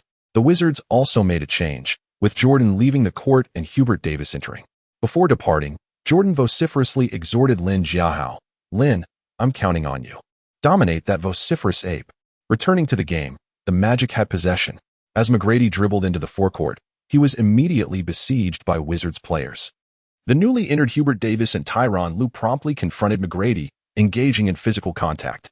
The Wizards employed the Magic's own tactics to stifle their offense. Seeing this, McGrady swiftly passed the ball to Mike Miller on the perimeter. Miller, a proficient three-point shooter, had not had many opportunities to shoot that night, and his attempt missed the basket. As the ball clanged off the rim, Lin Jiahao was already airborne, preemptively snatching the defensive rebound over Ewing. The next moment, Lin Jiahao opted to pass the ball to Hamilton, who was making a run. With Jordan off the court, Hamilton naturally became the Wizards' primary offensive weapon on the perimeter. However, Hamilton's performance that night was subpar, closely guarded by Mike Miller. He found no opportunity to shoot and was forced to pass the ball to Tyronn Lue at the three-point arc. With the shot clock winding down, Lue made a decisive move, passing the ball to Lin Jiahao in the interior. As Lin Jiahao received the ball, Ewing proactively positioned himself before him. It had begun. Lin versus Ewing. Could Ewing avenge his previous defeats? Let us wait and see. The courtside commentator intentionally amplified his voice. Beneath the basket, Lin Jiahao once again transformed into a waltz dancer, his dazzling footwork and deceptive turns confounding Ewing. As Lin Jiahao executed his final spin, Ewing was left disoriented, unable to react in time. Subsequently, Lin Jiahao seized the ball with both hands and executed a thunderous dunk. This marked Lin Jiahao's third dunk over Ewing in the game, leaving him only 2 dunks away from earning a reward. "Ape, oh Ape, you're 40 years old. Did you think I was afraid of you? I might have been wary of you in your prime, but now you're nothing more than a subordinate to me." Observing the exasperated Ewing, who had been dunked on 3 times, Lin Jiahao chuckled inwardly. Chapter 47. Relentless targeting of Ewing. Ewing's composure was visibly fraying. Initially, he had summarily dismissed Lin as merely a physically imposing neophyte sinner. However, after their repeated encounters, he gradually discerned the true extent of Lin's capabilities. At that juncture, Ewing perceived in Lin an echo of his erstwhile nemesis, Hakeem Olajuwon. In the ensuing transition, the Magic assumed possession. Armstrong advanced the ball beyond the midcourt line, whereupon McGrady abruptly gestured for the ball at the free throw line. Armstrong complied with a gentle lob, delivering the ball into McGrady's hands. Simultaneously, McGrady established a back-to-the-basket position against Hamilton, evidently intending to engage in isolation play. McGrady, while maintaining his dribble, orchestrated the positioning of his teammates, signaling them to clear the lane. Abruptly, he executed a swift spin, his formidable explosiveness manifesting in full measure. With lightning-like velocity, McGrady cleaved through Hamilton's defense, penetrating into the Wizards' restricted area. Hayward and Lin, perceiving the threat, promptly converged upon McGrady, endeavoring to thwart his advance. However, at that precise instant, McGrady unexpectedly flicked the ball toward Ewing. A feint shot followed by a genuine pass, McGrady possessed a certain finesse. Even as Sun Jinping's commentary reverberated through the studio, Ewing consummated a thunderous two-handed slam. The dunk visibly elated Ewing, who proceeded to pound his chest with unrestrained vigor. Lin, observing this display, could not suppress his amusement. Was such a demonstrative celebration truly warranted for a mere alley-oop? The guy's a veritable gorilla. Lin presumed his jest to be uttered sotto voce, beyond Ewing's auditory range. In actuality, Ewing not only overheard Lin's remark, but also apprehended it with crystalline clarity. "Hey, punk, are you deliberately attempting to provoke me?" Ewing's tone resonated with sonorous depth, conveying an aura of palpable intimidation. Lin, however, remained unfazed, responding with a mirthful countenance. "Ewing, I've already posterized you thrice. Are you not yet incensed? Your emotional equilibrium is truly remarkable." Lin concluded his retort by bestowing upon Ewing a thumbs-up of sardonic approbation. It must be acknowledged that his capacity for derision was indeed formidable, rendering Ewing momentarily speechless. The contest resumed, and in the Wizards' subsequent offensive sequence, Tyronn Lue once again directed the ball toward Lin in the low post. Within the confines of the restricted area, Ewing and Stephen Hunter materialized behind Lin in a synchronized manner. Another double team. The Magic are according Lin considerable respect. But, given Lin's current incandescent form, can Ewing and Stephen Hunter genuinely contain him? Sun Jinping seemed imbued with unwavering confidence in Lin's individual prowess. Lin, perceiving their positioning through peripheral vision, instantaneously adhered to the guidance of the butterfly footwork, executing rapid footwork adjustments. Despite Ewing and Stephen Hunter's earnest defensive endeavors, the outcome mirrored their prior failures. Amid Lin's deceptive pivots, Ewing and Stephen Hunter resembled mere scarecrows, unable to impede Lin's ascent to the basket. The latter effortlessly culminated in a resounding two-handed dunk. With Lin's successful dunk, the third quarter reached its denouement with a mere 30 seconds remaining. The scoreboard reflected a score of 87-80, with the visiting Wizards holding a provisional 8-point advantage over the Magic. In the ensuing possession, McGrady, upon reaching the three-point arc, abruptly unleashed a shot. His haste was palpable, his intent being to diminish the disparity between the two teams within the remaining 30 seconds. Alas, impetuosity seldom yields favorable results. McGrady and Oppo's pull-up jumper clanged resoundingly off the rim. Observing this, Lin prepared to contest for the rebound, only to be met with Ewing's blatant shove from behind, impeding Lin's ascent. A flagrant foul, beyond any doubt. Yet the baseline official elected to disregard it at that juncture. Was that not a foul? What is the referee doing? Sun Jinping vociferously criticized the official's decision, with Zhang Weiping concurring in his assessment. Indeed, that was unequivocally a foul. The baseline official, positioned in close proximity to the infraction, chose to remain impassive. Is the referee perhaps singling out Lin? Stephen Hunter secured the rebound, gaining control of possession. However, he refrained from pursuing a solo endeavor, instead reverting the ball to the venerable Ewing. This time, Ewing exhibited greater prudence. Confronted with Lin's one-on-one defense, he eschewed a rash attempt, opting instead to engage Lin with his shoulder, seeking to topple him to the ground. Alas, aspirations often diverge from reality. Ewing once again underestimated Lin's physical resilience. Regardless of his exertions, Lin remained steadfast within the paint. With the offensive clock dwindling, Ewing was compelled to force a dunk over Lin, only to be denied the opportunity. At the precise moment Ewing grasped the ball with both hands, poised to hammer it through the hoop, Lin, empowered by the godly block, single-handedly rejected Ewing's dunk, forcibly repelling him to the ground. Subsequently, the Wizards initiated a counterattack. Hayward secured possession and promptly directed the ball to Tyronn Lue. Concurrently, Lin surged toward the Magic's basket with the velocity of a sprinter. Initially, Tyronn Lue intended to deliver the ball to Lin without delay, but upon observing the time remaining in the third quarter, he deliberately decelerated the tempo. Tyronn Lue conserved possession until the final 6 seconds, at which point he leisurely lobbed the ball toward Lin in the paint. Beneath the basket, Lin confronted a double team of Ewing and Stephen Hunter, betraying no semblance of trepidation. He once again metamorphosed into a waltz aficionado, adhering to the verdant directional arrows of the butterfly footwork, executing a series of footwork maneuvers.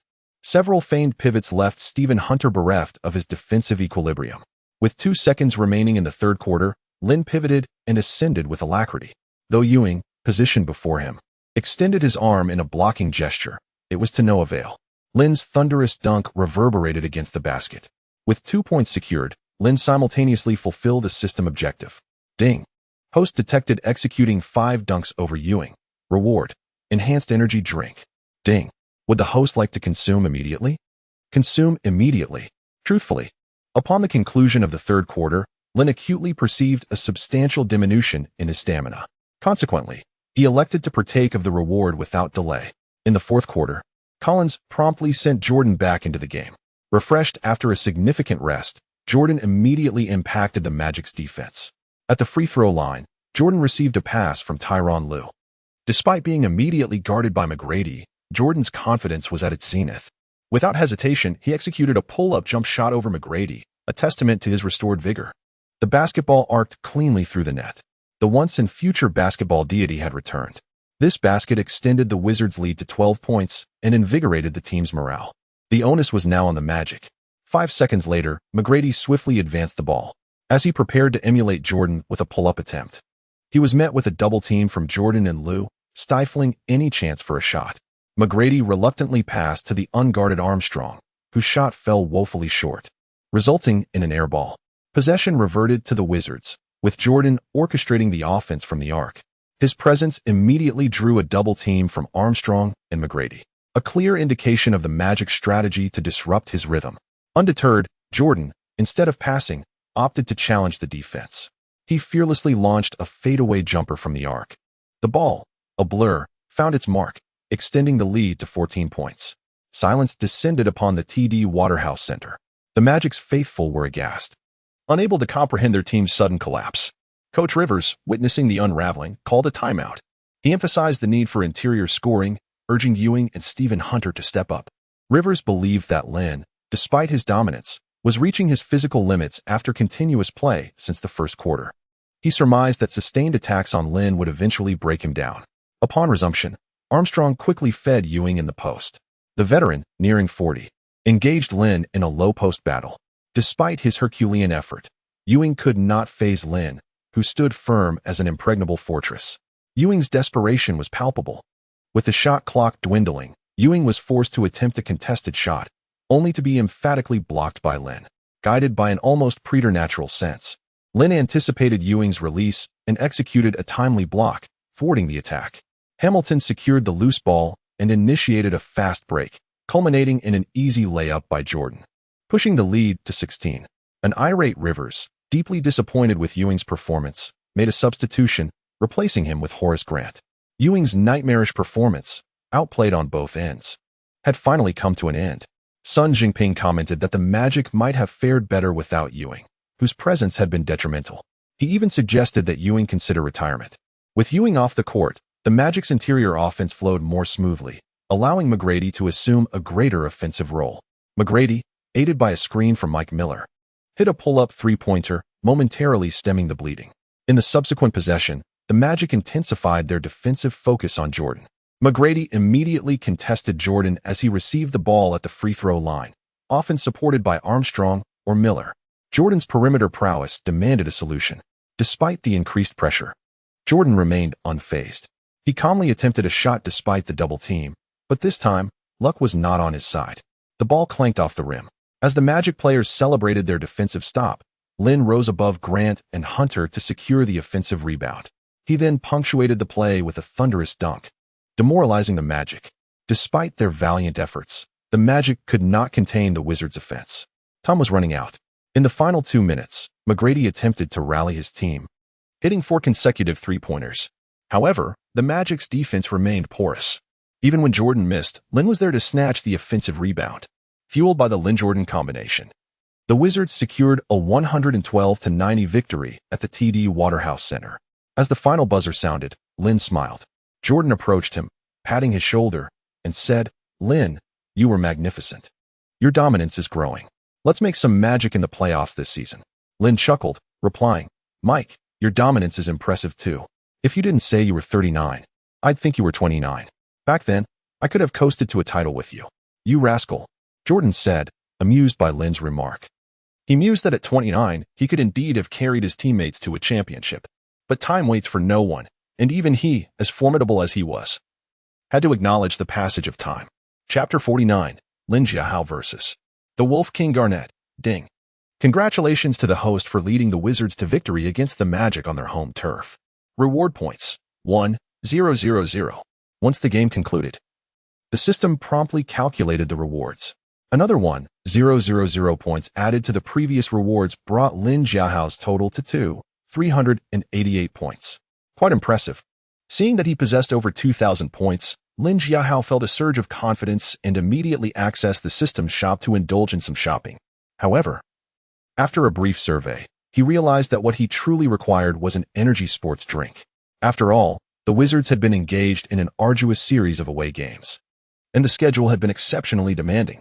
Following the match against the Magic, the Wizards would fly back to Washington for a day's rest before jetting off to the frigid Minnesota, where they would face the Timberwolves. Ding. Does the host wish to spend 500 points to purchase an energy-enhancing beverage? Affirmative. Without hesitation, Lin Jiahao opted to acquire a bottle of energy-enhancing drink to prepare for any eventuality. The Timberwolves' performance this season could only be described as formidable. As of now, they ranked 4th in the Western Conference, trailing only the Spurs, Lakers, and Kings.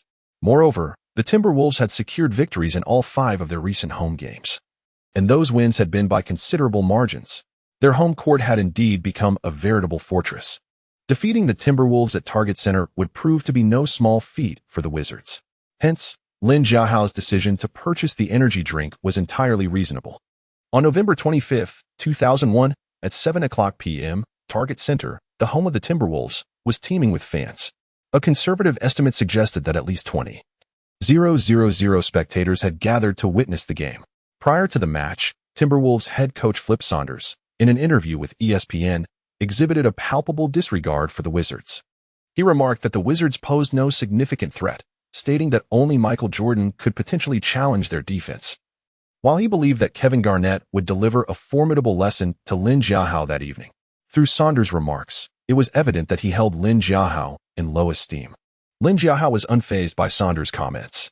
He understood that basketball was a game played with hands, not mere words. The more one boasts, the more humiliating the defeat becomes when the game is lost. Such an outcome would be far more embarrassing. As long as he delivered an exceptional performance on the court, he would have ample opportunity to prove Saunders wrong after the game. The match was being broadcast live on CCTV 5, 10 minutes before the game commenced. The starting lineups for both teams were displayed on the large screen at Target Center. The Timberwolves starting lineup was as follows: center, Rasho Nestorovic power forward, Kevin Garnett small forward, Joe Smith shooting guard, Wally Szczerbiak point guard, Terrell Brandon for the Wizards. Coach Collins maintained his regular starting lineup without any substitutions. Center, Haywood power forward, Lin Jiahao small forward, Hamilton shooting guard, Jordan point guard, Tyronn Lue before the match. The players from both teams exhibited a sense of camaraderie. Joe Smith and Kevin Garnett approached Jordan to greet him. However, once the game began, the Timberwolves showed no mercy towards Jordan. During the Wizards' first offensive play, as Jordan received a pass from Tyronn Lue at the free throw line, Wally Szczerbiak charged at him for a physical confrontation. Additionally, small forward Joe Smith aggressively collided with Jordan using his shoulder. With the combined efforts of the two Timberwolves players, Jordan lost his balance and fell to the ground. To the Wizards' dismay, the referee made no call, and Joe Smith seized the opportunity to gain possession of the ball. In an instant, the Timberwolves launched a counterattack, with Joe Smith racing down to the Wizards' basket and executing a one-handed dunk, igniting an electrifying atmosphere at Target Center. The cheers of over 20,000 Timberwolves fans reverberated, almost shaking the arena and Oppo's rafters. The Timberwolves clearly established a faster pace of play compared to the Wizards. In the broadcast studio, Sun Jinping expressed concern for the Wizards, while Zhang Weiping echoed his sentiments, stating, "Jordan is certainly going to face intense scrutiny tonight. Let us hope the veteran can withstand it." The Wizards retained possession for the next offensive play, but this time Jordan opted not to receive the ball at the free throw line. Instead, he maneuvered to the right side beyond the three-point arc, quickly receiving a pass from Tyronn Lue. The moment he caught the ball, he rose for a jump shot. However, the basketball sailed out of bounds, an embarrassing airball. This was a clear indication that Jordan was not in optimal form tonight. After a grueling 5-game road trip and a back-to-back against the Magic, the veteran's stamina was severely compromised. The Timberwolves fans promptly responded with a chorus of boos directed at Jordan, showcasing their prowess and unsettling the opposing team's mindset. Jordan was incensed. The Timberwolves' next scoring opportunity fell to Kevin Garnett. Point guard Terrell Brandon brought the ball across half-court while Tyronn Lue rushed towards him. Yet, Brandon remained unperturbed. He swiftly passed the ball to Garnett, who was already in position. However, Garnett's release was quicker than Lin Jiahao anticipated. Upon receiving the ball, he immediately shot without affording Lin Jiahao any time to react. The basketball soared over Lin Jiahao's head, perfectly landing in the basket. 4-0. A splendid shot. Garnett demonstrated why he was the Timberwolves' star player, leaving Lin Jiahao with little opportunity to respond. As the game commenced, both Jordan and Lin Jiahao appeared to struggle in finding their rhythm. If this continued, it would deal a significant blow to the Wizards. Sun Jinping's words hung in the air, and Zhang Weiping expressed his concerns. This could very well be a consequence of the grueling road schedule. The Wizards had been pushed to their limits, with no respite in sight. Moreover, the Timberwolves had proven to be formidable at home, having won their last 5 games. Frankly, the Wizards' chances of victory in this matchup appeared rather slim. Once again, the Wizards regained possession, with Jordan positioned at the top of the three-point arc. Chapter 50. The hope of the team as the basketball was passed to Lin, Jordan, despite Joe Smith's staunch defense, opted for his signature move, a fadeaway jump shot. He was eager to prove his prowess and silence the boisterous Timberwolves fans. However, the more he sought to validate himself, the worse the outcome became. Thud! His shot clanged off the rim once again. The 20,000 Timberwolves supporters in the stands erupted in a chorus of boos directed at Jordan. Yet, their elation was short-lived. Beneath the basket, Lin Jiahao soared into the air, snatching the offensive rebound ahead of Kevin Garnett and Rasul Butler. Instead of passing to the perimeter, Lin utilized his elusive butterfly steps to deftly maneuver through the double team, successfully executing a feigned layup. His fluid movements were far more aesthetically pleasing than watching Olajuwon play. Well done, Lin. Unleash your talent and obliterate them. Jordan immediately congratulated Lin after the score. Mike, don't worry, I will lead you to victory tonight. Lin's words brought a faint smile to Jordan's face, yet he remained silent. Perhaps, for the fiercely proud Jordan, he would have preferred to be the one leading the Wizards to triumph. Following the change of possession, it was the Timberwolves' turn to attack. Point guard Terrell Brandon spotted Garnett calling for the ball in the paint and promptly delivered it. As Garnett received the pass, the Timberwolves fans erupted in chants of MVP. Garnett, ever formidable, backed down Lin in the post. As he approached the basket, he suddenly spun around and launched a powerful jump shot. His arm span was fully showcased in that moment. Although Lin attempted his divine block, Garnett's shot was released from a position too high for Lin's fingers to touch the ball. At that moment, Lin could only watch as the basketball swished through the net. Swish. The ball found its mark once again. This marked Garnett's second score over Lin's head, leaving Lin feeling as though he had lost his edge against the Timberwolves star. While Jordan struggled to find his shooting rhythm from beyond the arc, Lin was unable to contain the opposing team's core player inside. Was it possible that the Wizards were truly on the verge of defeat? On the sidelines, Coach Collins wore a troubled expression. Though he had anticipated a tough match, he never imagined that the Wizards would be so effectively contained by the Timberwolves right from the start of the first quarter. To be honest, Collins was somewhat flustered. Just as he pondered potential strategies, Jordan committed yet another turnover. In a desperate bid to regain his shooting touch, he brought the ball up court himself. However, as he crossed midcourt, he was immediately besieged by multiple Timberwolves players. In the ensuing chaos, Jordan, short on stamina, attempted to pass the ball, but was intercepted in midair by the Timberwolves. Outnumbered, Jordan lost possession of the basketball. This led to a fast break opportunity for the Timberwolves. Joe Smith surged toward the Wizards' basket with the speed of a sprinter, finishing with a dunk. Throughout the first quarter, the Wizards' offensive performance could only be described as abysmal. Not only was Jordan struggling, but even perimeter shooters like Tyronn Lue and Richard Hamilton had attempted shots, all to no avail, as they too hit nothing but rim. Had it not been for Lin Jiahao's towering presence in the paint, the Wizards might have collapsed entirely in the first quarter. At the end of the first, the Wizards trailed the Timberwolves 22-32, down by a full 10 points. As the second quarter commenced, Collins made several positional adjustments. Tyronn Lue was replaced by Chris Whitney, and Jordan was substituted out for Hubert Davis. With Jordan's exit, it signaled a shift in the Wizards' offensive strategy to focus on the interior. During the first possession of the second quarter, newly entered Chris Whitney brought the ball up court. Much like Jordan, he faced a tight double team from the Timberwolves. The same strategy was employed, with Terrell Brandon and Wally Szczerbiak applying pressure on the ball handler. However, Whitney remained composed, unlike Jordan. He did not force a jump shot, but instead quickly dished the ball to Lin in the paint. Under the basket, guided by his butterfly steps, Lin executed a series of deceptive footwork. Despite Garnett's keen focus, his excessive concentration made him susceptible to Lin's feints. Lin's intricate footwork left Garnett dizzy and unable to respond effectively. Subsequently, Lin effortlessly evaded Garnett's defense, laying the ball in for 2 points. Garnett, naturally unwilling to concede, was determined to reclaim his pride against Lin, a player he deemed beneath him. In the next offensive sequence, Garnett received a pass at the free throw line and swiftly pivoted. This time, he eschewed any feigned movements and engaged in a physical confrontation with Lin. Little did he know, this played right into Lin's hands. With the strength of the Tiger's embrace, Lin transformed into an unyielding shadow, clinging to Garnett, who struggled to shake him off. Left with no choice, Garnett resorted to a fadeaway jump shot beneath the basket. In that moment, aided by his divine block, Lin leaped early and extended his arms, successfully delivering a resounding rejection. Impressive, Lin maintained this defensive intensity. On the bench, Jordan applauded Lin's defensive display with enthusiasm. Unbeknownst to him, Lin's performance was only just beginning. The Wizards seized another offensive opportunity as Chris Whitney swiftly advanced the basketball up the court. Without hesitation, he gently tossed the ball back into Lin's hands. Upon seeing this, Garnett rushed to defend Lin from behind. Yet, the outcome mirrored their previous encounter.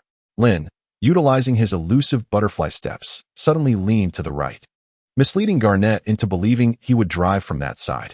As Garnett shifted his weight, Lin quickly pivoted to the left, catching Garnett off guard. In the moment of Garnett's confusion, Lin executed a reverse layup, scoring effortlessly for the Wizards. After making the basket, Lin turned to Garnett with a playful smile and remarked, "Wolf King, didn't your coach boast that you could defend anyone from 1 to 5? You were supposed to dominate me in the paint, but look what just happened. Don't get fooled." Chapter 51. Damn it. Has that kid from the Dragon Nation taken something? Garnett was infuriated after being publicly teased by Lin Jiahao. He was never a player known for his restraint, relishing the banter with opponents. Just as he was about to retort, Lin Jiahao had already begun to throw jabs at him first. Garnett's eyes widened with fury as he exclaimed, "Damn it, Lin. Don't get cocky. Against a rookie like you, I could handle it with one hand. That last time you got past me was merely a misjudgment of your rhythm. Try again next round. I'll sweat you down for sure." "Huh. Anyone can boast. If you really have the guts, come and block me," Lin Jiahao shot back defiantly. This exchange was caught by cameras scattered throughout the arena. Zhang Weiping and Sun Jinping exchanged knowing smiles, remarking, "This is amusing." It seems Lin Jiahao and Garnett are going at it. Their verbal sparring indicates that the intensity of the game is about to escalate. Indeed, it had been said that Lin Jiahao was notorious for his trash talk, and now, faced with Garnett, it appeared they were fully engaged in a battle of wits. At the target center, Lin Jiahao's relentless low-post attacks had undoubtedly caught the attention of the Timberwolves head coach, Flip Saunders. He called a timeout, intending to devise a strategy specifically to contain Lin Jiahao. However, it must be said that curbing Lin Jiahao's scoring in the paint was no simple task. Upon returning from the timeout, the Wizards launched their offense. Guard Chris Whitney swiftly advanced the basketball to the frontcourt and passed it to Lin Jiahao in the post with remarkable speed. For the Wizards, the basketball felt like a hot potato. No one wanted to hold on to it for too long. As Lin Jiahao received the ball beneath the basket, the Timberwolves' defense was already in position, led not only by Kevin Garnett but also by Rasho Nestorovic. Both stood over 211 centimeters tall. Yet Lin Jiahao showed no signs of intimidation. This time, Garnett was fully prepared, expecting Lin Jiahao to employ that damned footwork yet again. Surprisingly, Lin Jiahao opted for a much simpler and more effective approach. Upon receiving the pass, he pushed Garnett aside and executed a powerful turnaround dunk. The deception left Garnett bewildered, while Nestorovic could do nothing but watch as Lin Jiahao flawlessly completed the dunk over Garnett. "Kevin, how is that? Are you convinced yet?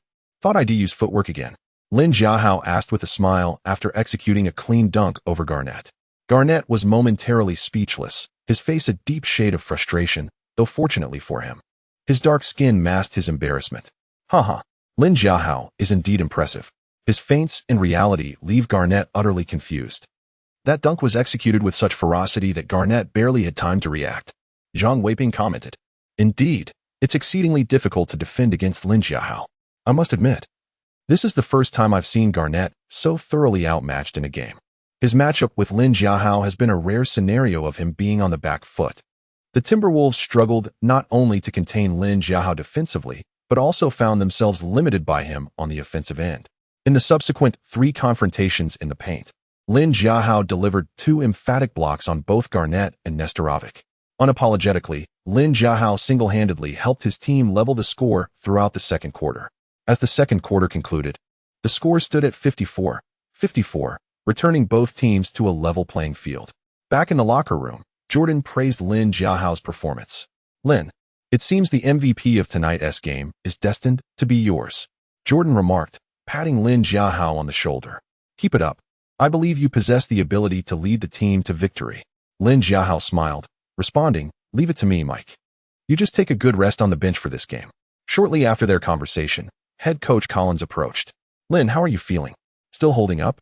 Since the start of the game, Collins had been concerned about the players' stamina, particularly Lin Jiahao, who had barely rested after the previous match against the Magic. Lin Jiahao shook his head, his expression resolute. "Coach, I'm fine. I feel an abundance of energy within me." Upon hearing this, Tyronn Lue couldn't help but tease, "Lin, are you a monster? You've played every game recently without a break. How can you not be tired?" Jordan added, "Lin, remember to balance work and rest. Playing like this could exhaust your body. I still suggest you take a break." Lin Jiahao smiled, reassuring them, "Rest easy, everyone. I truly am not tired. Please believe me." With no further arguments, Collins ultimately decided to let Lin Jiahao continue playing in the third quarter. To be cautious, Lin Jiahao opted to consume an energy-boosting drink. As the third quarter commenced, the Timberwolves were the first to strike. However, this time they had learned, shifting their offensive focus outside rather than relentlessly attacking the paint. Guard Trenton Brandon brought the ball up and, utilizing Joe Smith's screen, took a sudden shot. Swish. The basketball found its mark, and the Timberwolves scored. Truthfully, this was the scenario Lin Jiahao least desired. If the opposition found their shooting rhythm from the perimeter, his role in the paint would be diminished. After the turnover, the Wizards initiated their offense. Chris Whitney orchestrated the play, realizing the Timberwolves were not applying immediate pressure, and opted to shoot from the outside. Unfortunately, his jumper failed to find the basket. Bang! The basketball bounced off the rim. Instantly, Lin Jiahao and Garnett lunged for the rebound, joined by Nestorovic and Hayward. Lin Jiahao may not possess the strongest static talent, but his ability to predict the trajectory of the basketball was unparalleled. Activating his chasing wind rebound ability, he seized the advantageous position indicated by the system's green arrow.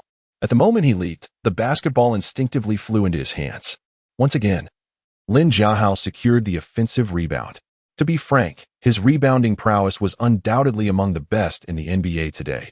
Even the legendary Rodman would find himself eclipsed, as Lin Jiahao truly embodied the essence of a rebounding beast. As Sun Jingping extolled Lin Jiahao's performance, the latter was already leaping for another dunk. Due to the rapid execution of this dunk, Garnett and Nestorovic were caught off guard, mere spectators to Lin Jiahao's impressive display. How infuriating! That kid from the Dragon Nation snatched another offensive rebound. Seriously, are Kevin and Rasho in a daze? I've never seen Kevin look so flustered. Is that kid from the Dragon Nation hacking the game? Or has he taken performance-enhancing drugs? The league should investigate him. There's definitely something off. Inside the Target Center, Timberwolves fans were vocally condemning Lin Jiahao. Yet, as he continued to score effortlessly, the previously boisterous arena began to quiet down. Clearly, the Timberwolves fans were gradually being won over by Lin Jiahao's prowess. With 2 minutes remaining in the third quarter, Lin Jiahao alone had scored 6 points in the paint, bringing his total to 27 points and 18 rebounds for the game. Chapter 52. What's wrong? Is there a fault in my passing? Damn, worthless. All of you are worthless. 2 cannot guard 1. And yet, they snatched the crucial offensive rebound. Kevin and Ras, what on earth are you doing? The head coach of the Timberwolves was infuriated, unable to call another timeout. He needed to save one for critical moments in the final quarter. Secure the rebounds for me. Seek more opportunities from beyond the arc and shoot more accurately. Damn it, I do not wish to lose this game. The Timberwolves coach continued to shout in frustration. In the next possession, the Timberwolves indeed sought more opportunities from the perimeter. Unfortunately, they disappointed him with a shameful air ball from the right corner three-point line.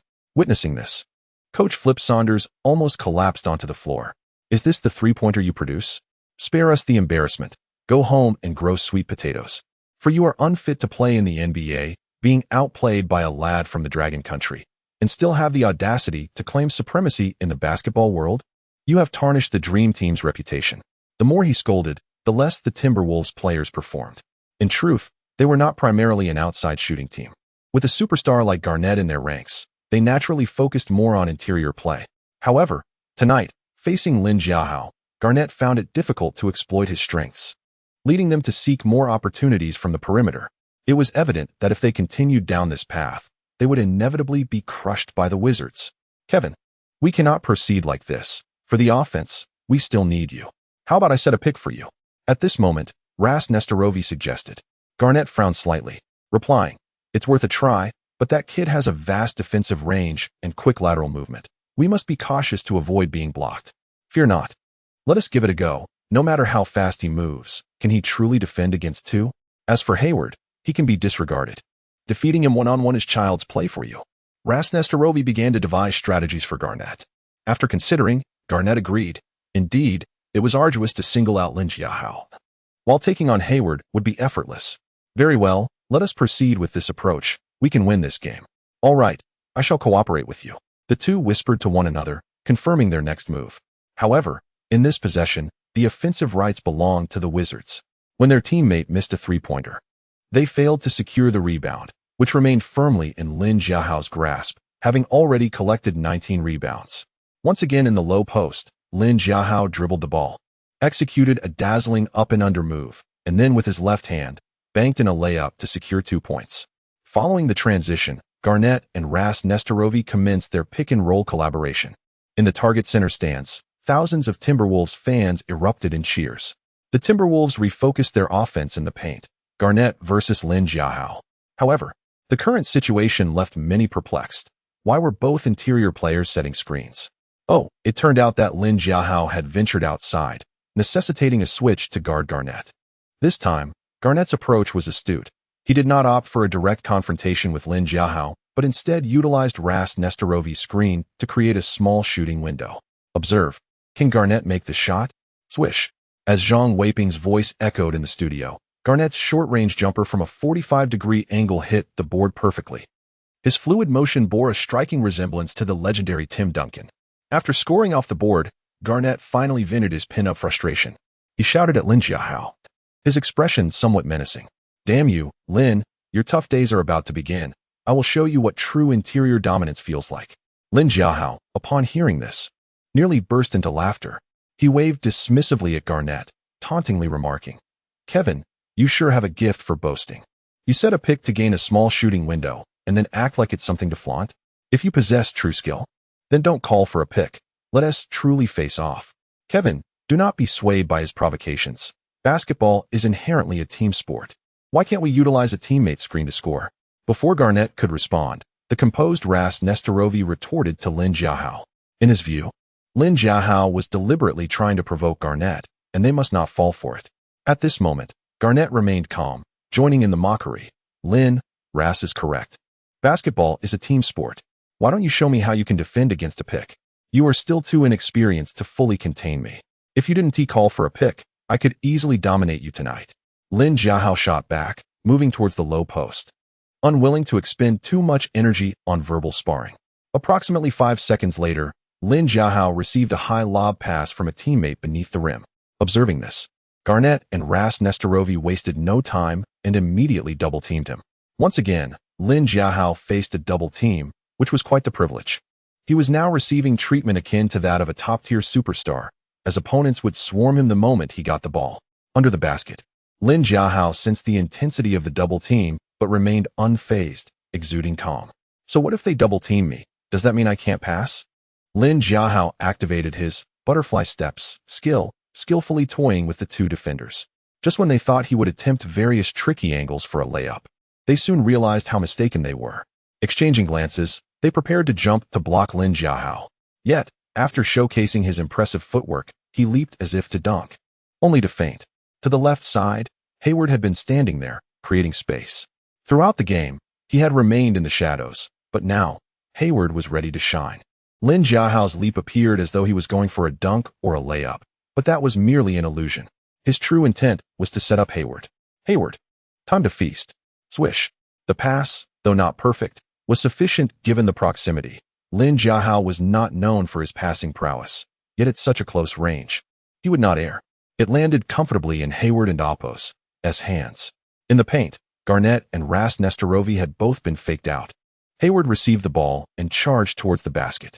With a resounding bang, he executed a massive dunk, effortlessly scoring 2 points. Watching Hayward dominate the rim, Garnett and Ras Nestorovi were left dumbfounded. As they landed, they both glared at Lin Jiahao, realizing they had been outwitted by this lad from the Dragon Country. The dunk was a ruse. The true play was the assist to his teammate. Lin, you cunning fellow, why didn't you go for the layup? Ras Nestorovi was furious, glaring at Lin Jiahao as if he wished to pin him to the floor for a beating. Hearing this, Lin Jiahao shrugged and feigned innocence, replying, "What's the matter? Ras? Is there no rule about passing in the NBA? Is it wrong for me to assist my teammate?" Ras Nestorovi was left speechless. His face flushed with anger, yet he found himself utterly powerless against Lin Jiahao. His countenance mirrored a blend of resentment and helplessness towards Lin. This scene was meticulously captured by the arena's cameras. In the commentary booth, Zhang Weiping elucidated, the Timberwolves' primary impediment is containing Lin, whose influence in the paint is simply immense. His observation was astute. It was evident that the Timberwolves were incapable of effectively curtailing Lin's dominance. Witnessing this predicament, the Timberwolves head coach promptly called a timeout, his earlier agitation giving way to a composed demeanor, as if he had conceived a solution. Jordan, patting Lin's shoulder as they retreated to the bench, declared, "Regardless of their tactics, our unwavering resolve must be to dismantle them." Lin nodded in affirmation. As he took his seat, Collins approached, strategizing, "Lin, you need some respite. It seems we can't widen the gap in these final minutes of the third quarter, so we'll unleash you in the fourth to seal the victory. Exhaust Kevin when you're out there." Collins's decision to substitute Lin at this critical juncture underscored his complete faith in Lin's abilities, recognizing the necessity of deploying their prime asset judiciously. Upon the timeout's conclusion, the Timberwolves resumed possession. The Wizards' defensive intensity immediately intensified. Garnett, in particular, was marked tightly from the forecourt, and upon reaching the backcourt, he was subjected to a double team by Hayward. Yet, Garnett refrained from forcing his way into the paint, instead maneuvering along the perimeter. Lin found this perplexing. Was Garnett contemplating a three-point attempt, despite his limited proficiency in that area? The Wizards' interior defenders adhered to their coach's directive to wear down Garnett, but his reluctance to enter the restricted area hindered their efforts. This afforded Radoslav Nestorovi ample opportunity to shoot. Although primarily a role player, his fundamental skills in the paint were respectable. It transpired that the Timberwolves coach had anticipated Lin's aggressive approach towards Garnett, leading to the decision to relegate Garnett to a supporting role, with Nestorovi assuming the mantle of primary scorer. Fortunately, Collins's substitution of Lin allowed him to observe the unfolding events from a comprehensive vantage point. Nestorovi, receiving a pass and facing no towering defenders, effortlessly executed a hook shot. As he retreated on defense, he fixed his gaze on Lin, his expression defiant. Subsequently, the Timberwolves implemented a 2-1-2 defensive scheme, with Garnett providing support in the middle. Tyronn Lue, advancing with the ball, was immediately swarmed, prompting him to pass to Jordan. Garnett swiftly intercepted the pass and surged toward the forecourt, culminating in a thunderous dunk. Sensing the unfavorable shift in momentum, Collins grimaced and approached Lin on the bench, tapping his shoulder. "Lin, they've devised a strategy specifically for you. You need to test it." Lin acquiesced, and Collins promptly initiated a substitution, reinstating Lin into the game after a mere 2 possessions of rest. Garnett approached Lin, remarking, "Lin, why the sudden restlessness?" Lin merely glared in response. "Hey, Lin, over here," Jordan called, holding the ball. Lin immediately shielded Garnett, and Jordan delivered a swift pass. Unexpectedly, Brandon materialized behind Lin, dislodging the ball. Lin reacted with remarkable agility, diving for the loose ball, with Garnett in close pursuit. Both players made contact almost simultaneously. Jordan intervened to salvage the situation, but it was too late. Brandon seized possession and initiated a fast break, successfully converting a layup, extending the lead to 6 points. As Jordan prepared to inbound the ball, Lin, instead of immediately advancing to the forecourt to prepare for the offensive, harbored a different notion. "Lin is staying close to Garnett?" Zhang Weiping exclaimed in disbelief. Despite the Wizards and Oppos' impending offensive possession, Lin and Garnett remained near center court. The Timberwolves maintained their 2-1-2 defensive formation, with Garnett poised to intercept a pass. As Tyronn Lue was once again double-teamed, Lin, rather than setting a screen, resolutely blocked Garnett, preventing him from breaking free. Lue easily passed the ball to Jordan, and the Wizards advanced. Upon reaching the forecourt, Nestorovi and Garnett positioned themselves on either side of Lin. Garnett, however, did not attempt to contest Lin's position, even conceding ground in the paint. Lin, surprised by this unexpected leniency, received the ball with ease. However, he found himself positioned deep in the paint, with Garnett maintaining a 1-meter distance, refraining from closing in. As Lin prepared to shoot, Nestorovi suddenly lunged forward. Aha! The Timberwolves are employing a switch defense. A switch defense involves concealing a defender behind the primary defender, who then surges forward upon the opponent's offensive move, while the initial defender obstructs passing lanes, creating a deceptive maneuver. This tactic prevented Lin from immediately passing the ball, forcing him to attempt a contested shot. As Lin launched his attack, Garnett raised his arm, aiming to block Lin's shot. Unexpectedly, as Garnett's hand neared the ball, Lin executed an astonishing maneuver, transferring the ball from his right to his left hand, completing an epic reverse layup. "Oh my God, Lin, the Dragon Lin is incredible. Is he emulating a young Michael?" Right before our eyes, he executed a reverse layup, causing Kevin to miss the block. The commentators erupted in excitement. Such an extraordinary feat had only been witnessed in the performances of a young Jordan. During a Bulls-Lakers matchup, Jordan had penetrated the paint, showcasing his exceptional leaping ability and hang time, creating an enduring, classic moment. Who would have imagined that, years later, Lin would pay homage to the legendary Jordan? Lin's reverse layup was truly something. He demonstrated hang time, as Garnett had already landed while Lin was still airborne. It's astonishing that Lin, a power forward, could execute such a divine play. Sun Jinping and Zhang Weiping in the commentary booth were equally astounded. Even Lin himself was incredulous. Since acquiring the system, he knew his physical attributes had undergone a qualitative leap.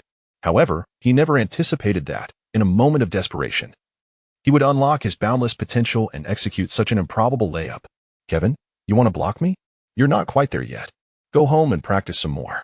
That's not how you play basketball," Lin taunted Garnett after sinking the audacious reverse layup. Garnett, rendered speechless, was taken aback by the Dragon's ability to hang in the air. His core strength must be formidable. Chapter 54, Self-Throw and Self-Dunk. Lin Jiahao shines in the target center as the third quarter drew to a close and the final period commenced. The starting five continued to take the court. The Timberwolves made no changes, prepared to clash fiercely with the Wizards. Following a humiliating encounter with Lin Jiahao, Garnett was further incensed, his gaze fixated on the offensive developments. Tyronn Lue advanced the ball past half court.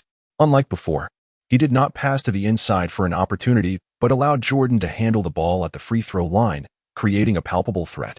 Lin Jiahao had already penetrated the paint, prompting Garnett and Rasul Nestorovic to adjust their defensive positioning deeper. This shift created a relatively spacious area between the upper and lower lines. Jordan executed a swift change of direction, charging towards the basket, where he was met by a double team from Brandon and Wall. However, Jordan unexpectedly halted and pivoted, creating significant distance from his defenders. By the time they realized the miscalculation, it was too late. Jordan unleashed his signature fadeaway jumper, sinking it effortlessly. The crowd erupted in cheers. For every basket Jordan scored elicited applause, whether on home turf or away. Mike remained the same Mike, promising an exhilarating fourth quarter ahead. As the Wizards transitioned back on defense, the Timberwolves assumed their prior formation. Garnett awaited the ball at the upper line, while Lin Jiahao moved forward, only to be pulled back by Jordan, instantly grasping his intent. At that moment, Jordan positioned himself at the upper line, challenging Garnett. "Mike, at your age, don't you fear straining your back?" Jordan retorted, "Kid, zip it. When I was playing, you were still at home playing in the mud." Garnett smiled subtly, choosing not to further provoke Jordan. The younger Jordan had intimidated him. The current veteran, however, he felt confident enough to take one-on-one. Garnett, utilizing his height and wingspan, turned for a mid-range shot. Yet, just as he pivoted, Jordan swatted the ball away. Garnett, a talented player in his own right, wasted no time retrieving it. But his towering frame hindered his agility compared to Jordan. With possession lost, Jordan swiftly initiated an offensive play, breaking towards the left corner. Jordan mimicked Lin Jiahao's earlier move, executing a fake shot before deftly passing the ball to Lin beneath the basket. Meanwhile, Rasul Nestorovic remained fixated on the air, anticipating a missed shot, poised to grab the rebound. The outcome was thunderous. Lin Jiahao received the pass and, without hesitation, executed a powerful dunk. The rim shook violently, leaving Nestorovic with no choice but to inbound the ball. Lin Jiahao's speed is astounding. The moment Jordan passed him the ball, he was already dunking, leaving Rasul no time to react. Youth indeed brings fervor to the game. Zhang Weiping applauded the emphatic dunk. With this basket, the Wizards extended their lead over the Timberwolves to 8 points. With this advantage, maintaining composure to avoid elementary mistakes would secure victory. Brothers, let's tighten our defense. We are in the lead, and we must protect this advantage until the end.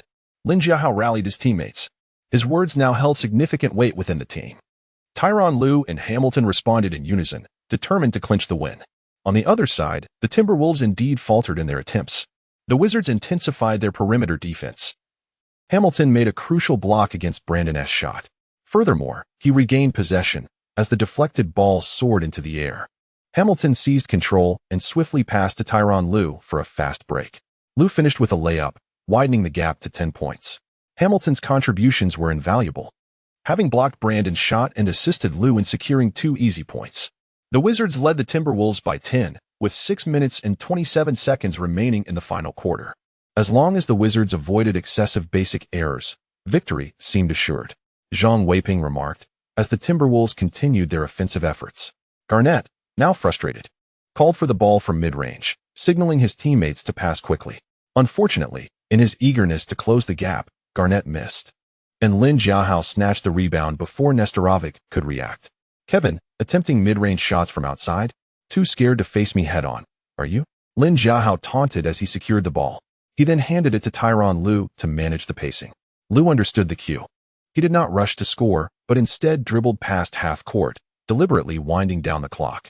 With the Wizards leading, he planned to pass to Jordan in the waning seconds. There was no denying Jordan's shooting prowess, reminiscent of a youthful Kobe Bryant, as long as he avoided being blocked. He was a formidable threat. In the paint, Lin Jiahao had established his position, calling out to the attacking Jordan, "Mike, shoot confidently. Just don't get blocked. I've got the boards covered." Jordan acknowledged the trust, thinking, "You said it. As long as I avoid being blocked, it's a piece of cake." His fadeaway jumper was seldom intercepted. "Lin, ensure you grab that rebound," Jordan shouted as he executed his signature shot. The arc was flawless, and soon the net rippled with a satisfying swish. With Jordan's shot, the Wizards extended their lead to 12 points, and time was running out for the Timberwolves. The commentator noted as the Timberwolves prepared to inbound the ball and regroup their offense. Fortunately, this time they were effective, with Brandon landing a three-pointer. However, in the subsequent play, Lin Jiahao received the ball inside, once again overpowering both Garnett and Nestorovic. Employing his butterfly step skill, he effortlessly maneuvered around the two. Brandon, unable to contain himself, attempted to intervene, expecting Lin Jiahao to pass. To his astonishment, Lin tossed the ball towards the backboard, immediately activating his chasing wind rebound skill. He anticipated the ball's trajectory off the board. In a split second, Lin soared to snatch the rebound and thunderously slammed it home. The self-throw and self-dunk ignited the crowd at the target center. "Oh my goodness, what confidence!" Lin from Dragon Country executed that play with such authority. "I've never witnessed such an offensive approach before. This self-throw and dunk style is remarkable.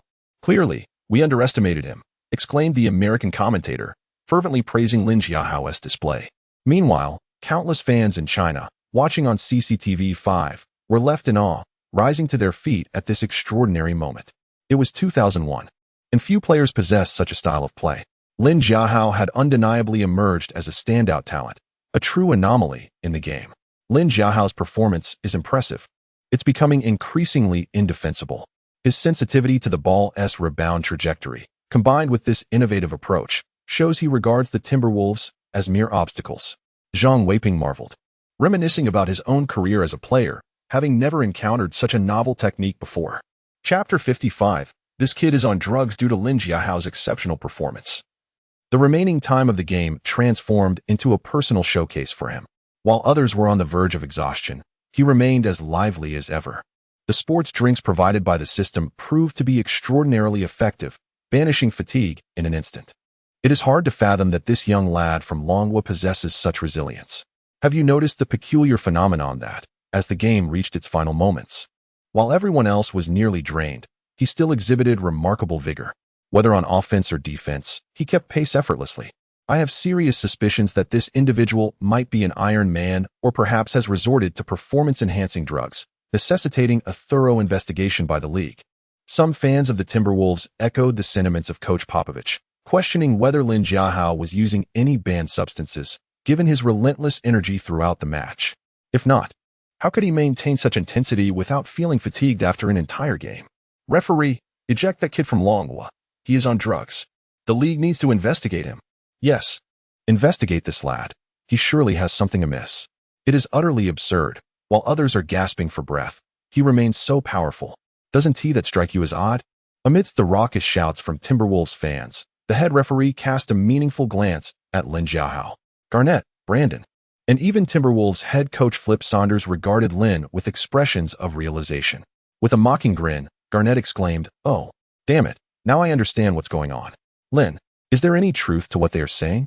Are you on performance-enhancing drugs? I wondered why a rookie could be so dominant. It turns out you have your tricks. Prepare for league sanctions. Individuals like you, who resort to underhanded methods, cannot survive in the NBA. Indeed, Kevin, we may have overestimated this kid. To establish himself in the NBA using such despicable tactics is truly contemptible." Flip Saunders joined the fans in their outcry. It is no wonder they were suspicious. Lin Jiahao's presence had become an anomaly in the current NBA landscape. He displayed an uncanny ability to avoid fatigue while playing with such ferocity.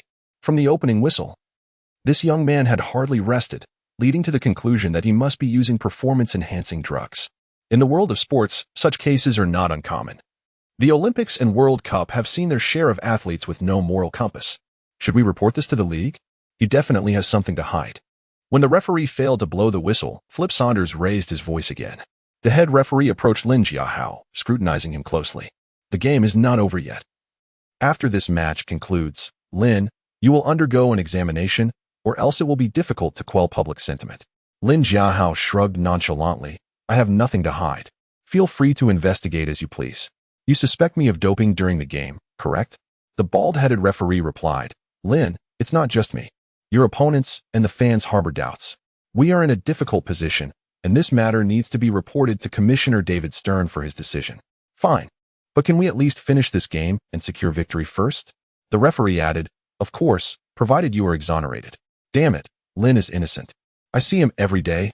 I know what kind of person he is. You are wrongfully accusing a professional player. Jordan had arrived, and the atmosphere in the arena was chaotic. The commotion had escalated to the point where the match could not continue, with Timberwolves fans even removing their shirts in protest.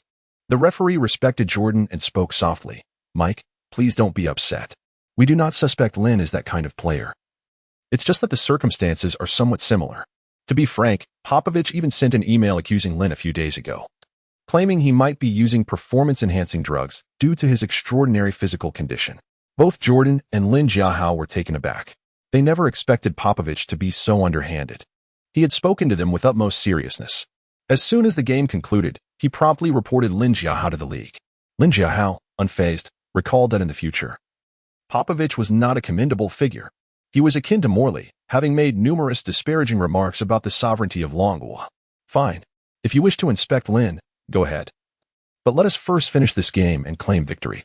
However, I have one condition. If you wrongfully accuse Lin, your entire team must apologize to him. Jordan warned sternly. As the recognized basketball deity, few dared to oppose him when he was incensed. With that, the referee blew the whistle, signaling the game to continue. They needed to complete the remaining 42 seconds, with the Wizards leading the Timberwolves by 13 points, a deficit that seemed insurmountable. As the match concluded, the Wizards emerged victorious, defeating the Timberwolves 108-93. Lin Jiahao undoubtedly earned the MVP title, with astounding statistics of 34 points, 25 rebounds, 3 assists, and 6 blocks, along with a steal from Garnett. However, the more impressive his statistics became, the angrier the Timberwolves fans grew, including Garnett and Flip Saunders, who unleashed a barrage of taunts at Lin Jiahao. In response to it all, Lin Jiahao remained silent. The innocent shall clear their name. He felt no need to defend himself. Everything would be addressed once the league concluded its investigation. Lin, don't worry. I'm here for you. They won't dare to take action against you. On the way back to the locker room, Jordan comforted Lin Jiahao. Jordan genuinely believed in Lin's potential and looked forward to joining him in the playoffs. But the Timberwolves had stirred trouble, along with that detestable Popovich. Damn Popovich. He even emailed the league to accuse you. When I see him next, I will confront him directly about his motives.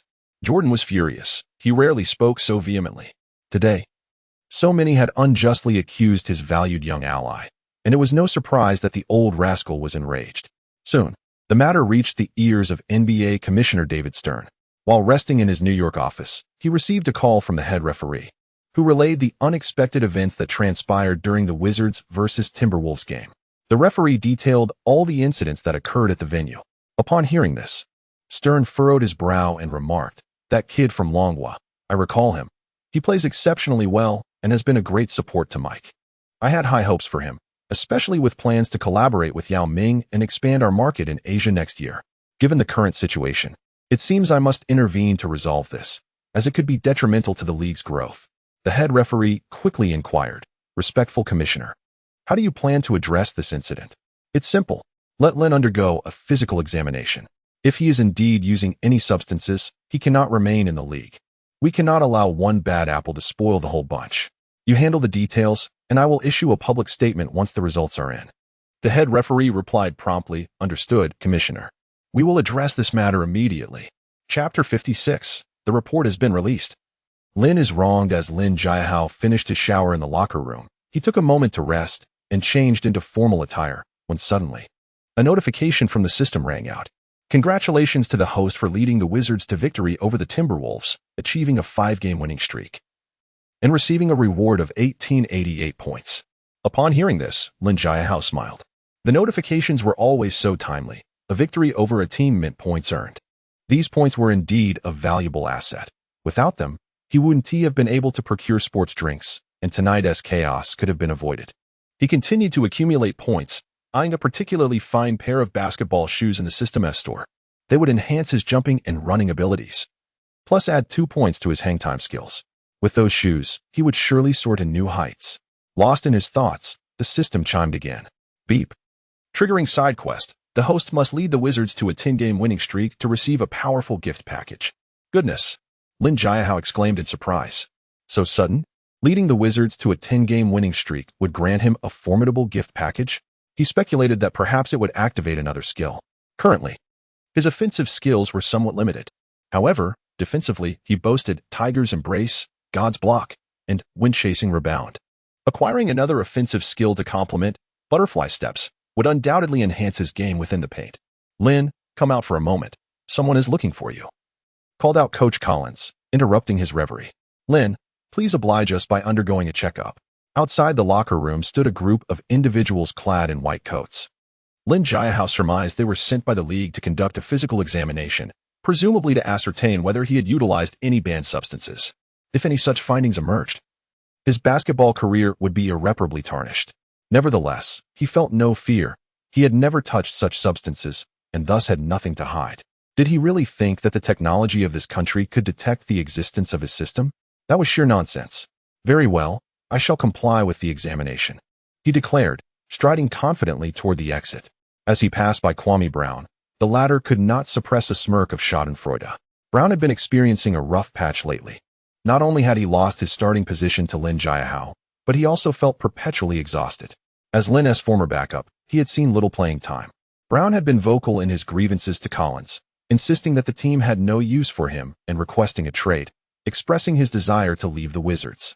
Collins could only offer vague reassurances, promising that he would eventually get his chance to play. Now, with Lin embroiled in controversy, Brown was positively elated. He looked up at Lin with a feigned grin, saying, "Lin, so you've suddenly become so strong because of some performance-enhancing drugs? I knew it. A player from the Dragon Country dominating the paint?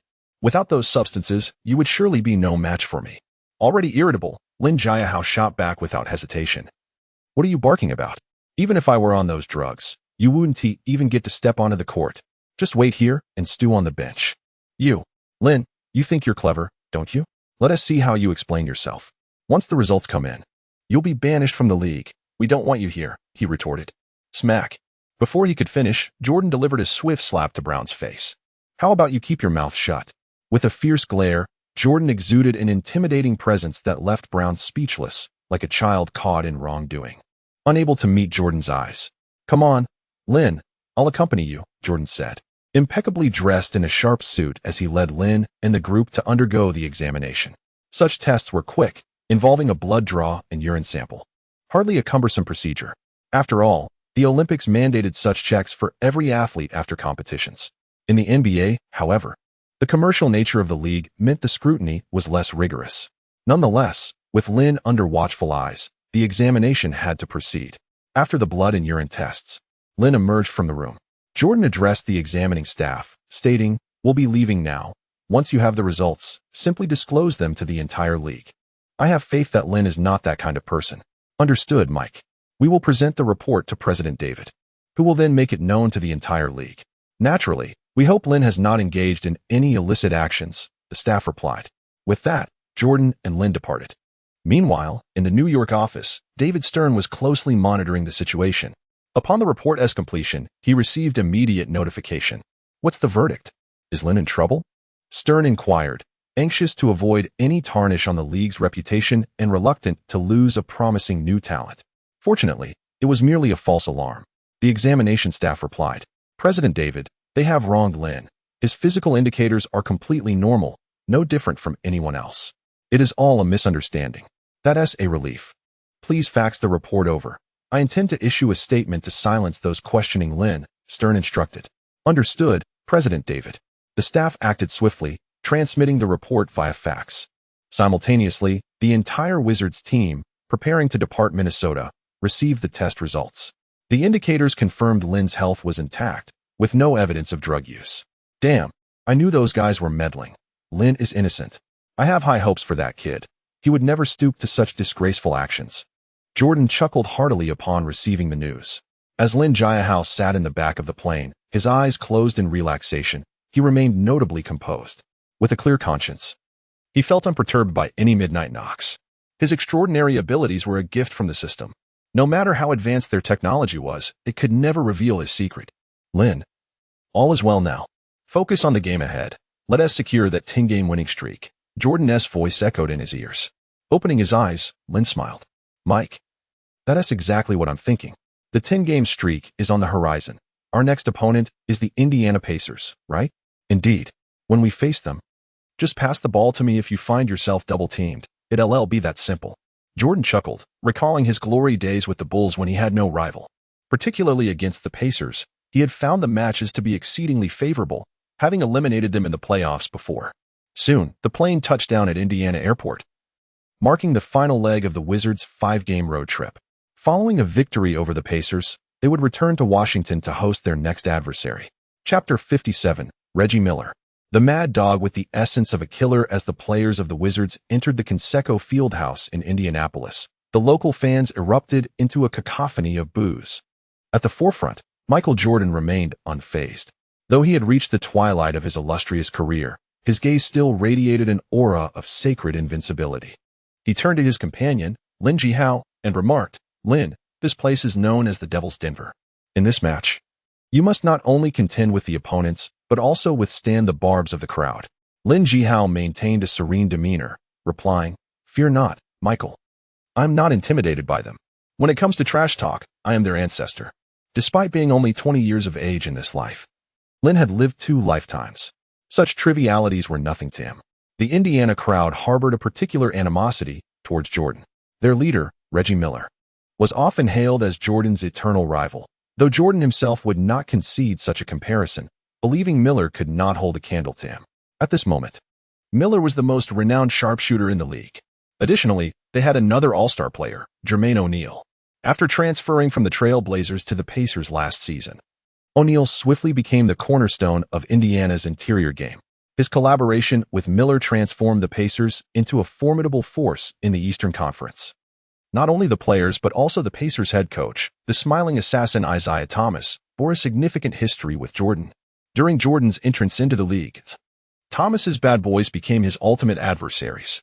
It was only after the formation of the Bulls' Big Three that Jordan led his tenacious Bulls to triumph over the Pistons. Since that time, a rivalry had simmered between the two. Before the game, Thomas rallied his players, urging them to triumph over the Wizards at all costs. He fielded the Pacers' strongest lineup: center, Jeff Foster power forward, Jermaine O'Neal small forward, Ron Artest shooting guard, Reggie Miller point guard, Jamal Tinsley. The Wizards maintained their regular starting five: center, Haywood power forward, Lin Jiahao small forward, Hamilton shooting guard, Jordan point guard, Tyronn Lue. This match was broadcast live across the nation. ESPN provided coverage, featuring their star commentator Mike Breen alongside former NBA player Chris Mullin, known as the left hand of God. As the game commenced, they offered their predictions. Mullin boldly declared, "I believe the Wizards will emerge victorious, for I am the left hand of God, and they have the God of basketball." Breen countered with a chuckle, "I am more inclined to favor the Pacers, as their lineup is more complete, and they have had a longer time to gel." At that moment, the referee blew the whistle to commence the game. Haywood faced off against the opposing center, Foster, for the tip-off. Utilizing his natural physical advantages, Haywood secured possession.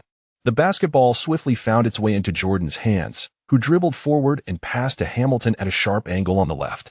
Even the basketball god himself could not resist the ravages of time. Jordan could no longer guarantee he could exert himself for the entire game, opting instead to conserve energy for critical moments, allowing his teammates to take the lead. The mid-range maestro Hamilton wasted no time, executing a quick stop-and-pop jumper. The Pacers' defensive focus was on Jordan, and in a moment of distraction, Hamilton capitalized, scoring the first jumper. The smiling assassin immediately lost his smile, shouting from the sidelines, "Hey, what are you doing? How can you allow them to score so easily? You must tighten up the defense and give them no room to shoot." The Pacers initiated their offense, with Tinsley, a street ball prodigy, at the helm. Tinsley possessed exceptional ball handling skills, yet Coach Thomas instructed him not to over-dribble. Upon reaching the front court, Tinsley promptly distributed the ball to the team and Oppo's leader, Reggie Miller. Miller received the ball without hesitation, launching a three-pointer that swished through the net. He then made a throat-slashing gesture to celebrate, coldly taunting Hamilton, "Brother, some say you play like me. That is an affront to my honor. You are simply pathetic." Hamilton chose not to respond. However, the ever-assertive Jordan stepped in. Approaching Miller, he admonished, "You better shut that foul mouth of yours." With that, he strode forward toward the front court. Miller shrugged dismissively, raising his arms in a gesture to incite the fans, proclaiming, "This is my house, and no one can defeat us on this court." Under Miller's provocation, the Indiana crowd transformed into a roaring sea of yellow. As Michael Jordan advanced, he remarked to Reggie Miller, "I thought age might temper your rabid demeanor, but it seems you've aged like a mad dog." Miller, upon hearing this, retorted with a fierce growl, "You are absolutely right, brother. I will bite you like a rabid dog and snatch victory from your grasp." Unable to contain himself, Lin Jiahao interjected, "Michael, let us silence him with our performance on the court." Jordan was taken aback by Lin's maturity. He nodded, saying, "All right, you take over now. Drive hard into their interior." With a smile, Lin Jiahao responded confidently, "Rest assured, I will crush them." With that, Lin strode purposefully to the left side of the court. Tyronn Lue glanced at Jordan, who signaled for him to pass the ball to Lin. Lue, known for his obedient nature, immediately complied, delivering the ball into Lin's hands. Lin faced Jermaine O and Amp, Oppo's, Neal and Amp, Oppo's defense, launching an aggressive attack. He began with a series of butterfly steps, while O and Amp, Oppo's, Neal was not particularly slow among interior players. He appeared to be moving in slow motion against Lin. Suddenly, Lin accelerated, executing a crossover followed by a swift step, leaving O'Neal off balance. O'Neal nearly stumbled as Lin surged toward the basket. The Pacers center, Foster, was too late to provide help. Seizing this rare opportunity, Lin leapt with all his might, arcing the basketball in a graceful trajectory before emphatically slamming it through the hoop. A magnificent windmill dunk ignited the Wizards' bench, with teammates waving their towels in exuberance. Chapter 58, A Clash of Trash Talkers. As Chris Mullin, seated at the commentary table, witnessed the unfolding drama. He couldn't help but draw in a sharp breath. He turned to his companion, Mike Breen, and inquired, "Mike, has this player always played at such a level?" Breen nodded in affirmation. "Indeed, his athleticism is truly extraordinary." Mullins shook his head in disbelief, remarking, "It's not merely his athletic prowess. His ball-handling skills utterly overshadow those of other interior players. The finesse in his footwork is something even I, as a perimeter player, cannot aspire to achieve." Lin Jiahao approached Michael Jordan with a grin, asking, "What do you think, old man? Quite a performance, wouldn't you agree?" Jordan nodded with satisfaction. "Yes, it's commendable, but while executing a good play is one thing, maintaining consistency throughout an entire game is another matter entirely." Lin Jiahao, puzzled, replied, "Old man, do you still not know me? Not just a game, but an entire season of excellence is well within my grasp." Michael Jordan, a master of psychological tactics, quickly countered, "Very well then. Your next challenge is to thwart their offensive maneuvers." The Indiana Pacers also boasted a master of psychological warfare in Reggie Miller. "Jermaine, you were just outplayed by that young player from Dragon Country. I believe your capabilities extend beyond this. Can you demonstrate your worth?" Motivated by Miller's provocation, Jermaine O'Neal surged with determination. Upon receiving the ball in the low post, he barreled forward like a bull towards Lin Jiahao. Unfazed, Lin Jiahao unleashed his tiger clutch skill. O'Neal found himself stymied, unable to shake off Lin Jiahao's defense. In a moment of desperation, Lin Jiahao executed a swift hand chop, cleanly stripping the basketball from O'Neal's grasp. Seizing the opportunity, Lin Jiahao launched a fast break toward the opposing court. "Don't let him convert this into a fast break. Rush over and contain him," shouted Thomas, the smiling assassin, from the sidelines. Indeed, a young player dashed to Lin Jiahao's side and delivered a powerful tackle. This action transported Jordan back in time, evoking memories of his former teammate, Dennis Rodman. Jordan leaped onto the court, pointing an accusatory finger at Thomas, exclaiming, "You're directing your players to commit fouls. Don't bring your Pistons' notorious tactics here." Other players soon converged on the scene. Lin Jiahao recognized that the one who had collided with him was none other than the infamous Ron Artest, a fighter by nature, hailing from a lineage of martial artists, yet grappling with emotional turmoil. While others played basketball, Artest seemed to engage in brawling with the ball. Unfortunately for him, provoking Lin Jiahao proved to be ill-fated. Noting Artest's taunting expression, Lin swiftly countered with a grappling maneuver, pinning Artest beneath him. The referee rushed in to separate the two. A flicker of fear crossed Artest's eyes, a sensation he had never experienced before. Throughout his life, he had engaged in many brawls on the court without fear. Yet this encounter with Lin Jiahao left him feeling overpowered. The referee opted for a balanced approach, issuing both players a technical foul. In 2001, this was acceptable, however. In 2024, they would have been ejected outright. The game resumed with the Wizards inbounding the ball. Artest's foul had only served to galvanize Lin Jiahao, making him even more ferocious. This time, he drove aggressively, prompting Pacers center Foster to intervene with a foul to halt Lin Jiahao's advance. Lin converted both free throws with precision. After scoring, he shook his head at the Pacers, declaring, "Your defense is far too feeble. Breezing past you is as easy as crossing a quiet morning street." With that, he swaggered back to his defensive position. Reggie Miller, the team leader, dissatisfied with the defensive efforts, resolved to reclaim momentum through offense. He continually repositioned himself until he found an opportunity to shoot from the right corner beyond the arc. Tinsley delivered the ball to Miller, who immediately released a shot, a lethal three-pointer that swished through the net. Chris Mullin at the commentary table nodded appreciatively. "As a shooter, I have immense respect for Reggie Miller, even at his age.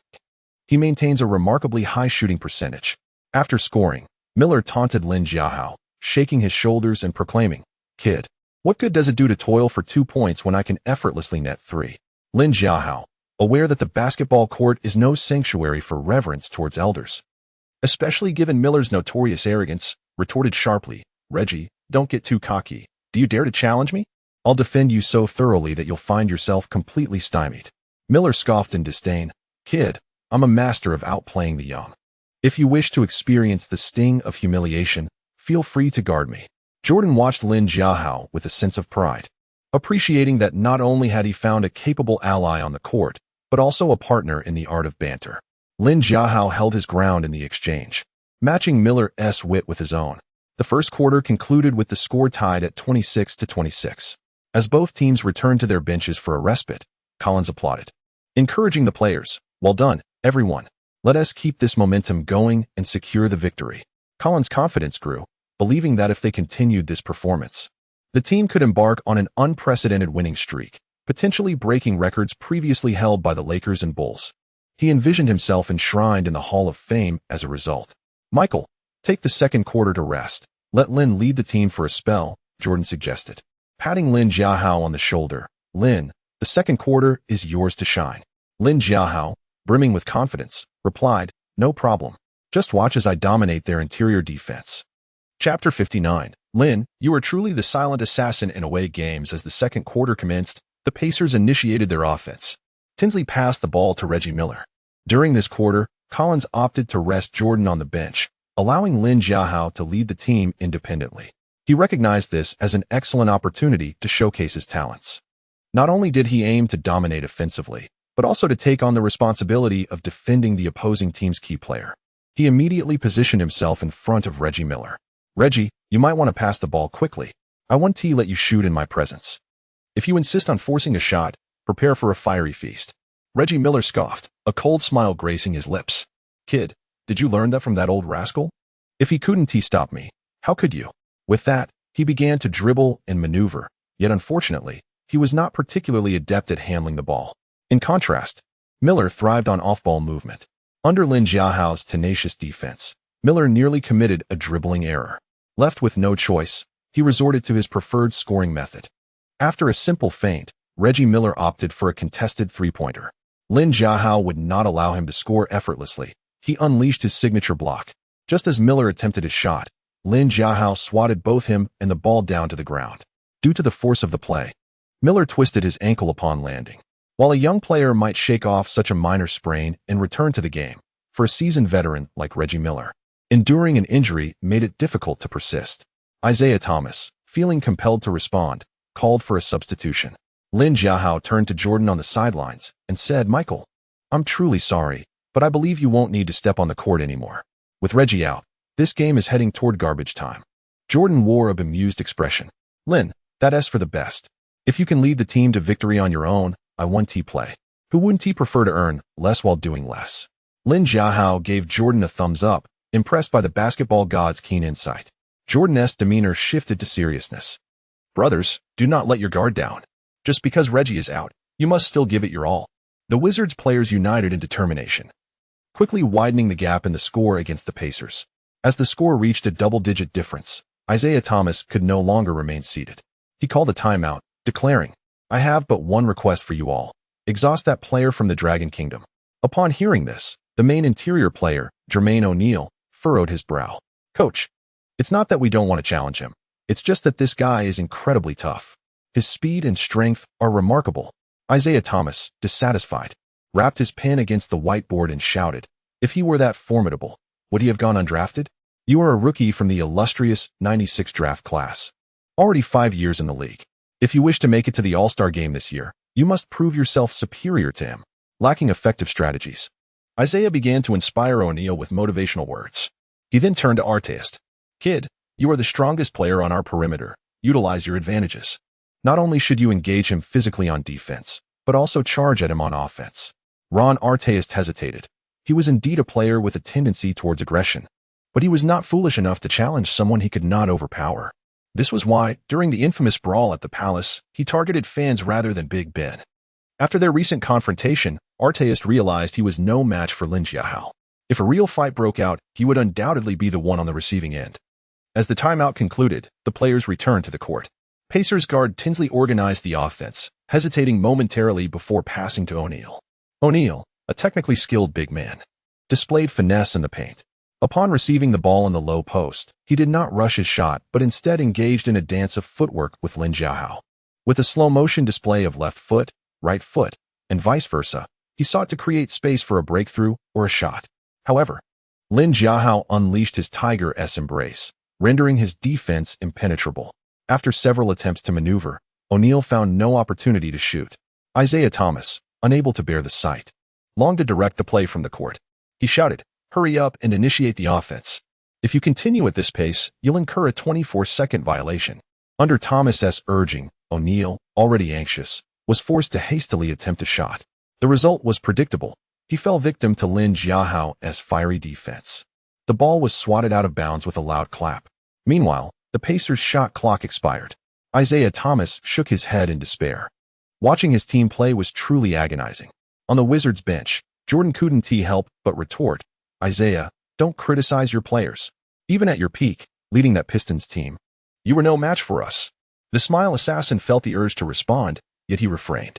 His role had changed, and as the team coach, he needed to be more mindful of his image.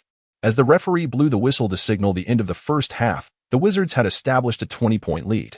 On the way to the players' tunnel, Lin Jiahao remarked to Jordan, "Old man, is this what you call a hostile environment?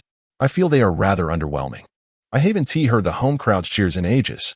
Jordan chuckled. "Lin, their roars have been silenced by your blocks and dunks. You truly are the away game silencer." Lin Jiahao laughed heartily. "Indeed, Mike, I quite like that nickname." Meanwhile, the Pacers returned to their locker room, dejected and demoralized, resembling defeated roosters. Observing this, their leader, Reggie Miller, rose to his feet. "So what if we're down by 20? That is nothing." With that, he turned his gaze to the team doctor. "Give me a pain-killing injection. I intend to take the court in the second half." The team doctor looked alarmed. "Reggie, you're not young anymore. Perhaps you should reconsider." Miller slammed his hand on the table and shouted, "Hurry up and give me that injection. I know my body best. Let me play.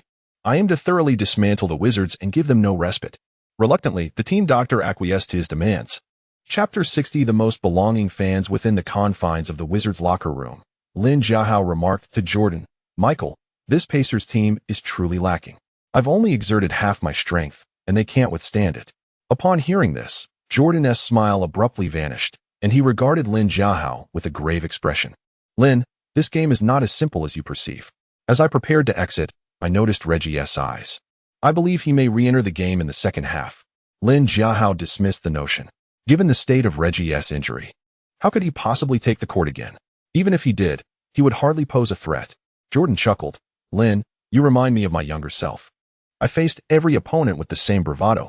As the second half commenced, the sight of Reggie Miller returning to the game shocked Mike Breen in the commentary booth. "Reggie is back on the court. Has his leg healed so swiftly?" His partner, Chris Mullin, shook his head. "He still appears to be limping. I suspect he must have played through the pain." Mike Breen expressed his astonishment further. Playing through the pain could severely impact his career. Mullin sighed, "Indeed. It seems Reggie is determined to win this match." Breen continued, "Reggie always puts forth such effort when facing Michael." Jordan turned to Lin Jiahao. "Did you see that? Reggie has returned." Lin Jiahao grinned. "Great. I shall increase the pressure on him. Perhaps his leg will falter once more." The Pacers initiated their offensive. Reggie Miller, spotting Lin Jiahao defending him, began to taunt, "Kid, I didn't expect you to be so dirty in your rookie season. If you hadn't injured me in the first half, we wouldn't be trailing." Lin Jiahao, however, would not remain silent. He understood that the NBA was a realm governed by the law of the jungle, where mercy had no place. It was a matter of blood for blood, tooth for tooth. With this in mind, he retorted, "Reggie, I advise you to reconsider taking the court. With your current physical condition, you'll find it difficult to contend with me. I fear that continuing might adversely affect your quality of life post-retirement." Reggie Miller glared furiously. "Enough with the talk. This time I will make you pay." His offensive capabilities had never been particularly strong, and age, coupled with his injury, had slowed him significantly. Watching him maneuver in front of him was akin to viewing a slow-motion replay. Seizing the moment, Lin Jiahao lunged forward, applying intense pressure with a move he called Tiger's Embrace. Under Lin's relentless defense, Reggie found himself drifting further from the three-point line. Yet he stubbornly launched the ball.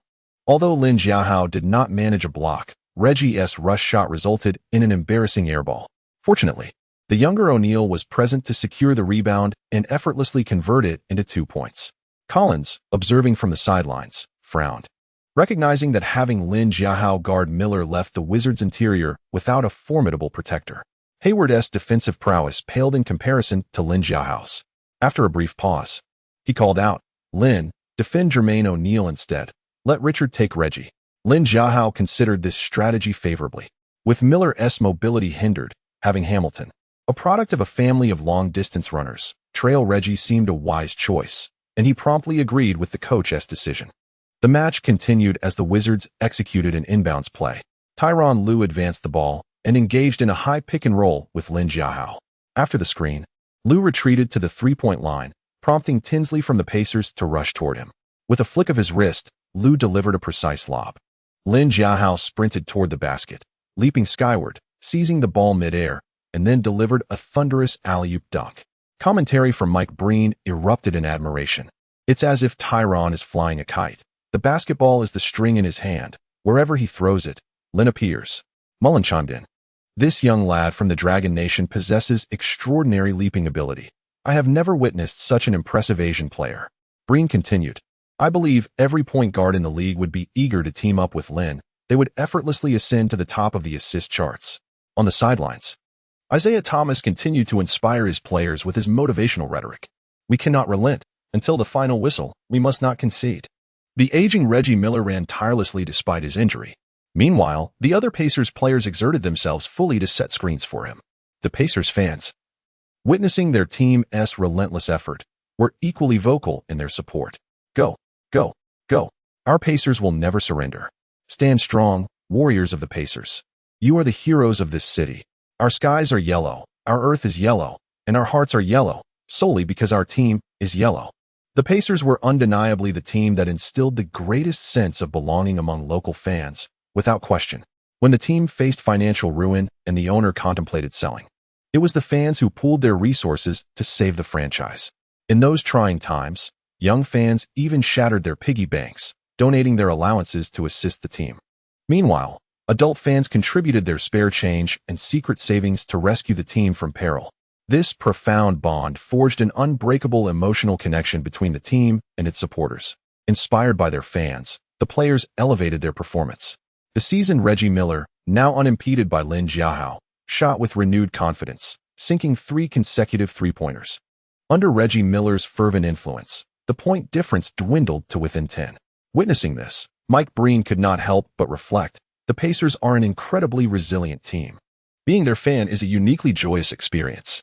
Mullen echoed his sentiments, praising the Pacers' indomitable spirit. At that moment, the referee suddenly blew the whistle. It turned out Collins had called a timeout, expressing his dissatisfaction with the players' performances on the court.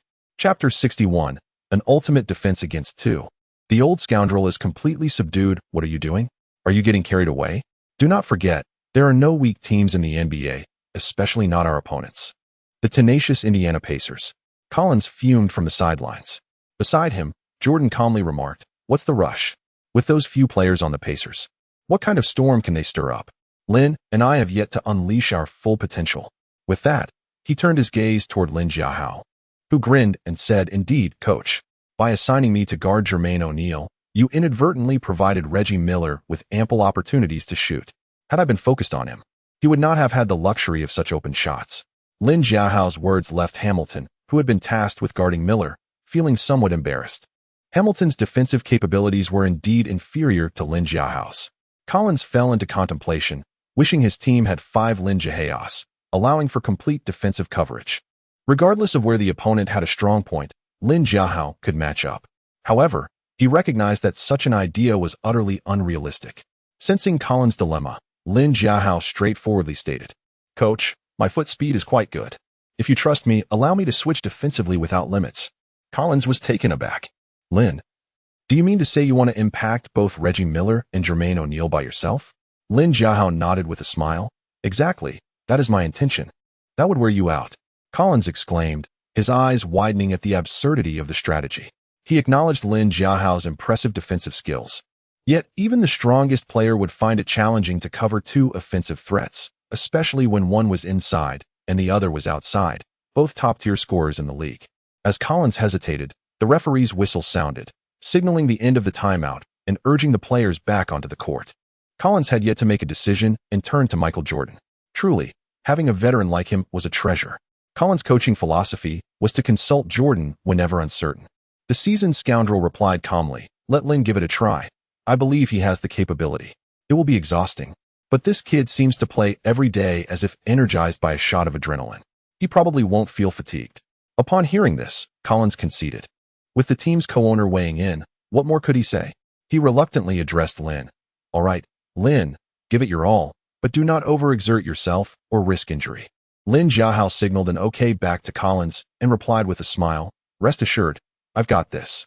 The game resumed as the Wizards initiated an offensive play. Michael Jordan and Lin Jiahao executed a pick and roll. After the screen, Jordan took a step back and launched a jumper from the free throw line.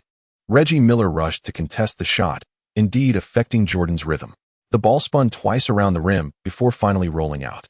Underneath the basket, Pacers center Foster leaped to secure the rebound, but Lin Jiahao was already above him, snatching the ball with astonishing leaping ability. He then swiftly rose and slammed the ball through the hoop. Miller, still rallying his teammates, urged, "It's all right, brothers. We will defeat them with our offense." He then charged ahead with purpose. Pacers' primary point guard Tinsley brought the ball up court and quickly passed it to Reggie Miller. The moment Miller received the ball, Lin Jiahao pounced, presenting an unyielding defensive stance. A fierce tiger wrap left Miller gasping for air. After a moment's hesitation, he passed the ball to the interior's Shaquille O'Neal. Upon receiving the pass, O'Neal turned and attempted a powerful dunk. However, just as he leaped, he sensed a fierce gust behind him. In midair, O'Neal had no time to contemplate, pouring all his energy into a thunderous dunk. But Lin Jiahao, arriving late yet swiftly, delivered a monumental block. The ball ricocheted off the backboard, and Lin Jiahao soared again, grasping the rebound with one hand. Simultaneously, to boost morale, he pounded his chest and let out a fierce roar. On the Wizards bench, his teammates jumped up, waving their towels in excitement. Even the previously antagonistic Brown, who had often clashed with Lin Jiahao, erupted with enthusiasm. In stark contrast, the Pacers fans fell eerily silent, their energy completely subdued by Lin Jiahao's performance. Not only the fans, but also the Pacers players seemed momentarily muted. Only Isaiah Thomas remained on the sidelines, urging his team, "Damn it, do not give up. Use our strengths to contain them." The Wizards players disregarded the commotion, continuing their offensive rhythm. Tyronn Lue diligently dribbled the ball up court and then passed it to Jordan. The old scoundrel observed Reggie Miller before smiling. "Reggie, we have been matched up for over a decade. It is time to settle this." Reggie Miller scoffed. "Others may call you the god of basketball, but I do not believe in deities. I can absolutely contain you." Jordan chuckled. "Stop deluding yourself. You are no match for me." With that, Jordan used his body to impose his strength against Miller. True to his reputation as the basketball deity, Jordan's skills were remarkably well-rounded. Not only did he excel in face-up offense, but his post-up game was equally formidable, especially as his career progressed. Miller, already slender and hampered by injuries, could not withstand Jordan's relentless assault. Jordan backed him down into the paint and executed a classic fadeaway jumper, the signature move of the old scoundrel. The precise shot added 2 more points to the scoreboard. Lin Jiahao approached Jordan, playfully ruffling his iconic bald head and grinning. "Well done, old man. Let us aim to clock out after 3 quarters. Jordan looked at Lin Jiahao in disbelief. "Kid, you dare touch my head? Do you realize no player has ever dared to do that before?" Lin Jiahao smirked. "Is your head off limits like a tiger's backside?" Jordan furrowed his brow, feigning anger. "Damn it. Only you could get away with that. If it were anyone else, I would have knocked them out." The two exchanged banter as they moved up court, while the other Wizards players looked on with envy, wishing they could share such a bond with the old scoundrel, but they lacked Lin Jiahao's exceptional prowess. Chapter 62. Lin Jiahao is disqualified. Jordan takes over the game. Reggie Miller, feeling somewhat rushed, immediately called for the ball from Tinsley as he arrived at the front court. Recognizing the urgency of the team leader's request, Tinsley promptly delivered a bounce pass into Miller's hands. Despite his age, Miller's passion for the game remained undiminished. However, such fervor often leads to impulsive decisions. Indeed, at that moment, Reggie Miller became overly eager, launching a jump shot from 2 meters beyond the three-point line. Although he was one of the league's premier shooters, he lacked the long-range prowess of a future Stephen Curry, especially with Lin Jiahao defending him closely. As Miller took his shot, Lin Jiahao swiftly lunged forward, delivering a spectacular block that sent the ball soaring away. Not stopping there, Lin mimicked Dikembe Mutombo, shaking his finger at Miller in a gesture of disdain.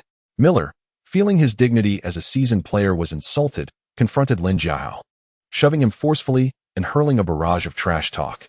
"Kid, you'd better behave, or I'll make sure you don't leave this arena." Lin Jiahao, undeterred, retaliated by colliding chest-first with Miller.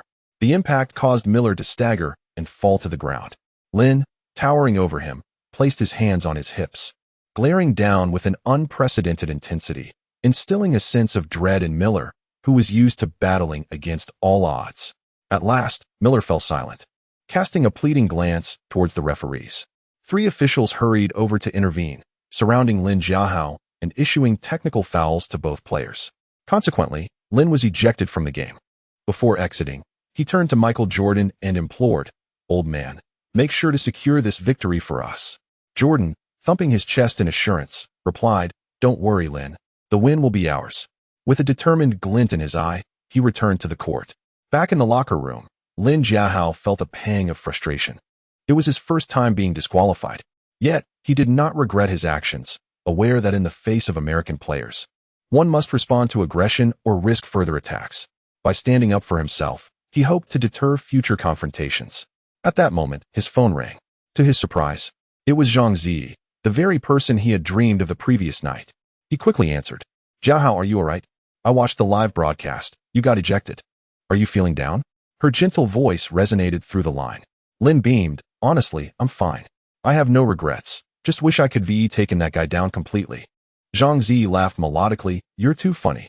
I wanted to comfort you, but it seems you don't need it at all." Lin replied, "Comfort is still needed. The solace from others may not mean much, but your words hold great significance." Zi, with a twinkle in her eye, asked, "Really? Am I that important to you? I'm free tomorrow. How about I come to see you, and we can have dinner together?"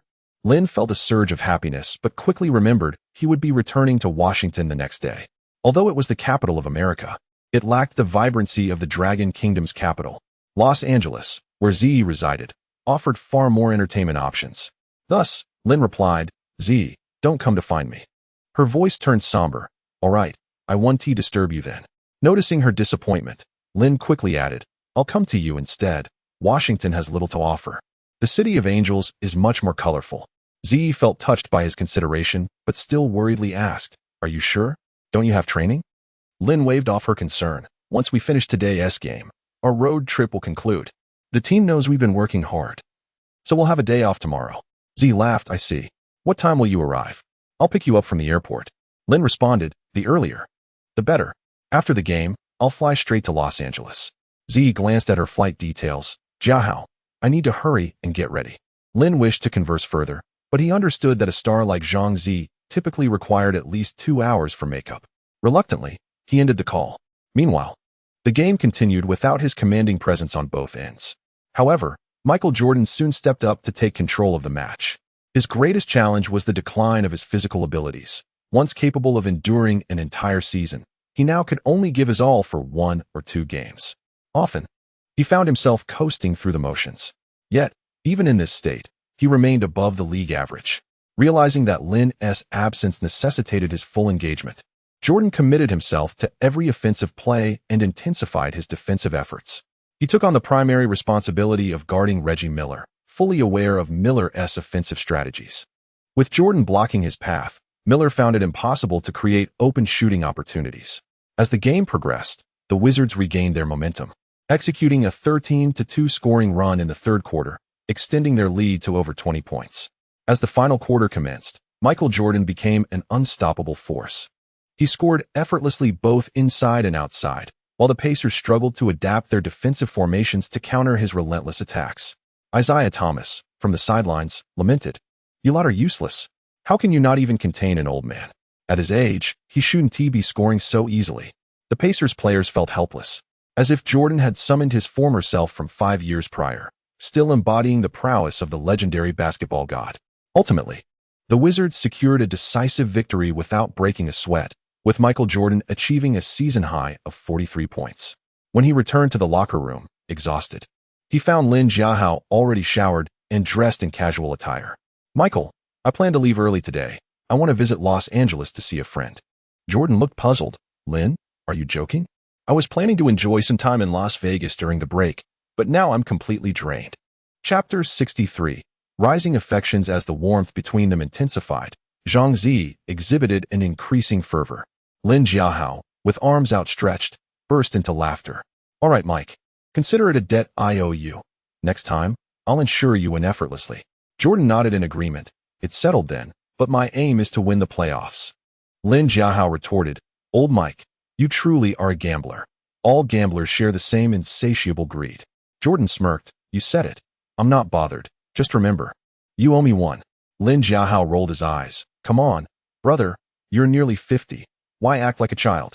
Jordan playfully swatted at him. You're mistaken. I'm not even 40 yet. It seemed that even the basketball deity was quite sensitive about age. All right, you're the youngest. That's enough. I must take my leave, Lin Jiahao declared, turning to exit. Suddenly, Jordan grasped his hand. Wait, Lin, put this on. He presented a box from a renowned sports protection brand to Lin Jiahao. With a resigned smile, Lin Jiahao expressed, Mike, you truly are like a brother to me. Thank you. He then bid farewell to his teammates and hurried to the airport. Upon arriving in Los Angeles, the clock had already struck midnight. Although the East was ushering in early winter, Los Angeles remained delightfully warm. Zhang Zi, clad in an elegant long dress, exuded charm. Jiahao, let me see if you're injured, she said, her concern evident from the scuffles he faced on the court. Lin Jiahao flexed his arm, revealing his robust biceps. Feel how strong I am.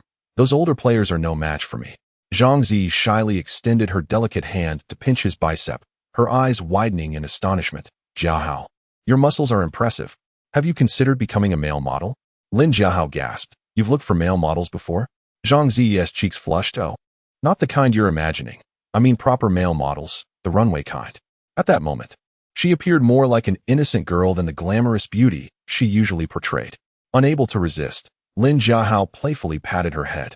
Suddenly, Zhang Zi inquired, Jiahao, do you want to act in a movie? With your physique and looks, it would be a shame not to. Lin Jiahao chuckled. I could.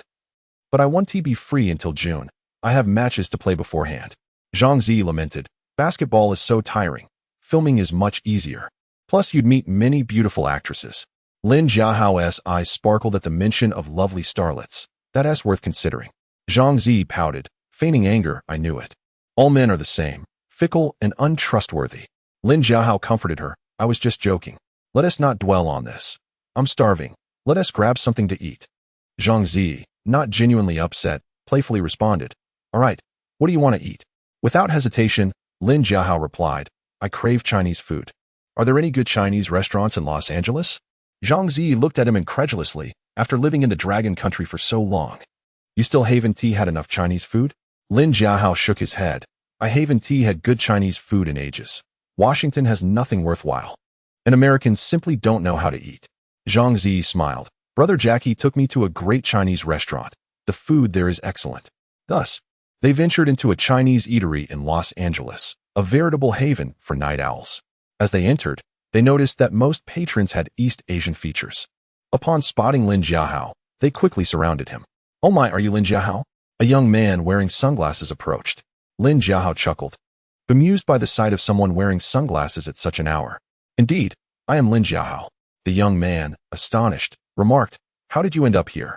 Didn't you just finish a game against the Pacers? Lin Jiahao turned to Zhang Zi. Brother, have you heard the saying, life surpasses basketball?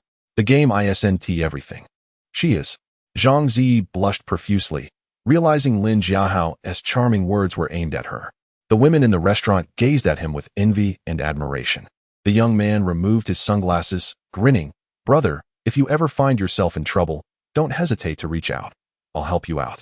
He handed Lin Jiahao a business card.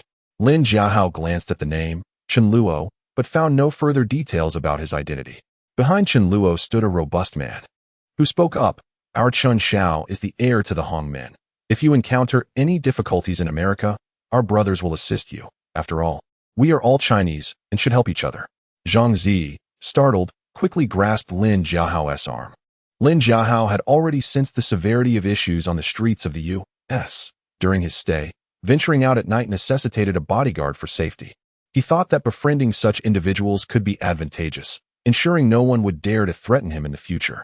With a smile, Lin Jiahao said, All right, Chen Xiao. If you want to catch a game, feel free to contact me. I'll secure front row tickets for you. Chen Luo laughed heartily. Actually, my greatest passion is basketball. I aspire to be a player, but my father won't allow it. Lin Jiahao suggested, if you truly love it, I can help you find a trial opportunity with the Wizards. Chen Luo shook his head. I'm not good enough. My skills are lacking. It'll remain just a hobby. Lin Jiahao offered another idea. If you genuinely enjoy basketball, you could form a streetball team or even create your league. That's a fantastic option. Shen Luo's eyes lit up. Brother, you're right. Would you be willing to help me with this? You just need to provide ideas. And we can partner up. The two bonded over their shared interests and conversed for hours, until dawn began to break. Lin Jiahao finally concluded his chat with Shen Luo. As he had come to accompany Zhang Zi, he dedicated the entire next day to her, and they enjoyed each other's company immensely. Their bond deepened rapidly, and Lin Jiahao could sense Zhang Zi's growing enthusiasm towards him during this date in Los Angeles. This was no mere illusion, but a tangible reality. With time, winning Zhang Zi's heart and transforming her into his girlfriend would be an immensely gratifying achievement. As he contemplated this, a smile graced Lin Jiahao's lips, and he vowed to win Zhang Zi over, making her truly his own. Chapter 64. The most comprehensive power forward in history. The following day, due to a flight delay, Lin Jiahao returned to Washington just as the Wizards players commenced their pregame training. Upon his arrival at the practice court, Jordan approached him.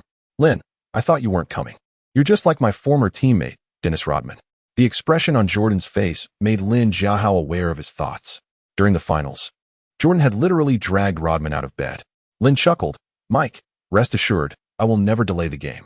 At that moment, head coach Collins approached. Our opponents today, the Sacramento Kings, are a formidable team from the West, particularly known for their distinctive offense. Everyone must remain vigilant on defense. After making his point, he turned his gaze towards Lin Jiahao. Lin, your defensive responsibilities in this game are immense. Lin nodded in acknowledgement. I understand, coach. You want me to match up against Chris Webber, and I assure you he won't score in double digits. Collins felt that Lin Jiahao, the young player, seemed to be getting a bit ahead of himself. Webber was an all-star power forward, currently on par with Duncan and Garnett in his position, particularly on offense. Webber was a remarkably talented power forward. Many believe that, in terms of offensive prowess, Webber was the most comprehensive power forward in history, perhaps with no equal. Collins intended to say more, but the referee denied him the opportunity as the game was already underway. In this match, the visiting Kings fielded their strongest starting lineup. Center, Vlade Divac power forward, Chris Webber small forward, Peja Stojakovic shooting guard, Doug Christie point guard. Mike Bibby. The Wizards' starting lineup remained unchanged from the previous game. Center, Hayward power forward, Lin Jiahao small forward, Hamilton shooting guard, Jordan point guard, Tyronn Lue as the referee's whistle blew. The game officially began. Lin Jiahao took the tip-off, as Collins wanted to ensure there was no hint of relaxation from the start. With a powerful leap, Lin directed the ball to Tyronn Lue behind him. Lue dribbled quickly into the front court, seeking to organize an offense. However, the tenacious defender, Mike Bibby, denied him the opportunity with an aggressive press. He stole the ball from Lue and swiftly initiated a counterattack. The Kings' offense was remarkably swift. Bibby dribbled to the front court and launched a three-pointer, putting the Kings ahead 3-0. After scoring, Bibby taunted Lin Jiahao. Brother, winning the tip-off means nothing. Winning the game is what matters. Lin Jiahao retorted without hesitation. Brother, we will not only win the tip-off but the game as well.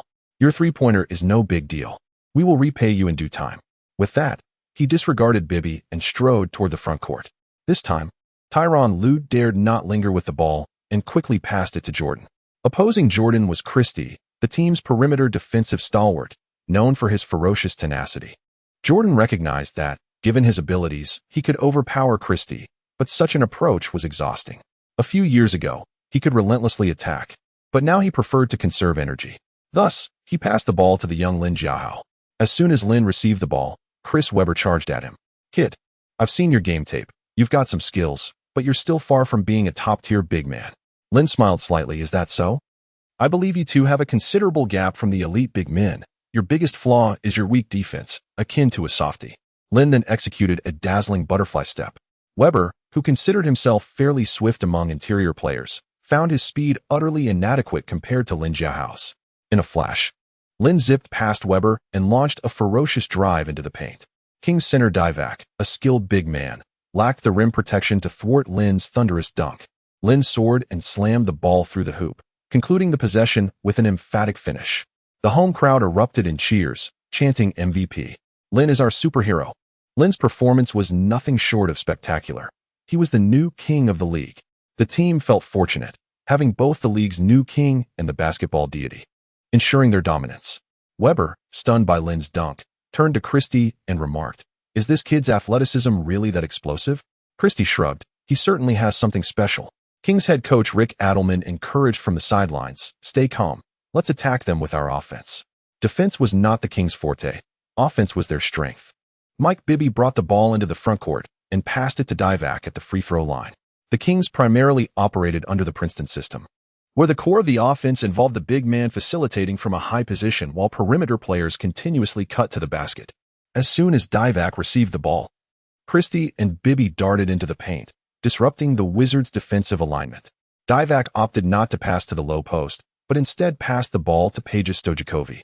Positioned at the 45-degree angle beyond the arc, Peja, a lethal shooter, seized the opportunity and instantly released a three-pointer, extending the Kings' lead. The Wizards' players remained unflustered, for they had two ace players on their side. With Jordan and Lin Jiahao present, their strength was assured. This time, Jordan passed the ball to Hamilton, who quickly took a mid-range jumper. Stojakovic, his counterpart, was like many pure shooters, lacking in defensive prowess. The Kings did not expect him to contribute much defensively. His role was simply to score threes. The two teams engaged in a fierce back-and-forth right from the outset, with Tyronn Lue once again orchestrating a new offensive round. This time, he passed the ball back to Lin Jiahao, who could see Weber glaring at him, attempting to intimidate him with his gaze. Lin, however, was unfazed, adopting a triple threat stance with the ball. Having just been easily bypassed by Lin, Weber dared not apply too much pressure and chose to defend from a distance of 2 steps.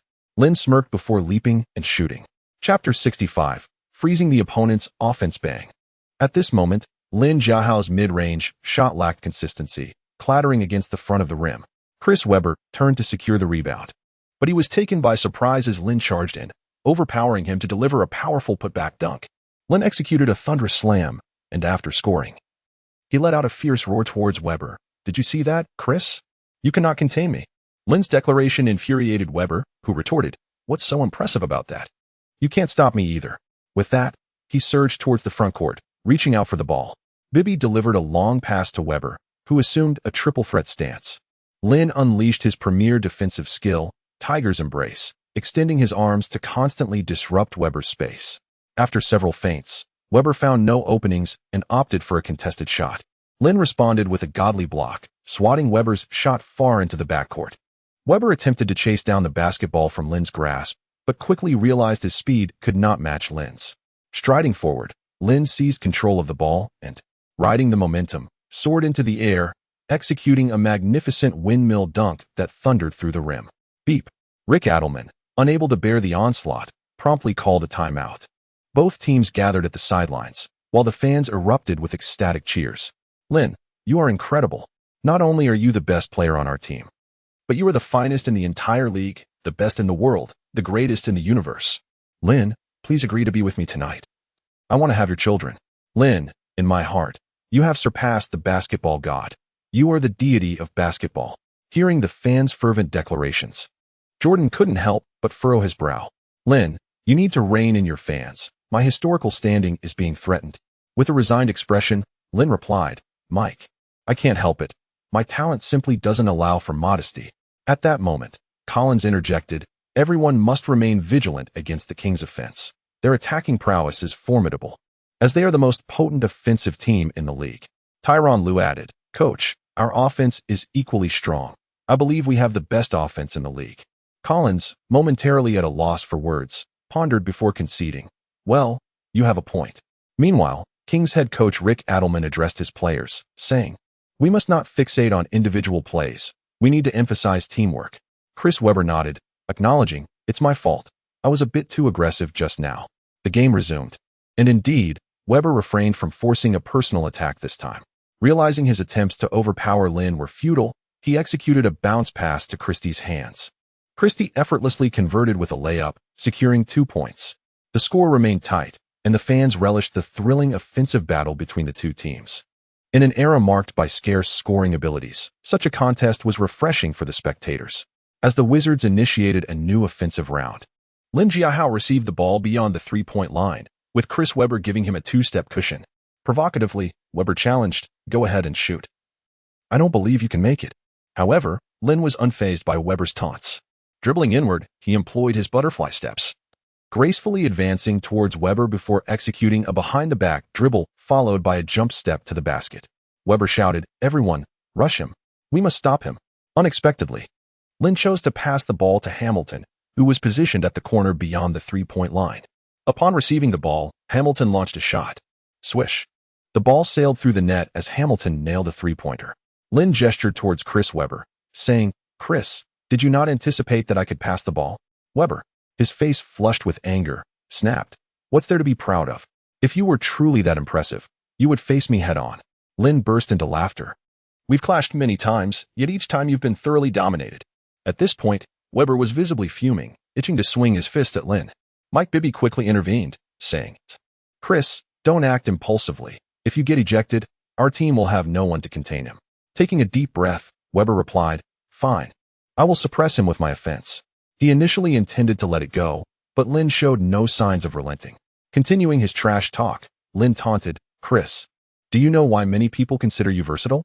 Weber's face was a canvas of confusion. Lin elaborated, "The reason is simple. You lack any standout ability."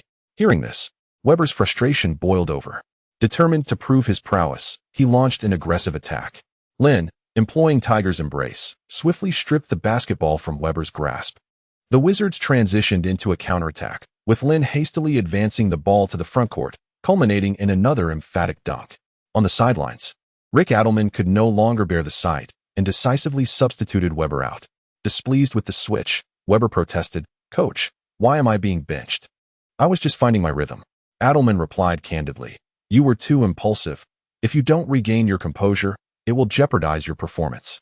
Before Weber could retort, he was pulled away by an assistant coach. After Weber's exit, the Kings' offensive structure faltered. Under the leadership of Lin Jiahao and Jordan, the Wizards quickly established a commanding lead. As the first quarter concluded, the Wizards led 27-22. When Jordan exited the court, he turned to Lin, saying, "Lin, are you brave enough to make a wager with me?" Lin responded, "What kind of wager?" "Let us compare our scoring in this game. The loser treats the entire team to dinner." Lin chuckled, "Mike, if you want to treat everyone, just say so." Jordan shook his finger at Lin, insisting, "Just say whether you dare to compete." Lin nodded confidently. "What is there to fear? Mike, if you enjoy treating the team, I will gladly grant you this small request. After all, you have more than enough money to spare." Chapter 66. If others do not offend me, I shall not offend them. Meanwhile, upon hearing the words, Tyronn Lue immediately exclaimed, "That's wonderful, my brothers. Allow me to serve as your witness." The other teammates chimed in with playful banter. "We all heard it. You cannot go back on your word." Faced with the inquiries of his teammates, Michael Jordan promptly provided an answer. "No problem. After all, Lin has secured a substantial contract. Regardless of the outcome, the one who loses must treat the entire team to a meal, including the security and cleaning staff." Upon hearing Jordan's declaration, Lin Jiahao could not help but chuckle. "All right, Michael, it's settled." Amidst the cheerful chatter on the bench, the Kings bench was engulfed in a somber atmosphere. With the team trailing, they lacked the spirit for levity. Head coach Rick Adelman surveyed his players before his gaze landed on Chris Weber. "Chris, you are the finest player on this team. If you do not step up when it matters, we cannot rely on the others." Weber replied, "Coach, could you refrain from always assigning me to facilitate? I would appreciate some offensive plays as well." Adelman wore a troubled expression, knowing that Weber was not a player of Duncan's caliber. While Duncan's prowess in offense was reliable, Weber, as Lin had noted, was well-rounded but lacked any singular skill that could be deemed elite in the league. Tasking him with facilitating was an attempt to capitalize on his strengths while minimizing his weaknesses. However, Adelman felt it was crucial to soothe Weber's emotions at this moment. "All right, Chris, when you enter the game in the second quarter, I will assign you more offensive plays, ensuring other players set screens for you," he assured. Weber took a sip of water and wiped the sweat from his brow with a towel. He straightened up, clapped his hands, and rallied his teammates. "Let us go, brothers. We will conquer this game together." With that, he strode onto the court with determination. The second quarter commenced, and the Kings initiated their offense. Adelman's offensive strategy was indeed well-structured. Weber executed a series of screens that provided him with an open mid-range shot. Lin, who was primarily defending him, was obstructed by a Kings player, allowing Hayward to switch and guard Weber. Seizing this opportunity, Weber took a clean jumper, the ball swishing through the net.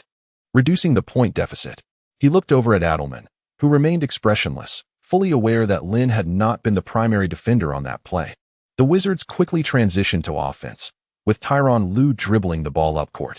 He glanced at the two senior players, Jordan and Lin, hesitating over whom to pass the ball to. Jordan, the basketball deity and team owner, seemed the logical choice.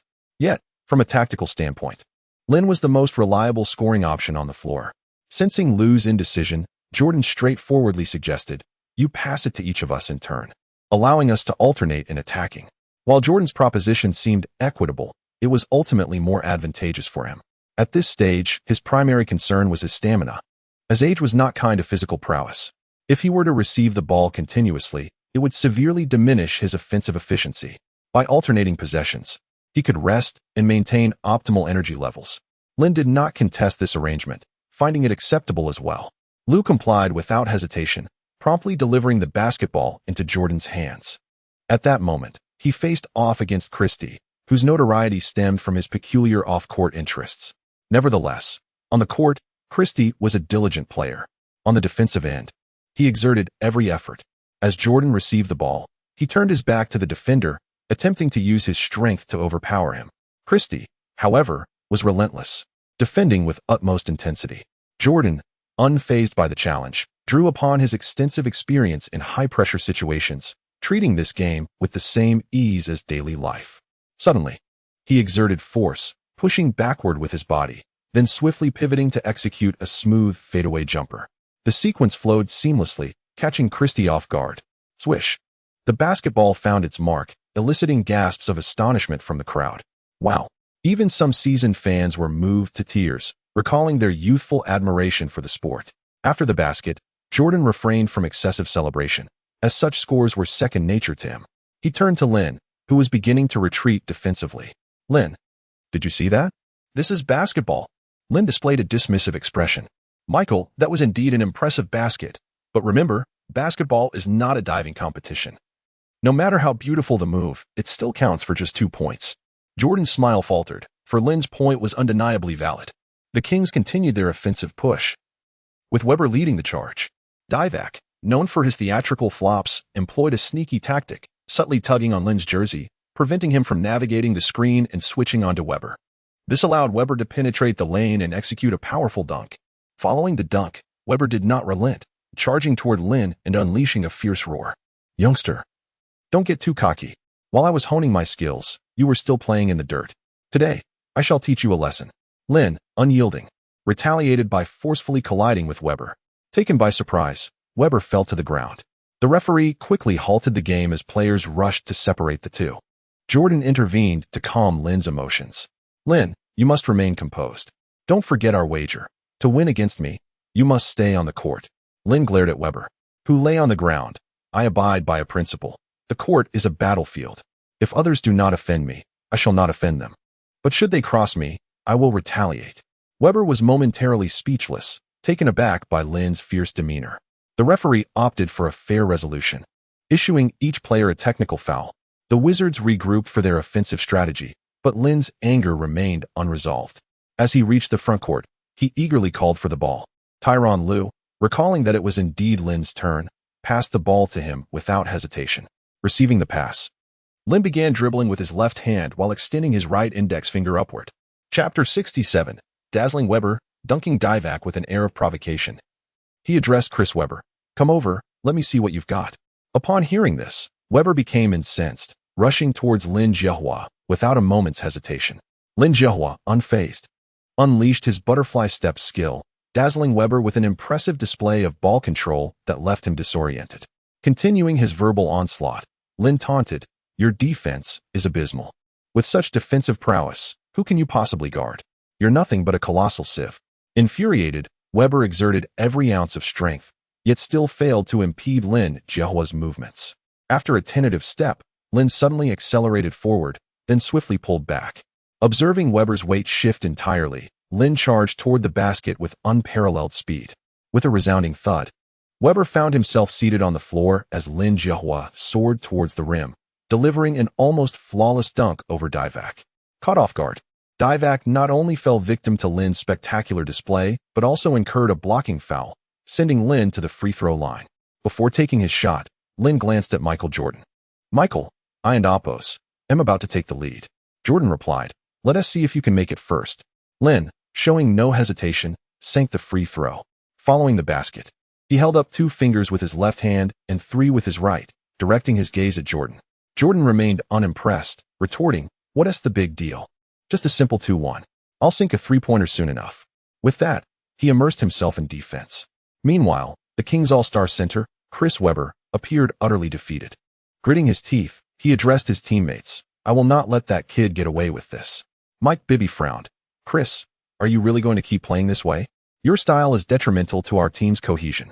Webber shot back, what nonsense are you spouting? Don't forget, I am the leader of this team. Bibby, having just joined the Kings this season, was part of a strategic trade that brought him in exchange for the flamboyant Jason Williams. Aiming for not just spectacle, but also results. The Kings had indeed shown improvement this season, thanks in no small part to Bibby. However, the NBA was a realm where respect and hierarchy mattered. Bibby understood that undermining Webber would complicate his own standing within the team, forcing him to pass the ball to Webber. Once in possession, Webber immediately turned to back down Lin Jiahao, frustrated and consumed by his emotions. He disregarded teamwork and focused solely on overpowering Lin. After a brief struggle, he glanced down, realizing he had barely moved from his spot. Panic set in as Divac shouted, Chris, pass the ball quickly, or you'll get a 5-second violation. This rule was instituted by the NBA to curb the excessive backing down style popularized by Charles Barkley, who had dominated opponents with his sheer physicality. With no choice, Webber passed the ball to the corner, where the Kings sharpshooter, Peja Stojakovic, awaited. As the league's 3-point champion, Peja wasted no time, leaping to execute a rapid-fire 3-pointer. Upon seeing the ball sink through the net, Lin Jiahao turned to Michael Jordan. Michael, they just hit a 3-pointer. Aren't you supposed to shoot one? Understanding Jordan's competitive nature, Lin knew that this would provoke him. Indeed, Jordan sprang into action, reclaiming the ball from Tyronn Lue. He dribbled up the court and launched a 3-pointer over the defending Christie. Analyzing Jordan's statistics through a modern lens reveals that his 3-point shooting percentage was significantly lower than the league average today. This discrepancy stemmed from the era in which he played, where 3-point shooting was not heavily emphasized. In fact, during the 2001-2002 season with the Wizards, Jordan averaged less than 1 3-point attempt per game, achieving a dismal 18.9 shooting rate. If he were anyone else, such a performance would have drawn the ire of his coach. True to form, Jordan and Oppos' shot clanged off the front of the rim. Just as Webber prepared to secure the rebound, his nightmare began. Lin Jiahao surged from behind, launching himself into the air and delivering a thunderous dunk over Webber. The sheer force of Lin and Oppos' slam sent shivers through the arena staff, who feared he might rip the rim from its moorings. After the dunk, Lin astonishingly found himself perched on Webber's shoulders, prompting the referee to rush over and issue a warning. As Lin dismounted, he set his sights on Jordan. Michael, you're now trailing me by 3 points. Do I sense your impending defeat? Jordan, refusing to concede, retorted, you've only made 2 shots. What is there to boast about? The game is far from over. Lin smiled and nodded. Very well, I shall match you step for step. This time, Jordan dedicated himself to defense, aiming for a steal. Per their prior agreement, Tyronn Lue was supposed to pass the ball to Lin Jiahao. However, if Jordan succeeded in his steal, the possession would shift in his favor. Soon enough, the first half concluded with the Wizards leading 58-45 over the Kings. Frustratingly for Collins, the second quarter yielded no points from any player other than Lin Jiahao and Jordan, with Lin momentarily ahead of Jordan, 17-14. Chapter 68. The traditional virtues of the Dragon Nation. Respect for the elderly and love for the young. Upon returning to the locker room, Jordan wiped the sweat from his brow with a towel. He had not felt this exhausted in a long time. Tonight, he had truly given his all. This match was of paramount importance to him, as he sought to demonstrate that he had not yet faded into obsolescence and that his metaphorical chamber still contained ammunition.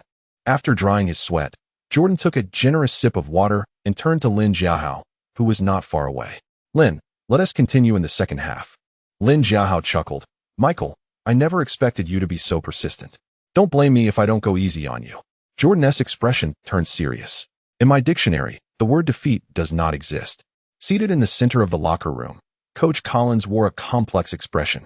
On one hand, he appreciated the healthy competition among the players, believing it would drive them to perform better. On the other hand, he worried about potential conflicts. After all, Lin Jiahao and Jordan were essentially the Team's leaders. If the two core players developed any rift, the Team's success would be jeopardized. Noticing the coach's concerns, Jordan offered a reassuring smile. "Collins, rest assured, I won't stoop to the level of a child. I'm merely enjoying a friendly competition with Lin." Lin Jiahao quickly chimed in, "Don't worry, coach. We Dragon Nation folks value respect for the elderly and love for the young. I won't bully this old fellow." Collins found himself at a loss for words, secretly admiring Lin Jiahao's audacity to confront Jordan directly. After all, even the notoriously temperamental Rodman had never dared to speak back to Jordan in such a manner. Meanwhile, in the opposing locker room, Rick Adelman was earnestly advising Chris Webber. He understood that for the team to turn the tide, Webber had to perform at his best. "Chris, you are no longer a young player. Why are you letting a rookie get under your skin?" Webber huffed. "That kid from the Dragon Nation is too arrogant. I must teach him a lesson." Adelman shook his head in exasperation. "But what is the result? We are the ones trailing." His words, though not harsh, carried a sting. Webber found himself momentarily speechless. For Adelman spoke the truth. The Kings were significantly behind the Wizards, and Webber was struggling in his personal duel against Lin Jiahao. Seeing the shift in Webber's demeanor, Adelman continued, "Chris, you must leverage your strengths. That player from the Dragon Nation can only rely on his individual prowess, but basketball is a team sport. You need to utilize your passing advantage." After saying this, he directed his gaze towards the team's veteran, Divac. Divac understood the message and promptly encouraged Webber. "Chris, the coach is right. You are our core and leader." The other teammates voiced their support, reinstating Webber's confidence. "Brothers, that was my mistake earlier. In the upcoming matches, I will focus more on our team's cohesion and strive to pass more." With Webber's declaration, Rick Adelman breathed a sigh of relief, feeling that there was still hope for the second half. Soon, the second half commenced, with both teams retaining their starting lineups. The Kings initiated the offense. Webber indeed made a change. His high-post play proved effective as he delivered a bounce pass to Christie, who finished with a layup, scoring 2 points for the team. The Wizards quickly inbound the ball, and Jordan sprinted up the court. Tyronn Lue, arriving before the ball, executed a long pass to Jordan at the free throw line. Without hesitation, Jordan caught the ball and launched a mid-range jumper. The teams engaged in a fierce back and forth, igniting the fans' enthusiasm. In this era, most teams struggled offensively. Bound by the constraints of rules and the limitations of players' offensive skills, defensive battles often dominated the games. Such an exhilarating offensive showdown was a rare delight for the spectators. Apart from the match itself, the bet between Jordan and Lin Jiahao continued, their rivalry proving even more captivating than the game. By the end of the third quarter, the Kings had narrowed the score gap, with the Wizards leading 88-79. In this quarter, both Jordan and Lin Jiahao scored 14 points each, while the Wizards' remaining 2 points came from Hamilton's free throws. During the break, Rick Adelman shifted his focus. He emphasized that relying solely on offense would not secure a victory, as the Wizards possessed formidable offensive capabilities. "We must bolster our defense." The Kings players nodded in agreement. Adelman elaborated, when defending against the Wizards, "We need to concentrate on 2 key points. We will employ a double team on Michael and Lin." Following Adelman's strategy, Bibby and Christie were assigned to double team Jordan, while Divac and Webber focused on Lin Jiahao. The Kings players accepted the coach's plan with enthusiasm. On the Wizards bench, Coach Collins approached Jordan, saying, "Michael, do you want to take a break? You played the entire third quarter." Jordan replied, "I will rest only if Lin does. If he stays on the court, I want to leave." Collins was at a loss, thinking to himself that the old veteran still had the heart of a child, nearly twice Lin Jiahao's age. Jordan could endure the entire game without fatigue. Could Collins say the same? With no other option, Collins turned to Lin Jiahao. "Lin, how about you take a breather for a bit?" Lin Jiahao firmly responded, "Coach, I'm not tired at all. I believe I can play the entire game." Reluctantly, Collins allowed both Jordan and Lin Jiahao to remain on the court. As the fourth quarter began, the Wizards launched the first attack. This time, it was Jordan's turn to shine. Holding the ball beyond the three-point line, he suddenly released a shot. Swish. Jordan sank a three-pointer. After scoring, he did not celebrate, but immediately turned to Lin Jiahao in the paint.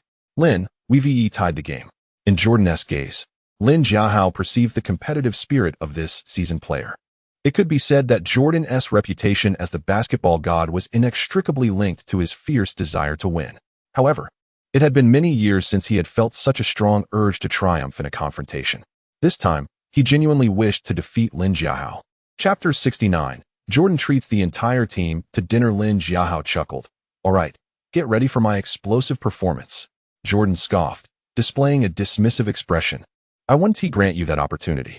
With that, he intensified his focus on defense, aiming to seize possession through steals and blocks to score points. The game continued, and the Kings launched an offensive. Mike Bibby advanced the ball to the front court and passed it to Divac at the top of the arc. As soon as Divac received the ball, Weber swiftly moved to the basket. Known for his exceptional passing abilities, Divac quickly released the ball, executing a seamless high-low play with Weber. Weber rose to attack the rim, but smack. Lin Jiahao delivered a spectacular godly block to Weber. Before Weber could react, Lin Jiahao swiftly followed up with a chasing wind rebound, regaining possession and initiating a fast break. He sprinted towards the front court with all his might. The Kings and Oppos players momentarily hesitated, and by the time they reacted, it was too late. Lin Jiahao had already crossed their three-point line, leaping from the free throw line to unleash a thunderous windmill dunk, slamming the ball into the hoop. It was a breathtaking free throw line dunk, sending the Washington crowd into a frenzy. Oh my, brothers, who could have imagined that our team boasts two players capable of dunking from the free throw line? One fan exclaimed. I must say, Lin's dunks are even more terrifying than Michael's. Indeed, Lin not only leaped from the free throw line but executed a windmill dunk as well, an impressive feat in a game context. His talent was overwhelming, practically spilling over. Ignoring the fans' exuberance, Lin Jiahao turned to Jordan. Michael, did you see that? How do you like my flashy dunk? Jordan, in a huff, retorted, Lin, what is so remarkable about that? I could dunk better than you in my youth, but when you grow old, you might not shoot as well as I do. Lin Jiahao quickly countered, I won't even need to wait until I'm old. By the end of this season, I'll develop shooting skills that surpass yours. His confidence stemmed from his belief in the system, convinced it would bestow upon him even more offensive skills. In time, he envisioned himself not only matching Jordan's mid-range shooting, but perhaps even achieving Steph Curry-like three-point prowess. That would make him a revolutionary player. Let us increase our pace and exploit our speed, denying the opponent any chance to set up their defense. Rick Adelman decisively instructed from the sidelines. The Kings players obeyed, sprinting at their coach's command. Mike Bibby rushed up the court and executed a bounce pass to Christie at a 45-degree angle. Christie immediately took a three-point shot, but the moment the ball left his hands, a pair of large hands snatched it away. It was none other than Michael Jordan, who had not exerted himself defensively like this in quite some time. When he fully committed to defense, he remained a Defensive Player of the Year caliber player. After blocking Christie's shot, Jordan dribbled forward with purpose. He hesitated briefly, initially contemplating a gliding dunk from the free throw line, but ultimately opted for a dunk under the basket. After all, with age, his leaping ability was no longer as explosive as in his prime. Watching Lin Jiahao execute a free throw line dunk filled him with envy. He knew he could no longer replicate such feats. However, a dunk is still a dunk, and they were competing to see who could score more. Nice job, old man. Your scoring has ignited my competitive spirit. I refuse to let up. Jordan replied resolutely. The two continued their contest of scoring prowess, much to the dismay of their opponents. The Kings. Both Jordan and Lin Jiahao possessed elite offensive talents, ceaselessly racking up points, leaving the Kings players in despair. As the clock ticked down to 5 minutes and 32 seconds left in the fourth quarter, the Wizards had expanded their lead to over 20 points. Recognizing the improbability of a comeback, Coach Adelman promptly substituted all his starters, ushering the game into garbage time. Typically, one would expect the Wizards to follow suit and rest their starters, but he hesitated, as the core players, Jordan and Lin Jiahao, were in the midst of an exhilarating battle. He ultimately decided to call a timeout to gather their thoughts. Since their wager began, both players had scored 43 points, resulting in a tie. If the game ended here, there would be no declared victor. Lin Jiahao glanced at Jordan and stated, Michael, I think it's time to call it a day. I've thoroughly enjoyed this game. However, Jordan was reluctant to concede, driven by Lin Jiahao's performance. He casually remarked, Yet we have not determined a winner. Who will treat everyone to dinner later? Tyronn Lue chimed in, Right, Lin, you and Michael should decide the outcome. Otherwise, we might not have dinner. Lin Jiahao burst into laughter. I'll treat, given my youth. I shouldn't lose to you, old man. Jordan immediately countered, "No way. I must pay. After all these years in the league, I've earned enough money. How could I let you, an undrafted player, treat us? Tonight, we're heading to the best restaurant in Washington, and everyone can order whatever they want." In this era of the NBA, many players earn significantly less than their modern counterparts, especially those on minimum contracts, whose salaries barely surpassed those of average working-class families. Upon hearing Jordan's declaration, the Wizards players erupted in cheers. Collins felt a sense of relief, as the team's crisis had finally passed. He quickly made substitutions, allowing the end-of-bench players a chance to gain experience. Ultimately, the Wizards secured another resounding victory at home, defeating the Western powerhouse Sacramento Kings. As the final whistle blew, the players from both teams re-entered the court. On the court, they were adversaries, yet off the court, they were friends, devoid of any deep-seated enmity. Some rivals, who had been fiercely competitive during the game, would immediately embrace and head out together to social venues. Among the Kings, whether veteran teammates or younger players, there was immense respect for Jordan. After all, he remained the eternal god of basketball. Chapter 70. Barkley to run bare. Certainly, they held great respect for Lin Jiahao, as his prowess was sufficiently formidable, proving himself in this masculine sport. As the saying goes, in literature, there is no first. In martial arts, there is no second. Competitive sports and the entertainment industry are vastly different realms. In the adjacent entertainment circle, a handsome young man might garner adulation without any noteworthy achievements, simply due to his appealing persona. However, in the realm of competitive sports, admiration arises solely from undeniable skill. Chris Webber, who had been infuriated moments before, was now completely at ease. He approached Lin Jiahao, patted him on the shoulder, and they shared a warm embrace. Webber whispered in Lin's ear, "Brother, I must concede that the future belongs to you. The title of the greatest power forward in league history will not belong to Tim Duncan, nor to me, but to you." Suddenly receiving such praise from Webber left Lin a bit bashful. He smiled slightly and replied, "Chris, thank you for your kind words. I believe the future is indeed mine, and I am no longer connected to you seasoned veterans. Ha. Indeed, we have aged, especially that old fellow on your team." Chris Webber laughed heartily, seemingly taking a jab at Jordan. Subsequently, other players from the Kings also approached Lin Jiahao, expressing their respect. After this whirlwind of socializing, Lin Jiahao and his teammates returned to the locker room to shower and change. While bathing, he received another reward of points from the system. This time, the system generously granted him 2,000 points. Looking at the growing number of points on the system's marketplace, Lin was elated. He aimed to accumulate enough points to exchange for an exceptionally remarkable pair of basketball shoes, which required 5,000 points. He felt that one more victory would bring him closer to that goal. Following this, the entire Wizards team engaged in a team-building activity. Michael Jordan exhibited remarkable generosity, arranging for his assistant to reserve the finest restaurant in Washington. The Wizards, from top to bottom, entered this luxurious establishment.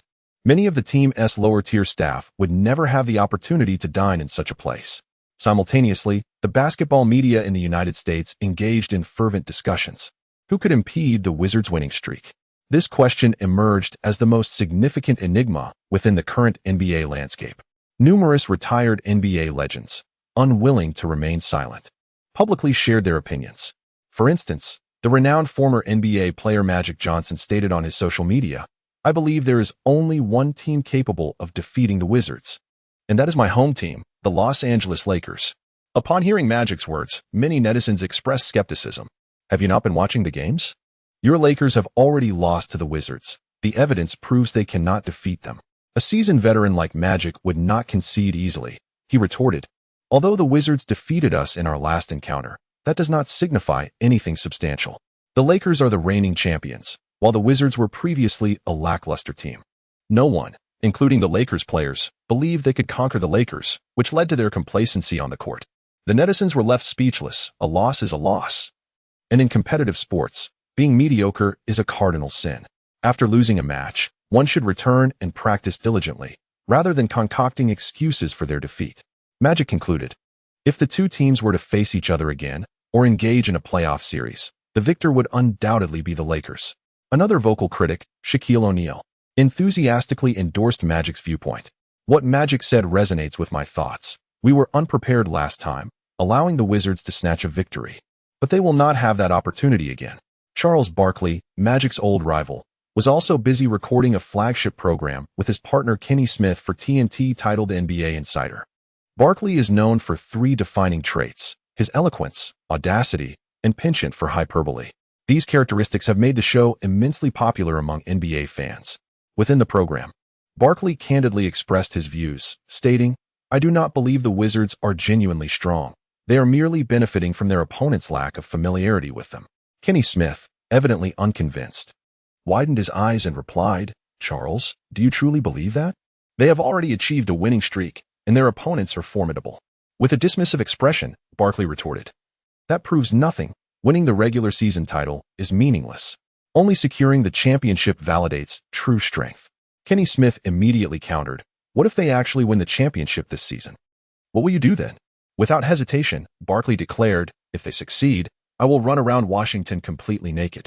Barkley was clearly committed to the cause, willing to forfeit his dignity for the sake of entertainment.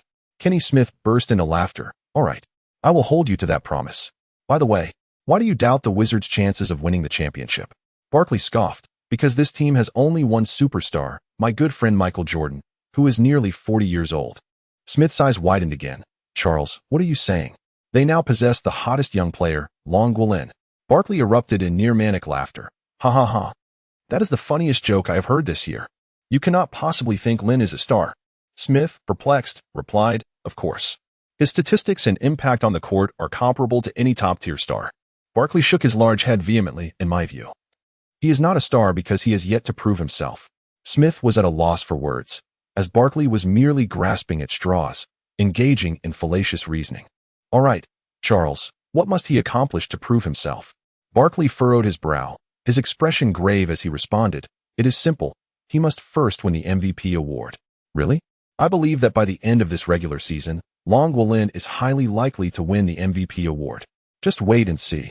Smith chuckled, convinced that Barkley would ultimately lose the bet, and he would witness him running naked around Washington. Chapter 71. Unintentionally entering the Silk Cave in the dead of night. Charles Barkley had just finished recording his show and returned home when his phone suddenly rang.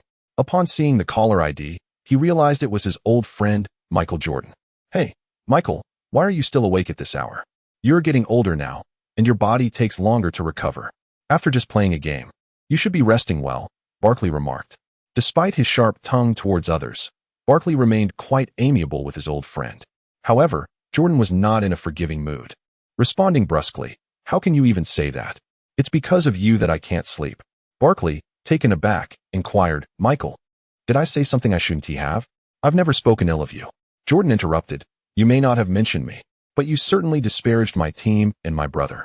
Barkley was astonished. In his memory, Jordan had always been proud and solitary. Even during the Bulls dynasty, he barely interacted with Rodman or Pippen off the court. On the court, they were fierce comrades, but off it, they led separate lives. Now, to hear Jordan refer to a younger player, nearly 20 years his junior, as a brother, and with such warmth, was beyond Barkley's imagination. After a moment of contemplation, he asked, "Michael, the brother you're referring to wouldn't he happen to be Lin from Dragon Country, would he?" "That's right, it's Lin. We just had dinner together and watched your recorded show." "What nonsense were you spouting?" Jordan replied. Barkley felt somewhat cornered by his friend's accusations. "Michael, you know I have to say certain things for the sake of the show." Jordan remained unconvinced, saying, "Charles, I've known you for so many years. I know you very well. What you said reflects your true thoughts. Don't hide behind the show." Barkley, realizing the futility of pretense in front of Jordan, candidly admitted, "Michael, since you've seen through me, I won't pretend anymore. Indeed, I believe Lin isn't that strong. If I were in my prime, he would be no match for me. Even now I could defeat him one-on-one." Barkley did not anticipate that his words would infuriate Jordan. The older man immediately retorted, "All right.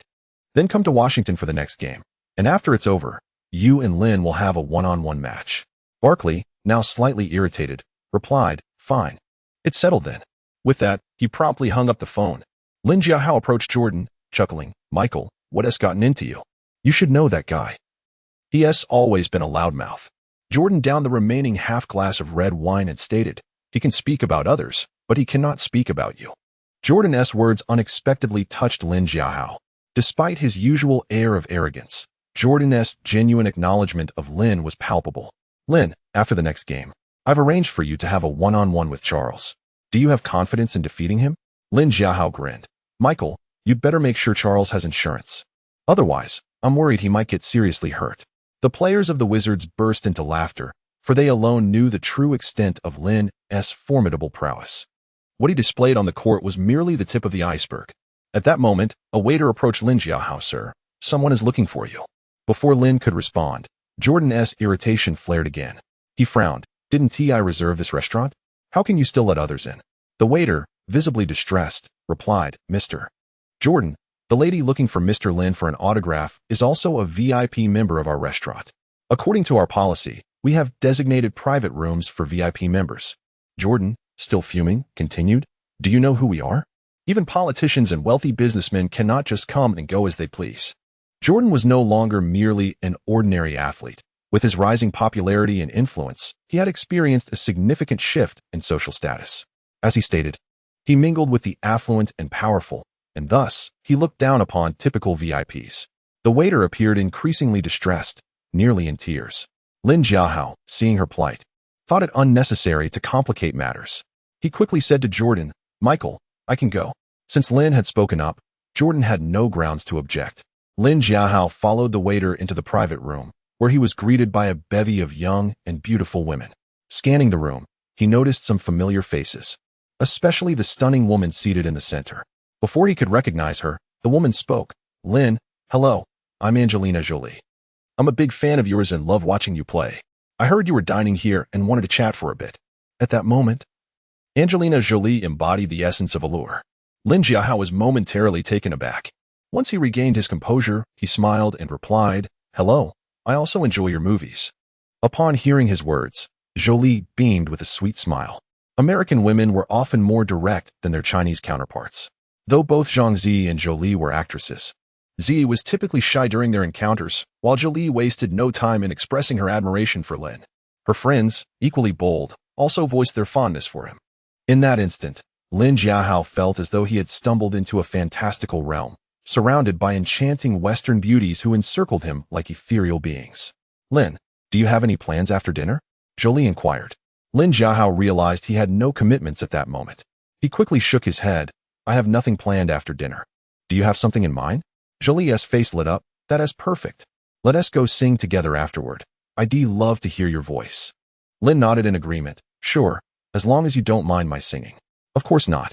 As long as you're willing to sing, we're eager to listen. Right, ladies? Jolie said, signaling to her friends.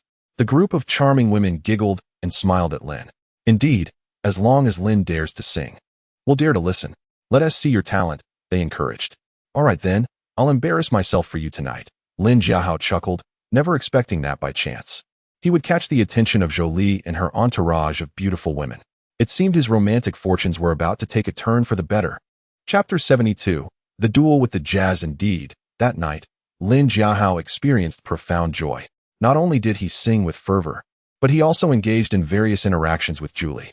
Even at the conclusion, neither seemed satiated. Julie gazed at the tall Lin Jiahao, her sapphire blue eyes sparkling with excitement. Suddenly, she leaped onto the sofa, standing tall, and passionately kissed Lin Jiahao. Caught off guard, Lin was astonished. While he understood that Western women tended to be more liberated, he did not anticipate Julie's boldness, especially with others present in the room. Her friends erupted with playful cheers. Oh my goodness, Julie, you are so forward. It seems you found your true love. Julie, are Lin's lips as soft as they appear? Is it delightful? Ah, I can't take this. Are you performing for us? Julie, could you possibly restrain yourself? Lin is from the Dragon Kingdom. I've heard they prefer more reserved women. Wow, their kiss is so intense. I might just steal a kiss from Lin myself. The chatter in the room was incessant, causing Julie's cheeks to flush as she pushed Lin Jiahao away. Her eyes, filled with affection, seemed to have been observing Lin all along. Lin scratched his head, uncertain of what to do next. However, Julie retrieved a business card from her purse and placed it in his hand, saying, Lin, I noticed you from the moment you began to rise. I apologize for not being able to control my emotions earlier. Here is my contact information. If you wish to see me, just reach out, and I shall appear before you. Lin Jiahao, dazed, accepted the card and glanced at the details, which included Julie's phone number. All right, I will call you. Thank you for your hospitality, he replied before departing from the nightclub. As he left the private room, Julie smiled and said to her friends, "Don't blame me. I merely wanted to experience the taste of an Asian man. It seems Lin has truly satisfied me. Perhaps he is still a novice." "What? You mean Lin is still a novice? He has not experienced a woman?" "Yes, I believe so. His lips are soft, yet his movements are quite inexperienced. He doesn't seem like a seasoned player." "Haha, then you've struck gold, Julie. If you end up with Lin, do not forget to share your feelings with us. Let us not rush. I shall maintain contact with him. No man I desire has ever escaped my grasp."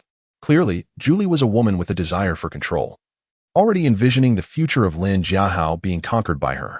Later, Lin Jiahao returned home, almost noon. In the afternoon, he contacted Julie, who expressed her desire to attend a Wizards game to cheer for him, to which Lin readily agreed. Soon, they found themselves at the Wizards' home ground. Upon Lin's arrival, Jordan exclaimed, "Lin, where have you been? I thought you wouldn't make it today." Lin smiled, "Of course, I'm here, Michael. Not only can I play, but I have also brought along a devoted fan." As he spoke, he introduced Angelina Jolie to the crowd. Upon seeing Julie, many players were instantly captivated. "My goodness, is that not my goddess?" Tyronn Lue's reaction was particularly exaggerated. Jordan playfully kicked him. "Tyronn, stop daydreaming. Focus on your game. If you're distracted, you will achieve nothing." Tyronn stuck out his tongue, understanding that the NBA was a place where hierarchy mattered, and he was powerless to act. "Michael, who are we up against today?" Lin inquired. Scratching his head, Jordan replied, "Our opponents are my old rivals. Today we face the Utah Jazz." Lin stretched lazily. "I thought they were a formidable foe. The Jazz is nothing to worry about. They rely on their star duo, but they shall not be our match." Jordan shook his head, cautioning, "Do not underestimate them. I know this team well. Although Karl Malone and John Stockton are aging, their competitive spirit remains strong." Lin nodded. "Rest assured, old man, I will give my all. While I may say otherwise, I shall remain vigilant on the court, especially with spectators watching." Jordan smiled. "Youth is truly a blessing. Your energy seems boundless." The game commenced, with the Wizards maintaining their regular starting lineup. The Jazz's starting lineup featured center, Jaren Collins power forward, Karl Malone small forward, Donnell Marshall shooting guard, Andrei Kirilenko point guard, John Stockton. The match was being broadcasted in the distant Dragon Kingdom, where Sun Jinping and Zhang Weiping provided commentary. Sun inquired, "Zhang, please share the keys to victory for both teams." Zhang nodded, "Certainly. I shall provide 3 points for each team. For the Wizards to win, they must maintain stable performance, focus their shots on Jordan and Lin, and not underestimate the Jazz." Sun quickly asked, "And what about the Jazz?" Zhang continued, "The Jazz must focus on defending Lin Jiahao. Defend Lin Jiahao, defend Lin Jiahao, defend Lin Jiahao." Sun was taken aback by Zhang's emphatic repetition. At that moment, the game began. The referee tossed the ball high, and Hayward and Jaren Collins leaped simultaneously. Jaren tipped the ball behind him to John Stockton, who advanced it to initiate the Jazz's first offense. The Jazz's strategy was clear, primarily revolving around the pick and roll between Stockton and Malone.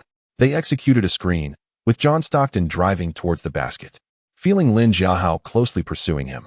Stockton quickly made a bounce pass to Karl Malone. As Malone prepared for a mid-range shot, Lin surged forward, aware of Lin's formidable defense. Malone hesitated and opted for a back-to-the-basket move. Lin executed a tiger wrap, fiercely guarding Malone, denying him any easy shot. Under pressure, Malone was forced to pass the ball to Marshall, who, positioned beyond the arc, immediately launched a three-pointer. The ball sailed through the air and through the net, giving the Jazz an early 3-0 lead. Subsequently, the Wizards initiated their first offensive play. "Lin, how do you feel? Do you have the confidence to go against Karl?" Jordan asked. Hearing the question, Lin scoffed. "Old man, how old is he now? Trust me, playing against him will be a breeze." Lin's words reached Malone's ears, igniting a fire of indignation within him as he flexed his muscular biceps. "Young man, what nonsense are you spouting? Do you believe I could shatter your skull with a single blow?" Lin Jiahao retorted without reservation. "Karl, I find your abilities rather unimpressive. Were it not for the historical accumulation, you would undoubtedly fail to secure a position in the NBA's power forward hierarchy." Upon hearing this, Malone's anger intensified, prompting him to charge at Lin Jiahao in retaliation. The referee's whistle pierced the air, immediately calling a defensive foul against Malone. Lin Jiahao shook his head at Malone, remarking, "I cannot believe that at your age, you remain so easily provoked. Truly, you are a prime example of brawn over brains." Concerned that Malone might lose control and retaliate against Lin Jiahao, John Stockton interjected, "Carl, you need to regain your composure. You are the linchpin of our team. And if you act impulsively, we shall be unable to triumph over the Wizards." Malone sighed deeply and refocused his energies on defense. At this juncture, Jordan passed the ball to Lin Jiahao, who seized it at the free throw line and launched an aggressive attack, executing a flawless butterfly step. In his youth, Malone was renowned for his explosive physicality, a time when his shooting skills were not as refined as they are now. As he developed a precise shooting technique, he became less reliant on his physical prowess. Particularly now, with the passage of time, his athleticism has waned, rendering him incapable of depending solely on his physique. After several deft fakes, Lin Jiahao had already destabilized Malone's balance. Without hesitation, Lin Jiahao deftly evaded Malone and sent the ball smoothly through the hoop. Chapter 73. Stop being so disgusting, Karl Malone. The fans of the Wizards stood up, waving their towels and cheering loudly. "Lin, you are so handsome. Your performance is simply invincible. You are the best player on this team. Your play is absolutely MVP worthy. Lin, you can easily overpower Karl Malone. You are a superior player." MVP, MVP, MVP. Hearing the chorus of cheers from the crowd, two individuals on the court were particularly displeased: Karl Malone and Michael Jordan. Malone believed he was a better player than Lin Jiahao, attributing his current struggles to age rather than skill. Jordan, too, felt disheartened by the fans' insistence that Lin was the greatest player. "What is going on here? I am the strongest player in the entire league." During the next offensive possession for the Jazz, Malone was eager to demonstrate his prowess. He received the ball and attempted to power through. But Lin Jiahao and Apos' footwork was remarkably agile, and he executed a sudden defensive maneuver. With a swift move, Malone lost his balance and fell heavily to the ground. Lin Jiahao seized the opportunity to snatch the basketball away from him. Frustrated, Malone lifted his leg in an attempt to trip Lin from behind. However, Lin, aware of the unfolding situation, did not evade. Instead, he kicked Malone's foot. "Ah!" Malone cried out in agony, prompting the referee to halt the game. The referee did not call a foul on Lin, but issued a warning to Malone instead. Malone was incensed by the referee's decision, shouting, "Why? What is the reason? He clearly kicked me, and you are warning me?" The referee, unfazed, responded, "I saw it clearly. You intentionally tripped him first." Malone was left speechless. At that moment, Jazz head coach Jerry Sloan called a timeout, advising Malone, "Carl, do not act impulsively. Avoid a direct confrontation with that Lin from Dragon Country." Malone, still fuming as he twisted his ankle, retorted, "Once the game is over, I will teach that kid a lesson. I will educate him properly in the octagon." The other players, well aware of Malone's temperament, refrained from dissuading him. Collins, noting Malone's heightened agitation, cautioned Lin Jiahao, "Be careful, Lin. That guy can be dangerous when he loses control." Lin Jiahao, familiar with Malone's reputation, remained undaunted. "Don't worry, coach. He had better not lay a hand on me, or I will make him regret it," he declared resolutely. Jordan, overhearing Lin's words, chuckled. He found the young player reminiscent of his own youthful arrogance. They often say to avoid being overly confident in one's youth. Yet, what else is youth if not a display of exuberance? As the timeout concluded, the game resumed. The Jazz continued to rely on their pick-and-roll strategy. Finally, Malone found an opportunity to shoot and launched the ball with vigor. In that instant, Lin Jiahao leapt and executed a spectacular block, leaving Malone bewildered. He could not fathom how Lin possessed such remarkable athleticism. Securing the ball, Lin passed it to Jordan.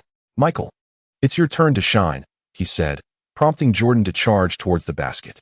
Though he was older, he was only slightly slower than in his youth, and his offensive prowess remained sharp compared to his opponents.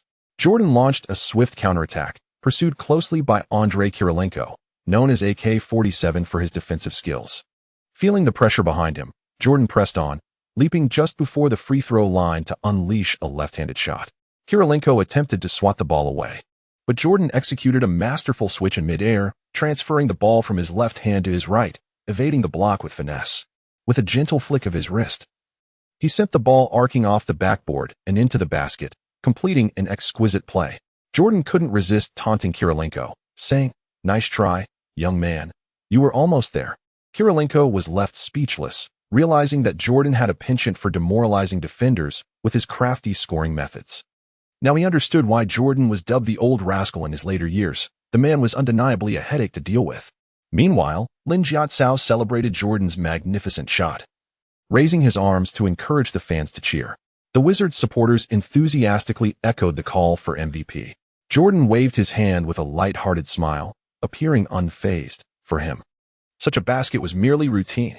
The game transitioned back and forth as the Jazz, guided by Stockton, retaliated with a three-pointer. Jordan, not to be outdone, responded with a fadeaway jumper. Stockton attempted to replicate his earlier success with another three, but this time it fell short, and Malone failed to secure the rebound. In the paint, Lin Jiahao positioned himself strategically, activating his chasing wind rebound skill. Securing the rebound from Karl Malone proved challenging due to the physical nature of the contest. However, Lin's youth and vigor gave him the upper hand. Meanwhile, Julie, filled with excitement, danced on the sidelines, her curvaceous figure swaying as she shouted, "Lin, you are playing wonderfully. I am so proud of you." She blew him a kiss, causing Lin to grin and run over to celebrate with a high five. This display caught Malone's attention, nearly causing him to drool. Unable to contain himself, he approached Julie and said, "Hi there, beautiful. I am far more impressive than that kid from Dragon Country. Would you like to be friends? We could go hunting together." Before he could finish, Julie shot him a fierce glare and retorted, "I don't like big guys like you. Just go away." Not only was Julie unimpressed, but Jordan also held disdain for Malone. "Karl, how have you lived this long without ever engaging with women? You truly bring shame to us older players with that attitude." Chapter 74. Malone's cowardice. Lin Jiahao swiftly approached Karl Malone, his eyes wide with fury. "I initially believed your basketball skills were lacking, but now I realize your character is equally abysmal." Malone, equally astonished, retorted, "What nonsense are you spouting? Ask Michael, Dennis Rodman isn't even my match, let alone you." Jordan chuckled nearby. "Karl, you might not be aware, but Lin is significantly superior to Dennis Rodman." Malone, incredulous, dismissed the notion that a player from Dragon Country could surpass such a notorious figure. He boldly challenged, "Lin, if you're truly that formidable, would you dare to face me in an octagonal cage match?" Lin Jiahao laughed heartily. "A mere octagonal cage match lacks excitement. Let us raise the stakes." Malone, feeling cornered, replied defiantly, "All right, what do you propose?" Lin responded, "The loser must bow and call the winner and Oppos. Daddy, and Oppos, do you dare?" Without hesitation, Malone nodded, though Stockton, standing nearby, remained composed. "Karl, I've witnessed some of his games, and I doubt you can handle him," he cautioned. Malone bristled at this, asserting, "I may not claim supremacy in basketball, but in a fight, no one can best me." With that, he strode forward, resuming his pick-and-roll with Stockton. Stockton, the all-time assists leader in NBA history, excelled at delivering the ball to the most reliable scoring options. Recognizing Malone's difficulty in breaching Lin Jiahao's defense, he refrained from passing to Malone, instead executing a bounce pass to Kirilenko, who had slipped behind the defense for an easy 2 points. Lin quickly approached Hamilton, advising, "Richard, that guy possesses remarkable athleticism. You must keep a close watch on him." Hamilton, apologetic, patted his chest, acknowledging his oversight. Lin reassured him, "No worries, Richard. I will assist you with the defense moving forward." As the game intensified, Collins realized that to stifle the Jazz, it was not enough to limit Malone. The primary focus had to be on Stockton, the true orchestrator of their offense. He called a timeout and gathered the Wizards players around him. "Lin, I need you to contain John Stockton." Lin chuckled, "Coach, to be honest, I've been eager to do just that. But I feared you wouldn't permit me to venture outside, as that would leave our interior rebounding vulnerable." Collins nodded. "I had similar concerns initially. But you will match up with him now." Jordan shared his insights on facing Stockton. "Lin, don't let his slender frame fool you. He is quite cunning, often employing sneaky tactics and malicious fouls." Lin maintained his smile. "Rest assured, Michael, if he plays fair, even if luck is on his side, should he resort to those underhanded tactics, I will not let him off easily." As the timeout concluded, the game resumed. Dragon Country commentator Zhang Weiping marveled. "I never imagined a player from Dragon Country could engage in such physical combat against a formidable opponent like Malone." His partner, Sun Jingping, added, "Indeed, Lin Jiahao not only stands his ground against Malone, I believe he can also contend with Stockton. He has valuable experience defending perimeter players. Remember how he limited Iverson?" Zhang Weiping chuckled, "Of course. In that match, Iverson struggled miserably against Lin. This young man truly excels at defending from 1 to 5. As if to illustrate his point, the court showcased a striking scene. After a pick and roll, Stockton received the ball beyond the 3-point line, only for Lin to charge towards him. Stockton, a master of exploiting mismatches, anticipated a favorable opportunity. However, he underestimated the overwhelming pressure Lin exerted. With elite height, wingspan, strength, and speed, combined with his tiger rap skill, Lin left Stockton with no avenues for attack. Unable to pass or shoot, Stockton resorted to incessant dribbling, but as a veteran guard, his explosiveness was limited. Attempting to outpace Lin was utterly futile. Lin relentlessly pursued, forcing Stockton to retreat until he neared the half-court line, prompting Sloan to call a timeout. Yet, the timeout yielded little effect, as Lin continued to shadow Stockton, now with even greater ferocity. As Stockton dribbled in the backcourt, Lin lunged, suffocating him with pressure. In desperation, Stockton flung the ball forward, underestimating Lin's speed and jump ability. Lin intercepted the ball mid-air, effortlessly converting it into a thunderous dunk. "John, do you believe I can prevent you from reaching the front court for the entire game?" Stockton retorted defiantly, "I will surpass you. Don't get too cocky." He then resorted to underhanded tactics, thrusting his elbow into Lin's chest.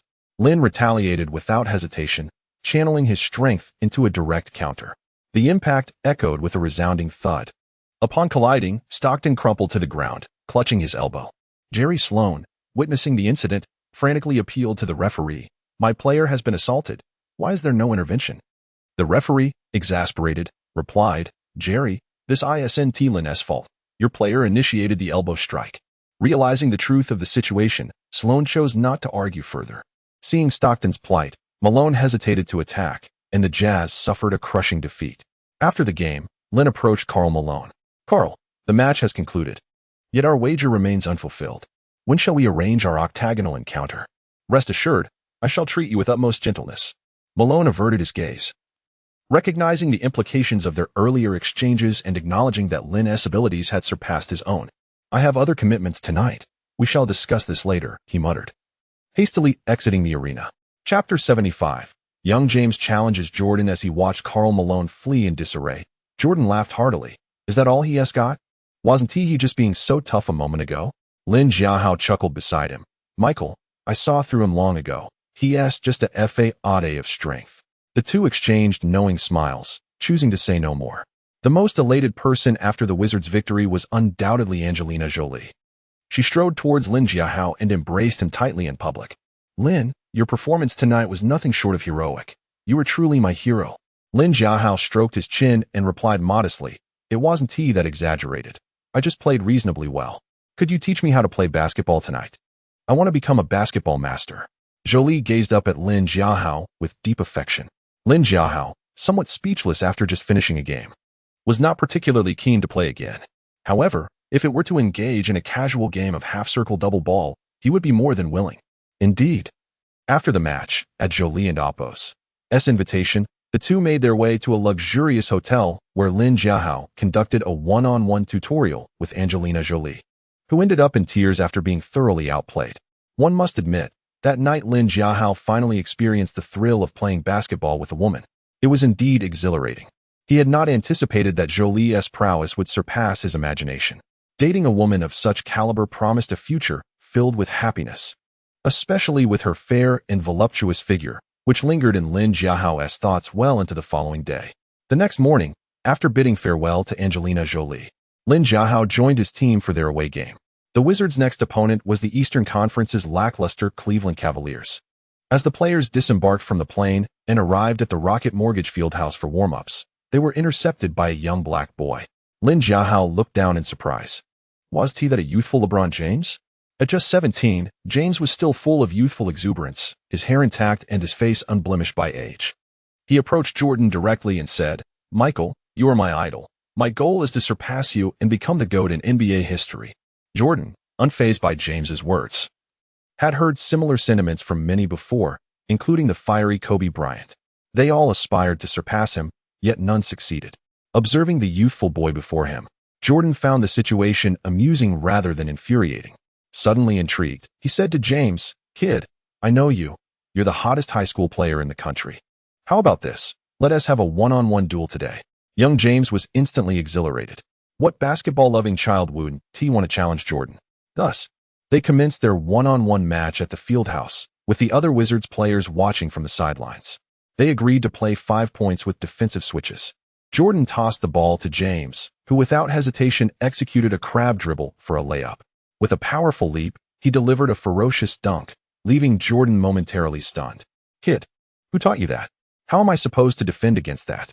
James shook his head earnestly. "Referees don't call what I do. That's a good shot.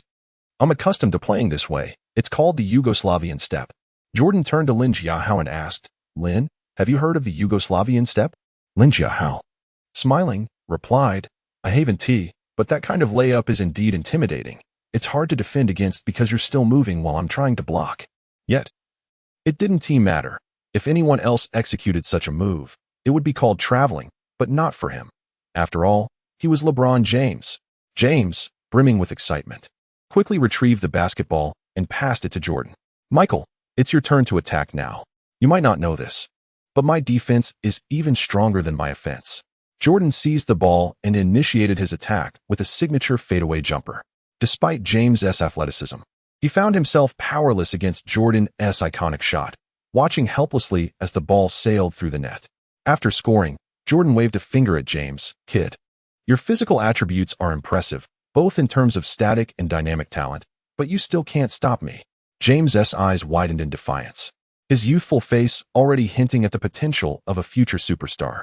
He retorted, "Michael, I wasn't going all out on defense. If I did, you wouldn't be able to break through my line." Jordan chuckled again. "You're so naive. If so many NBA defensive experts can't contain me, what makes you think a high schooler can?" James fell silent, focusing intently on his offense. He attempted to leverage his speed to break through Jordan's defense. Yet Jordan, now fully engaged, proved to be an impenetrable wall.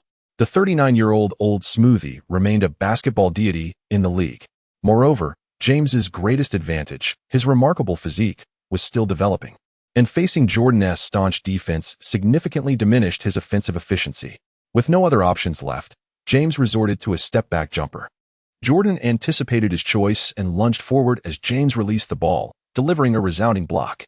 After the rejection, Jordan addressed James, "Before you learn how to play basketball, you should first learn humility. Before you become a superstar, you must maintain a low profile." James's expression darkened at Jordan's words. He handed the ball back to Jordan and resolutely positioned himself to block Jordan, determined not to provide him with any offensive space. However, Jordan's offensive skill far surpassed James's. Utilizing his footwork, he faked and swiftly transitioned from a frontal attack to a back-to-basket play. James, who believed in his innate strength, having played with high schoolers since elementary school, quickly realized that Jordan's backing strength was equally formidable. Jordan pushed James back to the free throw line and, seizing the moment, unleashed another fadeaway jumper. Swish! The ball smoothly found its way into the basket once more, and Jordan wagged his finger at James. "Kid, that's 2 in a row. You need to practice harder." With the match still ongoing, James was already feeling the pressure. He said to Jordan, "Michael, I will undoubtedly surpass you. The next time we meet will be on the NBA court." Jordan burst into laughter, replying, "Kid, you must first enter the NBA before making such claims. I eagerly await your arrival." Chapter 76, Barkley, Can We Maintain Our Dignity? Lin Jiahao was taken aback. For at the tender age of 17, James had already mastered the art of leveraging public opinion to elevate his own profile. On the very evening following his one-on-one duel with Jordan, the image of James dunking over Jordan had graced several basketball media outlets. When Lin Jiahao presented Jordan with a local Cleveland newspaper, he could not help but chuckle at James' antics. "This kid has potential," he mused. "Though his basketball skills may not be extraordinary, he certainly knows how to cultivate his own image. I believe he is ill-suited for the role of a player. He would fare much better as a politician or a businessman." Hearing this, Lin Jiahao couldn't help but reflect on the various facets of James in the years to come. To be fair, during his early days with the Cavaliers, James displayed a commendable fighting spirit, but that seemed to wane over time. Moreover, since entering the league, James had always been heralded as the chosen one. To speak candidly, it was not so much James' own prowess and self-promotion that propelled him to fame, but rather the formidable team of agents behind him. With this thought, Lin Jiahao remarked, "It's not entirely his own doing, after all. He is merely a 17-year-old high school student. This coverage is likely orchestrated by his agent team. You needn't pay it much heed. I know him well. In the coming years, he will proclaim himself to be the GOAT of the basketball world." Jordan was momentarily taken aback. He hadn't even begun to claim his own status as the GOAT, and yet this high schooler was already making such bold assertions. This kid is intriguing. I shall keep an eye on his development, hoping he carves out his own niche in the NBA. As for the GOAT discussion, I have yet to retire, he chuckled, puffing on a cigar, a habitual gesture that conveyed to Lin Jiahao that, until his retirement, a high school student claiming to be the GOAT was quite premature. Upon hearing Jordan's words, Lin Jiahao couldn't restrain his laughter. What about me? Do you think I could become the GOAT? Jordan found himself at a loss for words, knowing full well that Lin Jiahao was steadily asserting his dominance in the league. What Lin Jiahao lacked was merely the accumulation of tangible accolades, such as championships and dynasties. However, given Lin Jiahao's exceptional talent, Jordan believed that these achievements would inevitably come to fruition. Yet, he hesitated to offer too much encouragement, fearing that it might lead Lin Jiahao to become overly arrogant and neglect the hard work required both on and off the court. Thus, Jordan modified his tone, saying, "Lin, your abilities are indeed impressive, but surpassing me will require effort, especially since you do not yet possess 6 championship rings." Lin Jiahao replied with a grin, "Michael, I may not have them now, but in 6 years, I will. In 10 years, I shall have 10 championship rings." If anyone else had uttered such words, Jordan would have dismissed them as fanciful nonsense. However, hearing it from Lin Jiahao made it seem plausible. The match between the Wizards and the Cavaliers could only be described as lackluster. From the 3rd minute of the game, the Wizards established a double-digit lead, leaving the Cavaliers with no opportunity to close the gap. The Wizards ultimately triumphed in a resounding victory. After the game, Lin Jiahao remarked to Jordan, "Michael, next time we face such opponents, you need not step onto the court. I can lead the team to an easy victory all on my own." Jordan laughed. "To be honest, I was too inclined to give my all in this game, but that kid named LeBron embarrassed me. He is from Cleveland, and I felt compelled to respond on the court." Lin Jiahao responded knowingly, "Old Mike, if you wish to dominate him, you can wait until he enters the NBA." Jordan sighed, "I just wonder if I will still be in the league by then." Lin Jiahao reassured him, "You will definitely be around. I've already mapped it out for you. Play 3 more seasons in the NBA with me and win 3 more championships together. That way, your status as the 2nd greatest of all time will be firmly established." Jordan retorted, "I already have 9 championships. How can I be relegated to 2nd place? Who is the first? It can't possibly be Bill Russell, the Ring King." Lin Jiahao shook his head with a sly smile. "Of course not. It is future me." Jordan, clearly unimpressed, said, "I see you share the same lack of sense as LeBron, who has even won a championship yet talks of greatness." Lin Jiahao, slightly irritated, responded, "Old Mike, please don't compare me to him. We are not of the same ilk." Jordan continued, "Lin, you must perform well in the next game. Although the opponent may not be strong, their home court is a legendary arena." Upon hearing legendary arena, Lin Jiahao immediately realized that their next opponent would be the New York Knicks, and their battleground would be the famed Madison Square Garden. Particularly in an era where online media was not yet prevalent and mobile connectivity was still burgeoning, the significance of Madison Square Garden was even more pronounced. Playing there meant performing under the spotlight, shooting in the gaze of the media, and competing amidst the cheers of affluent fans. "Michael, after hearing you say that, I am indeed looking forward to it," Lin Jiahao concurred, believing that playing in such a venue would be an exhilarating experience. Suddenly, Michael Jordan's expression shifted, as if a thought had struck him. "Lin, I just remembered, Charles Barkley has challenged you to a one-on-one in New York. Will you accept his challenge?" Lin Jiahao chuckled lightly. "Absolutely. I can face him, but I must warn you beforehand. I will not show him any mercy." Jordan nodded. "That's the best approach. Just as I did not relent when facing that kid LeBron." Thus, the two made their agreement. The following day, as the Wizards' plane approached New York, throngs of fans awaited their arrival. These New York fans were not your average supporters. Even the Knicks' own plane returning to New York would not elicit such a reception. However, the Wizards were different, for they boasted not only the basketball god Michael Jordan, but also the rising star Lin Jiahao from the Dragon Kingdom. Both players had amassed a considerable fan base in New York, particularly among the large Chinese community, with many fans coming to welcome Lin Jiahao. As the Wizards players entered Madison Square Garden, the arena was already packed to capacity. Jordan approached the commentary booth, addressing Charles Barkley. "Charles, are you ready? Would you like to engage in a one-on-one with Lin before the game starts?" Barkley quickly shook his head. "I'm planning to wait until after you finish this game to challenge Lin. Let him warm up first." Jordan wore a mischievous grin. "I see you are afraid. You want to wait until Lin exhausts himself before facing him." Barkley shot Jordan a glare, clearly displeased. "What nonsense are you spouting? Alongside Barkley was Kenny Smith, who, observing Barkley's demeanor, couldn't help but interject, "Charles, you might as well back out. We all know that if you're afraid without having played yet, you certainly won win against your opponent." Barkley immediately retorted, "Kenny, what are you talking about? How could I be afraid of a rookie? I'm not scared at all. I will defeat him." With that, he straightened his suit, attempting to conceal his burgeoning belly, adopting a serious facade. Kenny Smith chuckled quietly, fully aware of Barkley's tendencies. The more Barkley protested, the more it revealed his insecurities. Shaking his head, he said, "Let us focus on our commentary. That is our primary responsibility." Barkley responded, stating that with his capabilities, even if he were to immediately shed his suit and make a comeback, numerous teams would eagerly welcome him aboard. Kenny Smith was left speechless, remarking that since Barkley's retirement, he has indeed become increasingly brazen. Chapter 77, Confronting the Madman. Do not lay a hand on my teammate. As time passed swiftly, the highly anticipated clash between the Wizards and the Knicks was about to commence.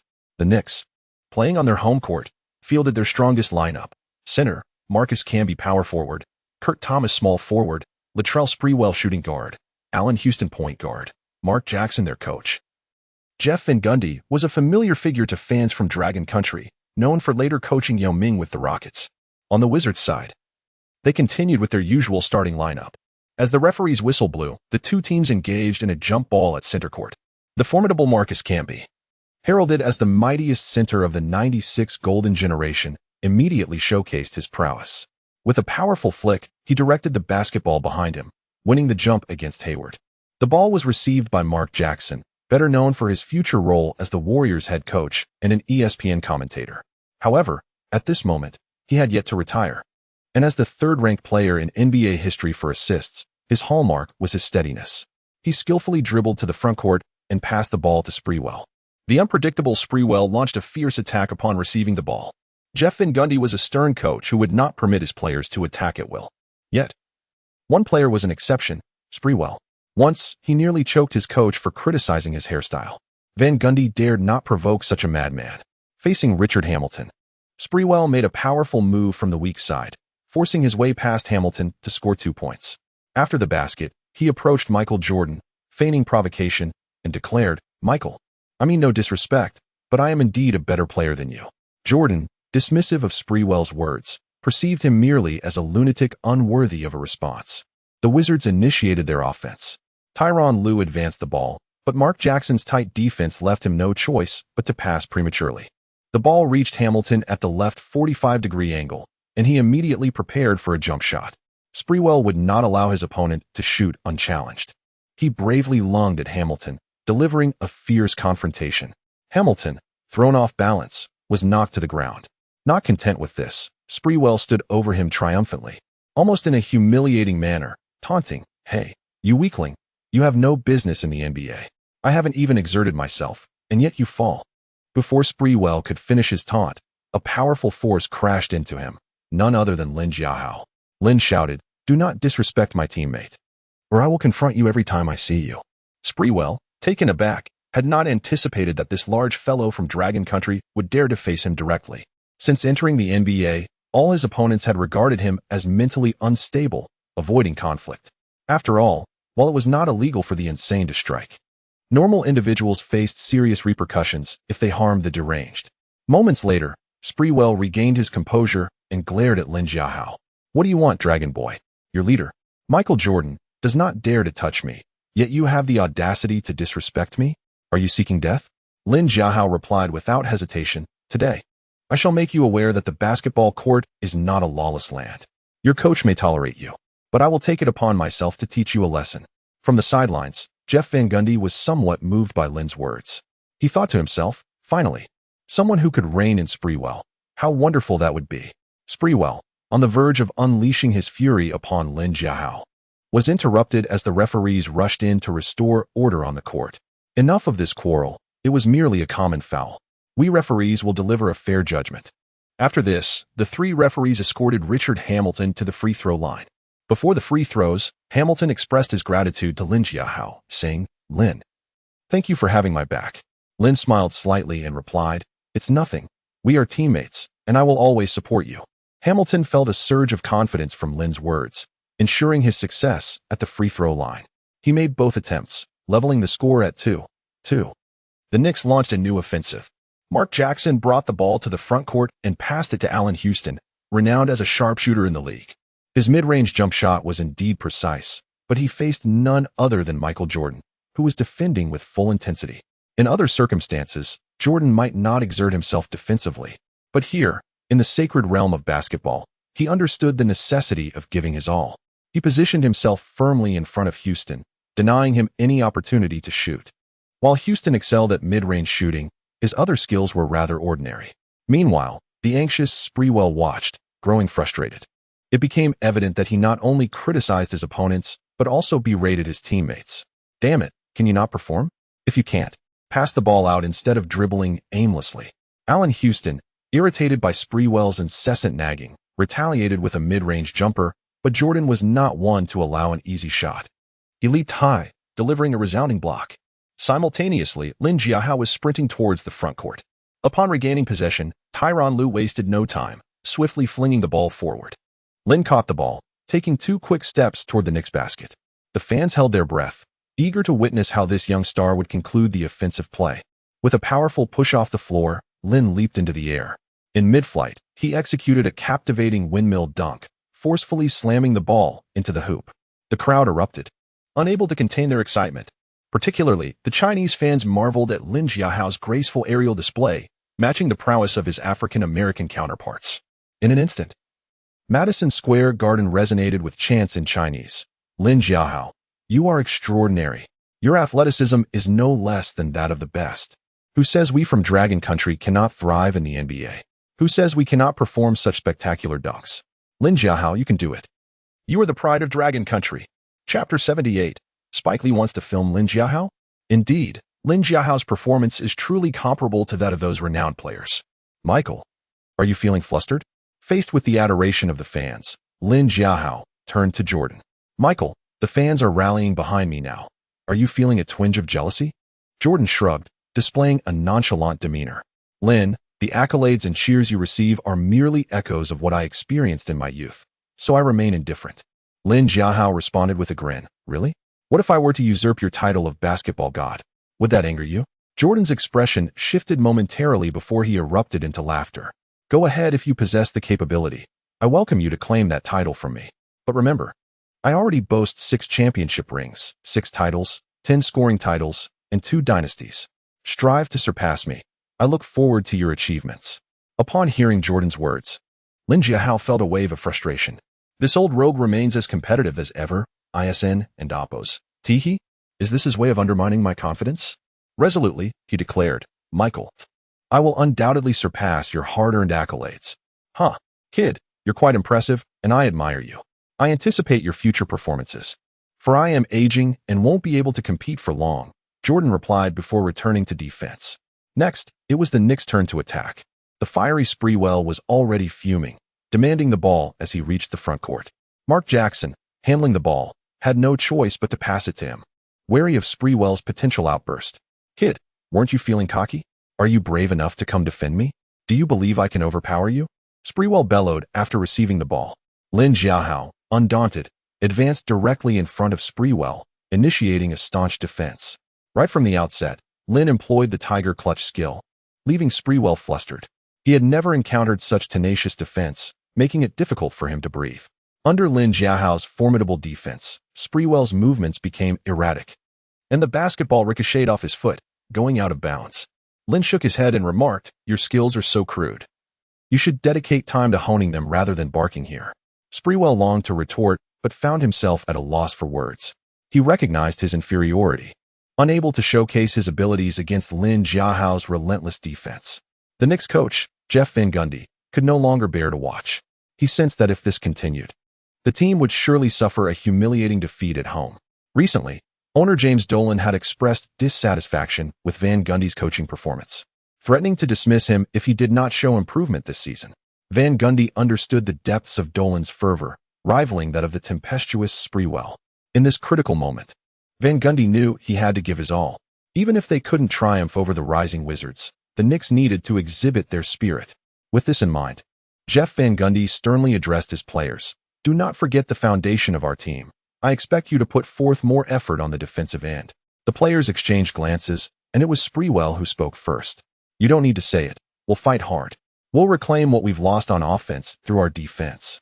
With that, he charged onto the court. Van Gundy, mentored by Pat Riley, had Thibodeau by his side as an assistant coach. Little did Van Gundy know that years later, this disciple would ascend to become the Knicks head coach, leading them back to the Eastern Conference Finals after a long absence. After Van Gundy's passionate exhortation, the Knicks returned to the court, their eyes filled with determination. However, the Wizards remained unfazed, continuing their offensive rhythm. Tyronn Lue and Lin Jiahao executed a pick and roll, with Lin receiving the ball beyond the three-point line. Van Gundy, aware of Lin's exceptional driving ability, recognized that Lin's weakest offensive aspect was his shooting. Thus, he shouted from the sidelines, "Let him shoot. Don't crowd him too closely. Give him some space." No sooner had he spoken than Lin took his shot. Van Gundy quickly called out, "Get back for the rebound." Yet it was too late. The moment Lin released the ball, he surged toward the basket. Lin understood that his shooting was not particularly reliable. Rather than gamble on the ball going in, he opted for a self-rebound. As the basketball left his hands, he charged into the paint. Marcus Camby, stationed under the basket, leaped to secure the rebound, but Lin's momentum was unstoppable. With a powerful shove, he displaced Camby and executed a thunderous putback dunk. The spectacle was utterly astonishing. The fans in attendance felt as if they were witnessing a legendary Western shark in their midst. In the front row, the renowned New York fan Spike Lee leapt from his seat, exhilarated by Lin Jiahao's dunk. "Lin, your performance is breathtaking. I adore watching you play. I must film a movie with you. You have to be my lead." Jordan couldn't help but feel a twinge of envy.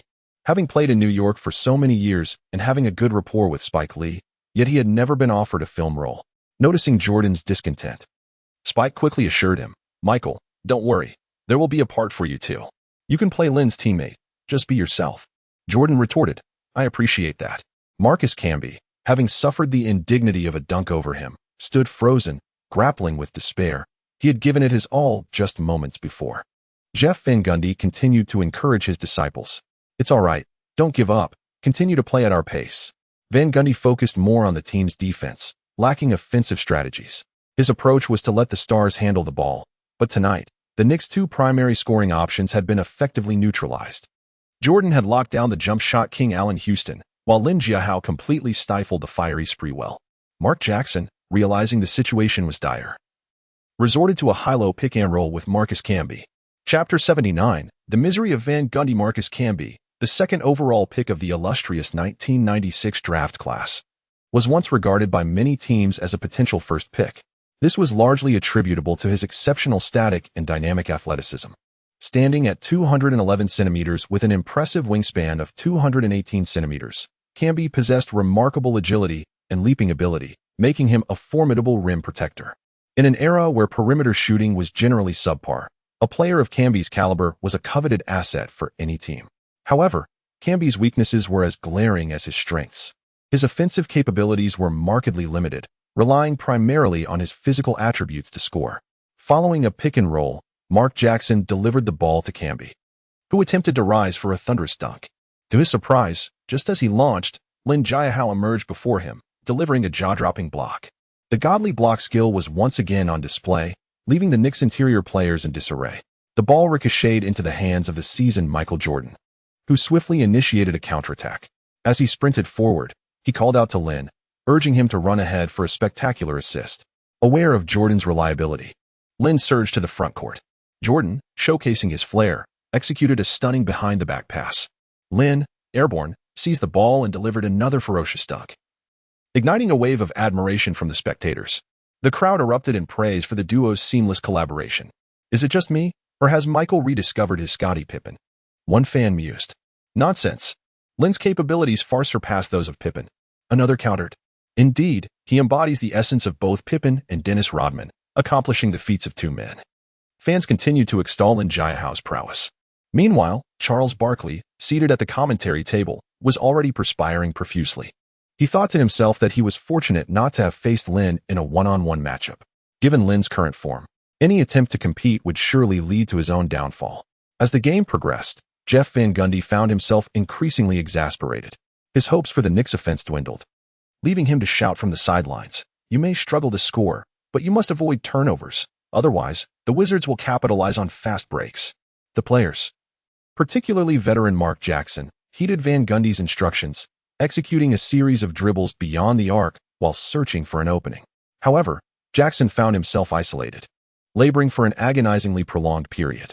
Glancing toward the bench, Van Gundy wished fervently for someone to step up and alleviate the offensive woes. Yet, upon surveying his options, he realized that the substitutes were even less capable than the starters on the court. After a moment of hesitation, Jackson passed the ball to Allen Houston in the left corner. Houston had no choice but to attempt a contested three-pointer, which hit the front rim. Camby leaped for the rebound and attempted to dunk, but to his astonishment, Lin, who had previously been guarding Sprewell at the three-point line, had now returned to the paint. Lin decisively thwarted Camby, pinning him down along with the ball. Undeterred, Camby rose once more, attempting to attack the rim. Lin, displaying remarkable leaping speed, thwarted Camby again. This time, Camby, intimidated, opted to pass the ball to the perimeter, but his passing skills were lacking. Tyronn Lue, quick to react, intercepted the pass. Barkley, overwhelmed by the Knicks' dismal performance, covered his face in disbelief. "This is an embarrassment for New York City," he lamented. His partner, Kenny Smith, disagreed. "Charles, it's not entirely the Knicks' fault. Lin is simply too dominant. Who can contain such talent?"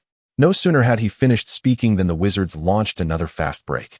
Lin, eschewing a showy dunk, showcased his diverse dunking repertoire with a powerful axe-handle slam, sending Madison Square Garden into a frenzy.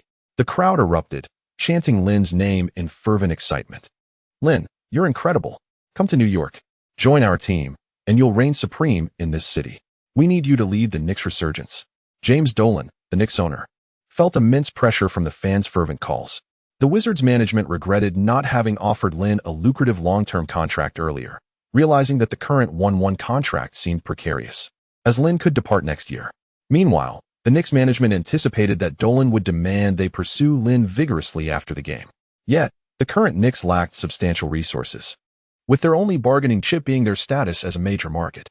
Demonstrating dominance on both ends of the court, Lin led the Wizards to a commanding halftime score of 63-41. Back in the locker room, Van Gundy was furious, slamming the tactical board to the ground. "What are you doing? You're playing like a bunch of amateurs," he roared. Before he could finish, the locker room door swung open, revealing team owner James Dolan. Seeing Dolan enter, Van Gundy felt a chill run down his spine. His suspicions had been confirmed. Dolan approached him calmly and said, "Jeff, you can go home." The Knicks locker room fell into an eerie silence, where even the faintest sound could be heard clearly.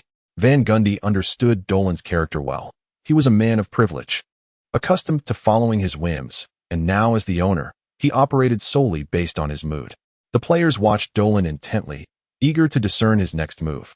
Dolan then removed his $1 million Patek Philippe watch from his wrist and placed it on the table, declaring, "If you win this game, this watch will be awarded to the MVP." Chapter 80.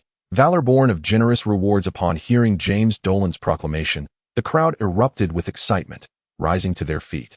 Indeed, it is often said that valor is born of generous rewards. At this moment, the league's maximum salary barely exceeded $10 million. The Knicks' dynamic duo from the perimeter, Allen Houston and Sprewell, earned less in a year than the value of Dolan's exquisite timepiece. Winning this match would equate to a year's salary. What player wouldn't strive with all their might? Dolan demonstrated through his actions that sufficient financial incentive could bolster a team's prowess. He then turned his gaze toward the team's assistant coach, Tom Thibodeau. "Tom, I believe you possess greater talent than Jeff. It is time for you to showcase your true abilities. I am confident you can lead this team to victory." Inspired by Dolan's words, Thibodeau felt a surge of determination. "Rest assured, Mr. Dolan, I will rise to the occasion." With that, he led the players out of the locker room. Meanwhile, the Wizards players had already taken to the court, exuding a relaxed demeanor as they shared laughter. In stark contrast, the Knicks wore expressions of tension, each furrowing their brows and itching to seize Dolan's $1 million watch. Sprewell clapped his hands, declaring to his teammates, "Boys, give me the ball, and I shall lead you to victory." Mark Jackson immediately voiced his skepticism. "Brother, it's not that I doubt your abilities, but the defender opposite you is Lin. You won't break through his one-on-one defense." Sprewell, incensed by the remark, retorted, "What nonsense are you spouting, old man? If you keep talking like that, I might just send you to hell." Jackson, recognizing the fire in Sprewell's spirit, wisely chose silence, fully aware of Sprewell's unpredictable nature when provoked. As the second half commenced, the Wizards launched their offensive. Tyronn Lue advanced the ball, but before he could comprehend the situation, Sprewell charged at him unexpectedly. Unprepared for the confrontation, Lue was swiftly stripped of the basketball by Sprewell. With explosive athleticism, Sprewell surged forward, launching himself from the free throw line for a thunderous dunk. Upon scoring, he pounded his chest and bellowed, "Who else? I am the MVP of this court. No one can defeat me. This victory is ours." The home crowd suddenly recognized that the Knicks were their true team. Fans momentarily forgot about Lin and Jordan, erupting in applause for Sprewell's fervent display. Encouraged by their support, Sprewell became even more audacious. He approached Lin, taunting, "Kid, did you see that? I will lead the Knicks to triumph over you." Lin, with a languid demeanor, replied, "Brother, have you forgotten to take your medication? I suggest you seek treatment for that delusion." Sprewell glared fiercely, pointing at Lin. "I will guard you one-on-one. You shall not score against me." Holding the ball beyond the arc, Lin executed a grand circular motion, and Sprewell fell for the bait. In a desperate attempt, Sprewell fouled Lin. As Lin approached the free throw line, Sprewell continued to fume, shouting, "What are you doing? Why are you so deceitful? You tricked me." Lin could not suppress his laughter. "Brother, it seems you are not only mentally unwell, but also lacking in common sense. Who would utter such nonsense?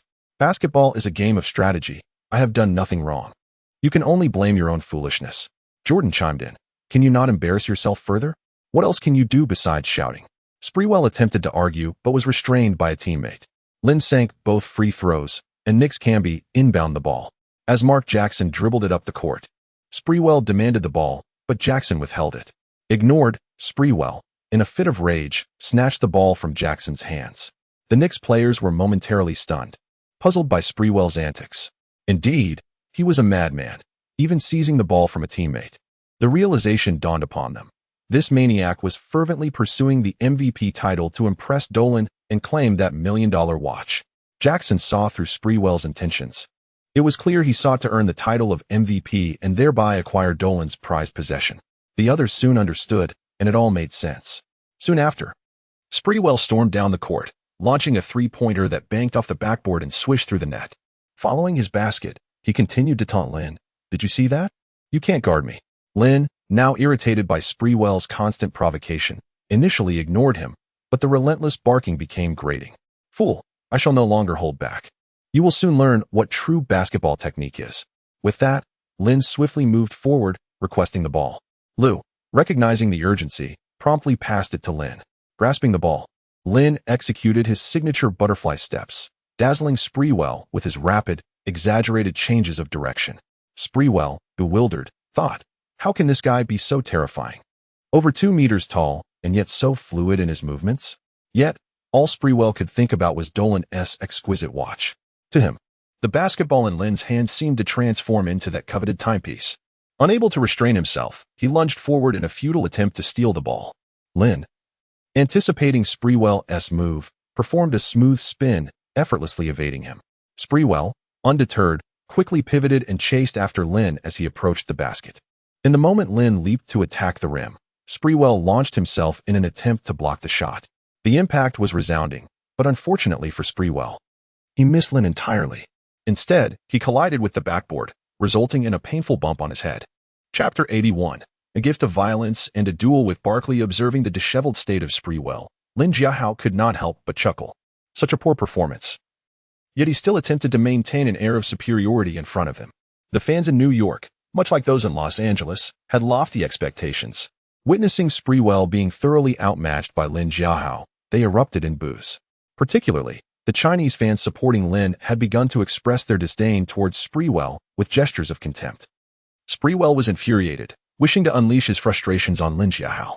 However, remembering the expensive watch worth millions that Dolan had presented, he restrained himself and refrained from retaliating. It was bewildering to comment on Sprewell's situation. Having attempted to block Lin, he ended up injuring himself instead. Nonetheless, this also demonstrated Sprewell's determination, as he was evidently playing with all his might. Kenny Smith remarked, and Barkley couldn't help but laugh. There was no denying that the madman Sprewell was indeed having a miserable night. Meanwhile, James Dolan furrowed his brow, feeling that his generous rewards had yielded little effect. In terms of overall strength, they were no match for the Jordan-Lin duo. Under the leadership of this formidable pair, the Wizards ensured that the Knicks could not close the scoring gap. Ultimately, the Wizards secured a steady victory in the match. Lin Jiahao played the entire game, achieving a staggering triple-double with 43 points, 21 rebounds, and 9 blocks. Jordan also contributed significantly, scoring 28 points and providing 11 assists. In contrast, the Knicks had only one player scoring in double figures, Allen Houston, who managed to put up 18 points with an impressive true shooting percentage exceeding 55. On the other hand, Sprewell's performance was dismal. Under Lin Jiahao's relentless defense, he could only muster 8 points, with 4 of those coming from free throws. Additionally, he accumulated 6 fouls and was subsequently ejected from the game. Under Lin Jiahao's leadership, the Wizards had achieved an extraordinary 10 consecutive victories. What delighted Lin even more than the victory was the impending system reward for this remarkable achievement. Congratulations to the host for leading the Wizards to defeat the Knicks and completing a 10-game winning streak. You have earned 5,888 points. Congratulations on completing the 10-game winning streak task. The system will grant a gift package of power. Lin Jiahao eagerly opened the system panel to investigate. This power gift package included the skill, Power Back Down, and increased his shooting accuracy by 5. This enhancement endowed him with an even more reliable shooting ability. Already possessing the Butterfly Step skill, which allowed for extraordinary breakthroughs, the added 5 increase in shooting percentage would greatly enhance his performance on the court. Simultaneously, Power Back Down would enable Lin to dominate any formidable opponent through back-to-the-basket plays. The other offensive techniques in his repertoire were primarily flashy in nature, but with Power Back Down, his strength in overcoming defenders would be significantly heightened. While Lin Jiahao was joyfully examining the system, a man suddenly called out to him from behind. "Hey, Dragon Country Lin, I must say, you play basketball quite well. How about coming to New York to play for me? If you're willing, I'll gift you this watch." Lin Jiahao momentarily failed to recognize the man. However, the exquisite watch he held was unmistakable. Wasn't it a Patek Philippe worth 7 figures? Few in the world possessed such a timepiece. Lin quickly deduced that this must be the wealthy owner of the Knicks, James Dolan. He had heard of Dolan's unconventional methods and knew that he rarely adhered to standard practices. According to NBA regulations, team management was prohibited from openly recruiting players. Any public recruitment would lead to penalties for violations. Yet Dolan appeared indifferent to such constraints, believing that if he faced penalties, he could simply pay the fines, as money was no object to him. In response to Dolan's invitation, Lin Jiahao smiled and said, "Mr. James, that watch is indeed impressive. But to think you could recruit me with just a watch is a bit of an underestimation, don't you think?" With that, he turned to walk away. "Hey kid, I really like your personality. It reminds me of my youth. If you join the Knicks, I will provide you with the best resources. I also have media connections. If you aspire to be the next Michael Jordan, you cannot afford to miss this once-in-a-lifetime opportunity," Dolan retorted. Lin Jiahao paused momentarily before responding, "Even without your help, even without coming to New York, I can achieve those things. They are rightfully mine." Dolan was at a loss for words. He admired Lin Jiahao's tenacity. Yet being so outrightly rejected left him feeling embarrassed. As Lin Jiahao made his way to the locker room, Jordan stopped him, saying, "Lin, have you forgotten? Your game isn't over yet." Lin Jiahao looked puzzled. "Michael, is there something else I need to do?" "Of course. You still have an opponent to defeat," Jordan replied, pointing to Charles Barkley, who was warming up under the basket. It suddenly struck Lin that he still had a one-on-one duel with Barkley. He smacked his thigh in realization and laughed. "Right. How could I forget? Michael, have you told him to get insurance in case anything happens during our match? I want to take responsibility." Jordan chuckled. "I haven't told him. You should let him know yourself." Lin Jiahao shrugged and agreed. "Very well." He approached Charles Barkley, who laughed heartily. "Lin, are you ready? Don't think just because I'm a bit older, you'll easily defeat me. I've kept up my training these past 2 years. Lin Jiahao smirked. "Charles, let us agree on something before we start. If you sustain any injuries, don't blame it on me." Barkley, annoyed, shot back. "Kid, do you think you're the only one in good shape? When I was younger, my physical prowess was among the best in the NBA." Lin Jiahao was uninterested in further banter. He knew Barkley's greatest strength lay in his words, while his second strongest attribute was his considerable size. He handed the basketball to Barkley, saying, "You go ahead and attack first." The spectators in Madison Square Garden had not yet left, eager to witness the showdown between Barkley and Lin Jiahao. After receiving the ball, Barkley launched a surprise three-pointer. believing Lin had just finished serving and would be unprepared defensively. Barkley aimed to catch Lin off guard, hoping to score first. According to their pre-established rules, the first to score 5 points would win, employing a switch-off mechanism. Not only that, but a three-pointer counted as 2 points, showcasing Barkley's cunning strategy. Knowing Lin Jiahao rarely shot three-pointers while he possessed decent shooting ability, Barkley sought to exploit this advantage. Lin Jiahao remained unfazed. He felt confident that even if he allowed Barkley an arm's length, he could still easily triumph over him. Of course, he was willing to bend the rules. But once the competition commenced, Lin Jiahao would not easily relent. As Barkley attempted his surprise shot, Lin Jiahao, positioned at the free throw line, suddenly dashed forward. Chapter 82. In my prime, I can only share the limelight with Lin. Barkley never imagined that Lin Jiahao's sprinting speed would be so astonishing. Not only was his forward velocity impressive, but his leaping ability was equally terrifying. Just as Barkley was about to make his move, Lin Jiahao had already lunged at him. In an instant, the hoop vanished from his sight, replaced by Lin Jiahao's extraordinarily handsome face. However, at this moment, the arrow was already knocked, and he had no choice but to release. He grimaced and adjusted his shooting arc, yet still could not evade Lin Jiahao's ironclad block. The spectators erupted with exuberant cheers at such a spectacular rejection. Barkley's face turned ashen, and he huffed, addressing Lin Jiahao. That was merely my lack of preparation. If I had given it my all, you would never have blocked me. Lin Jiahao, unfazed, remained silent, and it was his turn to attack. He didn't even need to employ his signature butterfly steps to effortlessly bypass Barkley. After a swift change of direction, he charged powerfully from the right side. Though Barkley anticipated Lin Jiahao's speed, when Lin surged past him at full throttle, he found himself rooted in disbelief. In his youth, Barkley was renowned for his explosive athleticism. But those days were behind him. He could no longer keep pace with Lin Jiahao. In a single stride, Lin Jiahao left Barkley behind, driving straight to the basket. He then soared, executing a mesmerizing 180-degree dunk in midair. This dunk left the crowd utterly speechless. They were astounded by Lin Jiahao and Apos' exaggerated athleticism and the sheer ferocity of his dunk.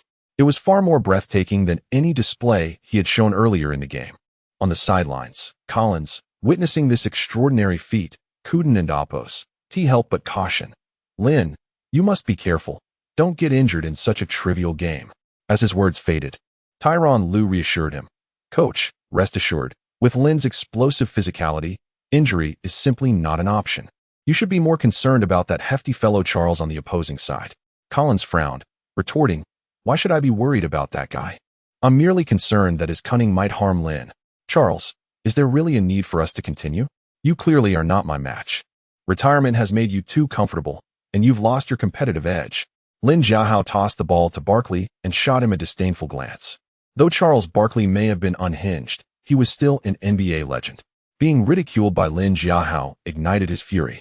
He turned to Michael Jordan on the sidelines, exclaiming, Hey, old man, keep your little brother in check. What nonsense is he spouting? Jordan shrugged, displaying an expression of helplessness. Charles, you should be worried about yourself. Otherwise, you might just find yourself on the receiving end of a painful lesson from Lin. Hearing this, Barkley felt a sting. He had always considered himself a close friend of Jordan, expecting bias in his favor, yet it was clear that Jordan now favored Lin Jiahao. Barkley realized that this young man possessed remarkable talent. Earning the acknowledgement of the basketball deity was no small feat. With this thought, Barkley understood the need for caution. In the ensuing possession, he exerted all his strength. He received the ball and immediately turned his back, unleashing his most formidable move, using his ample physique to press against Lin Jiahao. Especially as he forcefully thrust his backside while spewing trash talk, it made him challenging to defend against. After pushing forcefully, Barkley muttered, Back in the NBA, countless elite big men struggled against my powerful post-up. How could a rookie like you possibly contain me? Lin Jiahao, upon hearing this, activated his tiger's embrace skill. He erected an impenetrable barrier behind Barkley, who found no opportunity to exploit, causing him to falter mentally. Barkley was consumed by a singular thought, to use his brute force to push toward the basket. Yet, no matter how much strength he exerted, Lin Jiahao remained steadfast behind him. After pushing for several seconds, Barkley looked down and realized he was drifting further from the basket, now beyond the three-point line, leaving him utterly helpless. In a moment of desperation, he tossed the ball backward, attempting a behind-the-back shot, only to produce a humiliating air ball. Moreover, after that prolonged struggle, Barkley was nearly depleted of energy. The comfortable life post-retirement had rendered him far less formidable than before. Lin Jiahao, observing him, couldn't suppress a laugh. "Charles, is this your post-up ability? No wonder the league has restricted your play. If you continued like this, you wouldn't even have enough time to beat the 24-second shot clock." Gasping for breath, Barkley retorted, "Lin, what right do you have to critique my post-up skills? You've never even played with your back to the basket, so you lack the authority to comment." Lin Jiahao burst into laughter. "Brother, what kind of absurd logic is that? By your reasoning, if someone can't repair a refrigerator, they have no right to evaluate its quality? And let me tell you, my post-up game is far superior to yours." Having said this, he reached for the basketball from Barkley and executed a powerful back-to-the-basket move. At that moment, Lin Jiahao unleashed the power post-up skill just awarded to him. Barkley pushed with all his might, but he was suddenly thrust aside by an overwhelming force. Seizing the opportunity, Lin Jiahao spun toward the basket, leaping into the air to perform an under-the-leg dunk. The crowd erupted with excitement, nearly rushing onto the court to embrace Lin Jiahao passionately. Among them was the famous New York fan Spike Lee, who could no longer contain his emotions. He dashed into Lin Jiahao's arms, shouting, "I don't care what others say. In my heart, you are the one and only basketball god." Lin Jiahao quickly glanced at Jordan on the sidelines, noticing his equally animated response. At this moment, Hamilton chimed in. "Michael, do you think Lin would win if he participated in a dunk contest?" Jordan immediately replied with certainty, "Absolutely. With his current abilities, he would undoubtedly secure the championship." Hamilton, relishing the moment, continued, "Michael, how would he compare to you at your peak? Who had the more spectacular and explosive dunks?" Jordan smiled slightly, responding, "There is no comparison. We are not of the same ilk. I can only say that in my prime, my dunking prowess could rival Lin's." Hamilton understood the implications, seemingly arriving at the correct conclusion. Chapter 83. An unexpected encounter with Scarlet. Lin Jiahao gazed down at Charles Barkley, who lay sprawled on the ground, unable to suppress a frown. "Charles, if you're tired, it would be best to head home and rest rather than lying here. The staff still needs to finish their work." Barkley groaned in response. "Lin, I can't continue. Your last move was too vigorous. You've injured me. I won't ask you for medical expenses, but this game should be considered a draw." Lin Jiahao, upon hearing his shameless words, was nearly driven to laughter. "Charles, I've encountered many shameless individuals, but I've never met anyone as brazen as you. What are you thinking? This can't possibly be considered a draw. You were completely defeated." Barkley shouted, "Michael, come over here and help us settle this." Jordan ambled over from the sidelines and pulled Barkley to his feet. "Charles, you truly have lost your dignity. Why did you choose to challenge Lin? Now you've been thoroughly bested. Are you comfortable with that?" Barkley gasped for breath, finally managing to steady himself before addressing Jordan. "Michael, you need to clarify this for me. Did we not end up in a draw? There was no clear victor." Jordan looked at him incredulously. After years of playing basketball, it was the first time he had heard of a basketball game ending in a draw. He shook his head. "In my view, you were utterly defeated. Not only in skill, but also in character." Barkley, now flustered, resorted to childish antics. "I don't care. You're teammates, so you'll definitely side with him. I still believe I didn't lose." Jordan, weary of the argument, patted Lin Jiahao on the shoulder and said, "Lin, let us go." "Ignore him." As Lin Jiahao proceeded toward the players' tunnel, a petite blonde girl suddenly blocked his path. "Lin, could I possibly get your autograph?" Given Lin Jiahao's rising fame, it was hardly surprising that someone would ask for his signature. However, when he looked down and recognized the girl, his heart raced uncontrollably. Are you Scarlett?" Lin Jiahao inquired directly.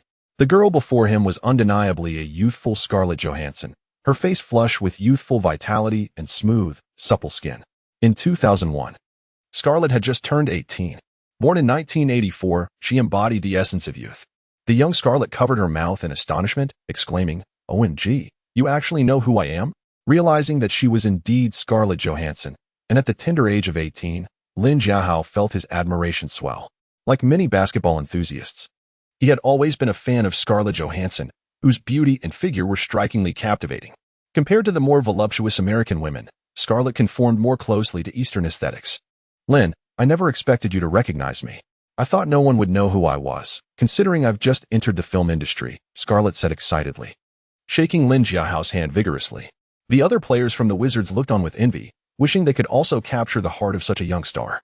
Yet, with Lin Jiahao, handsome and talented, standing beside them, they could only watch in awe. I've certainly seen your performances. Your acting is exceptional. You will undoubtedly become one of the hottest actresses in the industry. Lin Jiahao offered his praise. Initially there to seek an autograph, Scarlett was overjoyed by Lin Jiahao's compliments. Am I really that good? She asked, her face lighting up with anticipation. Lin Jiahao nodded earnestly. Absolutely. I admire your work greatly. Scarlett felt her heart flutter with excitement. Momentarily at a loss for words. Summoning her courage, she replied, Lin, thank you for your recognition, but compared to you, I truly feel like nothing. You are the most sought-after rising star in the entire country, even the world. After exchanging mutual compliments, Lin Jiahao could no longer contain his curiosity. Scarlett, I'm not very familiar with New York. Would you mind showing me around? Scarlett beamed at the suggestion. Of course. If you have the time, I can take you out right now. Lin Jiahao turned to Jordan with a smile. Michael, you all can go to the post-game press conference. I have some things to attend to. With that, he strode toward the locker room, eager to change and embark on his first date with Scarlett Johansson. While Durant had fantasized about Scarlett at 30, she was now only 18, a vibrant dream come true. Despite the chill in New York, Lin Jiahao's heart burned warmly. The prospect of dating Scarlett was a fantasy many boys would dare not imagine, yet here he was, effortlessly realizing that dream.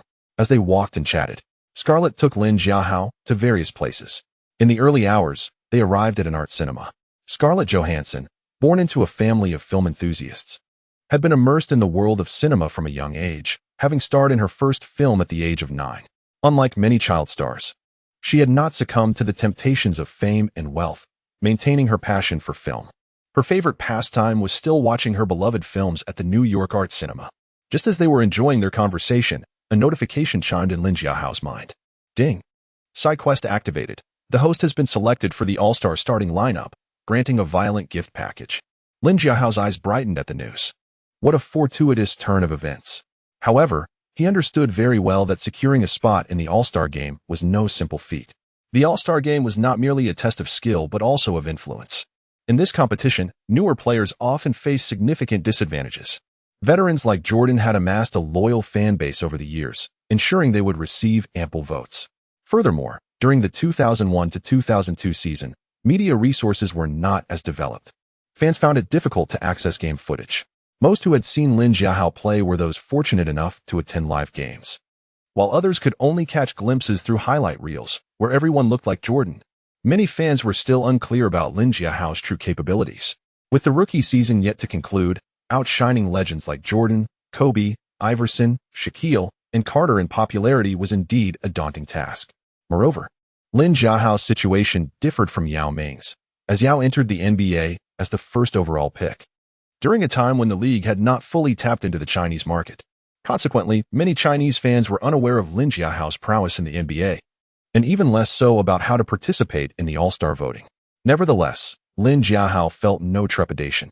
He viewed this challenge as an opportunity. If every task were effortless, there would be little joy in the journey. Chapter 84. The strongest nets in history. When Lin Jiahao reassembled with his teammates, it was already noon the following day. The Wizards players showed no signs of discontent, for throughout the majority of this season, Lin Jiahao had led them to effortless victories. Naturally, no one dared to voice grievances against such a pivotal player. The only person in the Wizards team with the standing to critique Lin Jiahao was Michael Jordan. However, Jordan, being of a similar ilk, believed that as long as one performed well on the court, one's off-court actions were inconsequential. In the subsequent days, the Wizards' next opponent was the current Eastern Conference leaders, the New Jersey Nets. At this juncture, the Nets had yet to relocate to Brooklyn, and their owner was not the much-discussed Mr. Tsai. After enduring ownership under Russian tycoon Prokhorov and the wealthy Chinese entrepreneur Mr. Tsai, the Nets had still not clinched a championship nor reached the finals. Yet, this iteration of the Nets was hailed as the best in their history. Lin Jiahao recalled the Nets' back-to-back finals appearances, both of which ended in defeats against the Western Conference champions. The team's leading figure was Jason Kidd, whose guidance transformed the Nets into formidable contenders for the Eastern Conference title. Their playing style was also distinctive within the league. In an era that emphasized defense, the Nets remained one of the few teams that played at a rapid pace, largely due to Kidd's exceptional organizational skills. Although the Wizards had achieved a 10-game winning streak, many analysts favored the Nets to emerge victorious in this matchup, as they believed the Nets' gameplay could effectively counter the Wizards. After all, the Wizards' perimeter cornerstone, Michael Jordan, had aged and was perceived as incapable of keeping pace with the youthful Nets. Jordan, however, refrained from responding to such negative assessments. He felt that matters on the court should be resolved on the court. No amount of talk could substitute for winning the game. The Nets, playing on their home turf, fielded their strongest lineup: center, Todd McCulloch power forward, Kenyon Martin small forward, Keith Van Horn shooting guard, Richard Jefferson point guard. Jason Kidd. The Wizards, on the other hand, continued with their regular starting five. This time, Lin Jiahao initiated the jump ball, eager to assert dominance from the outset. Indeed, he began the game with a spectacular leap, deftly redirecting the referee's toss to himself. The recipient was none other than Michael Jordan. After countless games together, they had developed a remarkable synergy. Jordan, recognizing the trajectory of Lin Jiahao's pass, surged forward with determination. Opposing him was the young Richard Jefferson, an athlete of exceptional physical prowess. Yet, Jefferson was unprepared for the speed at which Jordan, despite his age, could still operate. With a swift dribble, Jordan advanced to the front court, leaping from just inside the free throw line. In midair, he once again displayed his signature tongue wag, executing a powerful dunk. Although his hang time had diminished with age, the crowd erupted in admiration. The basketball deity remained a force to be reckoned with, his dunks still among the elite in the league. Michael may have slowed compared to his younger self, yet he still outpaced everyone else on the court. I believe there is still no one in the league capable of containing Michael Jordan. The Nets launched their counterattack, with Jason Kidd bringing the ball up the court, orchestrating the play from the top of the arc. On the left wing at a 45-degree angle, Kenyon Martin called for the ball. Kidd delivered a bounce pass, aiming to intimidate Lin Jiahao right from the outset. Kenyon Martin, last season's first overall pick, was a physically gifted interior player, though his technique was somewhat unrefined, akin to a budget version of Blake Griffin. Upon receiving the ball, Martin sought to impose his preferred style of play against Lin Jiahao, which involved a strong drive to the basket. However, Lin Jiahao's defense was impenetrable. He executed a tiger wrap maneuver flawlessly. Martin's ball handling skills were not up to par, and despite his attempts to shake off Lin Jiahao, he found himself resorting to a pull-up jumper. The moment the ball left his hands, Lin Jiahao soared to deliver a godly block, sending the ball flying. Kidd, quick on the uptake beyond the three-point line, regained control of the ball and swiftly delivered another bounce pass to Jefferson, who had cut sharply towards the basket. Upon receiving the ball, Jefferson soared to complete a thunderous dunk, prompting Wizards coach Collins to shake his head in dismay. He recognized that the Nets' most significant threat lay in their point guard, Kidd. With him at the helm, the Nets' offense was meticulously structured. To stifle the Nets' offensive flow, it was essential to neutralize Kidd. However, Tyronn Lue lacked the capability to pose any challenge to Kidd. To effectively limit Kidd, Collins needed to consider alternative strategies. As the Wizards reorganized their offense, Tyronn Lue made an early pass to Lin Jiahao at the top of the arc. The two players exchanged roles in offense and defense, with Martin glaring determinately at Lin Jiahao. Dragon Country Kid, I've heard you've been quite arrogant lately, with many teams unable to handle you, but today, you're in for a rude awakening facing me. Upon hearing Martin's trash talk, Lin Jiahao couldn't help but chuckle.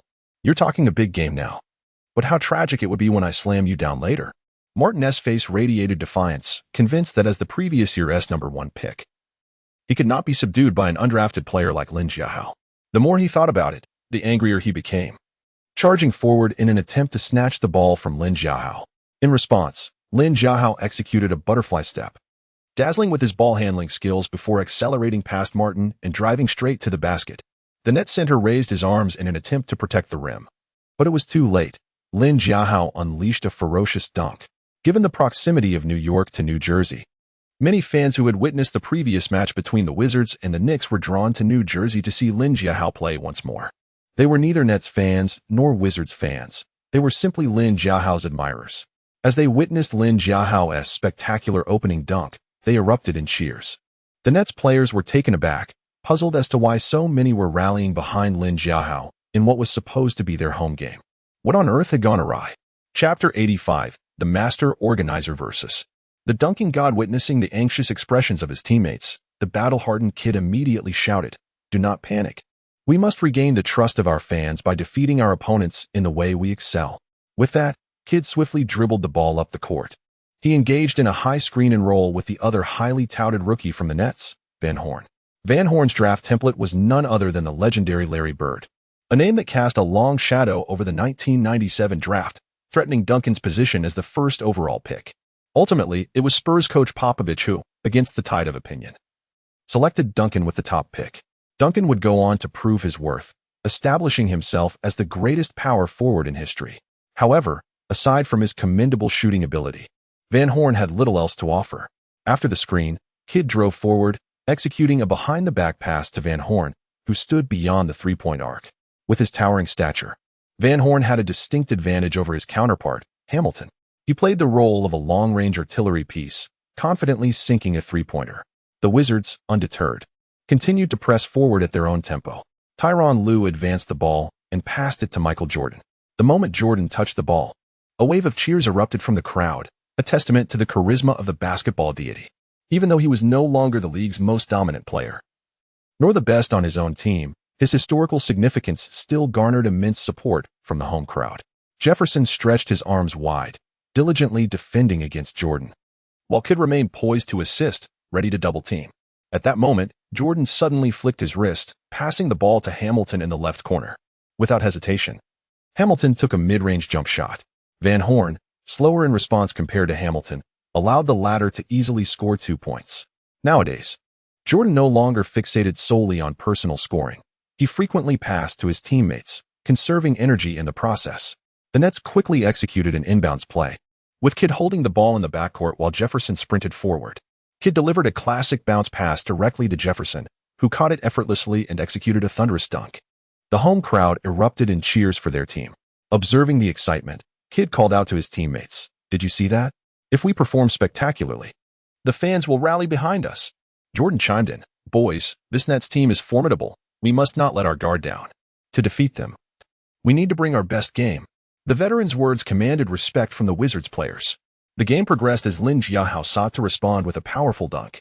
Positioned at a 45-degree angle on the right side, he reached for the ball as Tyronn Lue lobbed it to him. Lin immediately showcased his strong back-to-basket skill. Bang! Kenyon Martin, believing himself strong enough to challenge Lin, soon realized he was outmatched. After pushing Martin aside, Lin spun and charged towards the basket. The Nets center, unwilling to be a mere backdrop again, wisely cleared space, granting Lin ample room for his attack. Lin swung his arm, performing a stylish reverse dunk that thundered through the hoop. The crowd, now fully aware of the intensity of the match, found themselves shouting in exhilaration, their cheers crescendoing with every spectacular play. Frustrated, Kenyon Martin, now a mere spectator, clenched his teeth and yelled at Todd McCulloch, "Why didn't you challenge him? What good is your size if you don't use it?" McCulloch, equally irate, retorted, "You were the one matched up against him. It was your failure to hold your ground that allowed him to drive in. How dare you blame me?" Kenyon Martin's temper often overshadowed his abilities, and as last year's first overall pick, he was a prize talent for the Nets. Unable to endure the insults from his teammate, he forcefully shoved McCulloch. Sensing the escalating tension, Kidd swiftly intervened. After all, he was a respected veteran, and even the arrogant Martin would heed his counsel. Nets coach Scott furrowed his brow, promptly calling a timeout to gather his players and stabilize their emotions. Meanwhile, Collins encouraged his players, "You are doing well, but remember, our greatest advantage is having the two best players in the world. As long as we get the ball to Lin and Michael, victory is assured." Tyronn Lue, listening intently, made a mental note, envisioning a similar strategy for his future coaching endeavors. When he eventually became the Cavaliers' head coach, he indeed followed this approach, allocating more resources to LeBron, which led to a somewhat controversial championship victory. There are many ways to coach, just as there are various styles of play. Yet, these methods are not inherently superior to one another. What truly matters is the ability to lead a team to victory. As the saying goes, whether a cat is black or white, as long as it catches mice, it is a good cat. With the timeout concluded, the game resumed. The Nets players gradually regained their composure, with Kidd continuing to orchestrate their offense. Under his deft guidance, the Nets executed their plays with remarkable fluidity, creating a visual delight for the audience. Kidd truly lived up to his reputation as a master organizer.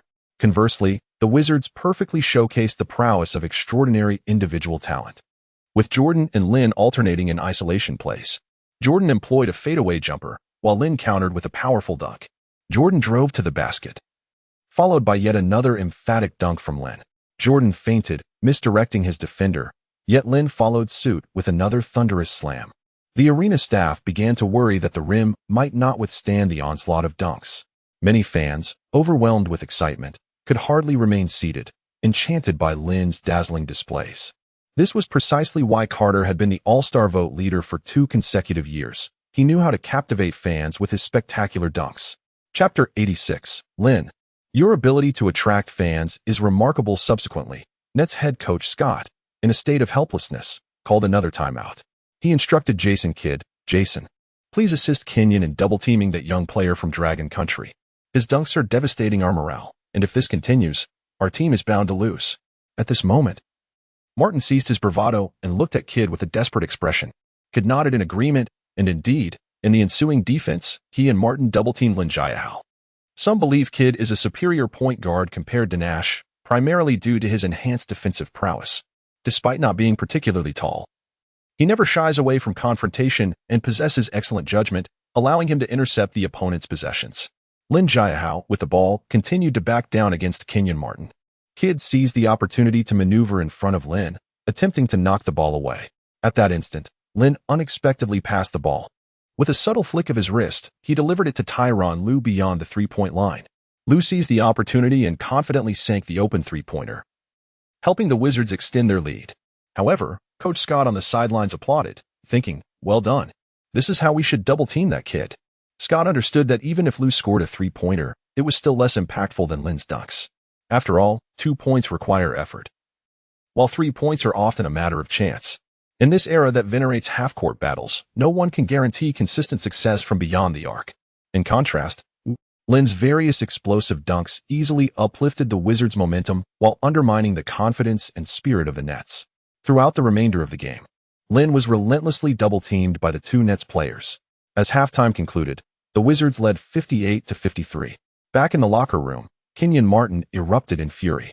I believe the league should investigate that kid from Dragon Country. He must be using some banned substances to possess such offensive prowess. How could a normal person be so extraordinary? After venting, Martin slammed a water bottle to the floor and was about to overturn a table. Kidd quickly intervened. Kenyon, what madness is this? Expressing your frustration shouldn't take place in our locker room. Moreover, that kid has already been reported by the Timberwolves, and the results showed he has no issues. He simply has extraordinary low-post offensive skills. If you're dissatisfied, prove it on the court rather than whining like this. Martin retorted angrily, I just can't accept that I can't compete with a player who went undrafted. Kidd calmly replied, Kenyon, you must realize that you're not the only one struggling against him. This guy has consistently triumphed over Kevin Garnett, Tim Duncan, Shaquille O'Neal, and Karl Malone, all formidable big men who have fallen to him. Hearing this long list of names, Martin was momentarily stunned. Kidd continued, you are now on par with them, which is why Lin is targeting you so specifically. Suddenly, a sense of relief washed over Martin as he thought, well, if I can't beat that kid from Dragon Country, it's not the end of the world. Kidd, fully aware of Martin's sensitive nature, knew that praise would boost his performance, while criticism would diminish his fighting spirit. Understanding this, Kidd added, indeed, your name belongs alongside those great big men. In the second half, your task is to prove your greatness. Flattered by Kidd's words, Martin gained blind confidence and declared, to be honest, Jason, I believe I am just as exceptional as they are. Rest assured, I will demonstrate my worth in the upcoming game. Scott, the head coach of the Nets, was left bewildered, thinking to himself, it seems Kidd is better suited for the role of head coach than I am. At least in terms of motivation, Kidd possesses a remarkable talent. Meanwhile, in the other locker room, Collins focused on strategizing how to counteract Lin Jiahao's double teams. His solution involved employing numerous screens. After all, Lin did not yet possess elite shooting ability. Thus, when opponents tightly defended him, he could only pass to nearby teammates. Collins made arrangements in the locker room to create more shooting space for Lin. Soon, the second half commenced. The Nets initiated their offensive, finding a confident Kenyon Martin, who immediately called for the ball. Kidd passed it to him, and upon receiving it, Martin proclaimed, Dragon Country Kid, this time I will dominate you and prove who the better big man is on this court. Lin smiled slightly and replied, Kenyon, you'd better make that shot before talking tough. Otherwise, you'll just embarrass yourself. Without responding, Martin charged forward with the ball. At that moment, he felt immensely confident. But reality proved that mere confidence is insufficient on the basketball court. True skill is essential. Martin barreled toward the basket, intending to powerfully rise up over Lin for a thunderous dunk. However, his attempt was thwarted as Lin decisively blocked the shot. With a commanding rejection, Lin mockingly shook his head at Martin. He then passed the ball to Jordan and remarked, "Michael, not only do they have speed, but we can accelerate too." With that, Lin surged forward. Jordan realized that by increasing their speed, the opponent's defense would struggle to position themselves in time, alleviating the need to worry about further double-teaming Lin. With this thought, Jordan swiftly passed the ball ahead. Lin, now fully accelerated, soared into the air, catching the basketball mid-flight and converting it with a powerful slam. The sequence of actions left spectators in awe, and the fans erupted once again, expressing their admiration for Lin. "Lin, you are truly extraordinary. How did you execute that play? I can't even replicate those moves on the ground, yet you accomplished them in mid-air. It's incredible. It feels as though you operate on a different level than the other players. I can't wait to cast my all-star vote for you. Performances like this belong on that stage. Lin, I beg you, marry me. I adore you. Lin, my demands are modest. No need for marriage. Just let's have some children together. Look at me. I can offer you everything." The fans were nearly beside themselves, professing their adoration for Lin, while his teammates looked on with envy. Even Michael Jordan could not help but comment, "Lin, I don't envy your skills, but I must admit, I am a tad envious of how you attract so many female fans." Chapter 87. The undeniable new leader. Upon hearing Jordan's words, Lin Jiahao could not help but chuckle. "Come on, Michael, do you really lack female admirers worldwide? Remember your days in Las Vegas, with a throng of female fans trailing behind you?" Jordan was momentarily taken aback, surprised that Lin Jiahao would tease him with such old anecdotes. He playfully rapped Lin Jiahao on the head, saying, "Kid, a true hero does not dwell on past glories. I and Oppos, ve aged, and I cannot compare with your youthful vigor. Have you ever seen a high-caliber beauty fall for an old man?" Lin Jiahao pondered for a moment and replied earnestly, "Michael, that is indeed the case. After all, I am young, and youth is an asset." Jordan shook his head in resignation, saying, "You cheeky brat. Even when I call you fat, you still manage to puff up." Meanwhile, envy brewed among the players of the Nets, who were even more envious of Lin Jiahao's support from female fans. Richard Jefferson turned to Jason Kidd and said, "Jason, can you assist me a few times? I want to showcase my talent. I want the fans to see that my athleticism is also commendable." Kidd smirked and responded, "Even if you possess exceptional athleticism, you cannot surpass Lin. Do you know why?" Richard Jefferson looked perplexed and asked, "Jason, why is that?" Kidd replied candidly, "Because you simply do not match the looks of that kid from the Dragon Nation. Women do not merely consider physical prowess, they prioritize appearances as well. Many of those screaming female fans are of Asian descent, have you not noticed?" Realizing the truth in Kidd's words only deepened Jefferson's frustration. Nonetheless, Kidd did not wish for the Nets fans to turn against them. He decided to change their passive predicament through speed, instructing his teammates, "Guys, let's hustle. As long as you position yourselves appropriately, my passes will reach you." The Nets were highly confident in Kidd's passing, as he was regarded as the best point guard of this era.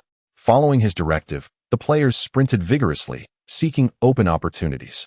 Kidd was true to his word, driving the offense and ensuring the Nets did not succumb to the Wizards' relentless pace.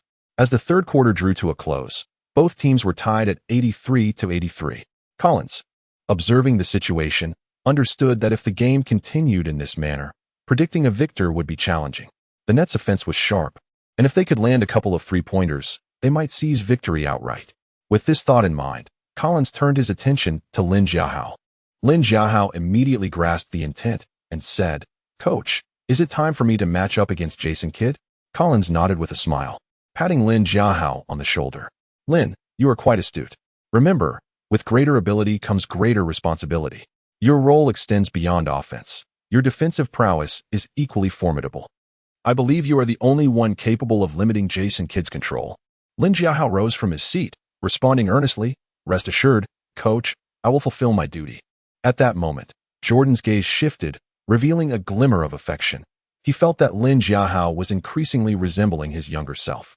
In his prime, Jordan was equally adept at both offense and defense, tasked with restraining the opposing team's core players regardless of the offensive challenges he faced. Many superstars of that era possessed this dual capability, unlike many modern scorers who are often sheltered by their teams from the rigors of defense. Soon, the final quarter commenced, ushering in the decisive moment. Nets head coach Scott shouted from the sidelines, "If we lose this game, the Wizards will take our top spot in the East. To maintain our position, we must fiercely defend our home court."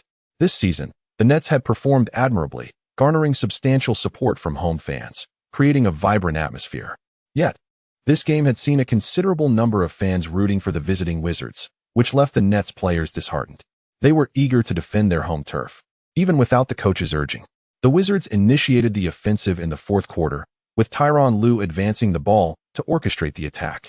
Lin Jiahao wasted no time, accelerating toward the basket to establish position. The Nets' defensive focus remained on Lin Jiahao, who faced intense double-teaming, leaving him with no opportunity to receive the ball.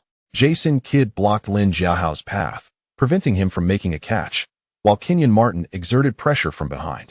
The two worked in unison, relentlessly denying Lin Jiahao the chance to receive the ball. In a moment of urgency, Lin Jiahao yelled, "Tyronn, throw the ball up." Lue understood immediately, launching the ball high into the air. Neither Kidd nor Martin could contend with Lin Jiahao for the rebound. Lin Jiahao soared, catching the basketball midair, and with unstoppable momentum, he drove toward the basket, ferociously slamming the ball through the hoop. As he landed, Lin Jiahao pounded his chest, unabashedly taunting, "You think you can limit me with a double team? Such delusions. There's no way you can contain me." Martin, acutely aware of his inability to match Lin Jiahao's prowess, felt inadequate in their verbal sparring. In a moment of desperation, he contemplated charging at Lin Jiahao. But just then, Kidd held him back firmly. "If you truly wish to demonstrate your toughness, do not brawl with the opponent. Focus on scoring." Hearing Kidd's words, Martin's facial muscles twitched. He thought to himself, "It's not that I can't win. If I could, would I be so frustrated?" Kidd continued to push the Nets' offense, dribbling with his right hand while gesturing for his teammates to move with his left. The Nets players complied, running tirelessly. However, Kidd hesitated to pass the ball, as Lin Jiahao's relentless defense was suffocating him.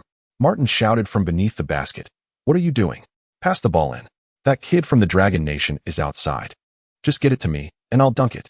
Upon hearing this, Kidd suddenly retreated beyond the three-point line, attempting to fling the ball into the paint. Yet, he underestimated Lin Jiahao's speed. As Kidd stepped back, Lin Jiahao lunged forward, intercepting the passing lane with aggressive defense. "Defend quickly," Coach Scott shouted urgently. But it was too late. Lin Jiahao was already in full stride, racing toward the front court. Kidd's attempt to foul Lin Jiahao came too late, and the Nets could only watch as Lin Jiahao soared for a gliding dunk, sealing the play. Jordan, observing the scene, smiled faintly. He recognized that with Lin Jiahao's current performance on the court, he had undoubtedly surpassed him, emerging as the rightful new leader of the Wizards. Chapter 88. I will solely defend Kidd. Preventing him from coordinating the team with a soaring slam dunk, Lin Jiahao approached the veteran Kidd, who was attempting to defend him. "Jason, your passing and playmaking abilities are indeed commendable, but aside from passing, you seem rather limited. Containing you is a rather simple endeavor." Despite being a seasoned warrior, Kidd displayed no signs of panic, though deep within, turmoil stirred. Lin's staunch defense was proving to be a significant challenge, making even the simplest of plays cumbersome for Kidd. The prospect of shooting a three-pointer seemed utterly implausible. In the twilight of his career, Kidd had developed a knack for the three-point shot, having been the most accurate shooter from beyond the arc on the Dallas Mavericks in 2011, surpassing even Nowitzki and Peja. Yet, in this moment, his confidence in that ability wavered. Many believed his inferiority to Nash stemmed from his lack of offensive independence. With Lin's formidable defense exacerbating his struggles, Kidd found himself increasingly stifled on the offensive end. Lin's relentless pressure compelled him to resort to his only option, passing the ball to Jefferson. However, without Kidd orchestrating the plays, the Nets transformed into a disjointed ensemble. After a prolonged period of observation, the players failed to seize an opportunity, ultimately handing the ball to Van Horn, who attempted a contested three-pointer. Hamilton, denying any chance to the opposition, effectively interfered, and Van Horn's shot fell short. Hayward secured the rebound while Lin remained at the arc. Upon witnessing his teammate corral the ball, Lin shouted, "Throw it forward with all your might." Without hesitation, he sprinted towards the front court. Hayward, understanding the cue, launched the ball ahead. Lin seized the basketball, executing yet another thunderous dunk. In a state of exasperation, Nets head coach Byron Scott was compelled to call for a timeout. You cannot leave Jason to confront that kid from the Dragon Kingdom alone. You must assist him through this ordeal. Hearing his coach's words, Kidd felt a twinge of helplessness. As the premier point guard in the NBA, it was somewhat humiliating to be thwarted by a single interior defender. Scott, having once been a player himself, recognized the frustration within Kidd. He offered consolation. Jason, this is not your failing. That kid is simply too formidable. It is not just you who struggles against his defense. Very few in this league can manage it.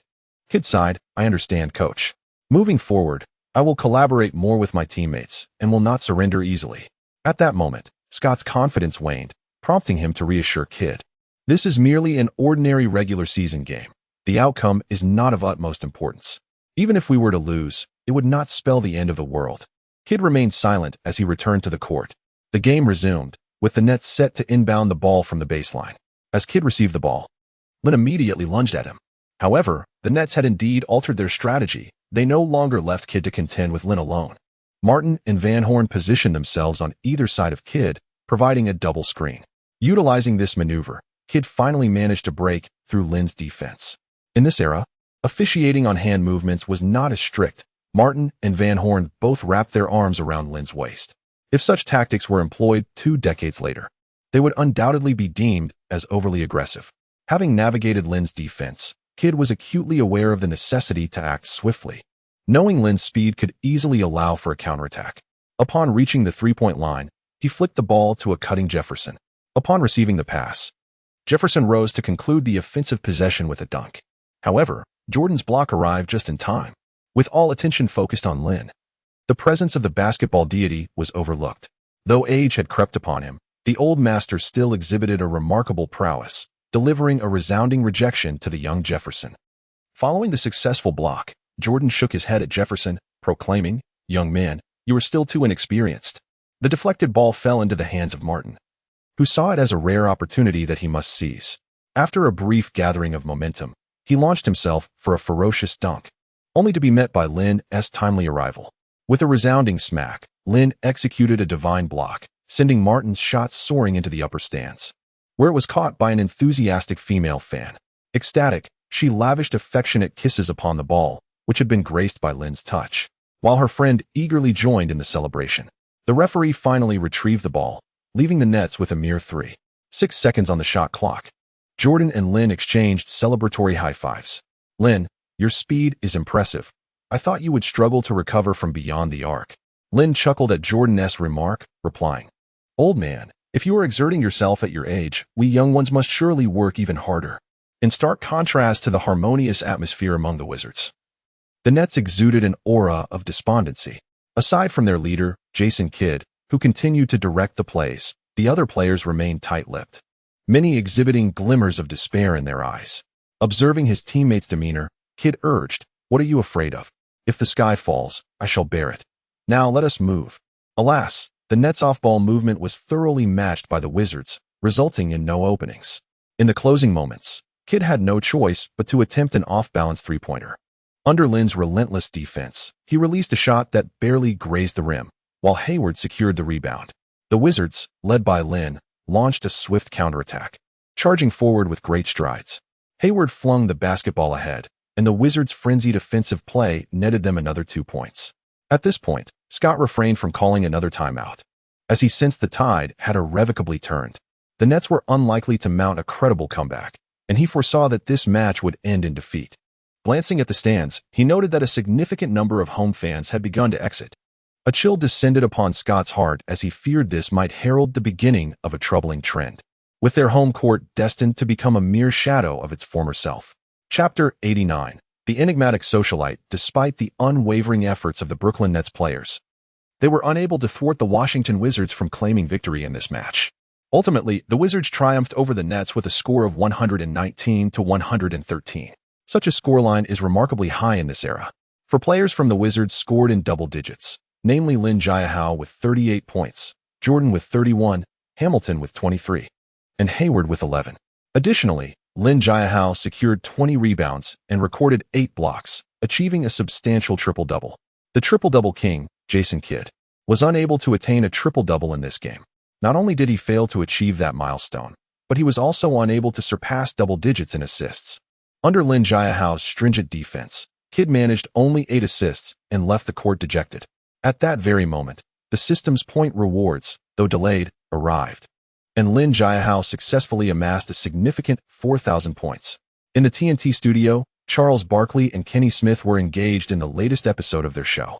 Barkley appeared utterly exhausted, wearing a fatigued expression. Noticing this, Kenny Smith could not help but inquire, "Charles, are you still not over it? Look at that young lad from Dragon Country, dominating the court, while you're here panting. What a disgrace." With a sigh, Barkley replied, "There's nothing I can do. He is so young, of course, he is fine. If I were his age, I would undoubtedly outshine him." Smith erupted into laughter. "Charles, please refrain from such grandiose claims. Had I not witnessed you being overwhelmed by Lin Jiahao, I might have believed you." Barkley, feeling indignant at Smith's remarks, slammed his hand on the table and stood up. "Brother, you should know how formidable I was in my youth. I'm merely older now." Smith chuckled. "Charles, I have indeed seen you play in your prime, and you were explosive. However, compared to Lin today, there remains a significant gap." Barkley huffed in response. "Let us shift our focus to the topic of today's episode." Smith composed himself and stated, "Very well. The results of the first round of All-Star voting have been released, with Vince Carter leading the votes, followed by Michael Jordan, Kobe Bryant, and Allen Iverson." Barkley sighed once more. "This reflects the current state of the league. Perimeter players enjoy greater popularity than their interior counterparts." Kenny Smith nodded in agreement. "Indeed, yet the 5th and 6th positions are occupied by interior players, Shaquille O'Neal and Kevin Garnett, respectively." Barkley exclaimed with excitement. "Huh? What did I tell you? Lin is currently 3rd in the Eastern Conference Center voting, and he still cannot secure a place in the All-Star game, proving he is not a top player." Smith countered, "I believe Lin's ranking is far too low, based on his performance. He deserves to be the top player in his position and should achieve All-Star starter status." Barkley retorted, "Kenny, do not forget that the All-Star game and the regular season are 2 different matters. No matter how well Lin plays, he will not become an All-Star starter, as popularity must be cultivated over time." Kenny Smith remained steadfast in his opinion, rebutting Barkley's statement. "Charles, anyone who has watched Lin play this season knows his true prowess. His abilities are on par with any player in the league." The subsequent segment of the show revolved around whether Lin Jiahao would be selected as an All-Star starter. Frustrated, Barkley stood up again. "If I lose this bet, I will perform a striptease on the All-Star stage." Little did he know, his words and actions captured the attention of numerous fans, who were eager to witness Barkley's humiliation. This surge in interest propelled Lin Jiahao's popularity, with fans worldwide fervently casting their votes, eager to see Barkley's performance in the All-Star game. Meanwhile, Lin Jiahao received an invitation from the All-Star committee to participate in the slam dunk contest. He eagerly accepted the invitation, keen to showcase his dunking skills on the grand stage. His competitors would include the reigning dunk champion Desmond Mason, this year's rookie Jason Richardson, and Gerald Wallace. As Lin Jiahao prepared for the slam dunk contest, he returned to Washington with his teammates. The Wizards were set to face another formidable opponent at home. Upon glancing at the system store, Lin felt it was time to upgrade his equipment.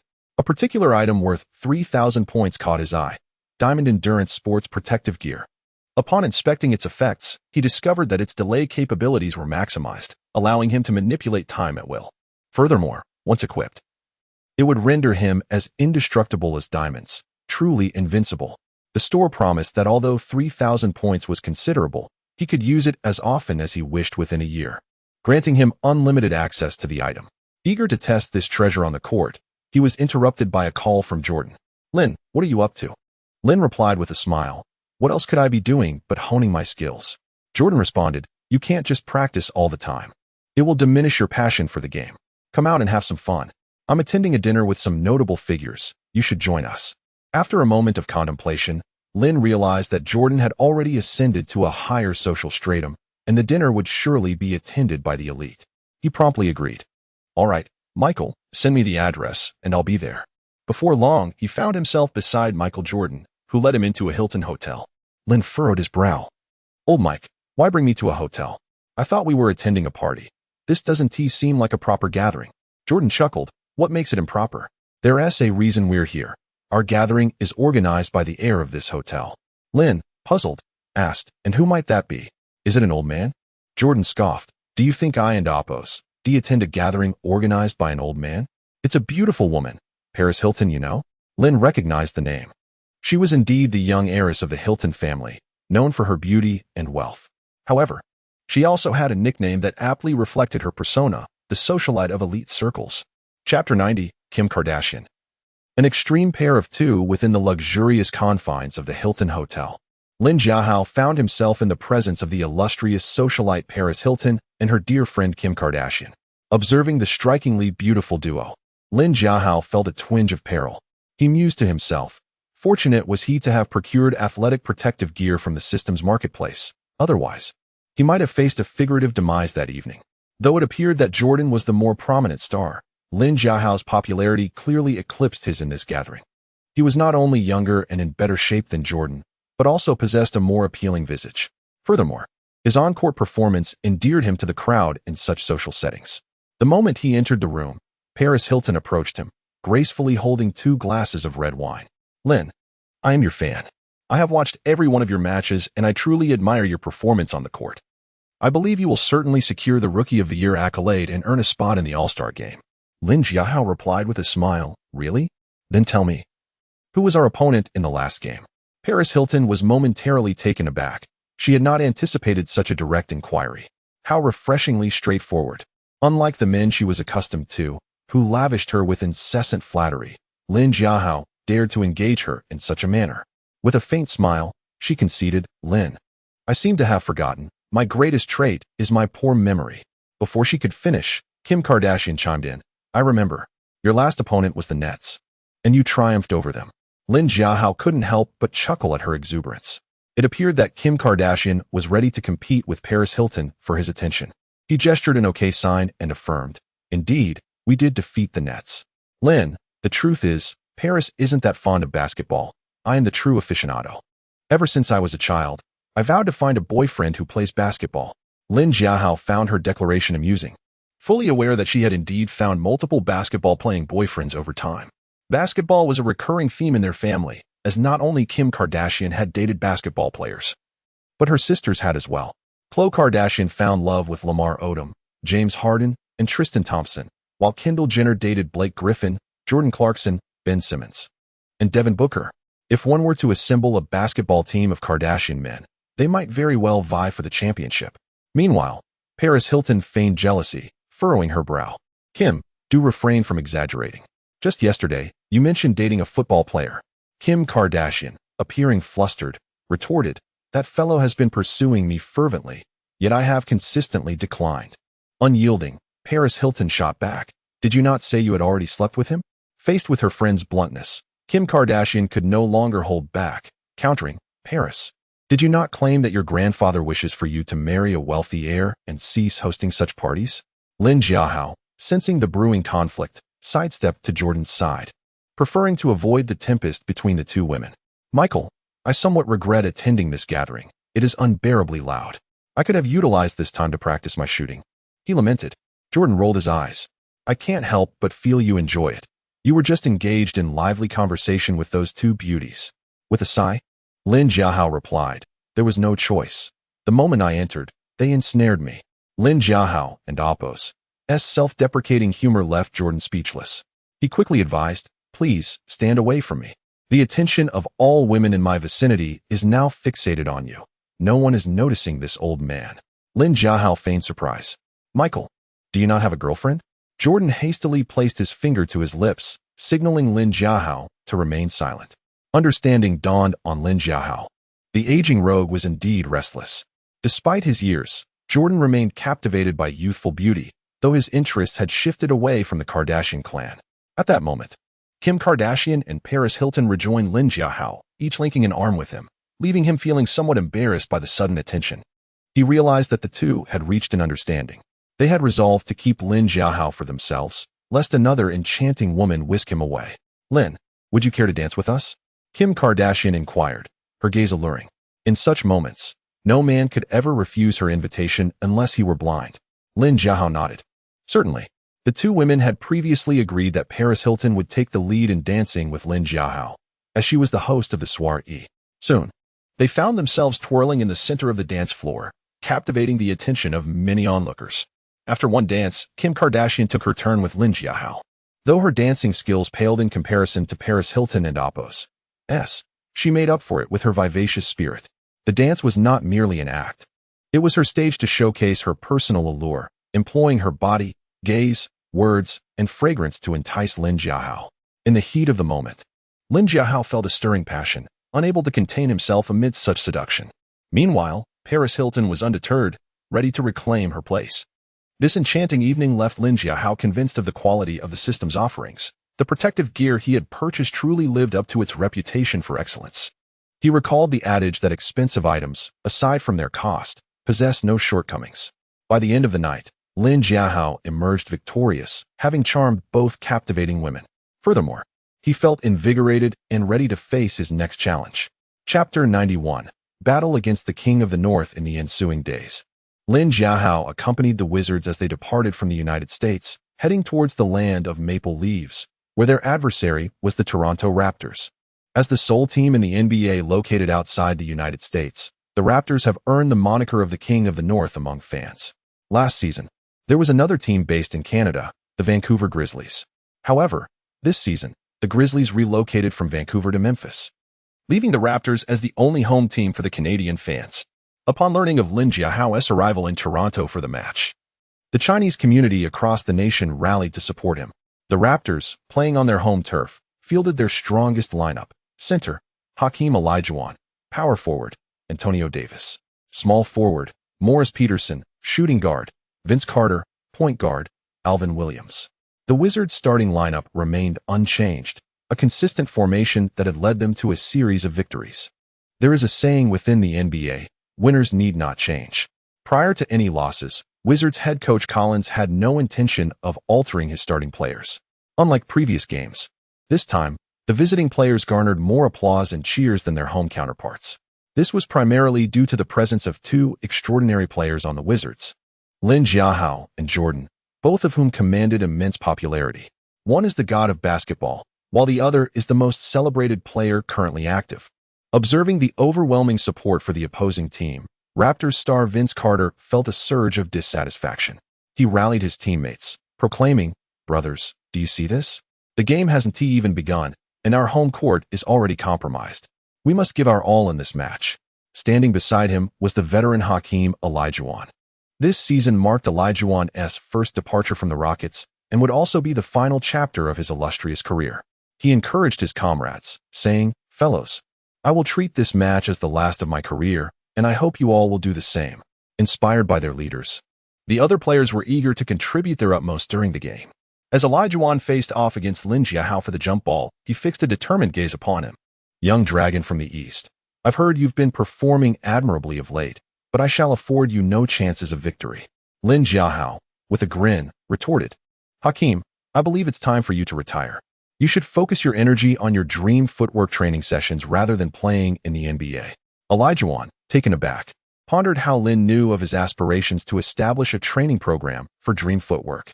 Before he could voice his curiosity, the referee had already tossed the ball into the air. Olajuwon was a moment too slow. Lin Jiahao leapt high and tapped the ball into his team's possession. The basketball found its way to Jordan, who swiftly dribbled down the court. In this match, Jordan was pitted against the Raptors' fierce defender, Vince Carter. With his superior athleticism, Carter closely guarded Jordan, yet Jordan remained unfazed, lofting the ball into the paint for Lin Jiahao. Just as Antonio Davis approached Lin, Olajuwon pushed him aside, declaring, "Step aside. I will handle him." Lin Jiahao chuckled, "Hakeem, you are no match for me." With that, he initiated his ball handling display, employing the butterfly step right from the onset. Olajuwon's dream footwork is renowned as one of the most iconic post moves in the NBA, having bewildered countless elite big men with his technique. Olajuwon had won 2 NBA championships through his prowess. However, upon witnessing Lin Jiahao's butterfly step, he was left dumbfounded, wondering what kind of footwork this was that appeared even more formidable than his own. Before he could dwell further on this, Lin Jiahao had already darted past him. Had it been during Olajuwon's prime, he might have been able to withstand a few possessions against Lin Jiahao, but nearing 40, he lacked the speed of his younger years. Lin Jiahao charged towards the basket, rising up with a powerful dunk. The Raptors fans erupted into a thunderous roar, showering Lin Jiahao with accolades. Lin, you are magnificent. You are the king of this arena. Lin, you are not only the pride of the Dragon Kingdom, but the pride of the entire NBA. Incredible, Lin. You are truly a beacon for the Chinese community. Hearing the fervent support from the Chinese fans for Lin Jiahao only fueled Vince Carter's anger, as these fans had previously rallied behind him. As they advanced to the front court, Carter immediately called for the ball, determined to help the Raptors reclaim their pride on the offensive end. Receiving the pass, Carter executed a triple threat position at the arc. As Jordan approached, he accelerated and charged inside, delivering a thunderous dunk over Wizards center Hayward. Boom. The moment he slammed the basketball through the rim, all the home fans gasped in awe. Carter, invigorated by the cheers from the crowd, did not rush back on defense, but instead approached Lin Jiahao, stating, "Lin, did you see that? This is our home court, not a place for your arrogance." Lin Jiahao rolled his eyes and retorted, "Carter, I intend to defeat you right here on your home turf." As the game commenced, the tension escalated rapidly, with conflicts between the star players igniting increased physicality among the role players. In this era that encourages confrontation, the referees chose to overlook many fouls, allowing the intensity between the two teams to escalate further. Lin Jiahao felt it was time to show his opponent the strength of the Wizards and assert his prowess as the superior player. With this thought, he activated his power backdown skill, still facing off against Hakeem Olajuwon. Seeing Lin Jiahao opt for a backdown move, Olajuwon laughed. "Kid, are you out of your mind? You think you can back down against me? Do you even comprehend my defensive capabilities?" Lin Jiahao chuckled in response. "Let us see you defend me first." With that, he thrust backward with immense force. Bang! The impact resonated, delivering a jolt of unprecedented force to Olajuwon. Chapter 92. Doubt it? Give it a try in an instant. The great Monroe displayed an expression of extreme astonishment. He had not anticipated the formidable strength that Lin Jiahao had brought forth. Witnessing Lin Jiahao forcefully push past Olajuwon, he then executed a commanding pivot, barreling straight into the paint. Antonio Davis quickly scrambled to provide assistance, attempting to disrupt Lin Jiahao's drive towards the basket. However, to everyone's surprise, as Lin Jiahao ascended, he performed a remarkable mid-air maneuver, deftly evading any interference, before ferociously slamming the ball through the hoop. Boom. Another spectacular dunk, fierce and infused with finesse in midair. Even though Vince Carter is often hailed as Air Canada, he had never executed such an extraordinary in-game dunk. The crowd erupted once more, finding themselves at a loss for words to adequately praise Lin Jiahao. Compared to Chinese, the English language possesses a relatively limited vocabulary for expressing admiration. Ultimately, they could only chant the highest accolade for an athlete, MVP. Upon hearing the audience collectively chant MVP, Jordan felt a wave of nostalgia wash over him. For there was a time when the only player capable of eliciting such a response from away fans was none other than himself. Now, Lin Jiahao stood as both a teammate and a rival. Having such a formidable ally truly rekindled Jordan's joy in playing the game. "Lin, that was an impressive dunk. I want to see you deliver an even more perfect one." Lin Jiahao replied, "Michael, don't just watch me dunk. You should dunk as well. After all, weren't you once the dunk contest champion?" At these words, a hint of pride illuminated Jordan's face. He mused that when he had clinched the dunk contest title, Lin Jiahao was likely still playing in the mud back in Dragon Country. "To be frank, when I won the dunk contest, you might have still been wearing diapers. But that's all right. The future is yours." Lin Jiahao nodded earnestly. "Michael, you are indeed correct. After all, you are an old-timer, while I am still young. The future rightfully belongs to me. Damn it, can't you be a bit more humble? I am your captain," Jordan chided. Yet he found himself increasingly fond of Lin Jiahao and Oppos as personality. As the game transitioned into offense and defense, Vince Carter sought to prove his own aerial prowess. Stepping forward, he reached for the basketball held by the point guard and addressed Lin Jiahao. "Lin, do you dare to match up against me? Let us see how spectacular my dunk can be." Lin Jiahao chuckled in response. "Let us not, shall we? I typically only contend with superstars, and you have yet to reach that level." This remark thoroughly incensed Carter, who had been the top vote-getter for the All-Star game for 2 consecutive years. Should he secure the title again this year, he would achieve a remarkable three-peat.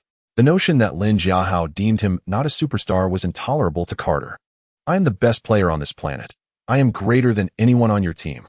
Carter dribbled with his left hand, gesturing towards Lin Jiahao with his right. unleashing a torrent of trash talk. Lin Jiahao shook his head and said, "All right then, since you seem eager for me to defend you, I shall grant you this opportunity. But don't say I'm bullying you." He shifted to guard Carter, who was not known for his passing ability, and, fueled by his anger, charged forward without hesitation, regardless of the obstacles ahead. At this moment, Carter held the ball beyond the three-point line, confronting Lin Jiahao's defense. Olajuwon attempted to step in for a screen, but Carter waved him off. "Hakeem, step aside. I can take him on without a pick." With no other choice, Olajuwon complied. Carter, facing Lin Jiahao, opted for a strong drive. He believed his speed would grant him an advantage over Lin Jiahao in a one-on-one scenario. With that thought in mind, he executed a sudden change of direction, accelerating towards the basket. However, Lin Jiahao unleashed his tiger wrap skill, remaining steadfast in front of him regardless of Carter's movements. Left with no options, Carter resorted to a contested shot, performing a hesitation dribble followed by a retreat step.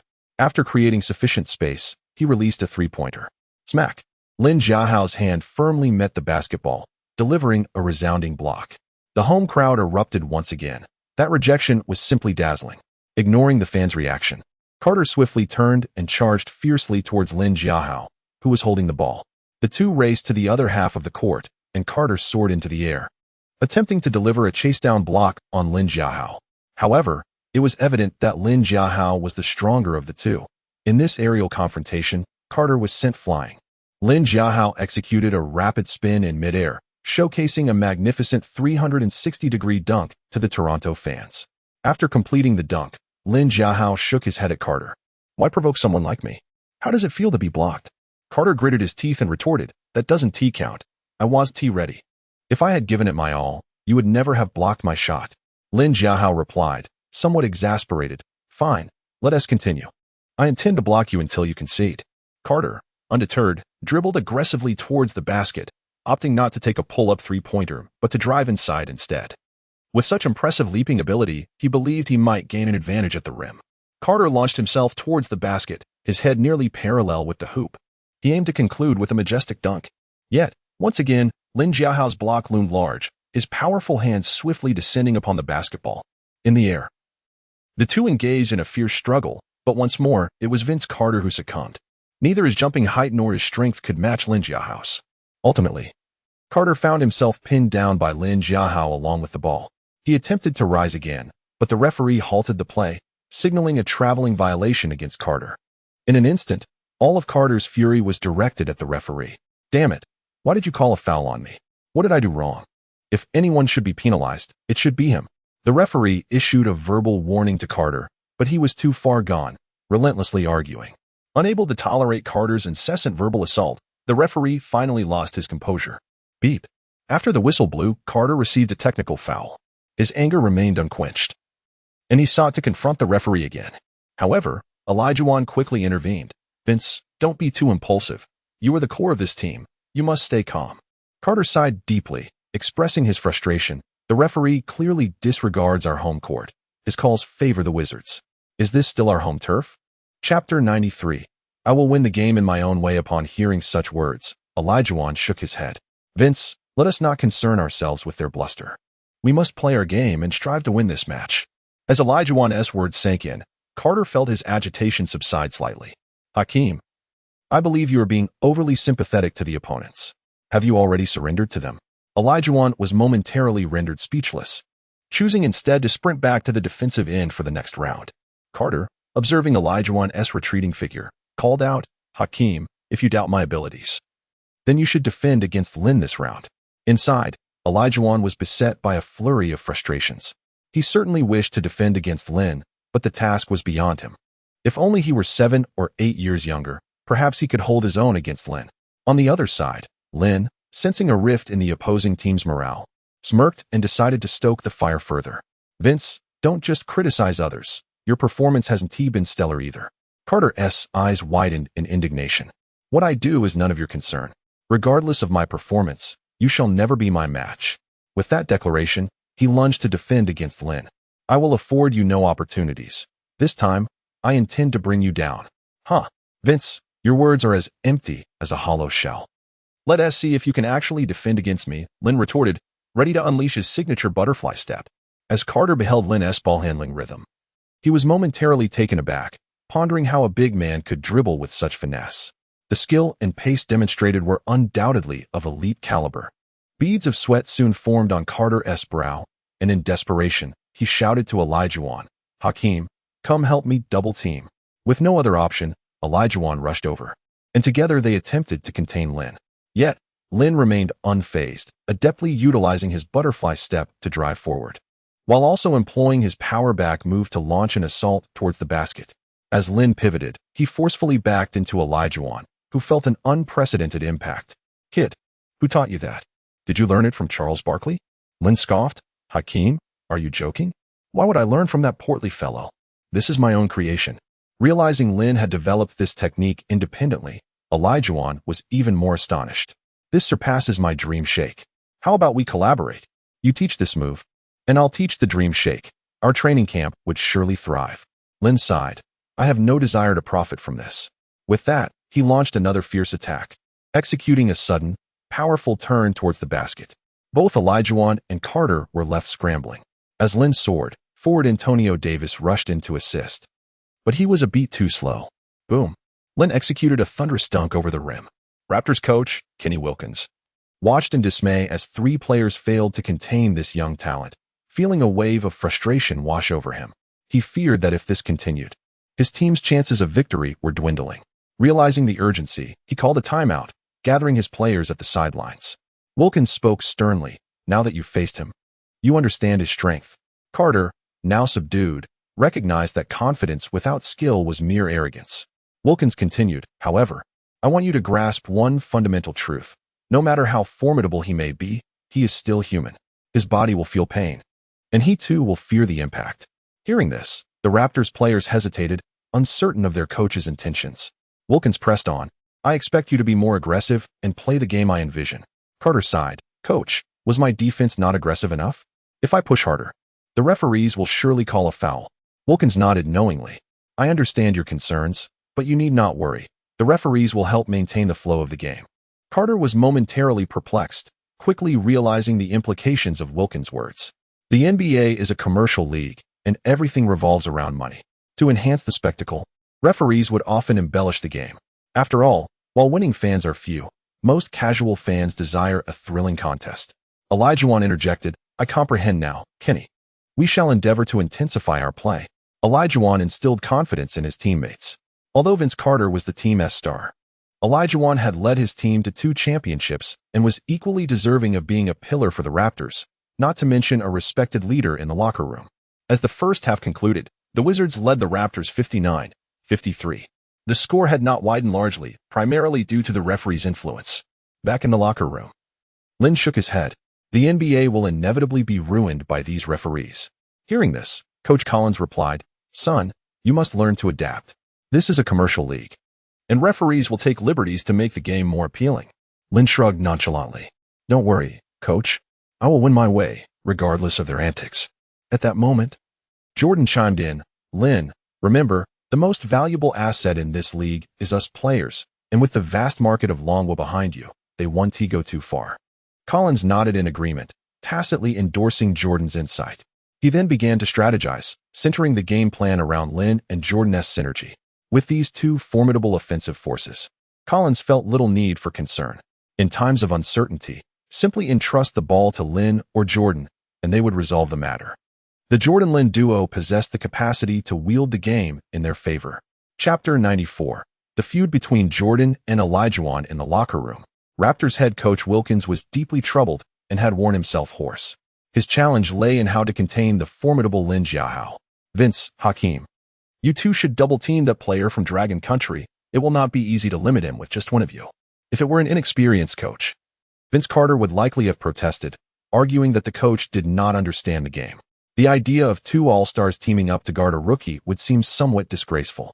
However, after the first half of the game, both Carter and Olajuwon realized that it was indeed exceptionally difficult to contain Lin Jiahao single-handedly. Seeing that the 2-star players did not object, Wilkins continued, "Hakeem, I hope you can bring all your years of defensive experience to bear and be a bit more aggressive against that player from Dragon Country." Olajuwon, seasoned from countless battles, understood the implications of the coach's words.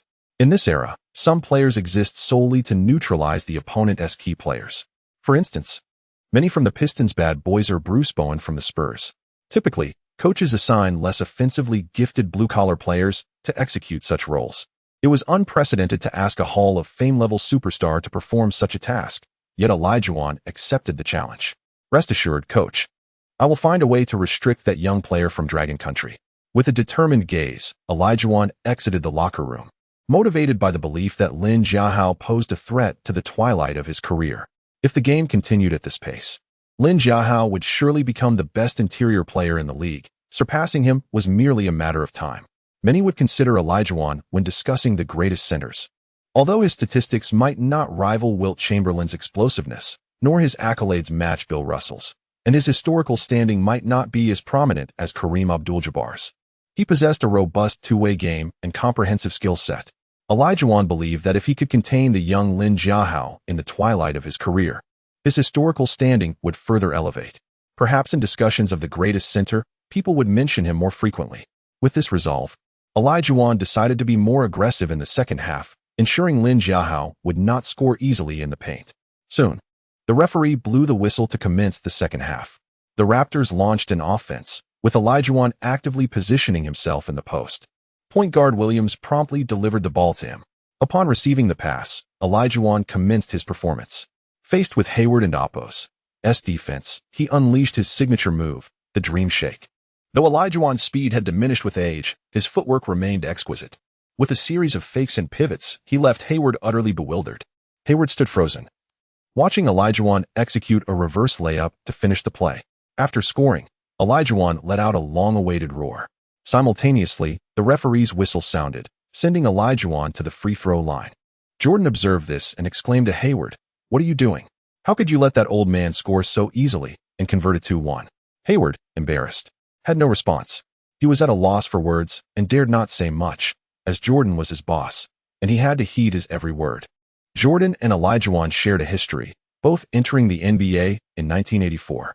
Olajuwon was the first overall pick that year, while Michael Jordan was selected third overall by the Chicago Bulls. For someone as competitive as Jordan, this was hard to accept, leading him to give his all whenever he faced Olajuwon. Olajuwon sank the free throw, and the score was now only 3 points apart. As the teams exchanged offense and defense, Michael Jordan received the ball and charged towards the basket, seeking to inflict damage on Olajuwon and reclaim a point for himself. However, Jordan's physical prowess was no longer at its peak. His drive did not convert into points and was thwarted by Olajuwon. After stopping the Wizards' attack, the Raptors quickly countered. Williams launched a three-pointer from beyond the arc, hitting the shot perfectly, instantly leveling the score. Witnessing this turn of events, Wizards coach Collins refrained from calling a timeout.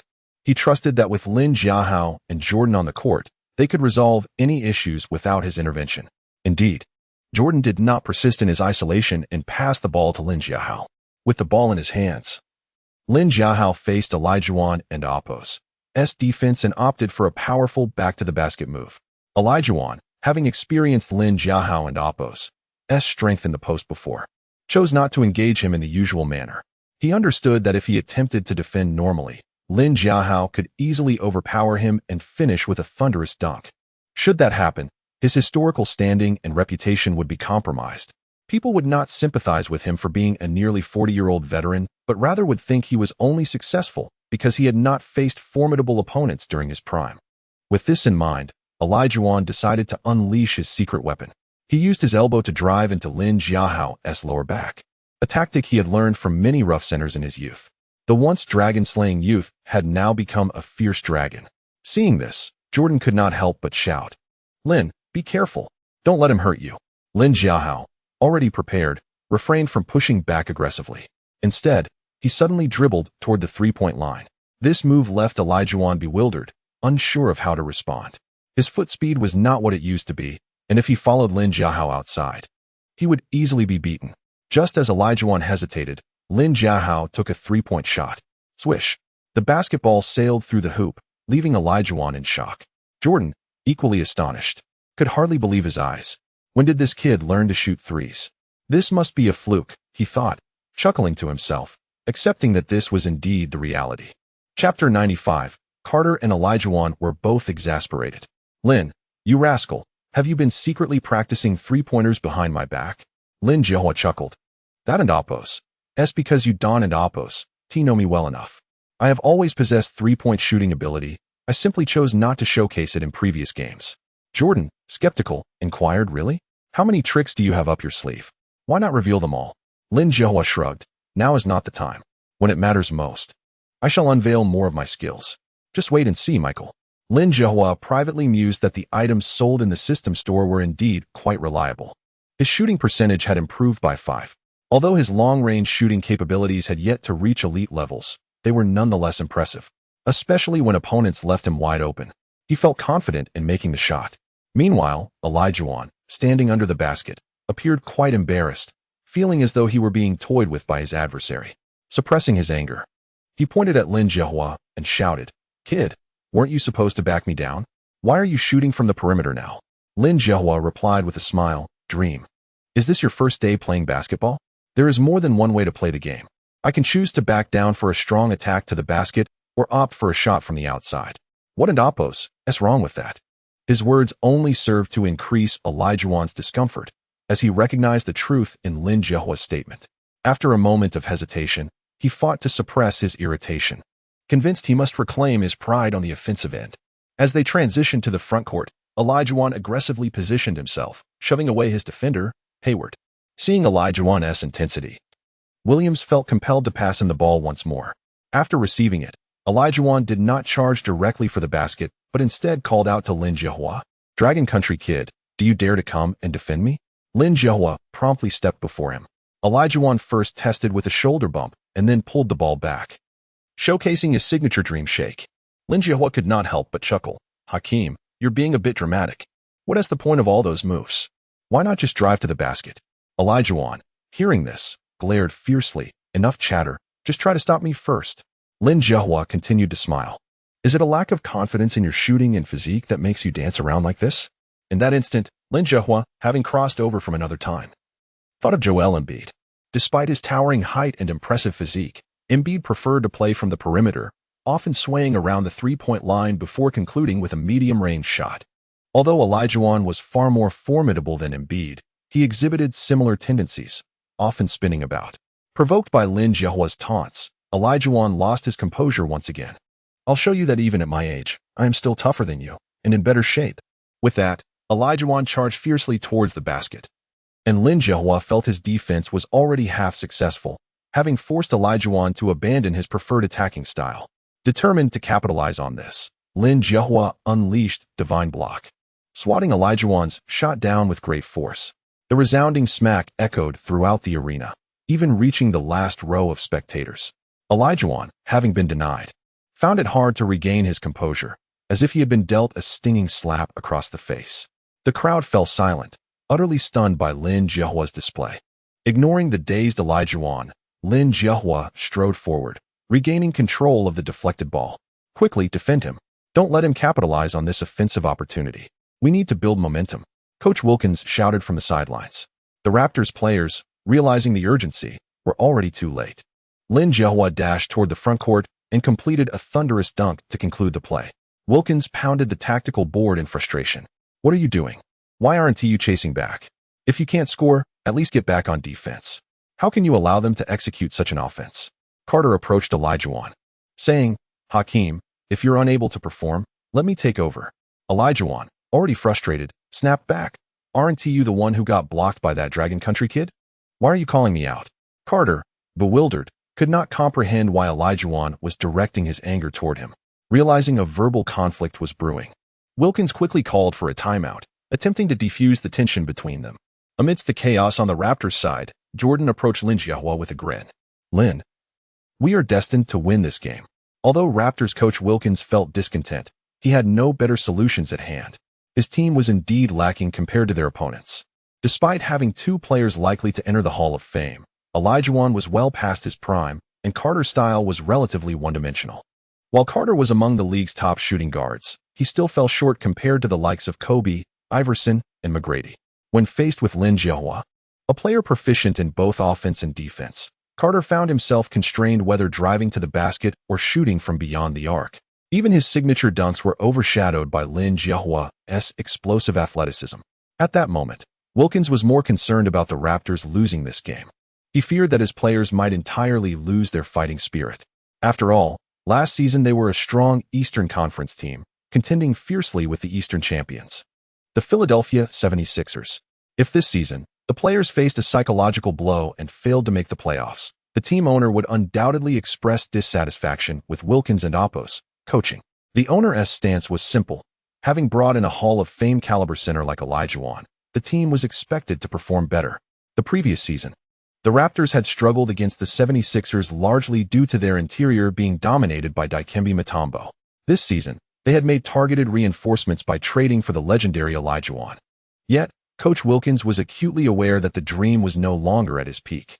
At times, Olajuwon's lack of effort on the court made him appear less effective than a young blue-collar center. Thus, Wilkins had mentally prepared himself for the possibility of defeat in this match. He turned to his players and said, "Gentlemen, I hope you understand that losing to the Wizards is not a disgrace, for they are indeed a formidable team this season." Chapter 96. The coach of the 1,000-victory team expressed his helplessness.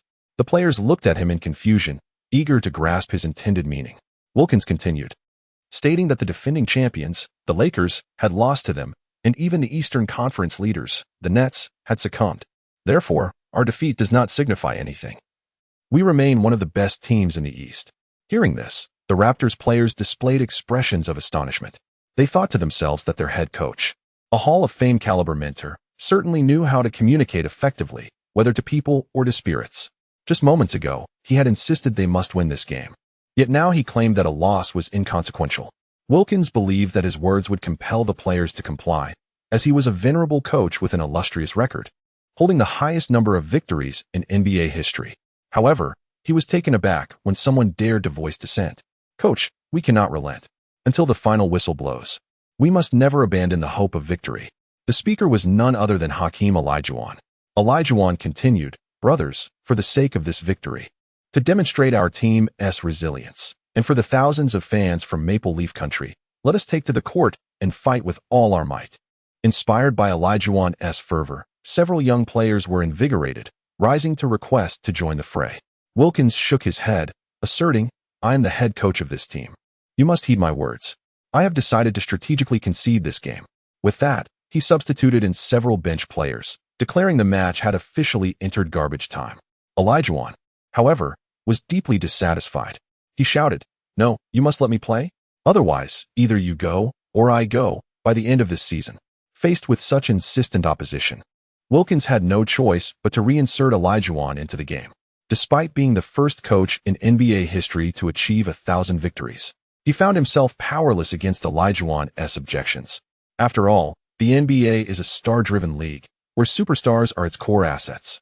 No matter how capable or respected a head coach might be, they are often overshadowed by top-tier players. The contest continued. On the Raptors' side, apart from Olajuwon and Carter, all were substitutes. Olajuwon had little objection now, as the remaining starters were not significantly better than these bench players. Lin Jiahao spotted a familiar face among the substitutes. Wasn't he that the renowned star Stephen Curry's father, Del Curry?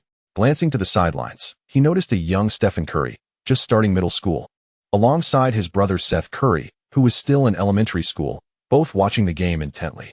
Unable to contain himself, Lin Jiahao called out to Del Curry, "Brother, I advise you to retire soon and focus on nurturing your sons. That is far more promising than your playing career." Del Curry felt insulted by Lin Jiahao's remarks and retorted, "Listen here, young lad from Dragon Country. Don't mistake me for a mere waterboy at the end of the bench. I am a top shooter in this league, and I will show you what true fire is and what a rain of three-pointers looks like." Lin Jiahao was momentarily speechless. He had meant well, suggesting Del focus on his sons, yet he interpreted it as mockery. With a shrug, Lin Jiahao replied, "Suit yourself. Perhaps I spoke too much." At that moment, Olajuwon charged over. "Kid, do not dare to bully my teammate. I will show you just how terrifying my full effort can be." Lin Jiahao recognized that these foreign players, regardless of age, possessed a somewhat juvenile spirit. Subsequently, the Raptors initiated their offense, with Olajuwon demanding the ball fervently. However, Carter, holding the ball, refused to pass it to him. Dribbling, Carter shouted to Olajuwon, "Hakeem, set a screen for me. I'm going to drive to the basket. Olajuwon, eager to prove himself before Lin Jiahao, was incensed by Carter's words. Unable to contain his frustration, he yelled, "Stop dawdling. Pass me the ball. I'm going to take this Dragon Country kid one-on-one." Carter continued to withhold the ball, silently cursing Olajuwon for not recognizing his role as a supportive player. Seeing their back and forth, Jordan seized the opportunity, denying Carter any space to break through. With the shot clock dwindling, Carter was left with no choice but to attempt a desperate three-pointer. The ball ricocheted off the rim as Olajuwon fought for the offensive rebound but was outpaced by Lin Jiahao. The latter leaped, snatching the rebound with one hand and swiftly dishing it out to Tyronn Lue ahead. Lue sped down the court toward the Raptors' basket, initiating a new wave of offense for the Wizards. Compared to the Raptors, the Wizards had a speed advantage, particularly in the paint, where Olajuwon struggled to keep pace with Lin Jiahao. Lin Jiahao raced forward, and Lue seized the opportunity to deliver an alley-oop pass. Upon receiving the ball, Lin Jiahao slammed it through the hoop, executing yet another spectacular alley-oop.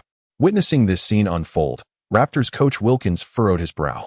He believed that even a blue-collar player would be more effective than Olajuwon at this point. Yet, Olajuwon remained undeterred, fully intent on proving himself against Lin Jiahao. Finally, the Raptors managed to get the ball into Olajuwon's hands. However, he abandoned his signature dream shake, determined to assert his toughness over Lin Jiahao. Thus, he barreled forward, crashing into the paint. "Lin, watch out for his elbows," Jordan warned.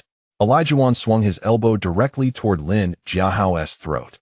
Lin Jiahao knew that no matter how fit he was, he could not withstand Olajuwon's iron elbow aimed at his throat. If that elbow connected, he could very well be sidelined indefinitely. Thinking quickly, Lin Jiahao pivoted and evaded Olajuwon's fierce elbow. Surprised, Olajuwon realized that despite his speed, Lin Jiahao had effortlessly sidestepped him. After a brief moment of hesitation, he recognized the Wizards' basket was unguarded and prepared to leap for a powerful dunk. However, he failed to anticipate Lin Jiahao's remarkable footwork. While evading the elbow, Lin Jiahao managed to close in and deliver a resounding block. Chapter 97. The idol of young Curry is none other than him. With remarkable agility, he emphatically swatted Hakeem Olajuwon's shot against the backboard, eliciting gasps of astonishment from the spectators. The crowd erupted in praise for Lin Jiahao. "My goodness, his athletic prowess is simply terrifying. He managed to block Dream from behind. It's utterly inconceivable. Did you see his speed? He was so far from the basket just moments ago. Yet he dashed back the instant Hakeem leaped. I never imagined a player from Dragon Country could possess such formidable, godlike talent. He truly deserves the title of the strongest player from Dragon Country. Could he be a product of genetic mutation? This is alarming. Might Dragon Country have developed some genetic serum that transformed him? Please, refrain from such nonsense. We, as citizens of Dragon Country, would never stoop to such underhanded tactics." In Toronto, where a substantial Chinese community had gathered, fans fervently cheered for Lin Jiahao. Olajuwon, witnessing the spectacle, found himself momentarily dumbfounded. He realized that after years of playing basketball, there were still surprises awaiting him on the court. The Wizards initiated a new offensive, and Lin passed the ball to Jordan. In contrast to Tyronn Lue, Jordan exuded a sense of composure. He methodically advanced the ball up the court and faced Del Curry in a one-on-one situation. While Del was an admirable shooter, he lacked the defensive prowess characteristic of a 3-and-D player. With a swift change of direction and an increase in speed, Jordan effortlessly maneuvered past Del Curry. As he charged towards the basket, Olajuwon, his eyes aflame with determination, rushed in from behind, attempting to tackle Jordan along with the ball. The referee immediately blew the whistle, awarding Olajuwon a flagrant foul. Olajuwon protested vehemently, "Wherein oppos, as the foul? That was a clean block." The referee shook his head, replying, "If that were a clean block, there would be no such thing as a foul in this world." Clearly dissatisfied, Olajuwon continued to argue with the referee. The other Raptors players noticed his emotional unraveling. Carter, stepping in from behind, said, "Hakeem, stop arguing with the referee. That was indeed a foul. I saw it myself. Don't let our opponents think we are losing the game and our dignity." Hearing Carter's words, Olajuwon retorted, "What are you talking about? Are you a spy sent by them? Do you even want to win this game, you fool?" Carter, equally irked, shot back, "Hakeem, what nonsense are you spouting? When you and Oppos are not around, I am the leader of this team. If we fail this season, you can simply walk away, but I must remain here to bear the blame." Their argument escalated once more, and Raptors coach Wilkins, weary of the discord, chose to disregard it. After all, if his players wouldn't heed his words, what was the point of intervening? While Wilkins could afford to ignore the situation, the referee could not. Due to the heated exchange, the game could not continue. The referee approached them, stating, "If you two persist in this quarrel, I will issue each of you a technical foul and have you both ejected." This proclamation had a moderating effect, and the two ceased their bickering. However, their emotions were still palpable on the court, as their movements grew increasingly vigorous. Wizards coach Collins, witnessing the unfolding drama, raised his voice to the referee, "You must control the Raptors players. If this continues, our players will be injured." The referee, exasperated, acknowledged the challenge posed by both Carter and Olajuwon, who were among the league's elite players, unlike the rookies who could be more easily managed. In such cases, the officials often had to turn a blind eye. Realizing that complaining to the referee yielded little result, Collins reminded his players to protect themselves. "Be cautious. Our opponents have gone mad. We cannot afford any injuries." He was particularly concerned about Lin Jiahao, knowing that Jordan had ample experience in such matters. With 5 minutes remaining in the game, Collins opted to substitute Lin out. Olajuwon, pointing at Lin, shouted, "The game isn't over. You must stay and continue to challenge me." Seated on the bench, Lin chuckled to himself. "Apologies, my friend. Perhaps next time. Tonight, my shift has ended." Ultimately, the Wizards narrowly triumphed over the Toronto Raptors, continuing their winning streak. In this game, Lin Jiahao amassed an impressive 36 points, 21 rebounds, and 8 blocks. Michael Jordan contributed 23 points, 6 rebounds, and 6 assists, while Olajuwon was thoroughly overshadowed by Lin, managing only a meager 13 points, 7 rebounds, and failing to record a single block. Olajuwon was seething with frustration, fearing that Lin's emergence would significantly diminish his historical standing. Not only had he been thoroughly outperformed in this game, but he was also acutely aware that many of his accolades were now at risk of being eclipsed by Lin. His most notable achievement, being the all-time leader in blocks, seemed destined to be surpassed by Lin's burgeoning talent. Following this confrontation, Olajuwon realized he was no match for Lin. As he aged and Lin's experience grew, the chasm between them would only widen. Following this encounter, Olajuwon lost all confidence in his professional career. He was unhappy with his time on the Raptors and felt that his aspirations for another championship were now a distant dream. In a fit of anger, he announced his impending retirement after the game. After completing media interviews, Lin Jiahao made his way towards the players' tunnel. Suddenly, a figure rushed towards him, calling out his name. Turning around, Lin was met by a young Stephen Curry, who appeared smaller than his peers, lacking any visible athletic prowess. Many children from his country could already dunk at this age, yet Curry could barely touch the rim. "Hello, Stephen, what brings you here?" Upon hearing Lin call his name, Curry's eyes widened in astonishment. "Lin, you know my name?" Lin chuckled, realizing the peculiarity of the situation, and quickly replied, Your dad told me." Curry, innocently nodding in acceptance, produced a jersey and a pin from his pocket. "Lin, could you please sign this for me? You are now my favorite NBA player." Chapter 98. The Challenges of Domestic Internet. Lin Jiahao chuckled briefly before turning to Curry with a curious gaze, inquiring, "What's the reason behind this?" Curry responded, shaking his head, "Your father is an NBA player. Shouldn't he be your favorite?" Curry replied, "His playing style is too monotonous. I admire your ball handling and aggressive play." Lin Jiahao laughed heartily, affectionately ruffling Curry's hair. Yet, Curry pouted, expressing his disappointment. "Unfortunately, I lack your talent and cannot play like you. I can't even make the school team." At this point, he was on the verge of tears. Lin Jiahao understood well that despite Curry's remarkable basketball skills, he was hindered by a significant physical disadvantage, preventing him from joining the school team. This predicament was indeed unavoidable, as contemporary basketball philosophy favored physicality, even at the school level. "Don't worry, Stephen," Lin Jiahao reassured him. "You can continue honing your shooting skills, strengthen your ball handling, and engage in strength training. You will surely make the team." Encouraged by Lin Jiahao's words, young Curry finally smiled. However, his smile quickly faded as he furrowed his brow again. "Making the school team isn't my life goal. I aspire to play in the NBA and become a professional player like my father." Lin Jiahao nodded, affirming, "Of course. You will undoubtedly become an NBA player, one even greater than your father. You will emerge as a superstar and usher in a new era for the NBA." Upon hearing such praise from Lin Jiahao, young Curry became quite excited. When I grow up and join the NBA, I will definitely exchange jerseys with you." With that, he dashed onto the court, shooting three-pointers with enthusiasm. Seeing Curry's performance, Lin Jiahao couldn't help but commend. "This kid is truly impressive. He is so mature at such a young age." Indeed, Curry displayed exceptional shooting talent, already capable of sinking consecutive three-pointers at just 13 years old. His shooting form mirrored that of an NBA player. Lin Jiahao never anticipated that his arrival had altered Curry and Oppo's destiny. Upon returning to the locker room, he learned from Olajuwon that he would retire at the end of the season. Jordan remarked with a hint of nostalgia, "No old-timer wants to face you anymore. You've diminished their historical status." Lin Jiahao smiled and quipped, "Michael, you should be grateful to be my teammate. If you were my opponent, you'd likely choose to retire early as well." Jordan scoffed, "How could that be? Do you know why many call me the basketball god? It's not solely due to my elite skills, but also my indomitable spirit." Lin Jiahao smirked and replied, "Michael, I admire your audacity at nearly 40 years old."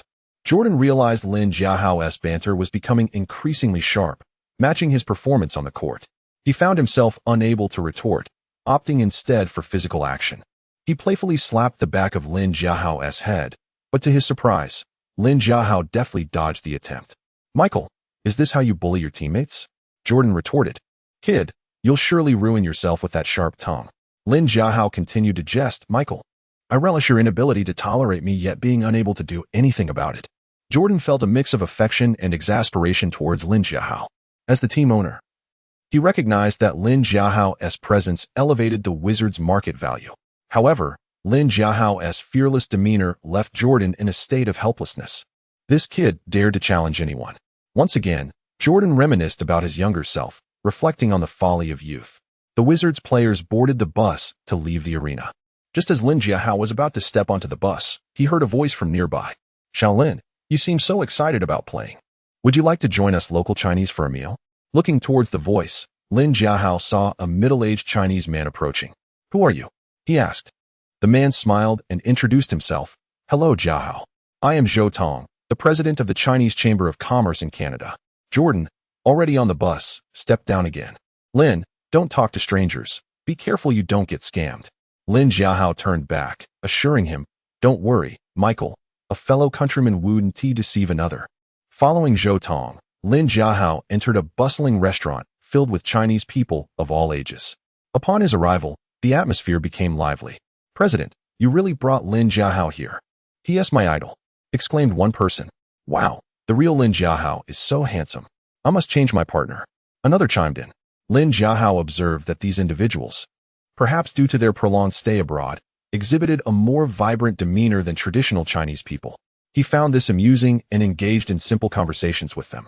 But his attention was drawn to a reserved gentleman seated in the corner. This person, wearing glasses, merely smiled at Lin Jiahao without intruding. Lin Jiahao recognized him immediately. "Wasn't this the founder of Penguin, Ma Huateng? What brought him here?" Noticing Lin Jiahao glance his way made Ma Huateng visibly anxious. He quickly adjusted his attire and approached Lin Jiahao. "Hello, Lin Jiahao. My surname is Ma. It's a pleasure to meet you." Noticing Ma Huateng's shy demeanor, Lin Jiahao couldn't help but chuckle. He extended his hand for a friendly handshake and asked, "Hello, brother Ma. What brings you here?" Lin Jiahao pondered. Given the current flourishing state of the domestic internet, why was Ma Huateng in Canada instead of rapidly securing market share back home? There must be an underlying reason. In the midst of Lin Jiahao's contemplation, Ma Huateng smiled and said, "Jiahao, I'm here to handle some matters." Lin Jiahao speculated. Could it be that the domestic internet industry is facing a crisis? Ma Huateng sighed deeply. "Yes, our company is struggling, and I'm contemplating selling off a portion of my shares. I came to North America seeking financing opportunities." Chapter 99, Unexpected Joy.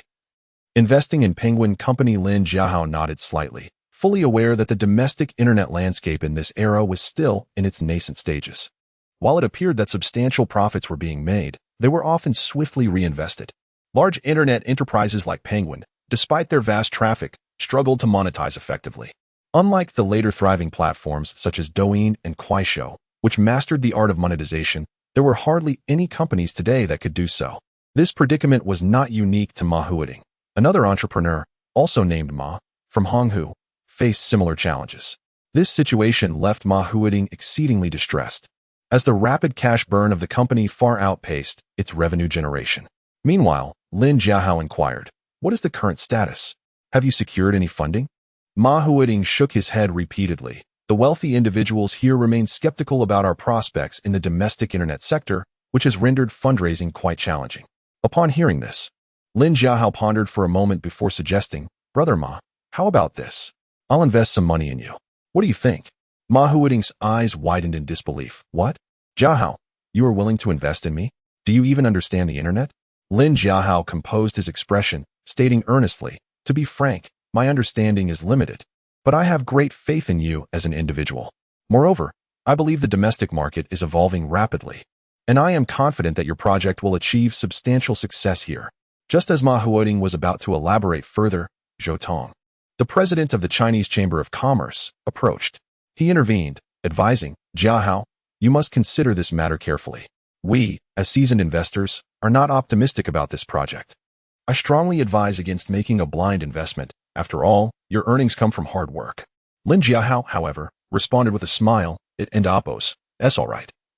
I intend to invest my entire income from this year into Brother Ma's venture, purchasing a portion of his equity. I wonder if Brother Ma is agreeable?" Zhou Tong felt a sense of helplessness. Analyzing from a commercial standpoint, he and his peers were indeed pessimistic about Penguin's future. He was attempting to dissuade Lin Jiahao, an outsider, from proceeding. Nevertheless, Lin Jiahao remained resolute in his decision to invest in Ma Huading's Penguin Company. "Brother Ma, if you have no objections, let us proceed with drafting the contract." Ma Huading was taken aback. He had anticipated Lin Jiahao was merely jesting. To his astonishment, Lin Jiahao was entirely serious, leaving him utterly bewildered. "Jiahao, are you certain this is not a joke? Do you genuinely intend to invest a sum of money in me?" Overwhelmed with excitement, Ma Huading suggested, "Perhaps I should first introduce you to our company's primary business." Lin Jiahao thought to himself that such an introduction was unnecessary, for he was already well acquainted with Penguin's offerings. In the future, he had extensively utilized the company's products, whether for communication or gaming. There was little that required elucidation. At that moment, several Chinese merchants from Maple Leaf Nation could not suppress their laughter. "Young Ma, dreaming of establishing such a business in our Dragon Nation is quite fanciful. Just consider how few households actually own a computer. Do you truly believe an instant messaging software can be profitable? Jiahao, I advise you against investing your hard-earned money. This is essentially a bottomless pit. Indeed, do not invest. Just a few days ago, I encountered a con artist who also bore the surname Ma and even adopted the English name Jack Ma.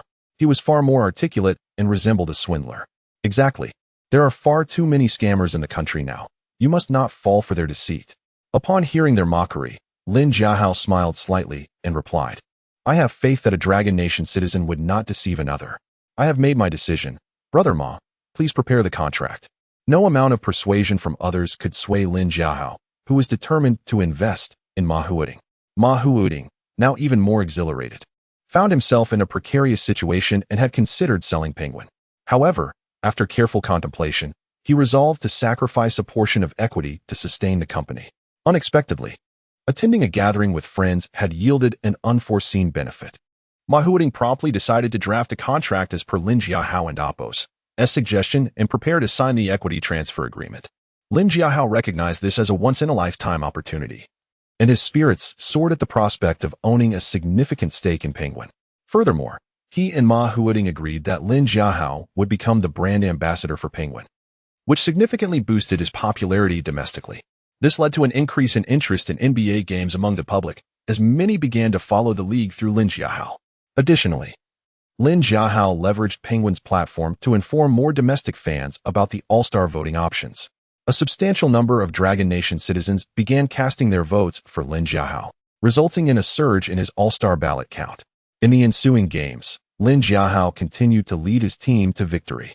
Under his and Michael Jordan's guidance, the Wizards not only secured the top position in the Eastern Conference, but also boasted the best record in the entire league. As the team's performance improved, Lin Jiahao's popularity in the United States soared, with an increasing number of American fans voting for him. With concerted efforts, Lin Jiahao awaited the completion of the main storyline task assigned by the system. A few days later, the results of the All-Star voting were announced. The Western Conference All-Star starting lineup comprised center, Shaquille O'Neal forwards, Tim Duncan, Kevin Garnett shooting guard, Kobe Bryant point guard, Steve Francis reserves, Dirk Nowitzki, Steve Nash, Karl Malone, Chris Webber, Gary Payton, Peja Stojakovic.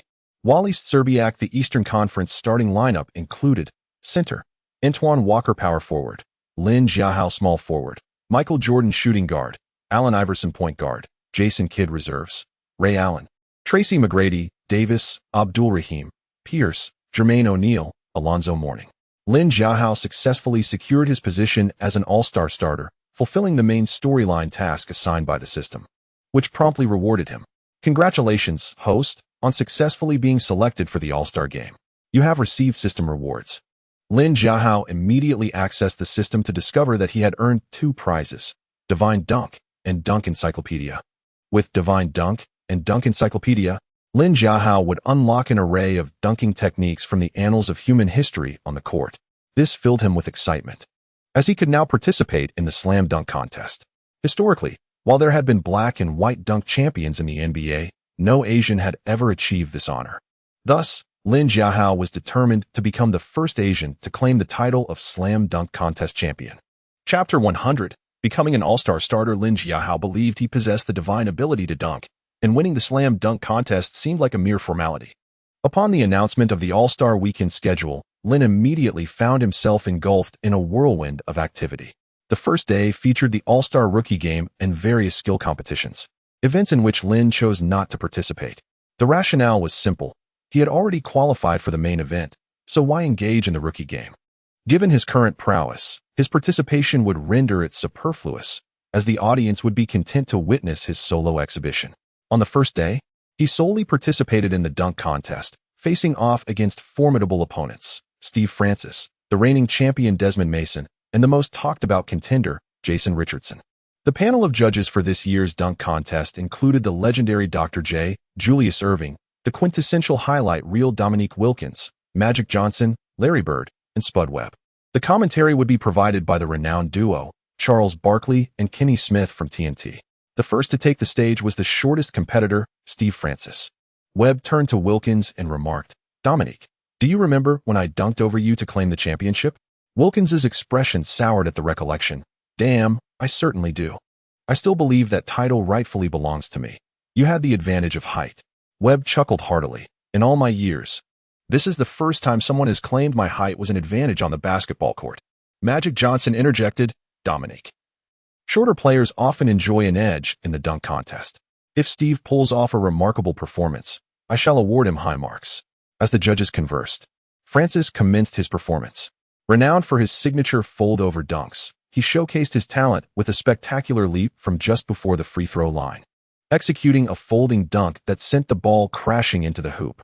The crowd erupted in cheers, and the judges awarded him a score of 43 points. However, Francis appeared dissatisfied, shaking his head at the judges and exclaiming, "Come on, gentlemen, your judging is outdated. My dunk deserves a perfect score." His arrogant demeanor irked the judges, prompting Spud Webb to rise and say, "Hey, brother, I gave you the highest score, but I am not pleased with your attitude." Francis scoffed, "You old-timers are out of touch. The future belongs to us youngsters." With that, he swaggered off to the sidelines, leaving the judges speechless. Next up was rookie Jason Richardson, who wasted no time and launched into a long-distance gliding dunk, a clear homage to Michael Jordan. Unfortunately, due to misjudgment in his steps, he took off just before the free throw line, resulting in a less explosive glide that earned him a score of 45 points. Richardson shook his head, aware of the formidable challengers yet to come. The reigning champion Desmond Mason entered next, greeted by thunderous applause from the audience. He acknowledged the crowd before commencing his performance. Launching from a considerable distance, Mason approached the three-point line and slammed the ball against the backboard. Upon receiving the rebound, he forcefully thrust the ball into the basket. While the dunk was undeniably powerful, it lacked significant difficulty, as many players could replicate it in a game situation. Consequently, he received a score of 45, matching Richardson and Oppo's mark. Finally, Lin Jiahao took the stage, and the audience erupted in cheers upon his arrival. Julius Erving turned to Wilkins and inquired, "Dominique, is this the so-called prodigy from the Dragon Kingdom, Lin Jiahao?" Wilkins nodded affirmatively. "Indeed, this is the young man. He currently holds the Wizards together, and even that old-timer, Michael, sometimes plays second fiddle to him." Having never witnessed Lin and Appo's gameplay, Irving frowned, skeptical if such popularity stemmed solely from his nationality. He doesn't and Appo's seem that impressive, he muttered. Wilkins quickly countered, come on, brother, you can't say that. I've seen him play. He is genuinely formidable. Irving remained unconvinced. He certainly looks good. But I doubt he can deliver a spectacular performance. However, before he could finish his thought, Lin began his display. He had identified the perfect maneuver from the dunk encyclopedia within his system. He dribbled from beyond the three-point line towards the basket, leaping majestically into the air and spinning mid-flight. With a whoosh, he executed 2 complete rotations before emphatically slamming the ball through the hoop. The 5 judges were instantaneously on their feet, unable to believe their eyes. Julius, do you comprehend his strength now? Wilkins exclaimed, raising a score of 10. Irving nodded repeatedly. This young man is indeed impressive. I can hardly fathom someone executing such an exaggerated move. Magic Johnson held his head in disbelief, exclaiming, my goodness, this is terrifying. At that moment, the fans erupted with excitement, chanting for the other competitors to pack up and head home, as they were merely vying for second place. Lin's dunk was truly extraordinary, a performance unprecedented in its brilliance. Words failed to encapsulate the spectacle. Lin, you must find me after the competition. I want to have your children. Not only were the judges and fans astonished, but the other competitors were equally taken aback. Many had presumed Lin would excel only in practical dunks, questioning his ability to perform in a contest requiring high entertainment value. Yet, Lin's first dunk left everyone utterly astounded. It seems we must step up our game, Francis remarked to Mason. Mason, slightly disheartened, replied, no matter how I strategize, I feel his moves are unbeatable. Meanwhile, Francis was preparing for his second dunk, which required teamwork. He enlisted his closest friend, Mobley, to assist him. Mobley stood beneath the basket as Francis charged forward, completing a dunk over him.